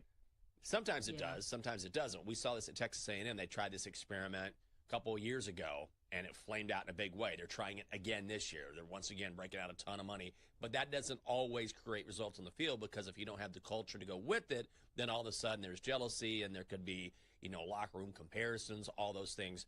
But I like the Sun Devils, and I'm really interested in what Kenny Dillingham is going to do. Yes, Scadaboo is gone, but they replaced him in Kanye Udo from Army. And, he wasn't a bigger name in the transfer portal, but averaged more than 6 yards per game last season. He's got some speed, but he's more of a violent runner than anything else. They've also got Sam Levitt back, who I think is probably the best quarterback in the conference. So coaching is huge for me. And again, Dillingham is right there near the top when you talk about the great college football coaches or the better college football coaches. And he does have some talent coming back, particularly at quarterback. So I do like Arizona State, even though they're one of the favorites at plus 550. He's had multiple issues. He's had an elbow. He's had an arm. He's had concussions. Now it's the back. And this is not something that's going to get better. I mean, a back doesn't get better, especially when you're playing quarterback in the NFL. And we've talked about this a couple times this week. We did it on Monday. I think we did it on Wednesday. It's fine to have him out there with the red jersey on and zipping spirals and, oh, look at Stafford. He looks so good. They're not even breathing on him. Forget the contact. Forget cracking him. Forget trying to pull him down. The Rams aren't even going near him. So he's in these 7-on-7 drills, in these very easy offensive drills where the Rams have no interest in putting pressure on him and on driving him to the ground. What's going to stop other teams? I don't want to say bounty gate like the Saints used to do, but what's going to stop other teams from hitting him after the whistle or hitting him well after he lets go of the ball? This is a wounded deer right now. And you notice that the sports books across the country have pulled down the Matthew Stafford props. There's nothing on season yards. There's nothing on season touchdowns. But we have to take the word of the Rams and Sean McVay that he's going to be just fine. Be careful with all that.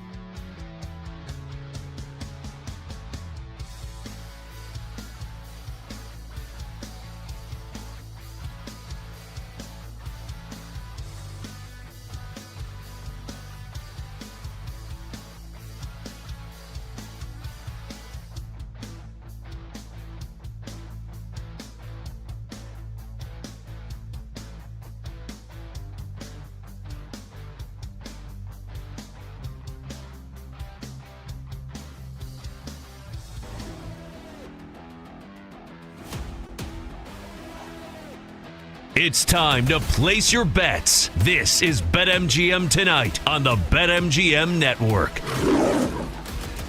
Welcome back to BetMGM Tonight. Brad the Big Noise Evans with you alongside Ryan Horvath on this Freaky Friday. We're going to be talking San Francisco 49ers shop here in a second with Evan Giddings for 95.7 The Game. They're in the Bay Area. But a friendly reminder before we bring Evan on, we just talked some fantasy football draft tips.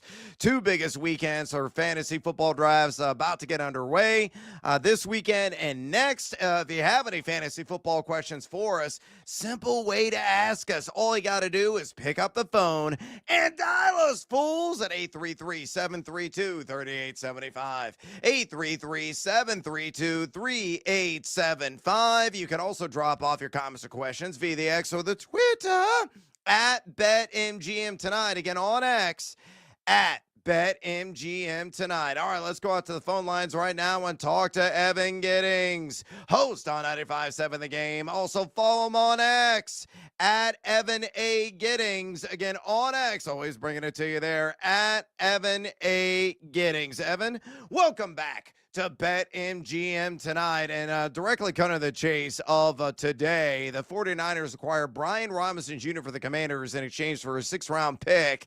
What need does he fill for this organization? And most importantly, for the fantasy football masses, is his arrival at all a threat to Christian McCaffrey's workload, particularly in goal line situations? Well, first of all, I hear your voice. I just think football. So I'm glad to be back because that's what this type of season is all about. Number one, I think in terms of fans for the Niners, this means Geico. This means insurance. But in terms of fantasy, I don't think this actually means too much as a threat to Christian McCaffrey. I think that Brian Robinson is a great insurance policy for the San Francisco 49ers. And if you're looking to handcuff McCaffrey, if you're looking to kind of, piggyback backs, looking at Brian Robinson, if you haven't had your draft yet, and a late type of round pick for somebody to secure potential security for the 49ers, then he's a great back for you. But Christian McCaffrey is going to be the man. That's just what Kyle Shanahan has always done. He rides running backs sometimes into the ground, and as long as number 23 is healthy, he's going to be your RB1. So I do like Brian Robinson. I think he's a great talent, but Christian McCaffrey is still going to be the guy in every single situation. And the real reason why I think they suffered in the red zone last year and why many owners of San Francisco 49ers running backs suffered was because Christian McCaffrey was not on the field. What does this mean for Isaac Guerrero? And I know that sounds like an insane question, but again, we're talking fantasy football. If McCaffrey does get dinged, right? Like hopefully he doesn't, because I bet him a couple times to win Offensive Player of the Year. But, and I know Guerrero also had that shoulder injury. Is it maybe like an insurance policy for that, or do you think he's going to lose, pretty much all of his reps and touches? Yeah, so it's interesting. Like Guerrero, I thought even with Brian Robinson might still have an opportunity to get those kinds of touches, but the issue for him has just been injury. And Kyle Shanahan is a guy that, certainly will ride his running backs as much as he can, but Guerrero is someone I don't think that is falling out of favor in terms of talent, and I think he also has some potential as far as a pass catcher in particular PPR leagues.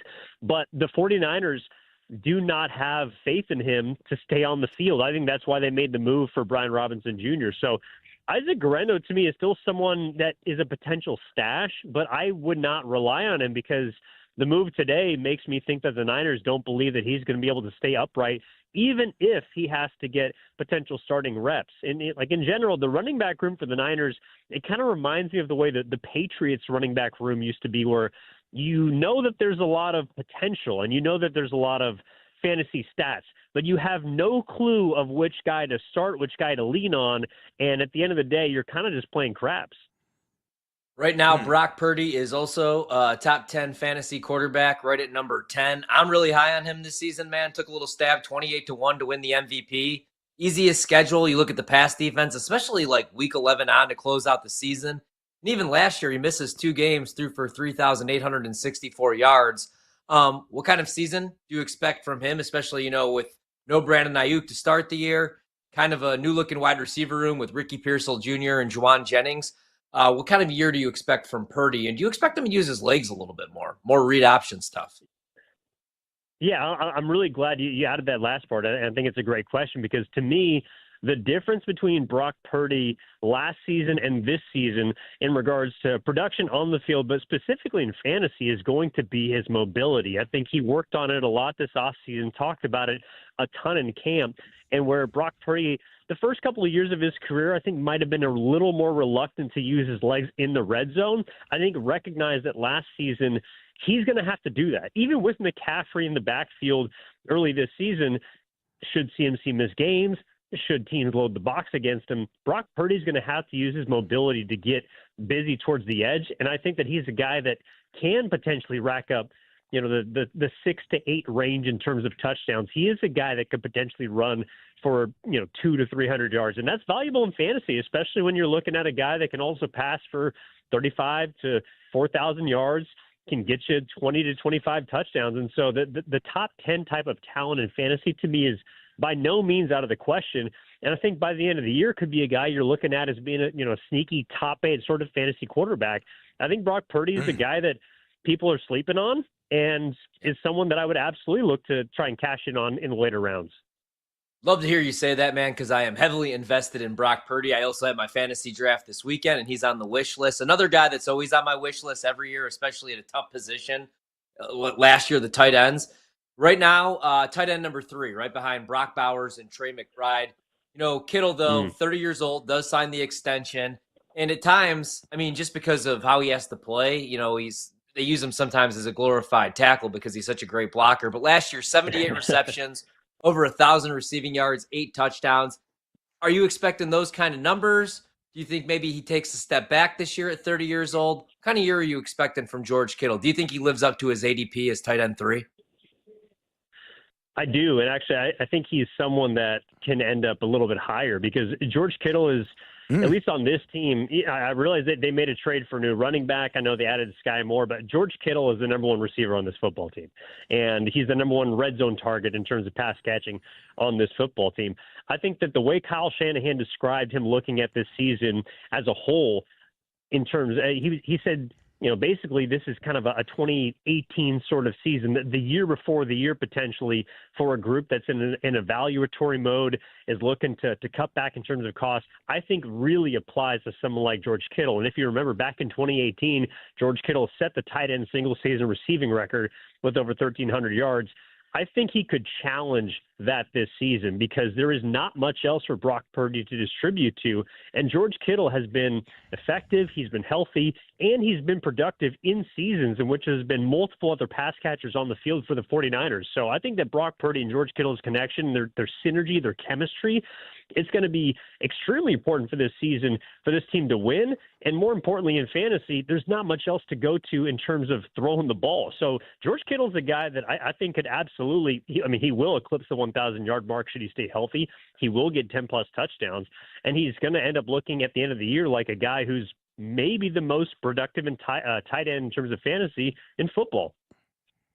Oh, outstanding stuff right there. Bold take on George Kittle. We're talking to Evan Giddings, host on 95.7 The Game in the Bay Area. Give him a follow on X at Evan A. Giddings. Again, on X at Evan A. Giddings. Evan, the fantasy community has fallen head over heels for Ricky Pearsall. How good has he looked this summer, and what kind of line do you expect him to have by year's end in terms of receptions, yards, and touchdowns? The over-under currently at BetMGM is 875.5 receiving yards. Do you think he cashes the over? I have my doubts. And the only reason is I have my concerns about whether he can stay on the field. It's not about his productivity. Like, if Ricky Pearsall plays 15 games, I think he's going to put up Lad McConkey type numbers. It just by virtue of what the Niners have to throw to.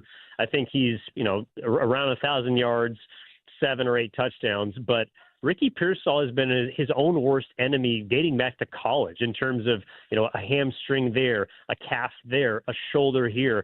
And he hasn't proven that he's been able to stay on the field for an entire season outside of 1 year at Florida. And so obviously last year, some off the field issues befell him that weren't his fault, but Ricky Pearsall has to prove that he can stay healthy, and he hasn't even been able to make it through an entire offseason camp. So while I think that Pearsall has the talent, I think he's a really good wide receiver.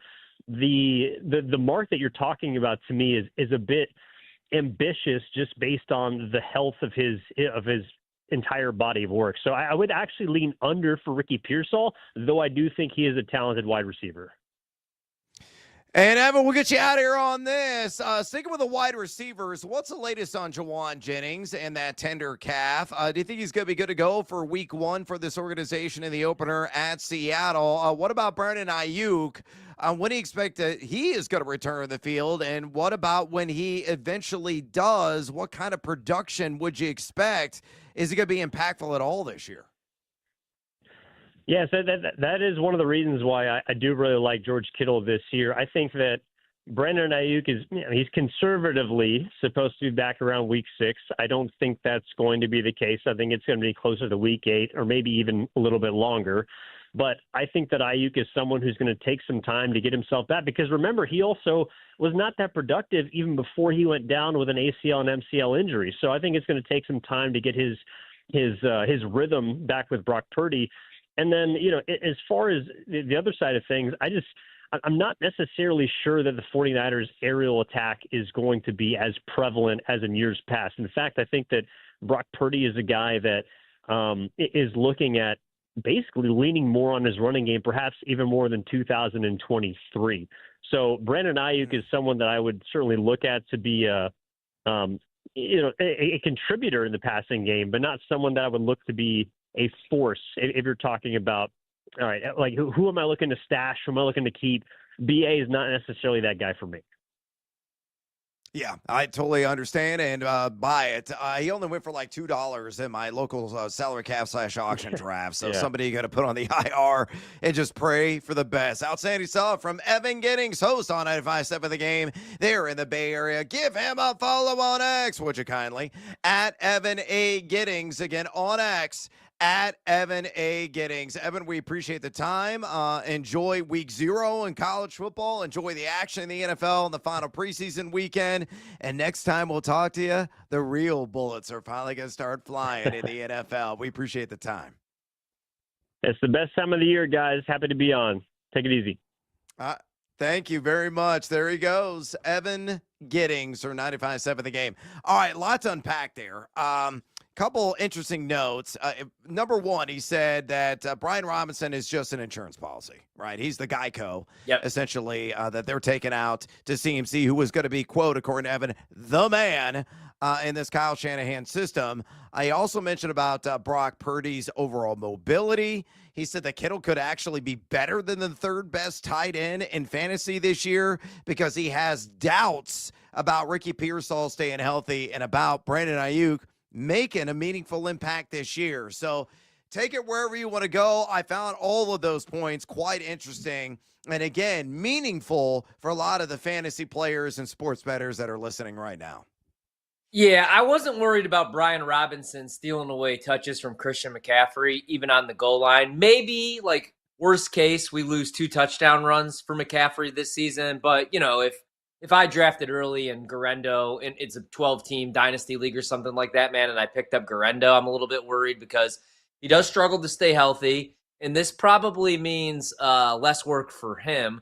The Kittle stuff is really interesting, you know, because that's always my concern with George Kittle. He's getting a little bit older, but obviously he's got a couple more good years or they wouldn't have given him a 4-year extension and given him all that money. But, you know, some years their issue, go back to the Super Bowl. The reason that they lose that game to Kansas City is Brock Purdy was pressured on 80% of his dropbacks. In the second half, he was running for his life. So, you know, when the only guy that you could rely on is Trent Williams, sometimes you got to use George Kittle as an extra blocker. But, you know, last year was one of the better tight ends in the league, over 80 receptions. And I think he could put up better numbers. I completely agree because we don't know when Brandon Ayuk comes back what he's going to look like. We like Ricky Pearsall, you know, but we only saw flashes as a rookie. You know, Juwan Jennings, he was beat up. He was looking to be traded. He was looking for a new contract. Weird offseason for him. So I do think Kittle could have a monster year and duplicate what he did last year, the 78 receptions, 1,100 yards, and 8 touchdowns. By the way, Kansas City already on the board. Very impressive first drive there with the starters. Patrick Mahomes just really carved up the Bears defense. Isaiah Pacheco, the Punisher, rushed in for a 2-yard touchdown. Did you have Pacheco or no? No, remember I said I should bet Pacheco at 7-1, and I said, ooh, but Xavier Worthy is 10-1, so I'm going to go with that. I think Pacheco's going to have a year, man. I think he's going to go back to being the Punisher. Kareem Hunt did get the first goal line carry, but I was mad because on 1st and goal, guess who we went to? The X-Man. He missed him in the back of the end zone, so pain. And that's why pizza money bets in the preseason. Always remember that. Yeah, precisely that. All right, we got to take a little siesta. Stick around. We're talking NFL player pick'ems and fantasy next, right here, BetMGM tonight on the BetMGM Network. Wherever you go, we're there. Listen to the BetMGM Network live on Odyssey, TuneIn, and now on the iHeartRadio app. Wagertainment for every fan.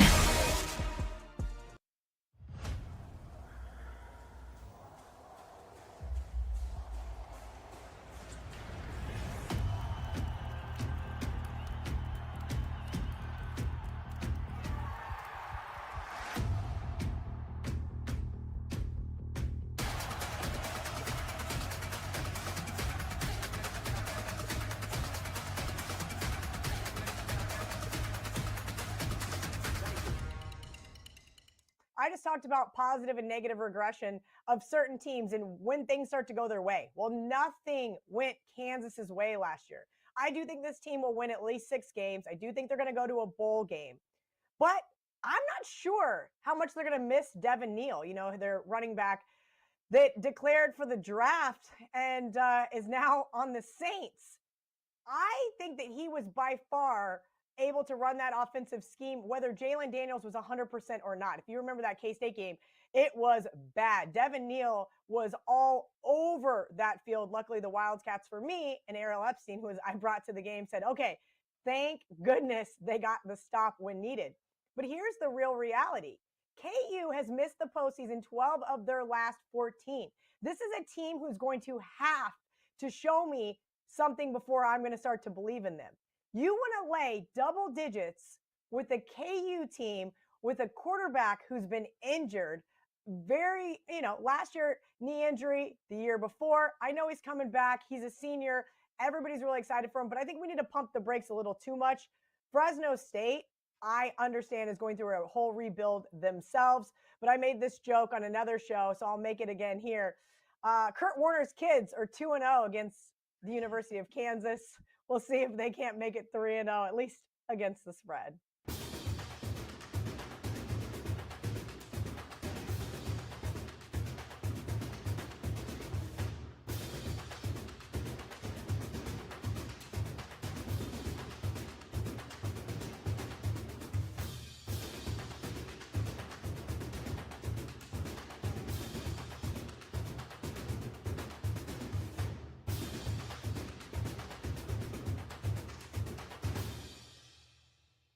We know you're a dog player. You love the puppies, but K-State is your baby, and K-State is a 3-point favorite. Total is 50.5. What's the handicap? Yeah, it's interesting. You mentioned underdogs. Matt Campbell is an underdog, 47-22. Woo! Man, Iowa State had a epic season last year. If you guys remember, they won 11 games, followed it up with a Pop-Tart Bowl win, and that's something they've never been able to do in their entire football history. But there's a couple of things that really went their way. Number one was in the turnover department, right? They had a +9 turnover differential. Those types of things we start to see come back and regress to the mean. Yes, they have some, 9 or 10 guys returning on both sides of the ball, but the Wildcats, if you look at them on paper, are better in almost every single metric from last year. And Sammy, I am not allowed to say exactly what's going to be different, but everybody watching the game tomorrow will see it. I had breakfast with one of the beat writers that I'm really good friends with this morning, and he said, Kelly, the defense is going to be very surprising for you. I think you're going to be very happy with the new defensive schemes that they're going to be running. And I said, okay, great. It's what I want to hear. He gave me a little bit more intel than that, but I will keep it very vague. You guys are going to have to wait until tomorrow. The Wildcats defense can snag one from Rocco Becht, or, cough up the ball on the ground. I think that there is a good shot K-State could win this one by more than a touchdown. Wide receivers were a huge issue last year for Avery Johnson. If you remember, more dropped passes than any other quarterback in the FBS. It was awful to watch from a fan perspective. I think that also regresses to the mean. Couple of guys a couple years older, plus the transfer from Boston College, as well as formerly at Texas Tech, already has a rapport with offensive coordinator Matt Wells. So I am looking forward to the Wildcats not making some of those same mistakes that they made last year.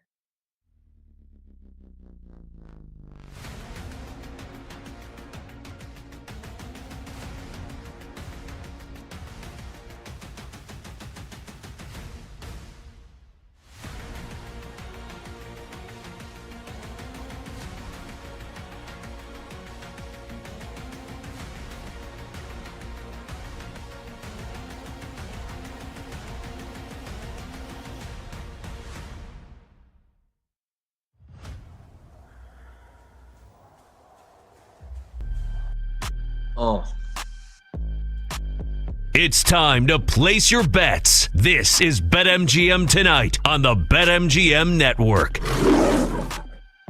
Welcome back to BetMGM Tonight. Brad the Big Noise Evans with you. Ryan Horvath in the house on this Freaky Friday. We're going to be talking some NFL player pick'ems at quarterback, running back, wide receiver, and tight end, getting you prepared for your fantasy football drafts. One of the most annoying things, Horvath, that I hear on commercial radio just constantly, or even in the podcast form, we're going to dominate our fantasy football draft.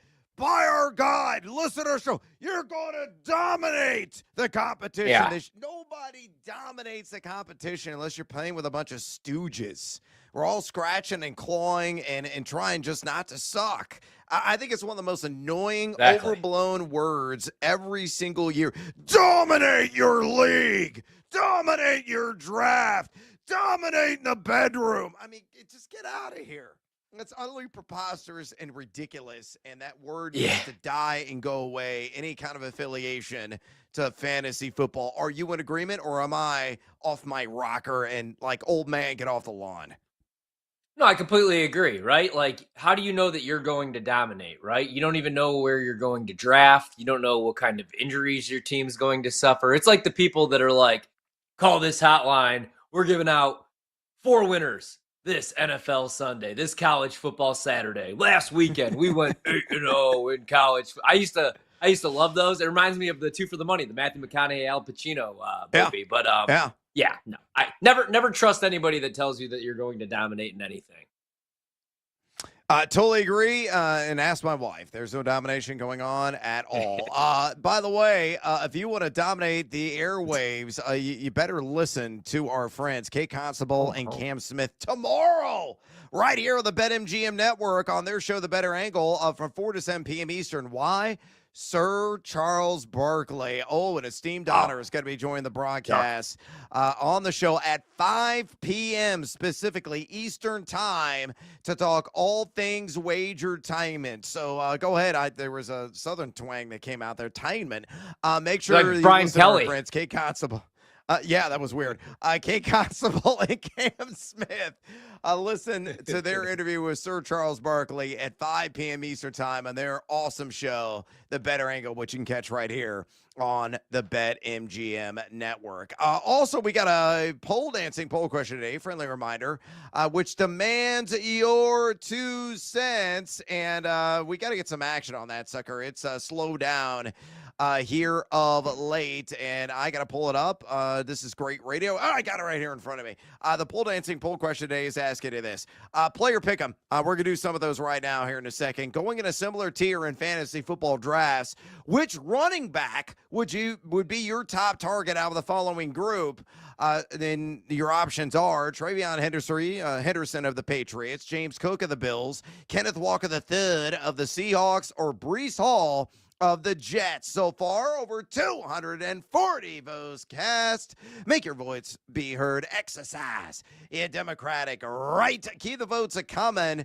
And go ahead and drop us a comment, a.k.a. bring the noise on X at BetMGM tonight. Again, on X at BetMGM tonight. Bears went 3 and out on the first drive. It was ugly, starting with the first snap. That was botched. Caleb Williams had to jump on it for a 4-yard loss. They just kept moving backwards, eventually punted the ball. And now KC, with their starters still on the field, are out there for their second series. Just under 8 minutes ago in the first quarter, KC up 7-0.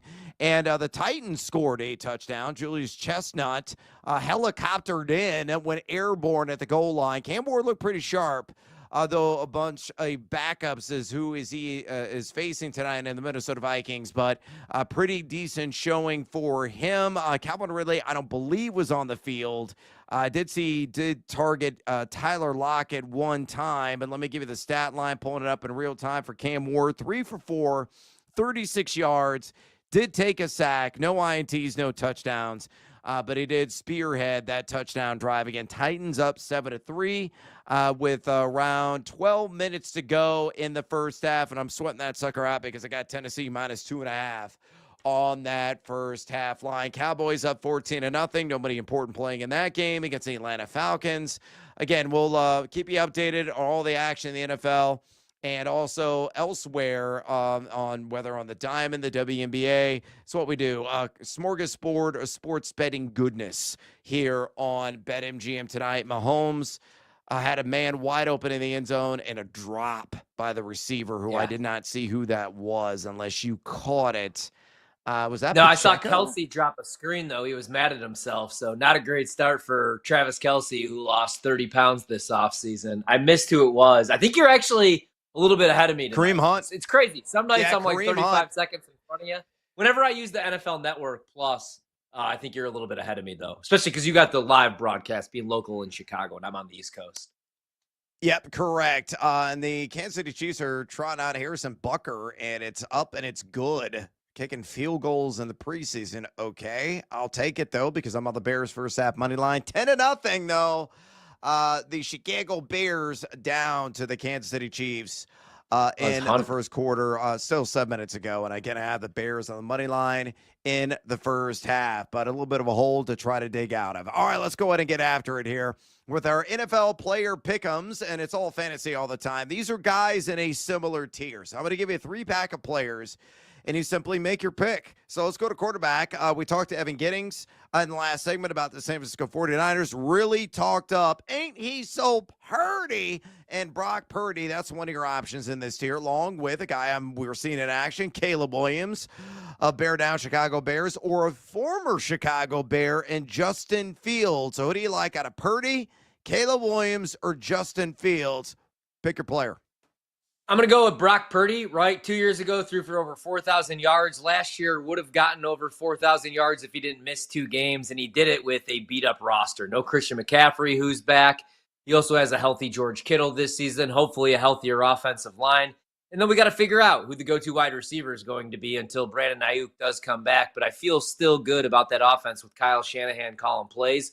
Also, like Evan said, I think Purdy, we're going to see more read option stuff this year, Brad. He's going to use his legs a little bit more. Hopefully in the red zone. Hopefully, though, he doesn't steal away our McCaffrey touchdown. So I'll go Brock Purdy.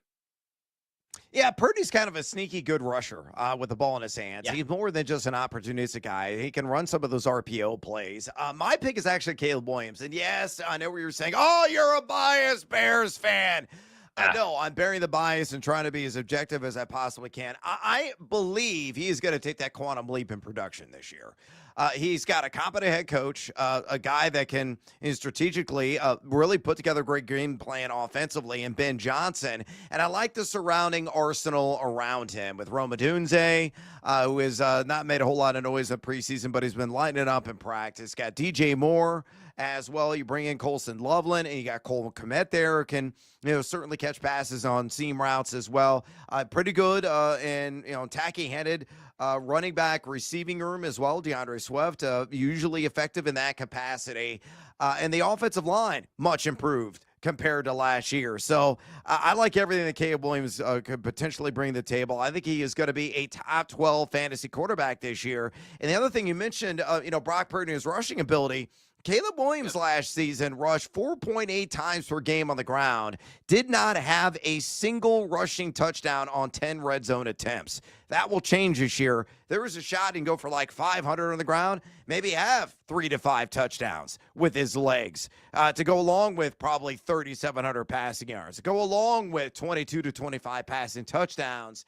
If he reaches those thresholds across the board, yeah, I mean, you were talking about a top 12 quarterback. So I like him a little bit more than Purdy and a little bit more than the former Bear and Justin Fields. Let's go to running back and a guy that you have fallen absolutely in love with. TreVeyon Henderson is option number 1. Option number 2, James Cook.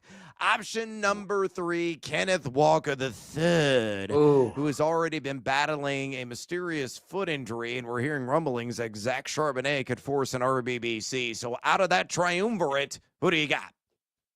Well, I own Kenneth Walker, and I'm nervous, so I'm not going to go with him. I'll cross him off the list. This is tough because TreVeyon Henderson is my man crush, but I'm actually going to go James Cook because I know that Buffalo is going to be in the red zone. I know they're going to be down on the goal line because they have the MVP of the league, Josh Allen. And, Josh Allen's still going to rush for touchdowns, and for James Cook, Brad, there's probably going to be touchdown regression, but even if there is, he scored 16 last year, tied for first in the National Football League with rushing touchdowns. So I'll go James Cook, even if it's 10, 11 touchdowns. I think there's a reason why they gave him a 4-year deal, right? So they paid him, so I think they're going to use him. They're probably going to run him into the ground, let's be honest. So James Cook, but it's so close. Yeah, for me, it's James Cook. I think TreVeyon Henderson's value is getting absurdly out of control. Like, there is no player, maybe outside of Ja'Cory Cross-Merritt, that has seen a bigger surge in ADP this draft season than TreVeyon Henderson. He was a guy, like, about a month ago, you're getting consistently in, like, round 6 of 12-team drafts. Now his ADP is an RB15. You're going to have to spend at least a round 3 pick to get him. And I think there's going to be some people that are going to snap tendons and draft him thinking they have won their league winner. Another very overused fantasy phrase, and may, extend that go gadget arm and grab him in round 2. The hype is deafening. It's just out of control, and I don't see any kind of profit potential there. Ramondre Stevenson is still on this team. Ramondre Stevenson is still going to be utilized in some meaningful capacity. How meaningful? That could be a 60-40 split favoring Ramondre to begin the season. That could flip as the season progresses. I think it will. Henderson is an explosive athlete. Catch the ball cleanly out of the backfield. It's only a matter of time that he's going to, siphon and steal away more touches from Ramondre Stevenson. But Cook, he got Ray Davis. He got some competition there, but he's going to get all the goal line touches. I'm going to go with him. I took him over 9.5 rush touchdowns last night, so I'm going to stick to my guns. All right, quickly, wide receiver. Your options are Emeka Egbuka, Jacoby Myers, Rome Odunze. Who do you have? Rome Odunze. I'm going to go Rome Odunze, man. I love him for the Ben Johnson offense. Like his skill set where you could line him up on the field, 6'3", 214 pounds. I think he could be a sleeper. I think he could have close to 100 receptions this year. I really do. So I'll go Rome. I'm going to go Jacoby Myers, actually. I think he's got a really good chance to finish as a back-end WR2 in that Las Vegas Raiders passing attack. All right, we got to take a little siesta here on BetMGM tonight. When we come back, percent play in the NFL. We're talking a couple of teams, whether or not they make the playoffs, and a couple of players that have some absurdly, wonderfully priced player props. We'll tell you about them next right here, BetMGM tonight on the BetMGM Network. Don't go anywhere. Brad Evans and Ryan Horvat will be right back with more Wagertainment on BetMGM tonight on the BetMGM Network.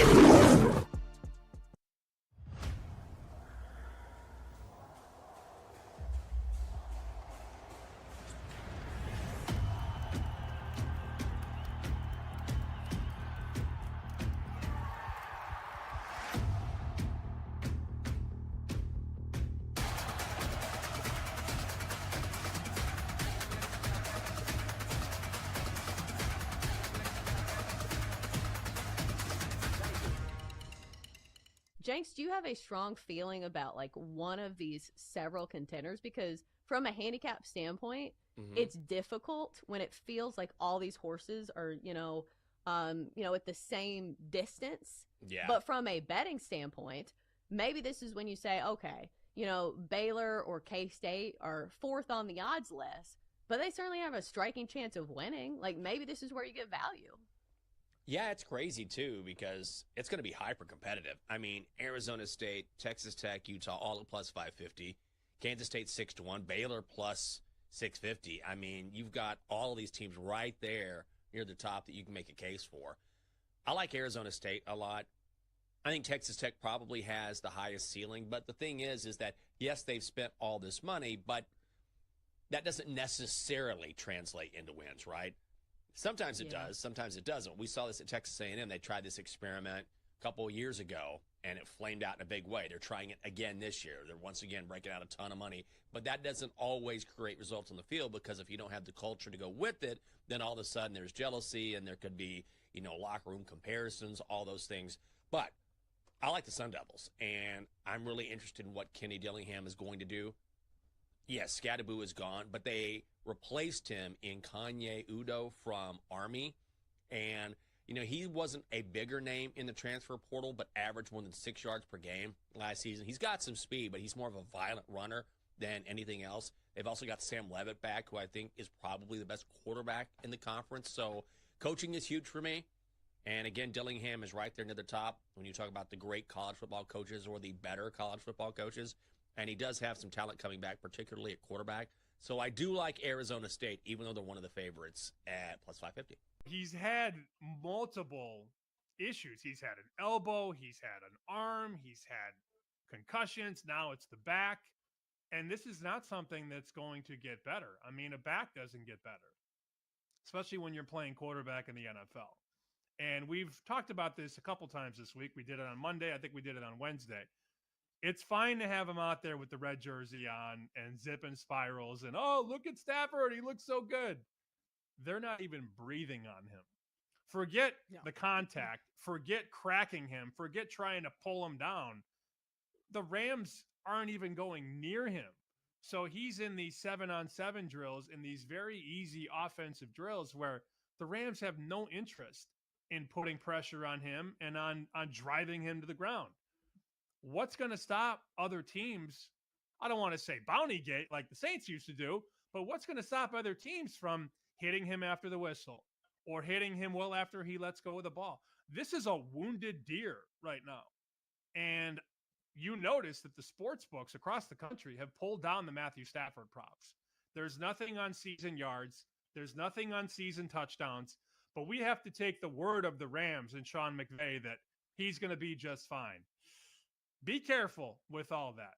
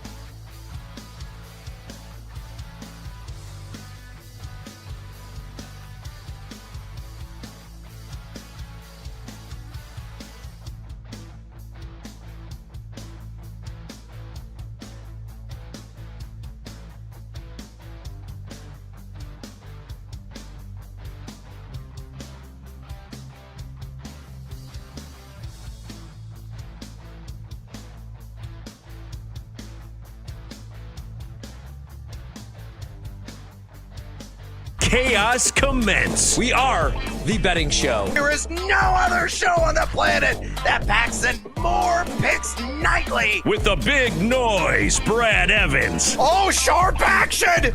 They gotta listen to the sharps! Get the heck out of here with that nonsense. I'm on JMU as well. Drake, hate the Drake. Love the Drake, hate the Drake. No, you never fade the Drake! And the mad better, Ryan Horvat. The Keep the Points special. I'll keep cashing tickets around here on Odyssey. Yeah, put me at night, baby. That's where we cash tickets. They're bringing the heat and helping you cash in big. It's a lock! It's over! It's a guarantee! It's easy money! Nobody wants to bet Seattle U, except for this guy. They're going to win this game outright, but I'll be safe and take the points plus 6.5. And delivering the late night sweats. And it's good!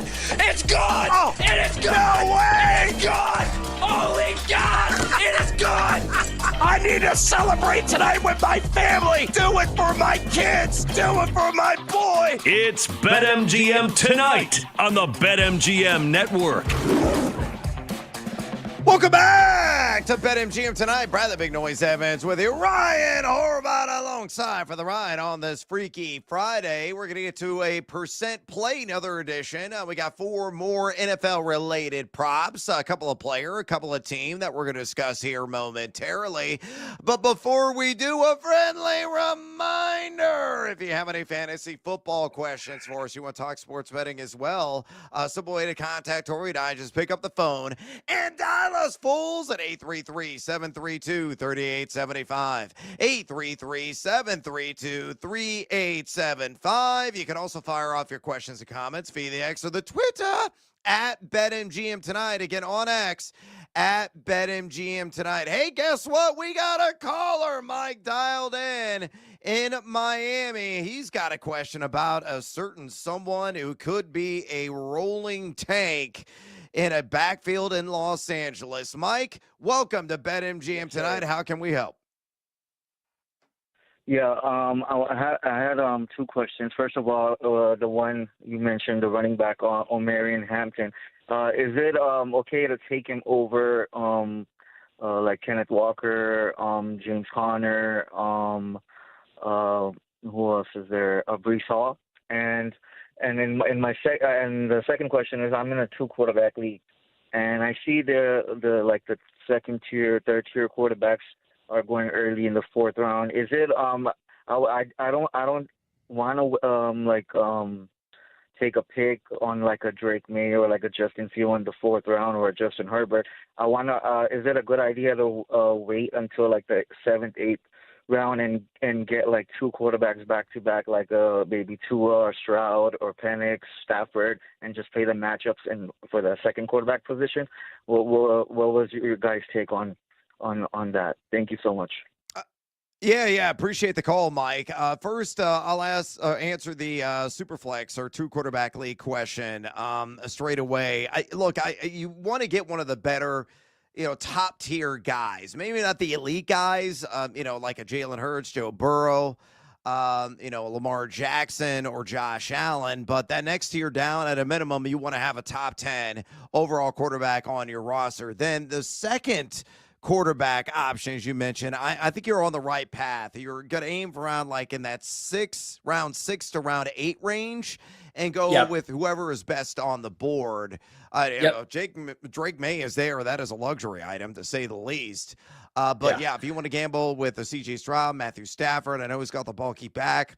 And you can kind of stream that position. The other key takeaway, and I'll just add this too, Mike, is you want to make sure you get a third quarterback at some point. No matter how awful they may be, like a Daniel Jones, for example, because you want to make sure that you're trotting out two quarterbacks every single week when those bye weeks kick in. If the injury bites, you want to have, that position filled at all times with the quarterback. Even, the Tyler Shucks of the world may be able to go out and get you, 12 to 15 points, even in a bad week. So that's my approach when it comes to two quarterback or super flex leagues. Meanwhile, the other running back question, Orvie, I'll kick this to you. Omari Hampton, out of the other options, would you take him over Kenneth Walker? Would you take him over James Conner and Breece Hall? Does Hampton sweep over those three guys due to like somebody else over Hampton? Yep, nope. He sweeps over all three of those guys. In fact, I can tell you really quickly the guys that I would take over Omari Hampton. It would be James Cook, Kyron Williams, Chase Brown, Bucky Irving, Josh Jacobs, Devon Achane, maybe Derrick Henry, McCaffrey, Genty, Gibbs, Barkley, and Robinson. I love Omari Hampton. So I'm definitely taking him over all those second-tier backs, man. I think when it's all said and done, he might be a top 10 fantasy back this year once he is running back number 1, which is coming very soon. Yeah, I mean, more or less. He's RB1 by default. I mean, Najee Harris, again, just taking grit laps around the practice field. He hadn't even, been in uniform yet. And, every day the coaching staff says, how was Najee Harris doing? Jim Harbaugh's like, oh, yeah, he's taking laps. That's it. He's just taking laps. That doesn't mean anything. There was obviously more of a serious setback with the fireworks miscue that happened on the 4th of July that impacted his eye than we know of. They've been really playing that close to the vest, so we really have no clue the extent of that injury, but we're not going to see him for who knows how long. Omari Hampton's going to be the guy, even though the coaching staff has said, hey, we're going to try to work in a second back in week 1. He may get still 70-75% of the opportunity share. He's got to get the goal line work on a run first, run often, run heavy team. And I'm with you. I would take him over Kenneth Walker. I'd take him over James Conner. I'd take him over Breece Hall. I got Omari Hampton RB14. I'm very confident in that. And I think I agree with you. He's going to be knocking the door of the top 10 when the dust settles on this NFL season. Again, thanks, Mike, for the question. Let's go and get after with percent play. So here's how this whole exercise works. We introduced this about a week ago. I'm going to throw out a prop you can bet on right now at BetMGM. I'm going to give you the juice. And then you're going to channel your inner weather person, Al Roker, maybe Jim Cantori. He's got big biceps still at his advanced age of the Weather Channel. And just, put a percentage chance that bet cashes. So let's go to a wager that I already know the answer to this because you mentioned this last night, and I want to get my 2 cents on it. The Jacksonville Jaguars, the Fighting Shad Khans, who still has a room at Urbana Country Club, not only like 15 minutes from my house here in Central Illinois. And he's still got a home here as well. The Jags to make the playoffs are plus 165. So what percent chance does that one cash? It should probably only be like a 45 to 50% chance, Brad, but I'm going to give it a 65% chance in the world of Horvat because I've bet this. I bet their win total over. I'm a believer in Liam Cohen. I'm not ready to write off Trevor Lawrence. He just has to stay healthy, man. He can make the throws. Now, he fumbles way too much. He's got to limit the turnovers, but Now he's got weapons and he's got no more excuses. You have another play caller, an offensive-minded head coach. They go out, they move up to draft Travis Hunter. We'll see if it works out. You bring in De'Ami Brown. You have Brian Thomas, a vertical threat who should have, if he stays healthy, a minimum of 10 touchdown receptions. Last year, the defense was awful. But like I've talked about a couple times, man, they went from playing a ton of zone to a ton of man, and you lose Tyson Campbell right away, your best cover corner to start the season. I think the defense should be a little bit better. Top 15, top 20, and I think they're going to the playoffs. So I'll go 65%. Yeah, I'm not as bullish as you. I'm going to go 55%. I think it's better than just a marginal number. But, you look at Mike Clay's projections, only got him for 7 wins. I think they're going to best that. He only actually gives them a 50% or greater win probability in 3 games. Only 3. Again, they're going to best that number. I think they're going to crush it, as a matter of fact. Defense, I think, will be improved. And again, the offense. It is a major upgrade bringing in Liam Cohen, who I think is such a masterful play caller. And Trevor Lawrence, a make-or-break year. I got Brian Thomas there. Travis Hunter is going to be kind of a jack of all trades. May even see him in the run game on occasion, some of those jet sweeps. Brenton Strange, you and I both like. Like, they got weapons. And that's a team that could really pile on the points and engage in some shootouts that the defense fails them. So, yeah, I think they have a decent shot of making the playoffs this year. You think you're more bullish at 65%, but at 55%, that's still probably above the survey of 10 random NFL fans who probably won't give them a snowball's chance in hell of making the postseason. So I like the Jags. You like the Jags to overachieve this season. They have the 7th easiest projected strength of schedule. So for them to make the postseason, plus 165. What about Aaron Rodgers and the Pittsburgh Steelers to make the playoffs at a minus 140 for them? Give me a % chance. Yeah, I would love to be higher, man, and I did bet them because I'm a lunatic, but I'll only go 50%. I mean, Mike Tomlin's never had a losing season, even with Duck Hodges, Mason Rudolph, the corpse of Ben Roethlisberger, Russell Wilson, Justin Fields. He only knows how to win 9 to 10 games. But, man, that division is loaded, right? Like, I know Cincinnati doesn't play any defense, but Joe Burrow could legitimately throw for 5,000 yards and 50 touchdowns this year. Lamar Jackson should have won the MVP of the league maybe last year. Josh Allen was excellent.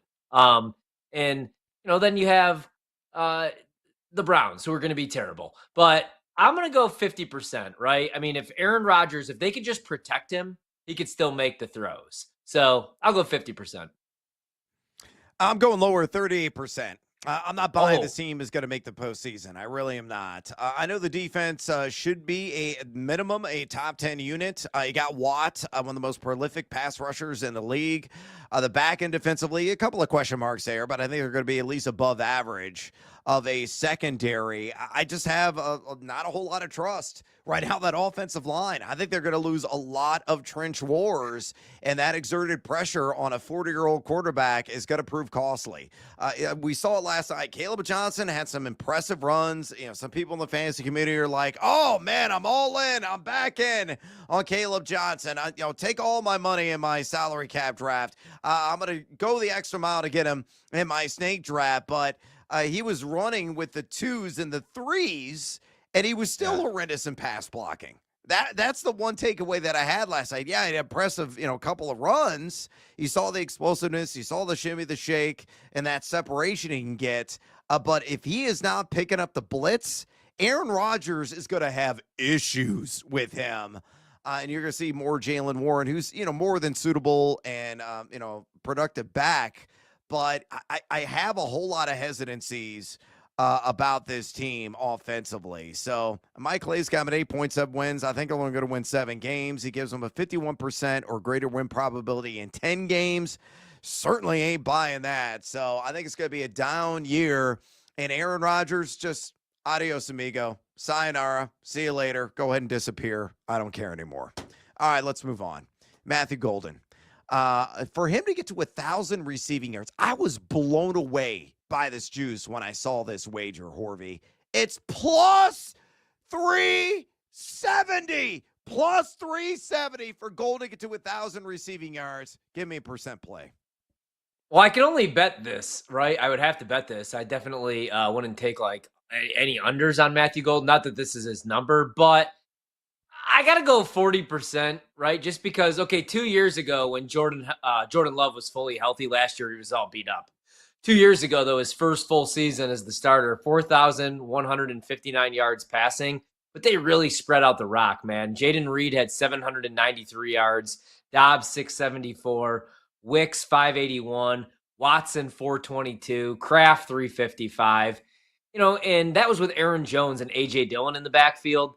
Now you have Josh Jacobs. So I'll go, you know what? I'll go 40% chance. Now I have to bet this. There's a reason why they use first round capital. The Packers haven't done this in 2 decades on a skill position player. I got to bet it. You know what? Damn it. 60% chance. I'm in. You've talked me into it without even saying anything. I'm betting this. Oh, it's even more than that. You went 40% originally. I was going to double you up. I say 80%. So much so that Daddy want, Daddy need, Daddy gotta have it. Come on, Brando. Ooh, baby. Plus 370. This is madness. This number should be like closer to plus 170. And again, you're being a bit better than 3-1 odds. He is going to be the main man. He's got elite speed. As I said before, he can beat you outside, he can beat you inside. He's got the route versatility. He was supremely effective in contested catch situations, so he can win in those high traffic scenarios. And he's healthy. Jaden Reed's not healthy. Romeo Dobbs has been out of the lineup for a time during this summer. Dontavian Wicks has missed some time with a calf injury as well. So you put all together, Jordan Love calling him a stud is warranted because they built an unbreakable bond so far. Not so much in the preseason, but in the practice field. That's going to carry over in a meaningful action. Plus 370 for him to get to 1,000. I've said it before. I'm going to say it again. Minimum 1,000 yards. Minimum. Mark it down right now for Matthew Golden. See him in your fantasy draft with his 82.42 ADP. Last one real quick. We've got Emeka Egbuka, 1,000 receiving yards plus 150%. Play me. Ooh, this is tough. I will go, you know what, man? I got to go 40% chance. I really like the player, but I got to go 40% chance just because he's a rookie. You're a coward. 78% chance. I'm buying all day at Emeka Egbuka because the opportunity is right for him to have a hot start. All right, especially plus 150. We're going to take a little siesta. We come back. Fade or follow NFL, college football. Don't go anywhere, fools. This is BetMGM tonight on the BetMGM Network. Marvelous! You have no marvelous! Don't miss out on the action. If you missed the show, you can listen back on the always free Odyssey app. It's BetMGM Tonight, presented by BetMGM.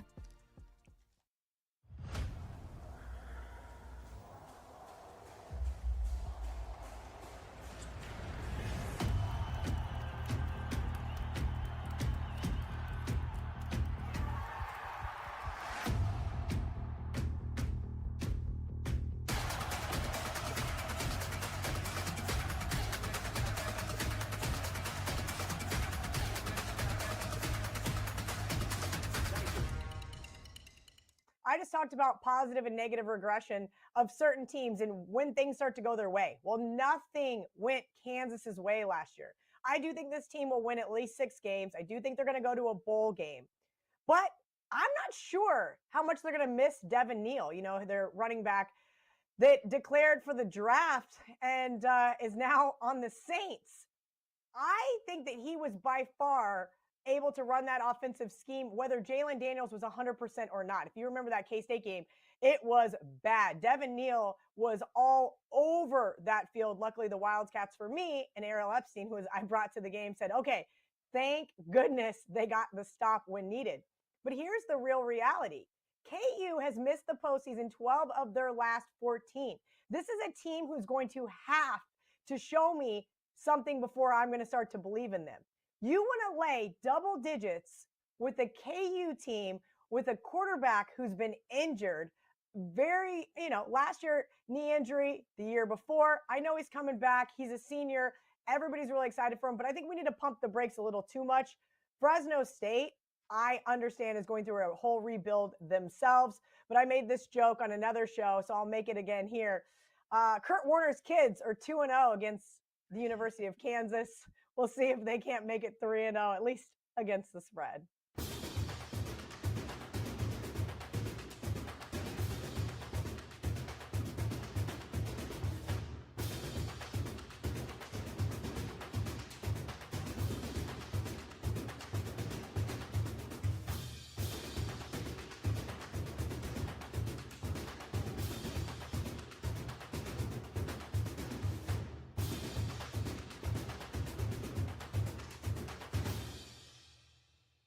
We know you're a dog player. You love the puppies, but K-State is your baby, and K-State is a 3-point favorite. Total is 50.5. What's the handicap? Yeah, it's interesting. You mentioned underdogs. Matt Campbell is an underdog, 47-22. Woo! Man, Iowa State had a epic season last year. If you guys remember, they won 11 games, followed it up with a Pop-Tart Bowl win, and that's something they've never been able to do in their entire football history. But there's a couple of things that really went their way. Number one was in the turnover department, right? They had a +9 turnover differential. Those types of things we start to see come back and regress to the mean. Yes, they have some, 9 or 10 guys returning on both sides of the ball, but the Wildcats, if you look at them on paper, are better in almost every single metric from last year. And Sammy, I am not allowed to say exactly what's going to be different, but everybody watching the game tomorrow will see it. I had breakfast with one of the beat writers that I'm really good friends with this morning, and he said, Kelly, the defense is going to be very surprising for you. I think you're going to be very happy with the new defensive schemes that they're going to be running. And I said, okay, great. It's what I want to hear. He gave me a little bit more intel than that, but I will keep it very vague. You guys are going to have to wait until tomorrow. The Wildcats defense can snag one from Rocco Becht or, cough up the ball on the ground. I think that there is a good shot K-State could win this one by more than a touchdown. Wide receivers were a huge issue last year for Avery Johnson. If you remember, more dropped passes than any other quarterback in the FBS. It was awful to watch from a fan perspective. I think that also regresses to the mean. Couple of guys a couple years older, plus the transfer from Boston College, as well as formerly at Texas Tech, already has a rapport with offensive coordinator Matt Wells. So I am looking forward to the Wildcats not making some of those same mistakes that they made last year.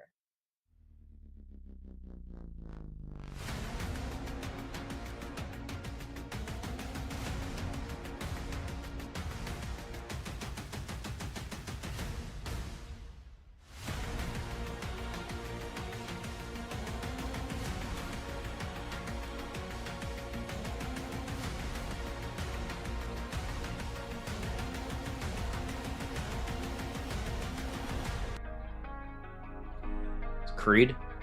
It's time to place your bets. This is BetMGM Tonight on the BetMGM Network. Welcome back to BetMGM Tonight. Brother Big Noise Evans with you. Ryan Horvath in the house on this Freaky Friday edition. We're going to do another edition of Fade or Follow, a mixed bag of pigskin action, some college, some NFL props. We're going to be throwing those out here momentarily. But a friendly reminder before we start diving in on that, we have our pole dancing poll question today up and live right now on the X or the Twitter, and it's asking you this: a player pick'em. Going in a similar tier in fantasy football drafts, which running back would be your top target out of the following group? Your options are Travion Henderson of the Pats, James Cook of the Bills, Kenneth Walker III of the Seahawks, or Breece Hall of the New York Jets. So far, over 245 votes cast. Make your voice be heard. Exercise your democratic right. Keep the votes coming and drop us a comment, a.k.a. Bring the Noise on X at BetMGM Tonight. Again, on X at BetMGM Tonight. We're keeping our eyes locked and loaded. Bears have not looked great in this first half. 7 minutes ago, just a PI called there. Looks like Kansas City going to be back into Bears territory. KC up 17-3 as the KC starters played a couple of series in this game. Looked pretty good. Rashee Rice found the end zone. He's got to get all the reps he possibly can with that suspension looming, though he's likely going to be on the roster and active weeks 1 through 4 before his disciplinary hearing coming in late September. Cowboys up 14-3. Same score with the Tennessee Titans, almost halftime on the Minnesota Vikings. All that's going to be a winner for me on the -2.5 on the first half line. Baseball's killing me. Bears are killing me. But thankfully, the Tennessee Titans have come through. I got an interesting tweet during the break, and I want to share it with you, Horvey. It's from Killas on Twitter. And he was replying to my perspective on Chris Rodriguez, saying, look, everybody is going just absolutely bat-bleeping crazy right now for Ja'Cory Krosky-Merritt. I've seen him go as high as like round 6 and 12-team drafts over the past 24 hours. Again, it's just nuts, folks.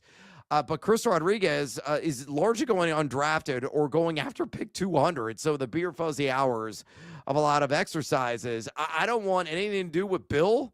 That's the nickname for Ja'Cory Krosky-Merritt.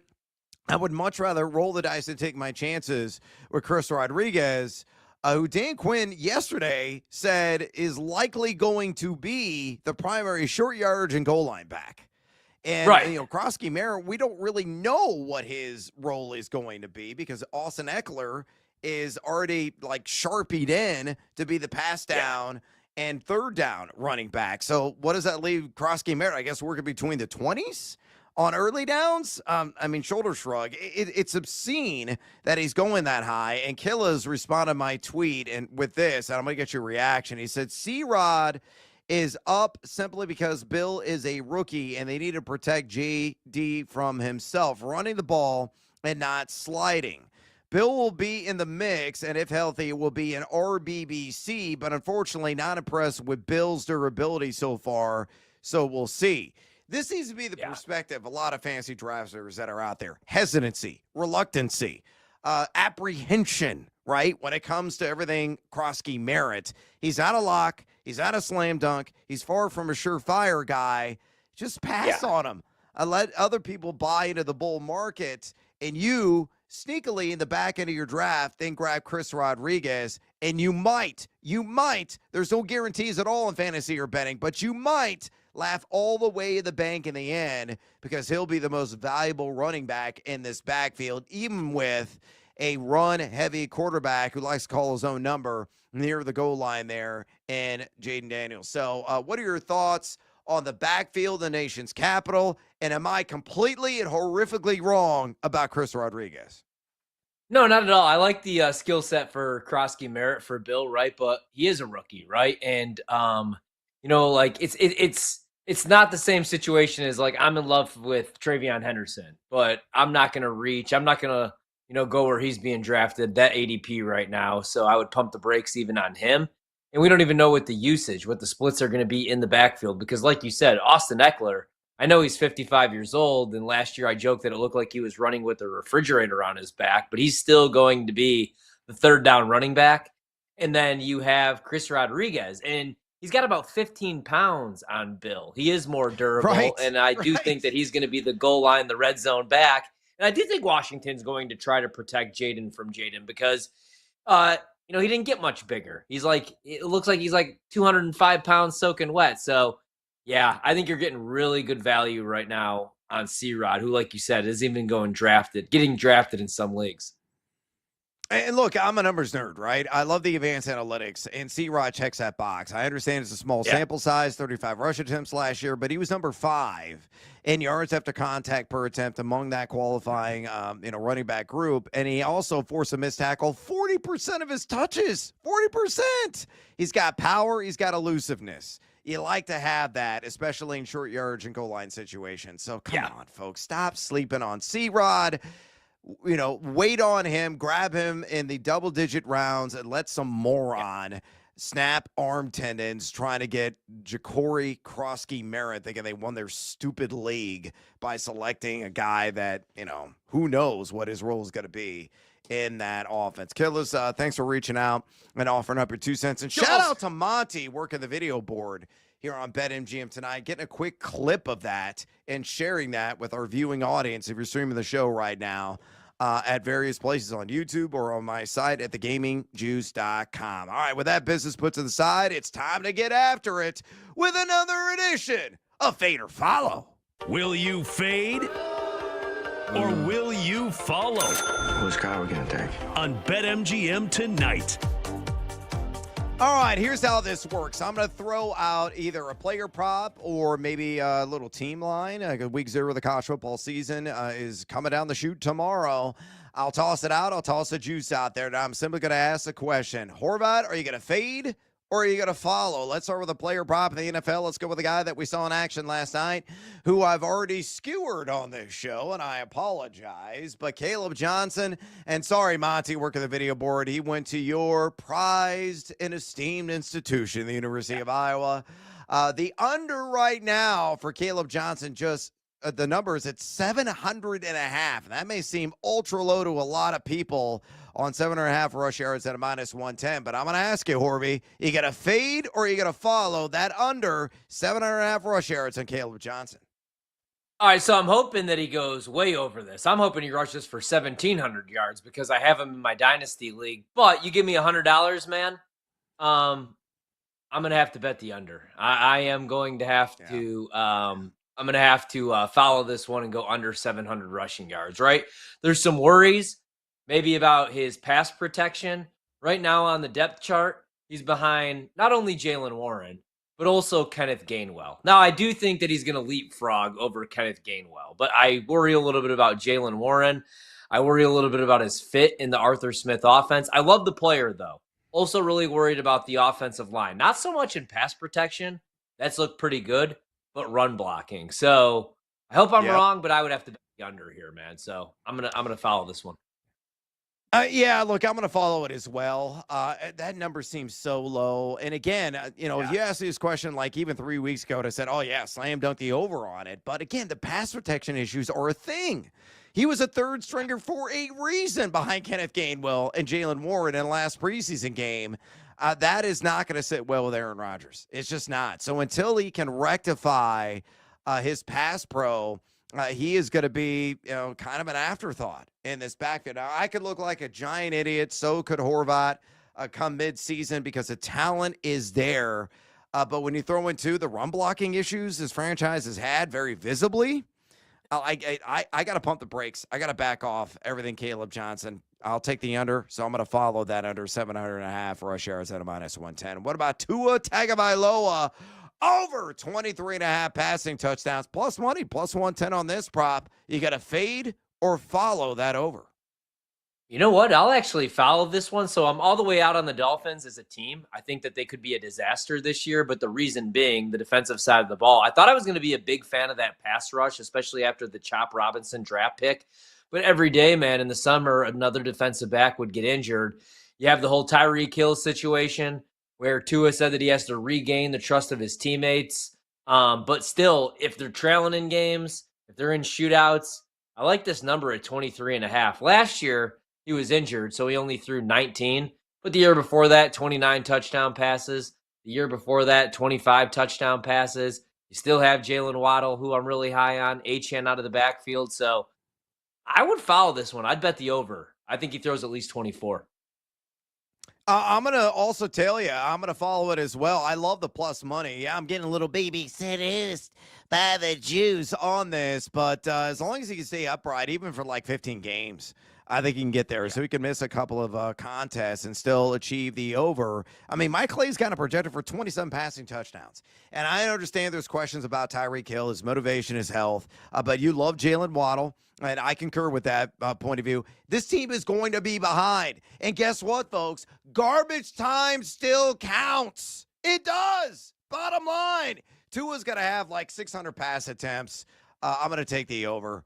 I think he gets to 25 passing touchdowns this year. All right, let's go to the Farmageddon matchup played in Dublin, Ireland tomorrow. Yeah. And top of the morning, again, AM and my time zone, Central Time Zone.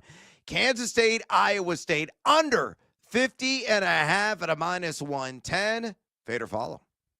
Yeah, I like the under, man. I know that it's went from 49.5 to 50.5, so maybe you wait and to see if we could get a 51.5 to 52.5, but I don't know that we get there, but I think Kansas State's going to be able to run the ball. Avery Johnson last year rushed for 7 touchdowns, threw for over 2,000. They also bring back Dylan Edwards. He had 7 yards per carry. They bring him over. Jace Brown's still there. And then for Iowa State, we talked about this earlier with Joe. Rocco Becht had a solid season last year, throwing for over 3,000 yards. But Jalen Noel and Jaden Higgins both had over 1,000 receiving yards. So he loses both of those guys. Xavier Townsend is now your leading receiver. I think they're going to look to run the ball, not only with Becht, him using his legs, but Carson Hansen, who rushed for 13 touchdowns last season. I like the under quite a bit. Again, Stats Award, Parker Fleming does a tremendous job cranking out a lot of his advanced analytics and graphs and pictures, and I like pictures. 25.41 is what he's got predicted for Kansas State, 21.26. I'm no mathematician, but that's still south of 50.5. It's around 46. Yep. I think it's going to be lower scoring than that. Again, we were talking to Joe DeLeon earlier, and he brought up a really good point. They're playing on the pitch, a soccer field.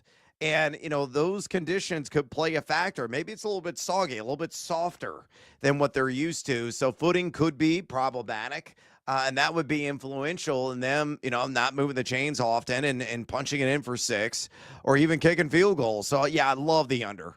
First game of the year, you're going to have the jitters. You're in unfamiliar territory, playing overseas, on the soccer field, the pitch there. So put all together, I also like the under as well. So I am going to follow that on the 50.5 at a -110. What about Stanford, Hawaii? Under, also 50.5 points. Lighter juice at a -105. Fade or follow? You know what? I'm going to fade this, man, mainly because if I'm watching a Hawaii game week 0, I'm cheering for some points here. And I worry, is Hawaii going to be able to stop Stanford's run game? And is Stanford going to be able to stop Hawaii's run game? So I actually kind of lean over in that game at 50.5. I think the number should be a little bit closer to like 52.5. So not a huge edge, but I'm going to be cheering for some points in that one from the Fighting Timmy Chanks. I would love to see points too, but I'm going to follow it, man. I don't think it's going to crack 50.5. I think the widely held belief is, hey, man, it's Hawaii. All these cats do is score points. They don't play a lick of defense. But again, I look at Parker Fleming's projection. He had it like 15-13. No lie. And somebody asked him on social media, and he's like, hey, numbers don't lie. I'm just following the data. So he says way under. I don't think it's going to be way under. I'm going to be sweating and pulling up in all the wrong places on this. But I do believe the under will prevail in Stanford and Hawaii. All right, last one. Kansas team total taking on Fresno, and that number is at 31.5 at a -110. So on over 31.5 team points, fade or follow? You know what? I will follow this one. I actually kind of like this a little bit more than laying the 13.5 right now with Kansas since that numbers went up. Jalen Daniels is healthy, at least for week 1, we know. Last year, threw too many picks, 12, but also completed 57% of his passes, 2,454 yards, 12 tutties.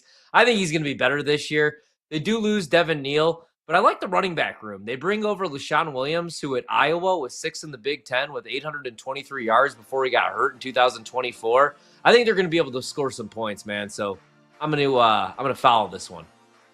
Yeah, Fresno projected to be outside the top 100 in defensive rating, according to theanalyst.com. I agree. They may hang a 40 spot on the Bulldogs. All right, we got to take a little siesta. We come back reviewing our cards this evening. Probably not great. Stick around. This is BetMGM tonight on the BetMGM Network. Don't go anywhere. Brad Evans and Ryan Horvat will be right back with more Wagertainment on BetMGM tonight on the BetMGM Network.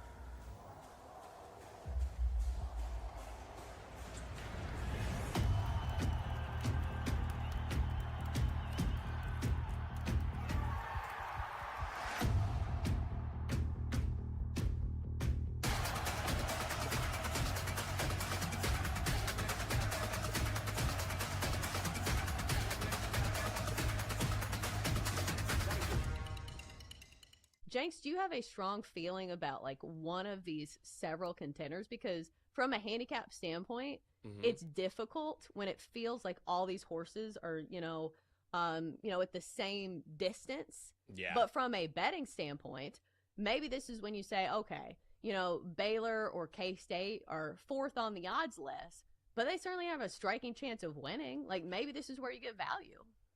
Yeah, it's crazy, too, because it's going to be hyper-competitive. I mean, Arizona State, Texas Tech, Utah, all at plus 550. Kansas State 6-1. Baylor plus 650. I mean, you've got all of these teams right there near the top that you can make a case for. I like Arizona State a lot.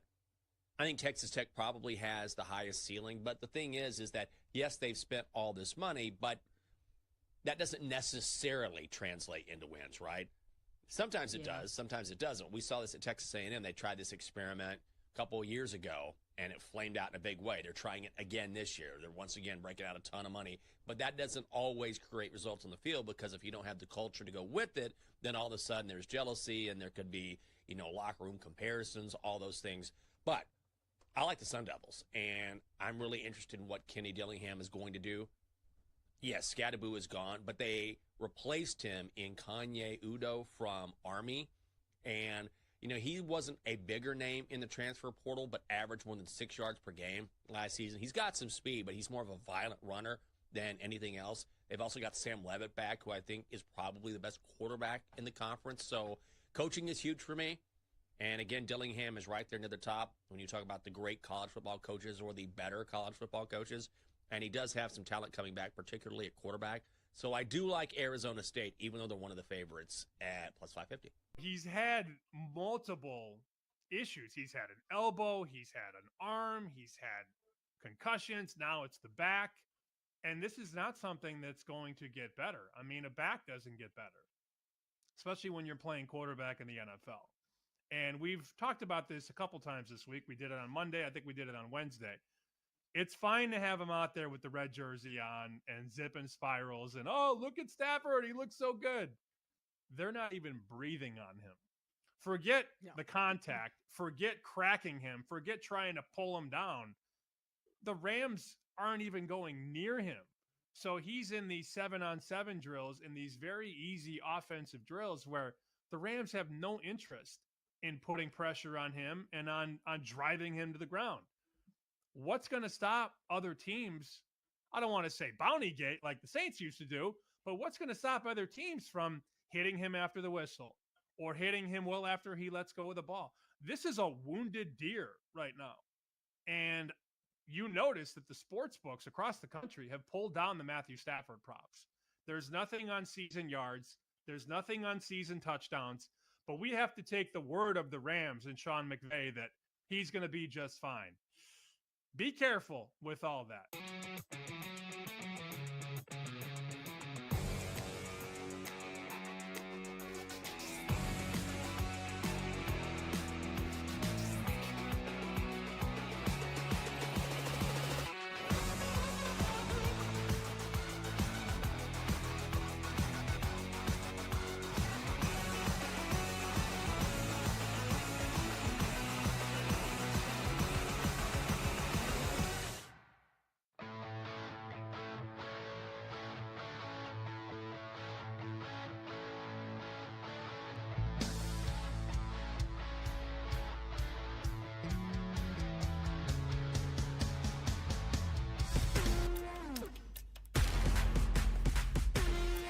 It's time to place your bets. This is BetMGM Tonight on the BetMGM Network. Welcome back to BetMGM Tonight. Brad the Big Noise Evans away there. Ryan Horvath hanging out with me on this Freaky Friday. We're going to be viewing our cards here momentarily. We'll give you the pole dancing poll results as well momentarily. And two, phone lines still wide open. If you want to talk some fantasy football with us, if you want to talk sports betting, you absolutely can. Simple way to dial us here on the show. Just pick up the phone and punch in 833-732-3875. 833-732-3875. You can also hit us up on the X or the Twitter at BetMGM tonight, where we have our pole dancing poll question of the day. And let me go and shut that down. It was asking you this. Player pick'em. Going in a similar tier in fantasy football drafts, which running back would be your top target out of the following group? Your options are Travion Henderson of New England, James Cook of Buffalo, Kenneth Walker III of Seattle, or Breece Hall of the New York Jets. Officially 246 votes cast. Oh my God, Kyle Tucker just hit a home run. Excuse me, America. Let's go. I need to hold on to something. I think the devil is chilly. I think the landscape that is hell is officially frozen over. Kyle Tucker has homered for the first time in roughly 10,000 years. Cubs up 1-0. Anyway, I digress. So again, Travion Henderson, James Cook, Kenneth Walker III, Breece Hall. Out of those four guys, who would be the pick? I already know your pick, but who do you think the people took? I'll go with Travion Henderson as well. Oh, Travion Henderson. He was second place at 32.9%. Number one was James Cook, which would have been my selection at 35.8%. I'm still in shock right now. Like Tucker actually had a ball of the park. Kenneth Walker, the third place at 24.8%. Dead last, Breece Hall. Really an indictment on him, and a lot of people avoiding him like the plague in fantasy drafts. 6.5%. That's it. Oh, how the mighty have fallen in the eyes and ears of the fantasy masses. We got a couple of comments here. Of course, Brando, our EP here on BetMGM tonight, also working the board, said, I love James Cook this season, but there is something special about Travion Henderson. Gets the juices flowing. He will be my number one target in the middle rounds of my draft this weekend. Breaking news, Brandon. He ain't going to be there in the middle rounds. Again, the ADP has swelled in round 3 in average drafts. Maybe you're playing with a bunch of village idiots, and, for your sake, I hope that is indeed the case. But, man, it's just gotten out of control with that ADP, and I think you're going to have to spend an even prettier penny to acquire the rookie's services. We also got another comment from nothing but Mullins _Yukon 6. That's quite the handle. And actually put these guys in order for us. James Cook 1, Kenneth Walker 2, Travion Henderson 3, Breece Hall 4. So, not too much different than me. Although, I think I've got Walker ahead of Henderson. I have the exact same order. Cook, Walker, Henderson, Hall right now. So that's how I rank them. We appreciate all those participants offering up the 2 cents and casting your vote. And for those who submitted a comment as well. All right, let's go ahead and get after with our cards this evening. And we'll address a couple of more news and notes that left on the cutting room floor from the top of the show. But your top 3 bets of this evening, how are they looking, Horvey? All right, so we went with the under in Eagles-Jets, which right now has not went final, but we're looking good. I don't want to jinx it. It's 16-3, live total at 27.5, so hopefully that works out. The other 2 don't take place until tomorrow morning. We get Avery Johnson over 55.5 rushing yards, minus 115. Also like him to score an anytime touchdown at plus 115. Took the under in Kansas State, Iowa State. We just talked about it. Under 50.5. I think both teams are going to look to run the football or running clock. I really like the first half under as well. Sledgehammer special is Caleb Williams finds that Roma Dunze. Nice. Sledgehammer special also tomorrow. I like Kansas is 13.5 point favorites. Seduced by the Juice, unfortunately, did not come home. Pat Mahomes didn't throw a touchdown on his first drive, but damn, did he look good. And then bonus time, I went with Atlanta and Dallas on the under 36. Not looking great. Live total at 43.5. All right, my card tonight, not all that grand either. Numero uno cash, though. The Titans cover the 2.5 first half line. Cha-ching! Against Minnesota minus 110. Number 2, Detroit's going to win. They scored all the damn runs when Casey Mize just got out of the game. Couldn't complete 6. Exited 5 2/3. So no longer on the hook for the win. So against Kansas City. And the Bears, money line first half, very much against KC. So 1-2 night for me. Parlay Pete, the first leg hit. He had the Titans first half on the money line with Luis Arise to get a hit in the Padres game. And let me go ahead and pull up the box score if that game has even started. Yeah, it did. First inning is over with. No, he hasn't even got to the plate yet because the Dodgers just ended their top half of the inning. So Orion is about to come up, so we're going to find out if that one comes through for Parlay Pete at plus 121. Sledgehammer special, the over on Nico Harder to get a run. Kyle Tucker scored the run because he hit a ball in the park, unbelievably so. Again, go out and buy a lottery ticket, folks. The Brewers was my Seduced by the Juice on the run line, -1.5. They are notched right now. They get a 5 against San Francisco at 2-2, so that's still in play. And the Bears didn't score in the first quarter. KC did. And I had both those teams scoring in the first quarter. So one did, one didn't. That did not come through at plus 125. So, yeah, mixed bag for me tonight. It's kind of been a mixed bag kind of week. Baseball is kind of dead to me right now. Yet I keep going back to the well and keep betting it. Even, Brando was mentioning it. He goes, why you keep betting baseball? Dude, we are a live, nationally syndicated radio show that talks about betting.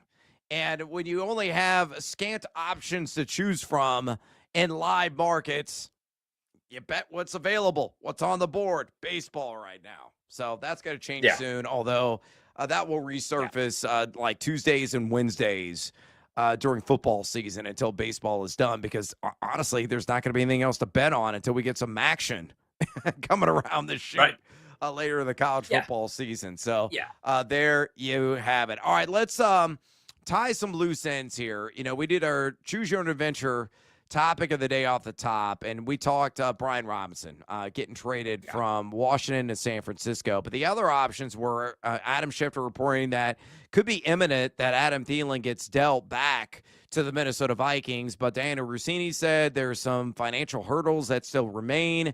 Josina Anderson added, it's, quote, unlikely at this point, end quote, a deal happens. Maybe the divide is too wide with the financial asks. But we can talk about that. We can talk about Mason Taylor getting some buzz, that he's got a major role, according to ESPN's Rich Samini, or Dylan Sampson, who the expectation is, according to ESPN's Daniel Owefusi, who writes for ESPN and covers the Browns, saying that he's got to push Jerome Ford for carries early on. So where do you want to take this? You want to talk Thielen, Mason Taylor, or Dylan Sampson? Talk a little Dylan Sampson. I actually like his skill set. Not the biggest back, and granted, it was also, 2023 college football, but 6th in receiving grade, 14th in yards per route run. I kind of like his skill set. I don't know that he's an every down back, right? I think he's like more of a gadget guy, maybe 8 to 10 touches max per game. But he does interest me a little bit. Wouldn't get too crazy also, though, because I don't think they're going to be very good. So how many opportunities are even going to be there for the running backs? And then I did have some interest in the Adam Thielen situation. I want to see how it ends up going down if they're able to get the deal done, because, he's 35 years old. He just turned 35, I believe, a couple weeks ago. But, he goes back to Minnesota. Granted, it's a new quarterback and a new play caller with Kevin O'Connell, but I would kind of like him the first couple weeks if disaster struck, just because he could take on that Jordan Addison role.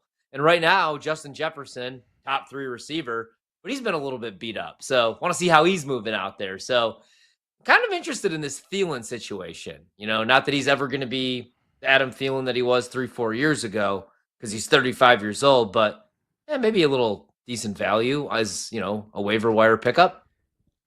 Yeah, I totally agree. And this is what the Minnesota Vikings are beginning the season with. Bear down Chicago Bears. They're in Chicago taking on that team in week 1. Not a great matchup there. Wouldn't recommend Adam Thielen in that scenario. And the other key here is, before I continue on with the schedule, Jalen Naylor is banged up with a hand injury. Yep. And that was a guy that I expected to maybe start off hot and fill that void from the absent Jordan Addison due to suspension, but it's unknown whether he's going to be, available for week 1. That's why Adam Thielen is in the conversation. But the schedule really opens up in weeks 2 and 3. You get the Atlanta Falcons at home, A lot of questions in that secondary, especially at cornerback. And then you get the Cincinnati Bengals after that at home. And they could have maybe the worst defense in the NFL. And it might be a game in which first to 40 wins. And then you follow on the road at Pittsburgh. Wouldn't recommend it. Adam Thielen is somebody, if he does get dealt back to Minnesota, I cannot wait. I cannot wait to see what his receiving yards props are in weeks 2 and 3. And I'll take the over. I don't care what the number is. Completely agree. Right. Yeah. Because it'll be something soft. It'll be something short. Probably, man, I could see it being like in the mid to like 28 and a half to 33 and a half. Oh, yeah. 50 Oh, is that low. even. Wow. I don't know. I mean, just probably not that low. I mean, because even last year at 34 years old, played 10 games, caught 48 balls, 615 yards. It's not like he's 55 years old. So, yeah, probably low 40s. Low 50s maybe at the highest, and I would have to play that as well.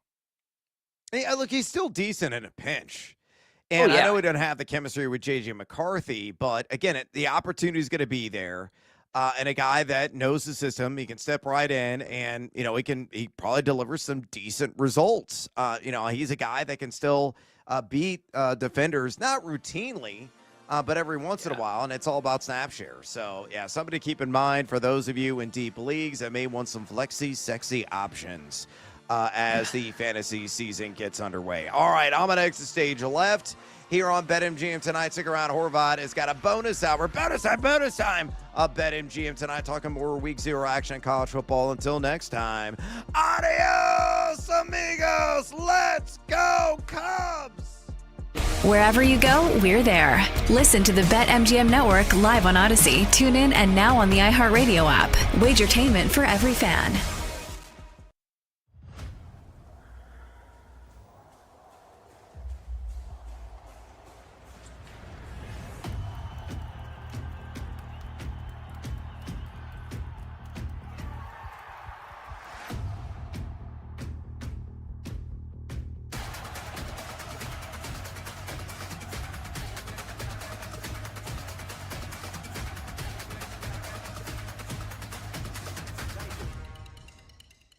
I just talked about positive and negative regression of certain teams and when things start to go their way. Well, nothing went Kansas's way last year.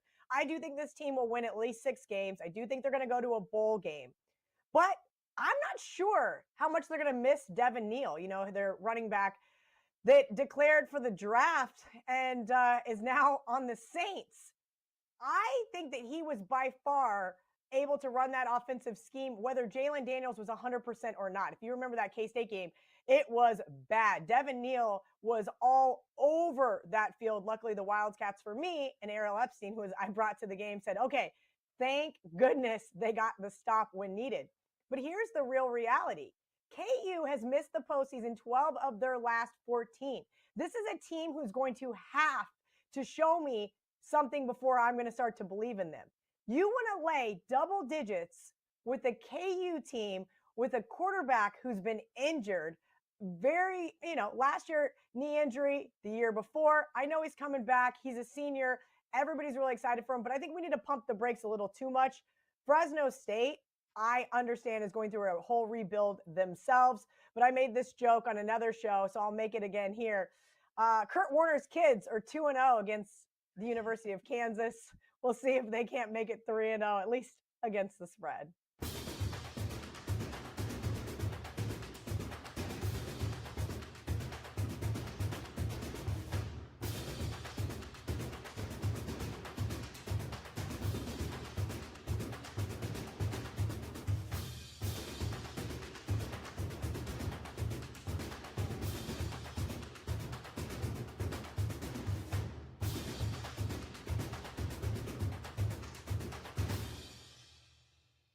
We know you're a dog player. You love the puppies, but K-State is your baby, and K-State is a 3-point favorite. Total is 50.5.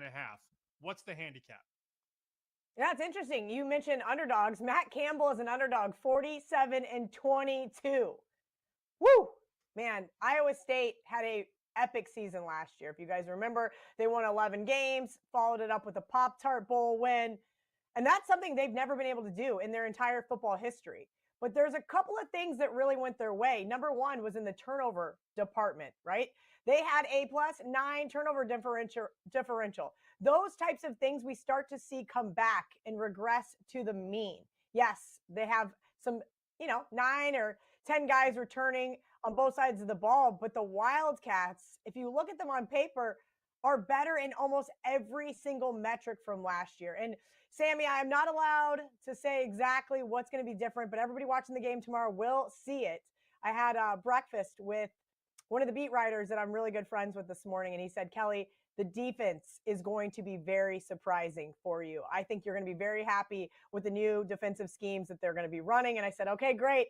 It's what I want to hear. He gave me a little bit more intel than that, but I will keep it very vague. You guys are going to have to wait until tomorrow. The Wildcats defense can snag one from Rocco Becht or, cough up the ball on the ground. I think that there is a good shot K-State could win this one by more than a touchdown. Wide receivers were a huge issue last year for Avery Johnson. If you remember, more dropped passes than any other quarterback in the FBS. It was awful to watch from a fan perspective. I think that also regresses to the mean. Couple of guys a couple years older, plus the transfer from Boston College, as well as formerly at Texas Tech, already has a rapport with offensive coordinator Matt Wells. So I am looking forward to the Wildcats not making some of those same mistakes that they made last year.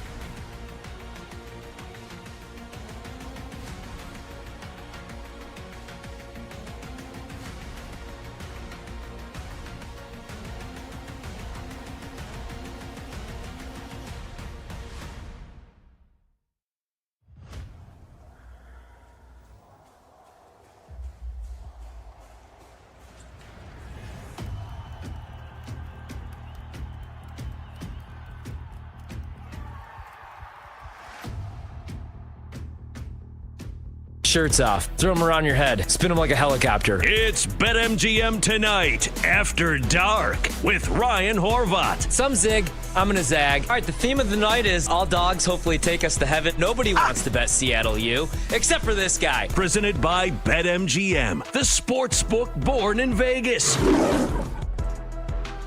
BetMGM Tonight, After Dark, solo hour for the next 60 minutes. I'll be with you guys talking a little National Football League. We're going to give our predictions for the NFC, each division, wild card winners. We might sneak in a little bit more college football conversation because we are so close. It is finally here. Thank God. College football tomorrow morning, guys.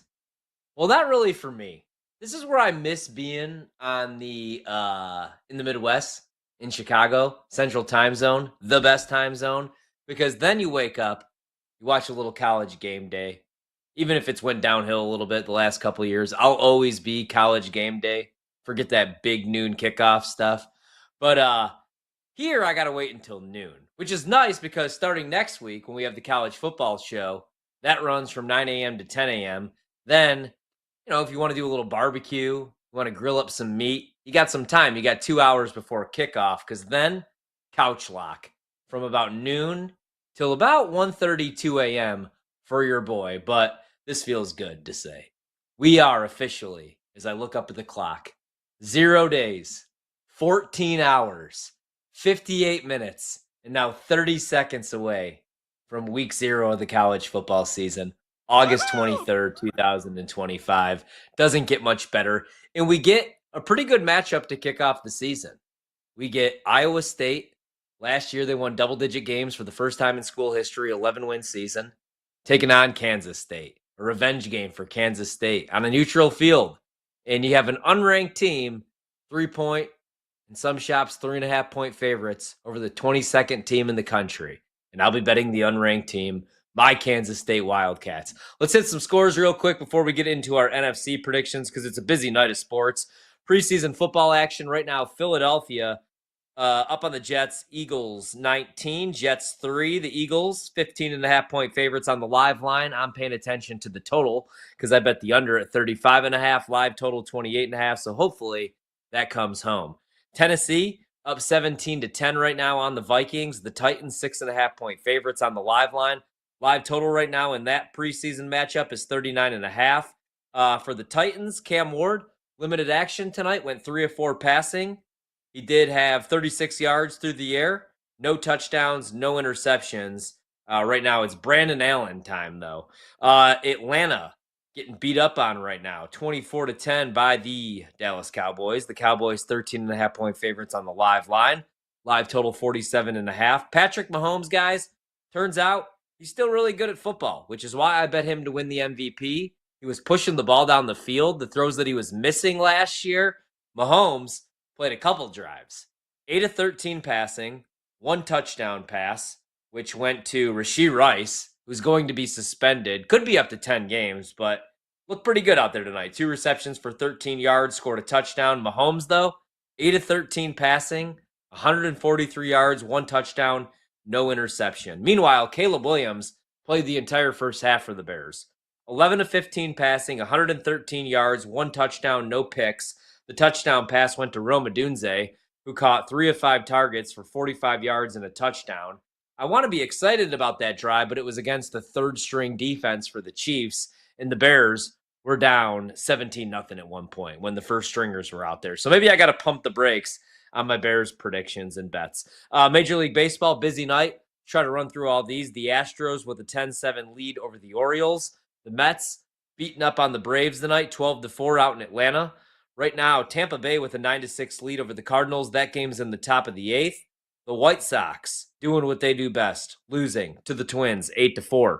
The Rangers with a 2-1 lead over the Guardians. That game heading into the 8th. Giants and Brewers tied up at 2. All eyeballs on that for me. Bottom of the 6th. Brewers minus 210 favorites. Total 7.5. If I were going to bet that game live, I'd take a stab on the Giants right now, plus 165. Kyle Tucker back in the lineup. Beat up. Gets benched. Homers. Hits a solo shot. Cubs up 1-0 right now going into the top of the 3rd over the Los Angeles Angels. The Diamondbacks with a 1-0 lead over the Reds. And then my last bet tonight was the under 8 in Dodgers-Padres. Right now, so far so good. Bottom of the 2nd scoreless. Only other game to go tonight. The A's are plus 183 against the Seattle Mariners, who are throwing woo tonight. Minus 221 favorites. Total 8.5. Games that have already been completed. Pirates 9-0 winners over the Rockies. Nationals get past the Phillies 5-4. Boston shuts out New York tonight, 1-0 winners. Toronto 5-2 over the Marlins, and the Detroit Tigers beat the Kansas City Royals 7-5. There you go. There's your preseason action. There's your Major League Baseball action. Let's talk what really matters here, Brando, and that is our NFC predictions. Last night, we did our AFC predictions. If you missed any of those, go back, check out the podcast, BetMGM tonight. Like, subscribe, review, rate, all that fun stuff. Go to the final hour. Check out tonight's show. Great guest. Joe DeLeon joined us to preview the college football season in week 0 tomorrow. And we talked some San Francisco 49ers with Evan Giddings. A bunch of really good nuggets in there, from Christian McCaffrey to Isaac Guerrero to the trade that they made today to Brock Purdy. What kind of season Evan predicts for him. So really good stuff. Check it out, again, wherever you find your podcast. And also, make sure to check out The Better Angle tomorrow. We're going to have Monty producing. He gets no days off anymore. And it's with Kate Constable and Cam Smith. And it's from tomorrow, 4 to 7 p.m. Eastern. And they got Charles Barkley. The Charles Barkley. Not Gnarls Barkley. Charles Barkley is going to join the show at 5 p.m. to talk all things Wagertainment. If I were going to interview Chuck, I'd be like, hey, Chuck, could I borrow $1.5 million so I could bet it on the NFC South, which is where we are going to start, Brando, in the NFC South. And I am going to go with the Dirty Birds. I think Atlanta wins the NFC South. I think Tampa Bay takes a step back on the offensive side of the ball. I love Baker Mayfield, but 3 play callers now in 3 years. First it was Canales. He's now coaching at Carolina. Then it was Liam Cohen. He's now the head coach in Jacksonville. I like Tampa Bay. I love all their skill position players, but they're a little bit beat up. Mike Evans isn't getting any younger. I do think Ibuka should have a big year, but I like Atlanta. I still think Carolina's a year away. Maybe I'm wrong. Hopefully I'm wrong, because I have an idea where you're going here, Brando. But I'm going to go with Atlanta and Michael Penix to win the NFC South. Yeah, I mean, look, I don't hate that pick. I do think that the Buccaneers take a step back, and I don't think the Buccaneers win this division. I think Carolina's poised to take over. I really do. I like Bryce Young a lot. I like what I saw with the development of Bryce Young. I like what I'm seeing with their wide receiver core now as well. I think they've got they might have next to Tampa Bay the best wide receiving core in the division. And health-wise, they might have the best wide receiving core in the division. So I like Carolina. I'm picking Carolina to win the division this year. That's my one pick a year where I'm like, there's going to be one team that just sneaks up and takes a division. And this year, I do think it's Carolina Panthers, because if there's any division in the league that's ripe for the picking, it's the NFC South. So I think the Buccaneers take a step back, and by taking a step back, I mean, what were they, 10-7 last year anyway? Step back is 8-9. So yeah, I'm with you. Tampa Bay takes a step back. I wouldn't be shocked though if you're right and it's the Falcons. Yeah, I think Baker Mayfield goes back to being Baker Mayfield, right? Like, he's not a top 5 quarterback in the National Football League. I love Baker, dude, but I don't think he's throwing 40 touchdown passes and 4,000 yards next year. Could be wrong. We'll see. Tampa Bay is the favorite, -110 to repeat. Atlanta at BetMGM +220. Carolina, your pick, +380. And then the Saints, LOL, 15-1. Just give me your money if you want to do that. I'll buy my kids some school clothes. Just donate the money over here to the Horvath house or to Brando. He's got kids in college now, damn it. All right, let's go to where do I want to go next? Let's go to the NFC East, man. I'm going to pick Philadelphia. I wanted to go with a hot take and not the Commanders. I have the Commanders at +115. And it's funny that you're only getting a +115 value on a team that everybody's hyping up to miss the playoffs. I think that's telling you something. I love Jaden Daniels. I just worry, is Cliff Kingsbury going to be in his bag like he was last year calling plays? Zach Ertz is 55 years old. On the defensive side of the ball, Bobby Wagner is 65 years old. Great years for them last year at their age. But, is this when Father Time catches up? Deebo Samuel, he took one carry in the preseason, and let's not forget, he's 29. He's not 75, but he's still not Deebo at 24 or 25 years old. So everybody's like, see, Horvat, Deebo still got it. It was the preseason. I didn't tell you guys that he was, an invalid. He could still run. So no big shock. Yeah, it's like when everybody's like, man, LeBron spends $15 million on his body. Well, yeah, he makes 180 more than that through endorsements per year. Here's a video of Ben Simmons shooting jumpers in the offseason. Oh, wow. Pro athlete working out. Amazing. Never thought that I would see that before. Anyway, I wanted to go with a hot take and say that the Cowboys were going to win the East, dude. Also, by the way, ADD brain here. Last night I couldn't fall asleep. I watched that Cowboys documentary, guys, on Netflix. Oh, yeah. I hate them. It is so good. I recommend that. Maybe some lazy Sunday viewing. I think it's 6 parts. I watched the first 3 last night, and it was awesome. They go back, and it's about obviously the 90s, the dynasty team. Aikman, Emmett, Dion, Michael Irvin. The amount of cocaine the defensive players were doing, just insane, dude. But anyway, I do think the Cowboys make the playoffs, but I'm going to go with the Eagles. Everybody's trying to make the case against the Eagles. They're probably better, dude, right? Cooper DeJean, now in his second year. Quinyon Mitchell, I would say he could be the best corner in the league, but Pat Surtain's breathing and alive, so he can't. And the Eagles are just loaded with weapons on the offensive side of the ball. So I'll go chalk here, Philly to repeat. I don't think there's been a repeat winner in the East in how many years, but I think it happens this year. Yeah, I'm with you. I'm all over the Eagles this year. I think the Eagles return to the Super Bowl, to be honest with you. So yeah, I've got the Eagles winning this division. I don't even think it's going to be close. I don't think the Cowboys make the playoffs. My hot take in this division is that the Cowboys are under their win total, because I look at their schedule and I look at the thing. What's that? 7.5, bro. Don't you say that. At least give them 8 and 9, please, because I have a family too that I have to support. I have a lot of money on Dallas for 7.5. I'm just kidding. Go on. I look at the team and I look at the schedule, and again, a lot could hinge on what they do with Micah Parsons too, because that could change my opinion as well. Yeah. But I don't see this team. I see a huge window for this team to be under their win total this year, and I don't have them. I'm staying away from them at all costs this year, and I'm sorry that you have a lot of money on them, but I'm staying away from them. I'm not a believer in what they're doing, and I don't know who Brian Schottenheimer is, and I don't know what he's going to do with that team. I know they're talented. I know they've got all the talent in the world, but they've had all the talent in the world for how many years now? And it's never materialized under a much better coach than what Brian Schottenheimer is going to be, as far as I know. So for me, I'm out on the Cowboys, man. That's my hot take, is they're under their win total. Sorry, man. You know what's crazy is that the Giants they're 22-1 to win the East, and the Saints are the Saints 150-1 or 15-1? I don't care.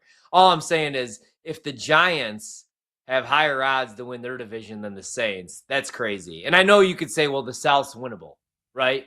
Like, in the East has the Eagles, who were the Super Bowl champs, and the Commanders, who went to the NFC Championship game, and America's team, the Dallas Cowboys. But if you give me $100 and you got to bet, and you're like, hey, Ryan, here's a free $100, but you got to bet one of these two jabroni teams to win their division, I'm taking the Giants over the Saints. Aren't you? Yeah. Or would you take the Saints and you're like, betting on Tyler Shuck to be something? I don't know. Anyway, we the move only on. way I'm taking Let's the go Saints over- is if you're telling me that Tampa Bay, Atlanta, and Carolina all fold as franchises and don't play this year. Yeah, I agree with that. Let's hold off on the other divisions because we only got a minute until the commercial break. Let me ask you, the Bears, right now it's 20-10. It's a preseason game, but getting lit up like that by the Chiefs, did that bring back some bad memories of, I don't know, pretty much every year other than 1985 for you? No, Like, I should don't I be take worried about my over 8.5 wins? I don't take a lot of stock into like preseason wins. What I've noticed tonight is that the Bears still don't have a left tackle. That's what I've noticed tonight. There is still no left tackle in Chicago, and it's still going to be a problem on this offensive line. I've watched the play with the first team. I've been watching the play here, what I can here in the second half, and there's still no left tackle, and that's a huge. I mean, that's the biggest part of your offensive line, and the Bears just can't seem to address it with a general manager who's an offensive line specialist. Yeah, not having a left tackle is not a good thing, right? You kind of need that. That would be like being a drummer and not having either arms. I was going to say a arm, but we've seen that Def Leppard's drummer rocks the crap. I almost swore. Rocks the stuff with just one arm. One-arm drummers, man. Anyway, BetMGM tonight when we come back, we're picking the rest of the NFC. We got week 0 bets for you. We got a recap of the preseason for you. And who knows? Maybe we got a free giveaway. We don't. But just come back anyway. BetMGM tonight. Don't miss out on the action. If you missed the show, you can listen back on the always free Odyssey app. It's BetMGM tonight, presented by BetMGM.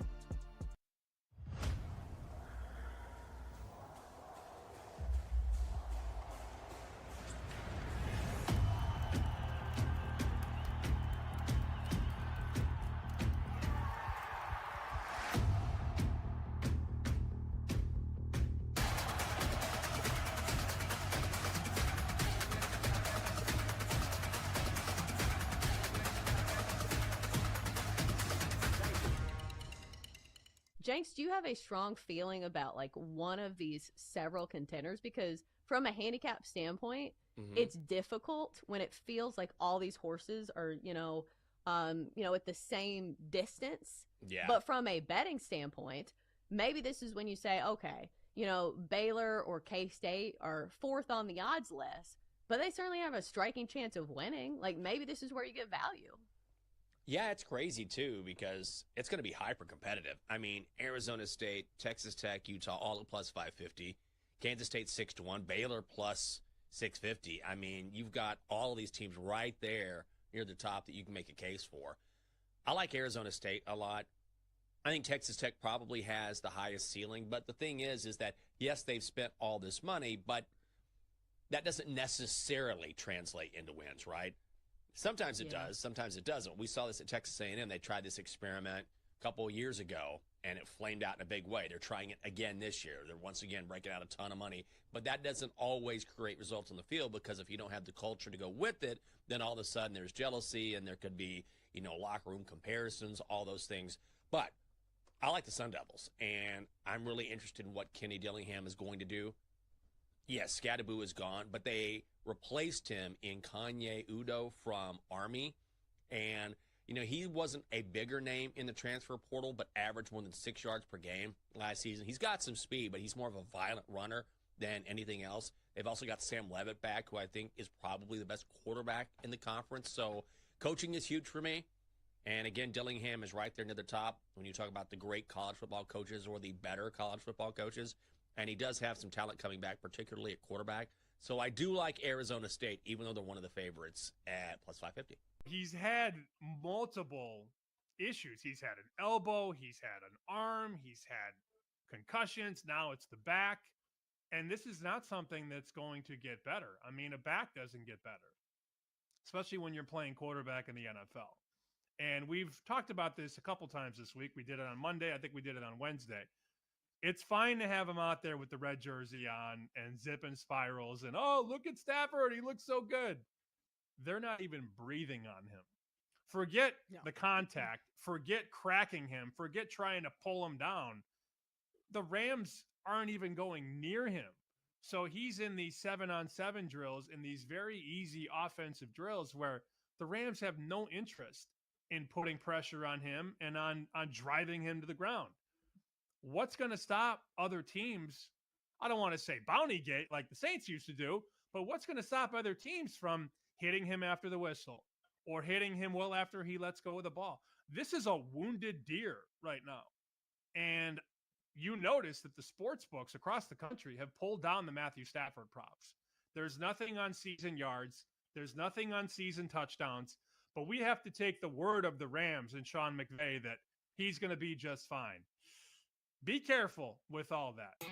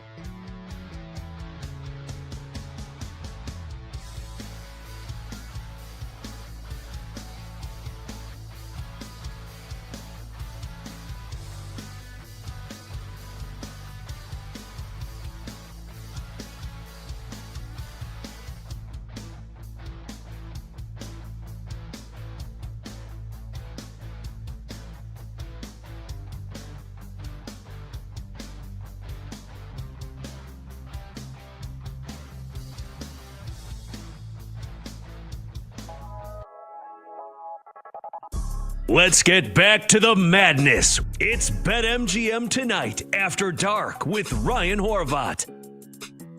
BetMGM Tonight After Dark. And I know what you guys are thinking. You're thinking, hey, Horvat, where's the countdown to college football? You can't do it anymore because we're here. Coming up at midnight, it's officially the day. The day. Week 0 of the college football season. Saturday, August 23rd. Well, no. We still got 14 hours, 38 minutes, and 38 seconds where I get to use the clock. Then it's gone. And it's gone forever, and the season is officially here. Big dreams for whatever team that you cheer for. It's a fresh season.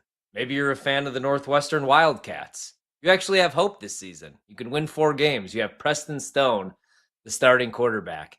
Maybe you're a fan of the Iowa Hawkeyes like Monty. Well, hey, you got yourself a quarterback.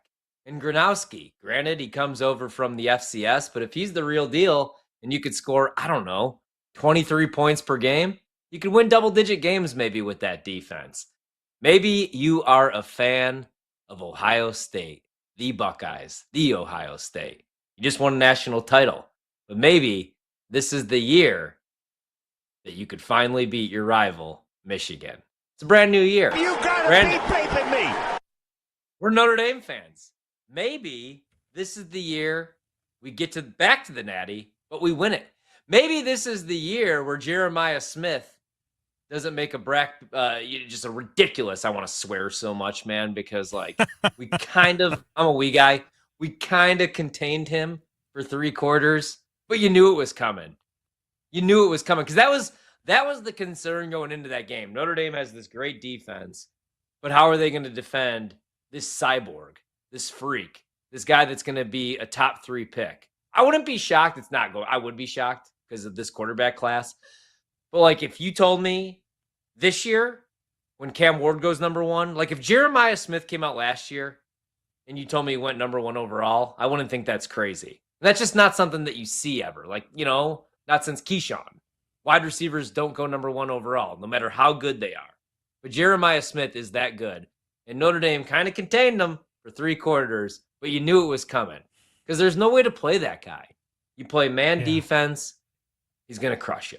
You play zone defense, he's going to crush you. You bracket him, or you play double coverage on him. Oh, and there's like 5 other 5-stars just chilling at Ohio State. That receiver room is loaded, as is Alabama's. Anyway, I'm so excited for the college football season, but that's not the exercise that we're doing here. We got to get back to task. So NFC East, we're both going with the Eagles. NFC South, you're going with the Panthers. I'm going with the Falcons. By the way, do you say Falcons or Falcons? Falcons. Falcons? Falcons. So this is me and my co-host. I say we found out, like somebody told us that we were both Bart Winkler, the great Bart Winkler, who you can actually hear right after us. I think he's actually on right now, but don't listen to him, listen to us. But I think we both say Atlanta. I say Atlanta Falcons. Falcons. I don't know, damn it. I don't know what I say. Falcons? Anyway, I call them the dirty. Sometimes, like, if you ever hear me call them the dirty birds, it's because now it's in my head, right? It's like when you have a bad haircut, so you're wearing a hat, and everybody's like, bro, like, why have you wore that hat 3 days in a row? And you're like, I got a bad haircut. And then you take it off, and you're hoping that your friends are like, oh, it ain't that bad, dude, right? Instead, they're like, oh, man, you look like Jim Carrey and me, myself, and Irene. Or maybe that's just me. Anyway, so what are we doing in the NFC North? Are they still the Dirty Birds? No, I don't know. They still, yeah, they're still like, the Dirty do you do Birds. the dance and everything? Like, have they been the Dirty Birds since the 90s? Like the Jamal Anderson? Yeah. No, like every once in a while somebody breaks it out. I think they should do it more. I think they should actually change their name to the Atlanta Dirty Birds. I like it. I should start a petition. Yeah. Anyway, NFC North, the Lions. So here's the thing, man. I kind of thought in June when I made the case against the Lions, because right now they're plus 145 as Monty throws it up on the board. Packers plus 275, Vikings 3-1, Bears plus 550. Now, I still do think that the Lions take a hashtag step back. But what is a step back? They won 15 games. A step back could be 12 wins, bro, right? And that still most likely wins the North. I'm kind of mad, though, Brando, to be honest with you, because I'm selfish. And in June, when I made the case against the Lions, and like you were off one night and Kenny was running the board, he's like, oh, no, bro, Jared Goff is a top 5 quarterback. Dan Campbell's the real deal. And I was like, oh, I love that I hate this team this year, right? But now everybody on the network and all these like people that I see pop up, like everybody from like Nick Wright to Cowherd, like all the network guys, everybody's out on the Lions, which makes me think that they're just going to win the division. Like, yeah, Ben Johnson's gone, but they still have Jahmyr Gibbs, David Montgomery, St. Brown, Jamison Williams, Sam Laporta. Still, even though, the offensive line, I mean, you lose your starting center, and when he's the best center in the league, that's always a huge loss going into the summer, right, bro?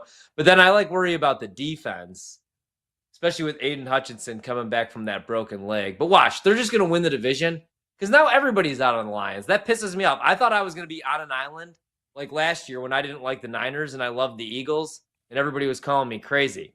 But still, I'm not picking the Lions. I am a Green Bay Packer fan, but I'm not picking the Packers. That's probably the value pick because LaFleur does nothing but win. He's like the Mike Tomlin of the NFC. Nobody wanted to give him credit because he had a Hall of Fame quarterback in Rodgers, but now he's doing it with Jordan Love. He's winning games with Malik Willis.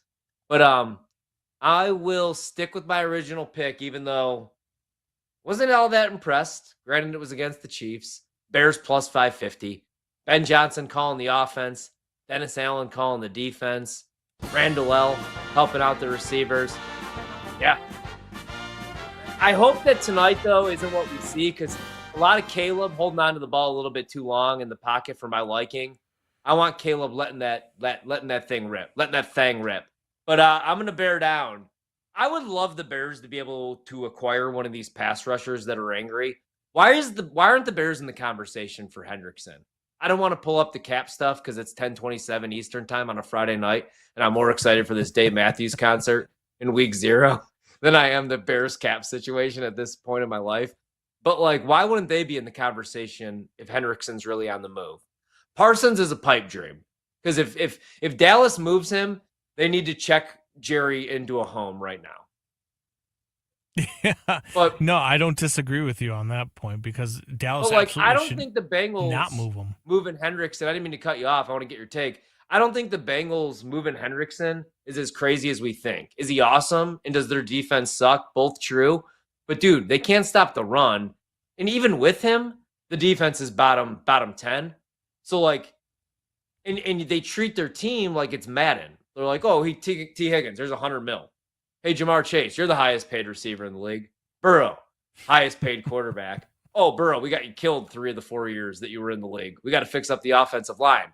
And then it's like, oh, we got nothing left for the defense, right? It's like when my son goes to SummerSlam and we're like, all right, buddy, here's $200, and he wants to buy like, the $175 belt, but then thinks there's like other items. Like, you got to space it out a little bit, and that's what the Bengals don't know how to do. They treat like the Chiefs had to say goodbye to Tyreek Hill. They probably didn't want to do that, but they had to do it for cap reasons and to build a team, because one receiver doesn't win. Anyway, your thoughts?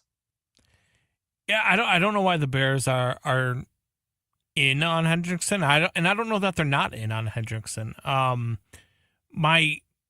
My question would become, what is the cost to get Trey Hendrickson, right? Like, what is it going to be to get there? Like, I don't care about like how much it's going to cost you in your salary cap, because whatever it is, you find a way if you can get a player like Trey Hendrickson. My question is what do you have to trade? What type of draft picks are you have to trade? What type of players do you have to trade in order to get there? So that would be my question. And look, I trust Ryan Poles in the effect that he makes good decisions with the roster most of the time. Like he has made some really good trades. He's made some really good decisions when it comes to, what players to pick up off the waiver wire, what players to pick up in the draft. He has made some really good decisions. Now he's made some really bad decisions. So, but I do trust the guy. And I don't know why, this Trey Hendrickson thing doesn't have more momentum, because it should. I would love Trey Hendrickson in Chicago. As far as this division goes, I'm with you. Lions take a step back. As a matter of fact, I have 3 teams from this division in the playoffs, and the Lions are not one of them. Yeah, me too. So it's not about them taking, a step back as much as it is of what they've lost, right? Like, it's just hard in this league to repeat and to find what you have. When you've got something great and it disbands, it's hard to find it again. And with the schedule that the NFC North is playing, with the talent in the NFC North, I just think that's going to be too hard for the Lions to overcome this year. Now, maybe they can get back there next year. Maybe they can get back there the year after that. Who knows? We'll see. And maybe we are wrong. Maybe they do, because like you said, too many people are now out on the Lions, and I'm one of them. But for me, the Lions, I think, take a step back. I have the Vikings winning this division. There's just something about Kevin O'Connell. There's just something about the way he coaches. There's something about the things he can do with quarterbacks. What he did with Sam Darnold last year, if he can repeat just 60% of that, 70% of that with JJ McCarthy this year, this team's going to win 11 games. They won 14 games last year with Sam Darnold. So winning 11 games with JJ McCarthy is still taking a step back, but I think it's still good enough to win this division. I think the Green Bay Packers and the Chicago Bears are going to be right around the same records. I think the Bears are going to be about 9-8. I think the Packers will probably be somewhere in that ballpark, if not 10-7, and they're both going to be wild card teams. But I think that the Lions are going to be the team that everybody looks at and is like, wow, what happened to the Lions? Did Ben Johnson and did Aaron Glenn mean that much to this team? Yeah. No, I mean, those are great points. And that's the other thing, dude, is like with Detroit, like Jared Goff, more outdoor games. He plays great in domes. Like the same thing that I keep saying with them, like last year they win 15. It's hard to come back from that too. You know, like that's why I didn't think it was a crazy bet to take the Niners to miss the playoffs last year. I don't think like you realize, especially if you play on a team and you make it that deep, you know, like a run to the NFC Championship game and you lose your starting quarterback 2 years ago or now 3 years ago. You know what I mean? But like when they lost Purdy, they didn't have a quarterback. And then the next year you go to the Super Bowl, you lose in walk-off fashion in overtime to Pat Mahomes in a game that you probably should have won.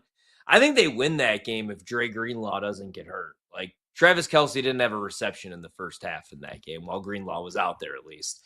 He gets hurt in a fluky way. Like that sucks, man. A non-contact injury. That's why, like, that's what would worry me a little bit about the Lions is that you win 15 games. You had everything right in front of you. A dome game. It ain't like Goff had to go out into Philadelphia or to Lambeau Field or to Soldier Field and play in conditions where he struggled because he's from California. He had the game at home against a shaky defense and a rookie quarterback, and they wet the bed. So it's like, I'm out on the Lions. And I think your Vikings pick's a good pick because nobody believed in Darnold last year. And JJ is very accurate. He was a winner in college. Granted, you know, I think nobody wants to believe dude in JJ because he didn't really have to do a whole lot at Michigan because the defense gave up 10 points per game, right? Like, and they had Blake Corum and Donovan Edwards. So, and Blake Corum was so good that last year. But yeah, I would either go like Bears because they're plus 550 and I think they have a high ceiling. They have a low floor if Caleb's dump, but they have a very high ceiling if Ben Johnson could get the most out of him like he did Jared Goff. And I think Caleb Williams has a lot more physical gifts and tools. Vikings, though, are probably the value pick because Kevin O'Connell might be the best coach in the league. The award shelf says he is. Brian Flores could coach defense.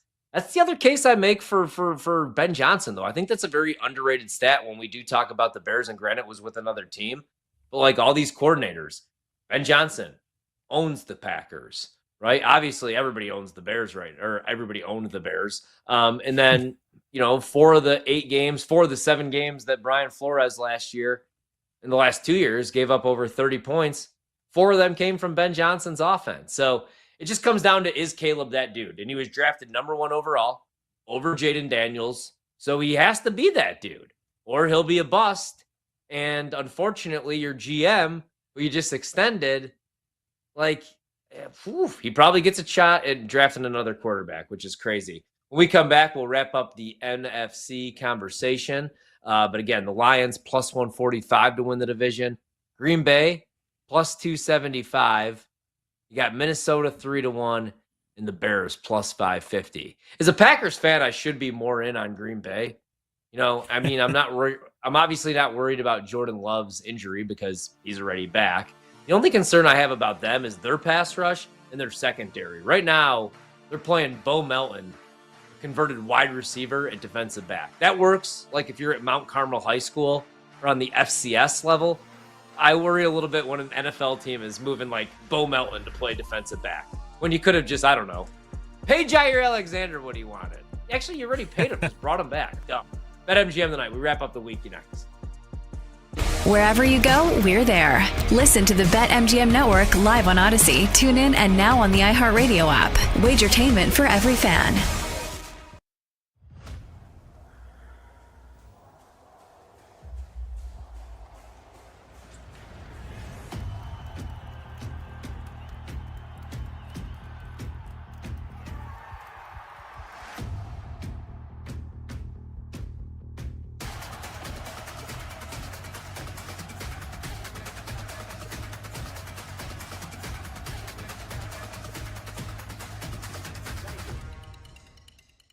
I just talked about positive and negative regression of certain teams and when things start to go their way. Well, nothing went Kansas's way last year. I do think this team will win at least 6 games. I do think they're going to go to a bowl game. But I'm not sure how much they're going to miss Devin Neal, their running back that declared for the draft and is now on the Saints. I think that he was by far able to run that offensive scheme, whether Jalen Daniels was 100% or not. If you remember that K-State game, it was bad. Devin Neal was all over that field. Luckily, the Wildcats, for me, and Errol Epstein, who I brought to the game, said, okay, thank goodness they got the stop when needed. But here's the real reality. KU has missed the postseason 12 of their last 14. This is a team who's going to have to show me something before I'm going to start to believe in them. You want to lay double digits with a KU team with a quarterback who's been injured last year, knee injury, the year before. I know he's coming back. He's a senior. Everybody's really excited for him, but I think we need to pump the brakes a little too much. Fresno State, I understand, is going through a whole rebuild themselves, but I made this joke on another show, so I'll make it again here. Kurt Warner's kids are 2-0 against the University of Kansas. We'll see if they can't make it 3-0, at least against the spread.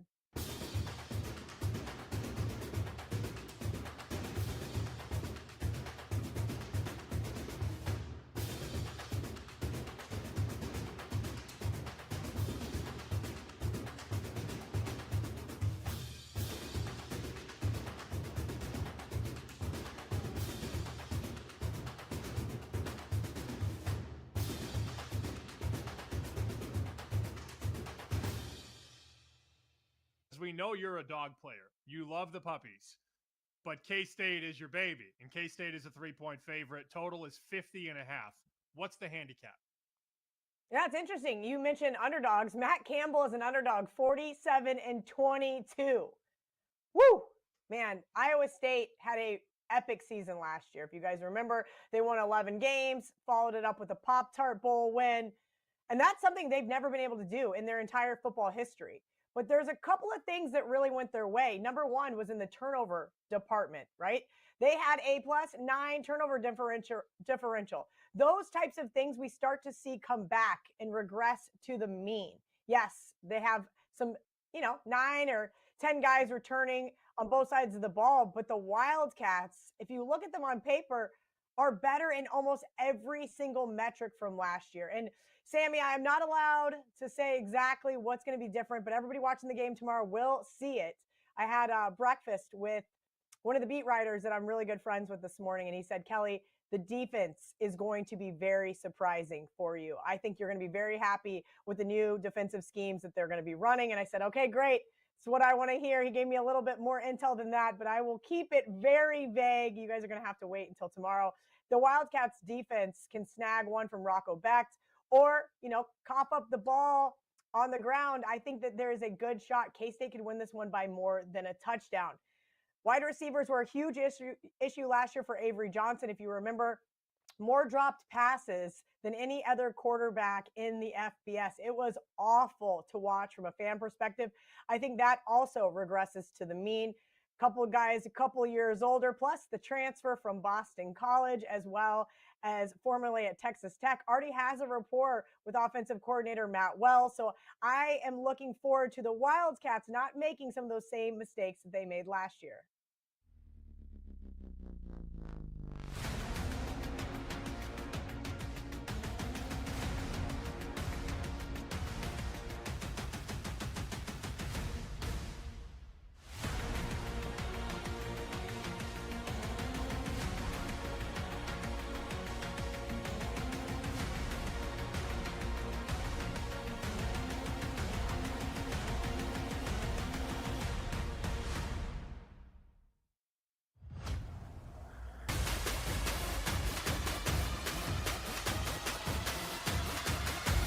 Let's get back to the madness. It's BetMGM Tonight After Dark with Ryan Horvat.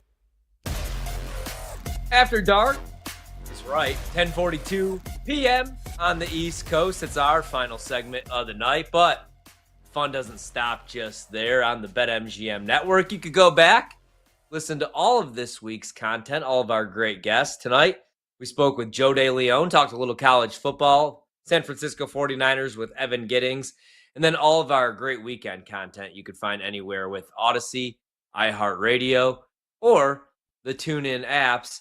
And you're going to want to check out tomorrow's content, because we got the Better Angle coming your way 4 to 7 p.m. Eastern with Kate Constable and Cam Smith. And Charles Barkley, the actual Charles Barkley, is going to join the show at 5 p.m. to talk all things Wagertainment, whatever that means. All I know is I'll be tuning in because Charles Barkley is the man. We're wrapping up our NFC picks on the show, but right now, Kansas City's up 27-10 right now on the Bears. And I know I just said on now right now twice, so I don't even know what I'm speaking about right now. Anyway, in English. So, Brando, you were talking about Bajent getting that extension, and you were like, I'm so happy that it happened. And I'm with you. I agree that he is the perfect backup because he could fill in if worst case scenario happens in Caleb Williams. I don't even know what I was just saying. I can't believe I was speaking into a microphone. I sounded like a minion there. But if Caleb were to go down, but jeez, don't clip that. But anyway, so like that's what you wanted to back up too. You could tell like his teammates love him too. And, you know, that's what you want in a backup. That's why everybody's always like, well, why doesn't Cam Newton have a backup job? Or why doesn't this guy have a backup job? Because, like, none of those guys can accept backup roles.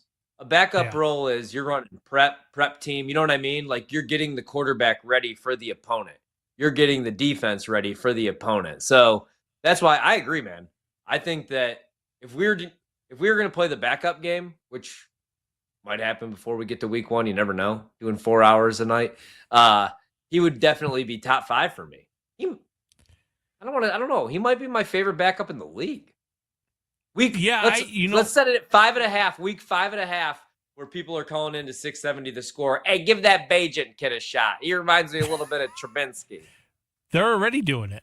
There is a contingency of fans here in Chicago that want Bajent to be the starter already, and I don't get it. I don't understand it. Look, I think the kid's a great backup. I really do. I like what I see from him. I think he is a guy you can depend on if Caleb goes down. He's a guy that can get you through 2 or 3 or 4 weeks and not lose you a game. You're not going to lose because Tyson Bajent is your backup quarterback.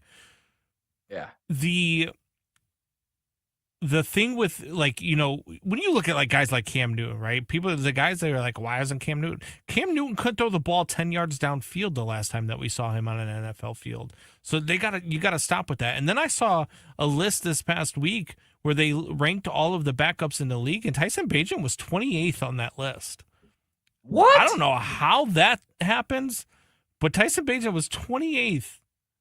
Hold on. In backup quarterbacks in the league. So I don't get it, but I like Bajent a lot, man. I think I'd have to go through the list of backups before I could give you an actual ranking, but I think, he's probably in your top 5, top 10. I'm already doing that. We'll get back to the NFC when we get back to it. We've talked about it 40 times already. Go back and check out the podcast from June on. All right. So they have Kirk Cousins, number 1. It's hard to argue. Jimmy Garoppolo, number 2. I'll take Bajent. Daniel Jones, number 3. He's a starter, so that means Anthony Richardson. I'll take Bajent. I'll take you. Jake Browning. I'll take Jake Browning over Bajent. When he filled in for Burrow, he completed 70% of his passes, 12 touchdowns, almost 2,000 yards. Jackson Dart. I'll take Jackson Dart. Mac Jones. I'll take Mac Jones. Ooh. I don't know. I'll take Mac Jones. Mariota. I'll take Bajent. Andy Dalton. Bajent. Malik Willis, Bajent. Jacoby Brissett, Bajent. Sam Howell, Bajent. Who made this list? My son? Aiden O'Connell, Bajent. Okay, I'm done. Let's get back to the NFC. I'm going to get angry here. Serious. What? Who is... That's what I'm Jacoby saying. Brissett in what year? Yeah. Okay. You look at some of these lists that some of these experts come out with, and you're like, you scratch your head. Like, I think it's pretty much every list that the mothership comes out with lately. It's like, what the hell is going on? Like, who is writing your Imagine content being the now? Bleacher Report guy that read that article and you're like, I got this guy calling me out. He was just speaking Minion on his own show a couple minutes ago. Calling out my backup quarterback. Calling out my backup quarterback, right. going banana. I'm going with the Eagles in the East, Atlanta in the South, Bears in the North. Oh, the West, dude. All right, so the West, I got two teams actually making the playoffs. So I have the Niners.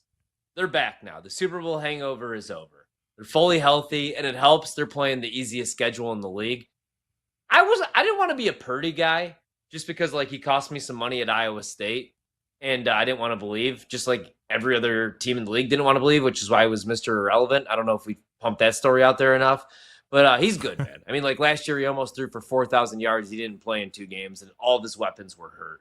So even if like 60% of the offense underrated, most undervalued. I don't know about underrated, but most undervalued quarterback, because people still talk about him like he's not a legit starter in this league. And I'm here to tell you, he's a legit top 10 quarterback in this league right now.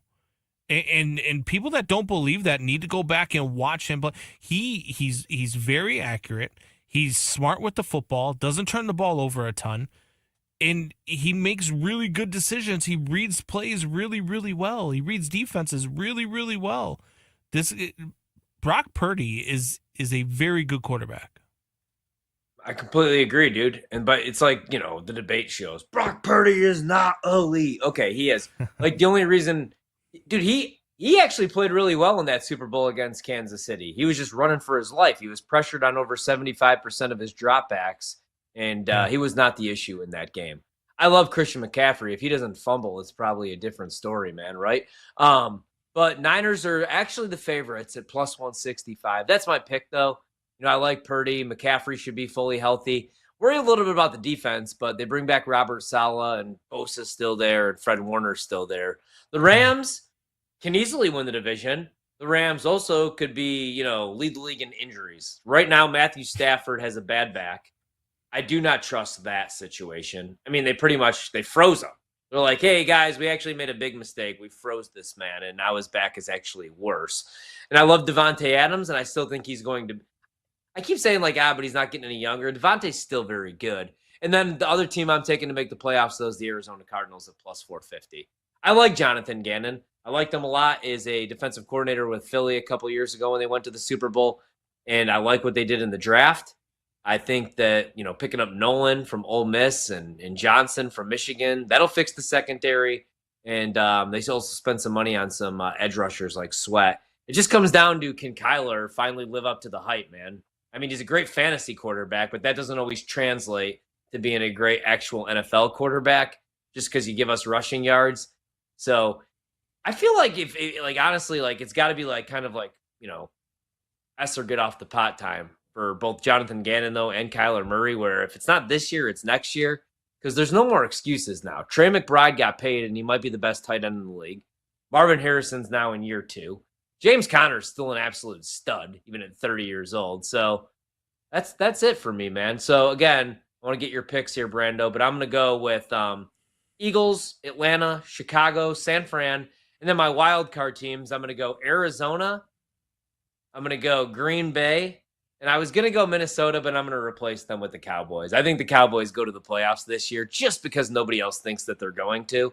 And every time I open up Instagram, I see somebody on this network betting them to miss the playoffs. They might win the whole damn thing if people keep that up. It's kind of like Brando when everybody was betting our Cubs to win the World Series and PCA to win MVP, and then he went on a 42-game slump.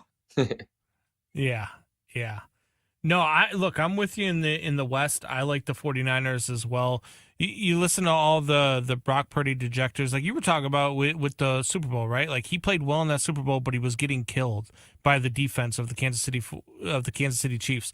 And when people talk about Brock Purdy, they're like, "Oh, well, look at what he did." And then the very next year, look at what happened with Patrick Mahomes in the Super Bowl. The same thing happened to him against Philadelphia, and nobody talks about him the way that they talk about Purdy. Now, I get it; it's Mahomes. Purdy Mahomes is not on the same level, but the same exact thing happened to him, and people don't talk enough about Brock Purdy.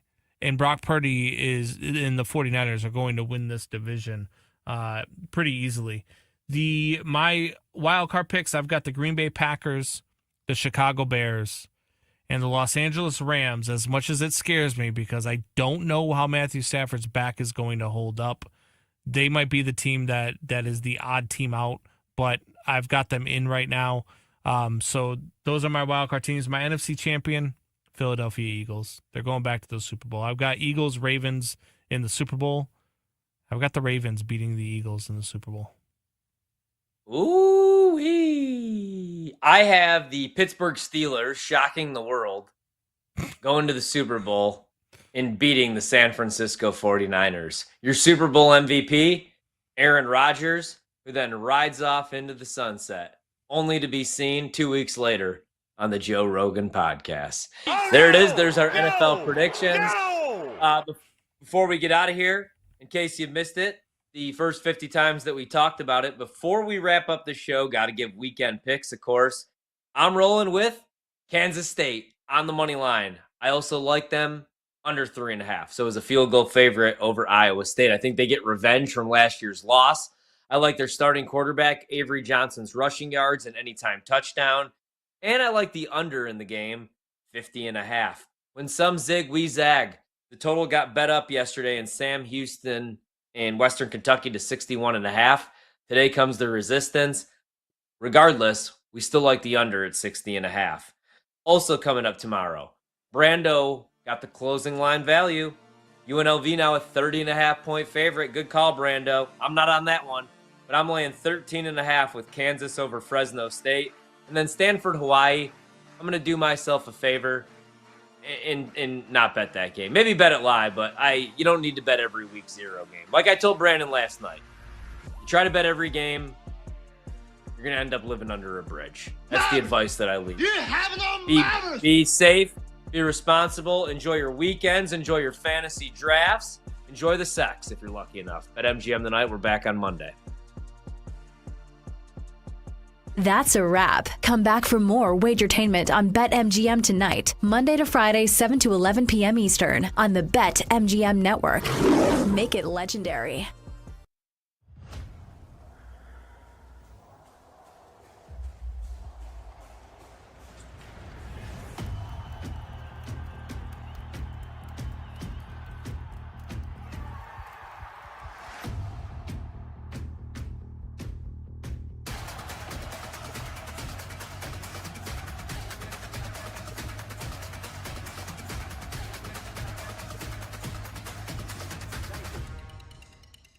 Jenks, do you have a strong feeling about like one of these several contenders? Because from a handicap standpoint, it's difficult when it feels like all these horses are, at the same distance. Yeah. But from a betting standpoint, maybe this is when you say, okay, Baylor or K-State are fourth on the odds list, but they certainly have a striking chance of winning. Like maybe this is where you get value.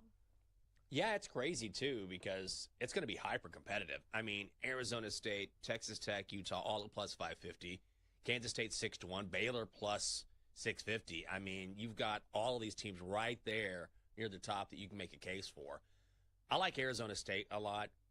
I think Texas Tech probably has the highest ceiling. But the thing is that, yes, they've spent all this money, but that doesn't necessarily translate into wins, right? Sometimes it does. Sometimes it doesn't. We saw this at Texas A&M. They tried this experiment a couple of years ago, and it flamed out in a big way. They're trying it again this year. They're once again breaking out a ton of money. But that doesn't always create results on the field because if you don't have the culture to go with it, then all of a sudden there's jealousy and there could be, locker room comparisons, all those things. But I like the Sun Devils, and I'm really interested in what Kenny Dillingham is going to do. Yes, Scadaboo is gone, but they replaced him in Kanye Udo from Army. And, he wasn't a bigger name in the transfer portal, but averaged more than 6 yards per game last season. He's got some speed, but he's more of a violent runner than anything else. They've also got Sam Levitt back, who I think is probably the best quarterback in the conference. So coaching is huge for me. And, again, Dillingham is right there near the top when you talk about the great college football coaches or the better college football coaches. And he does have some talent coming back, particularly at quarterback. So I do like Arizona State, even though they're one of the favorites at plus 550. He's had multiple issues. He's had an elbow, he's had an arm, he's had concussions. Now it's the back. And this is not something that's going to get better. I mean, a back doesn't get better, especially when you're playing quarterback in the NFL. And we've talked about this a couple times this week. We did it on Monday. I think we did it on Wednesday. It's fine to have him out there with the red jersey on and zipping spirals and, oh, look at Stafford. He looks so good. They're not even breathing on him. Forget the contact. Forget cracking him. Forget trying to pull him down. The Rams aren't even going near him. So he's in these 7-on-7 drills, in these very easy offensive drills where the Rams have no interest in putting pressure on him and on driving him to the ground. What's going to stop other teams? I don't want to say bounty gate like the Saints used to do, but what's going to stop other teams from hitting him after the whistle or hitting him well after he lets go of the ball? This is a wounded deer right now. And you notice that the sports books across the country have pulled down the Matthew Stafford props. There's nothing on season yards. There's nothing on season touchdowns. But we have to take the word of the Rams and Sean McVay that he's going to be just fine. Be careful with all that.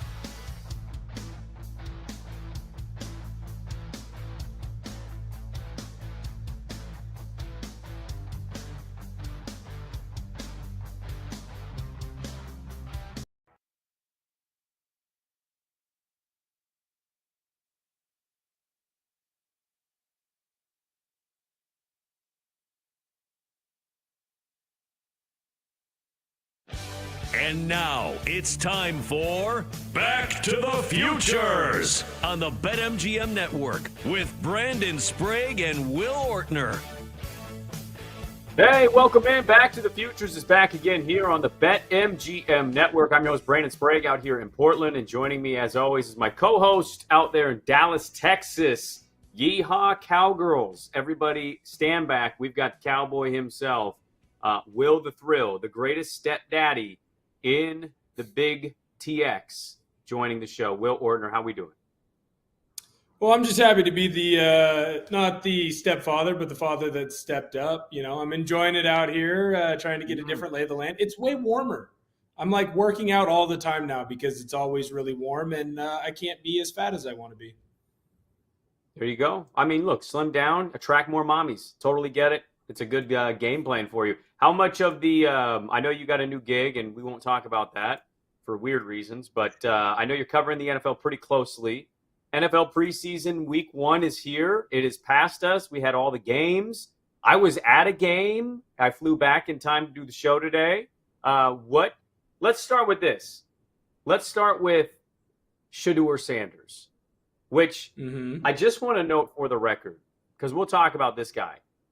Is it not the most odd thing maybe ever NFL history? Can you find a more odd guy that was drafted in 5th round being talked about 80-1 over the guy that was a 0-star recruit coming out of high school that ended up being the number 1 pick in the NFL draft? Has that you can never point me in another time in NFL history where the media collectively says, let's talk about the 4th-string quarterback of the Cleveland Browns who's going to start a preseason game, and let's barely pay attention at all to the number 1 pick in the NFL draft.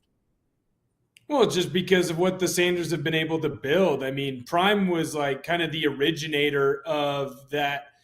Diva seems like the wrong way to explain it, but he's the first real football player that had a personality, had that persona, maybe even first athlete, at least that I can think of, maybe Ricky Henderson, where it's just like, that's a different cat. And people from all over the sporting landscape, but even non-sports fans, like they knew who Deion Primetime Sanders was. Like he grabbed headlines by himself. He helped make the cornerback position a lucrative position to play, right? And so Shador and Shiloh and Deion Sanders Jr., who is their social media guy, they've all just built upon that and built upon that and built upon that, and that empire. Where like you look at Cam Ward, he's the epitome of that 0-star recruit, right? Like he doesn't really talk to the media. When he talks to the media, it's all about like, hey, I come in to the facility at 3:30 in the morning, and then I don't leave until 10:30 or 11 o'clock at night. He's more of a, just show up and do the work, lead by example, where there's always going to be more flash and glitz and glam when it comes to the Sanders, especially Shador. But I will say this, like, yeah, he got the start because there were some injuries and, Joe Flacco's old. I thought he was fine, man. I'm not going to come out here and say, like, the Nike ad campaign's the next version of Bo Knows. Like, hey, as soon as he has a good player or two, you go get the tweet out, make sure everyone sees him doing the Shador Sanders, money time, dime time, whatever it is that he does. But I felt like he had a good game. But I'm not going to come in here and say now he should be the starter. But I think with all the media and the buzz that they have around him, I think you're going to start hearing that narrative the minute that you see a bad pass from any Browns quarterback that isn't Sanders. Well, I think there's a couple different things here. I think I'm separating this, right? Like we can talk about Shador's performance. I watched it on the DVR. I'm just simply stating, like, is it not odd that we're paying attention to and I get what you're saying, like the attention and the media-driven stuff. Like you're not wrong there, but the DVR, yeah, that's an old school term there. Use tape. Is it? I mean, I almost wonder, do we not talk about Cam Ward more? It could be a combo deal here, right? It could be Deion and his family and how much attention they draw to themselves. But also, like, and I mean no disrespect here, but also seriously, it's got to deal with, like, the Tennessee Titans having Cam Ward, right? Like, if this was the Rams and Sean McVay, if this was Shanahan and the Niners, if this was the New York Giants with Cam Ward, I feel like he's talked about. I think the fact that he is at what feels like lame duck coach and also a nondescript, you don't think of anything really exciting for the last 20 years when you think of the Tennessee Titans. Like it's Derrick Henry, right? And like a little bit of Tannehill. Outside of that, they haven't really been exciting to want to watch on a week in, week out basis since Aaron McNair and Eddie George. So I wonder how much of it has to do with the franchise that took Cam Ward. And I know Cam Ward isn't a great soundbite, but he's also pretty honest, right? He says he's mid in a practice. I think a lot of it has to do with the Titans. And I mean no disrespect Titan fans there, but your franchise is kind of like not exciting to talk about. At least they haven't been for a few years. Yeah, I think that's fair. And maybe it's because I sit next to our Giants guy at the news spot, but I've heard a lot about Jackson Dart, right? Like you hear a lot about the other quarterbacks in this draft, not just Shador Sanders. Obviously, Shador seems to be the number one media driver, just because like the minute he was announced as a starter, everyone was getting hyped up for the game. Obviously, during the game when he was playing well, I mean, Josina Anderson was taking shots at the Giants, and the Giants hadn't even played yet. So you don't even know if Jackson Dart was the right person or Shador Sanders was the right person. Guess what? By the way, it's still too soon to tell. I would say you need 4 or 5 years to go because you look at RG3 and Andrew Luck, I think there's a conversation where you could have said, hey, man, RG3 was the right guy. I think that you could look back down the line. Remember Vince Young, that guy, he won a Rookie of the Year, right? He was awesome his first year in Tennessee, and then he flamed out really quickly. So anyone who jumps to, hey, this guy is a superstar, this guy is not this early, they're trying to clickbait you a little bit. But I do think that, yes, Cam Ward is boring. Yes, the Titans are boring. And so that mixes for a perfect story of why would we even talk about them? Like their best case scenario this year is probably a 5-6 win team, maybe. They just have so many holes to fill and so many things that they need to do to build this team back up because, frankly, they're not well run, right? But I also do think that there is something to be said when it comes to talking points. And you have one of the more boisterous and more personality-driven players of all time in Deion Sanders, and then you have his kids. And to be honest, ever since Deion got the job at Jackson State and he brought Shedeur along with him and Shiloh and obviously Travis Hunter, who's not his kid, but at this point he kind of is, right? It does feel like they've been building on this narrative and building and building and building, and now you're getting that perfect crescendo right now, and that's what you saw on this preseason week 1, and that's why everyone was talking about it. Well, Shedeur got the start. You mentioned it because of the injuries to Gabriel and Pickett. They're not going to play Flacco. He's 41 friggin' years old. Shedeur goes out there, a little bit of a slow first quarter, but came out 14 of 23 for 138 yards. You math whizzes out there will calculate that's about a 9-yard average. Pretty damn good. 2 touchdowns, no picks. Browns ended up getting the win. I don't know if wins and losses really matter to people. If he would have lost and had the same numbers, I don't think people would have been like, oh, my God, he's not a winner. But also, like, to your point, that was a good game. He gave himself a C+. He joked with a Cleveland radio host in the postgame, like, hey, man, you going to say something positive about me? You never say anything positive. I think overall Shedeur's handled things very well. And now you can simply point to the draft and say probably didn't in the process is why he slipped. But also, like, as somebody that watched him play a little bit of his highlights at Jackson State and 2 years at Colorado, I'll say this. I like, and it's preseason. I wasn't surprised he played well. The guy showed at Colorado he knows how to play football. He knows how to play quarterback. Now, is he a starting caliber quarterback? Is he a second string quarterback? I don't know, man. It's still early. What if Gabriel goes out there and lights it up more and they win again? Or, you know, like I think we still have so much ahead to evaluate before we get to a conclusion. But it's like it wasn't surprising if you told me Shedeur's going to have a good game against the Panthers in his preseason debut. I'd have been like, yeah, I watched him have good games in college. So, like, that wasn't surprising to me. I don't know what it means in the grand scheme, but I will say there was one report that basically I saw Stefanski's postgame. He refused to really talk about depth chart stuff. There is some internally wondering, like, did he kind of shock the Browns coaches of how well he played, given how little he played with 1s and 2s? And I wouldn't be surprised if that were the case.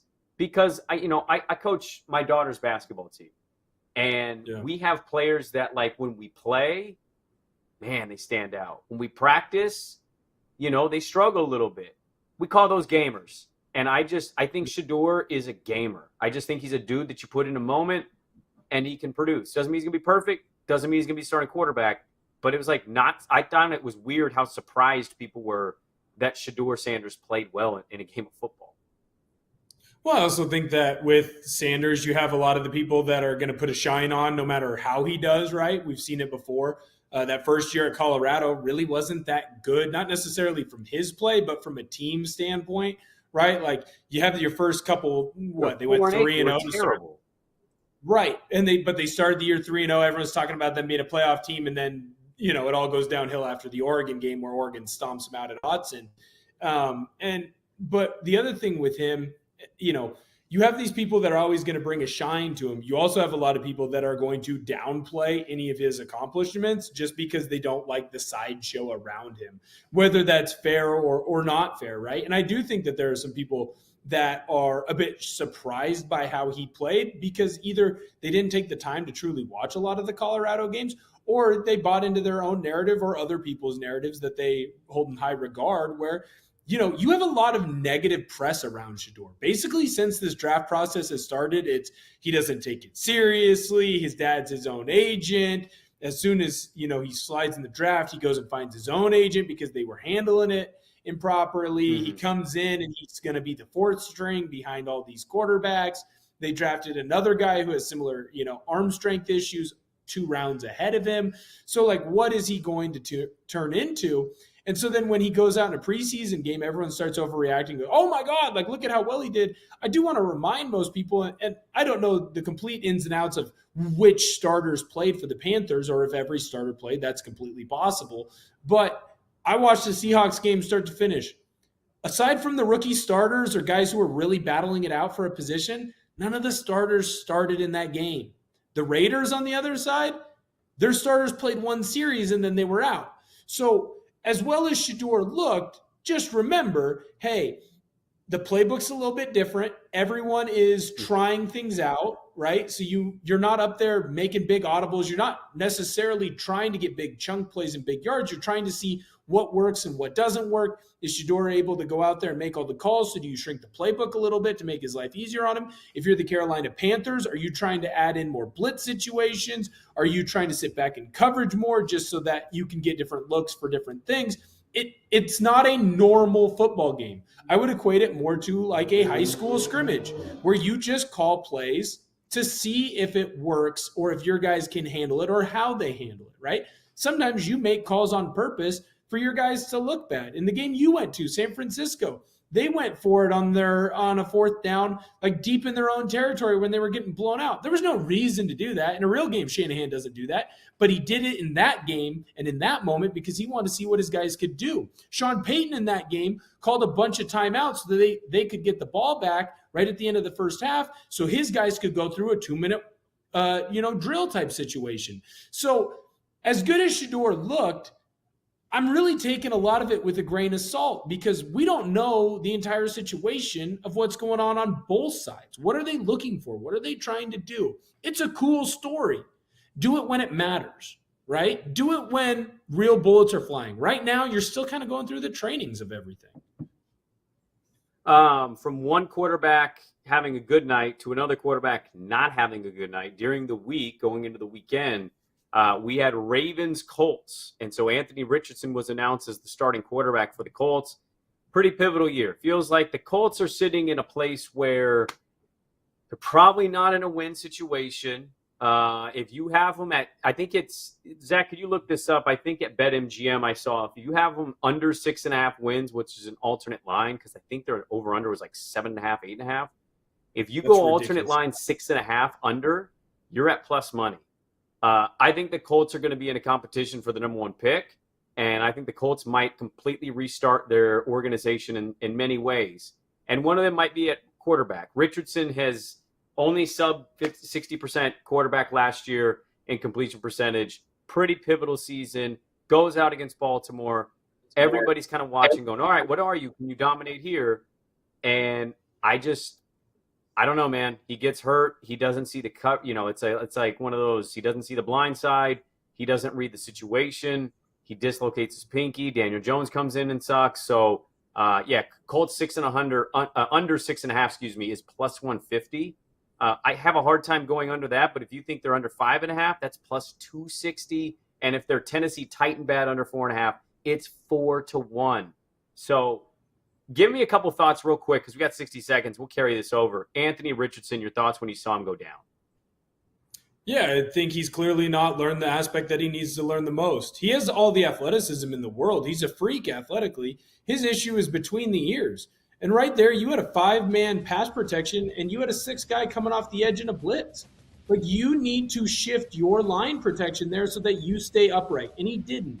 And that's why he's not going to be the starter this year. And that's why, Sprague, you're probably right. The bet is the under on the win total. Maybe it's time to look at some alternate lines. Let's carry a little bit of that over. We got other quarterbacks that made their debut, some more preseason conversations, some college football as well. Football sickos are here. It is, I'm Brandon Sprague. That's Will Ortner. Back to the Future's back with more on the BetMGM Network. Back to the Futures. We'll be back with Brandon Sprague and Will Ortner on the BetMGM Network. Download the app today. Please gamble responsibly.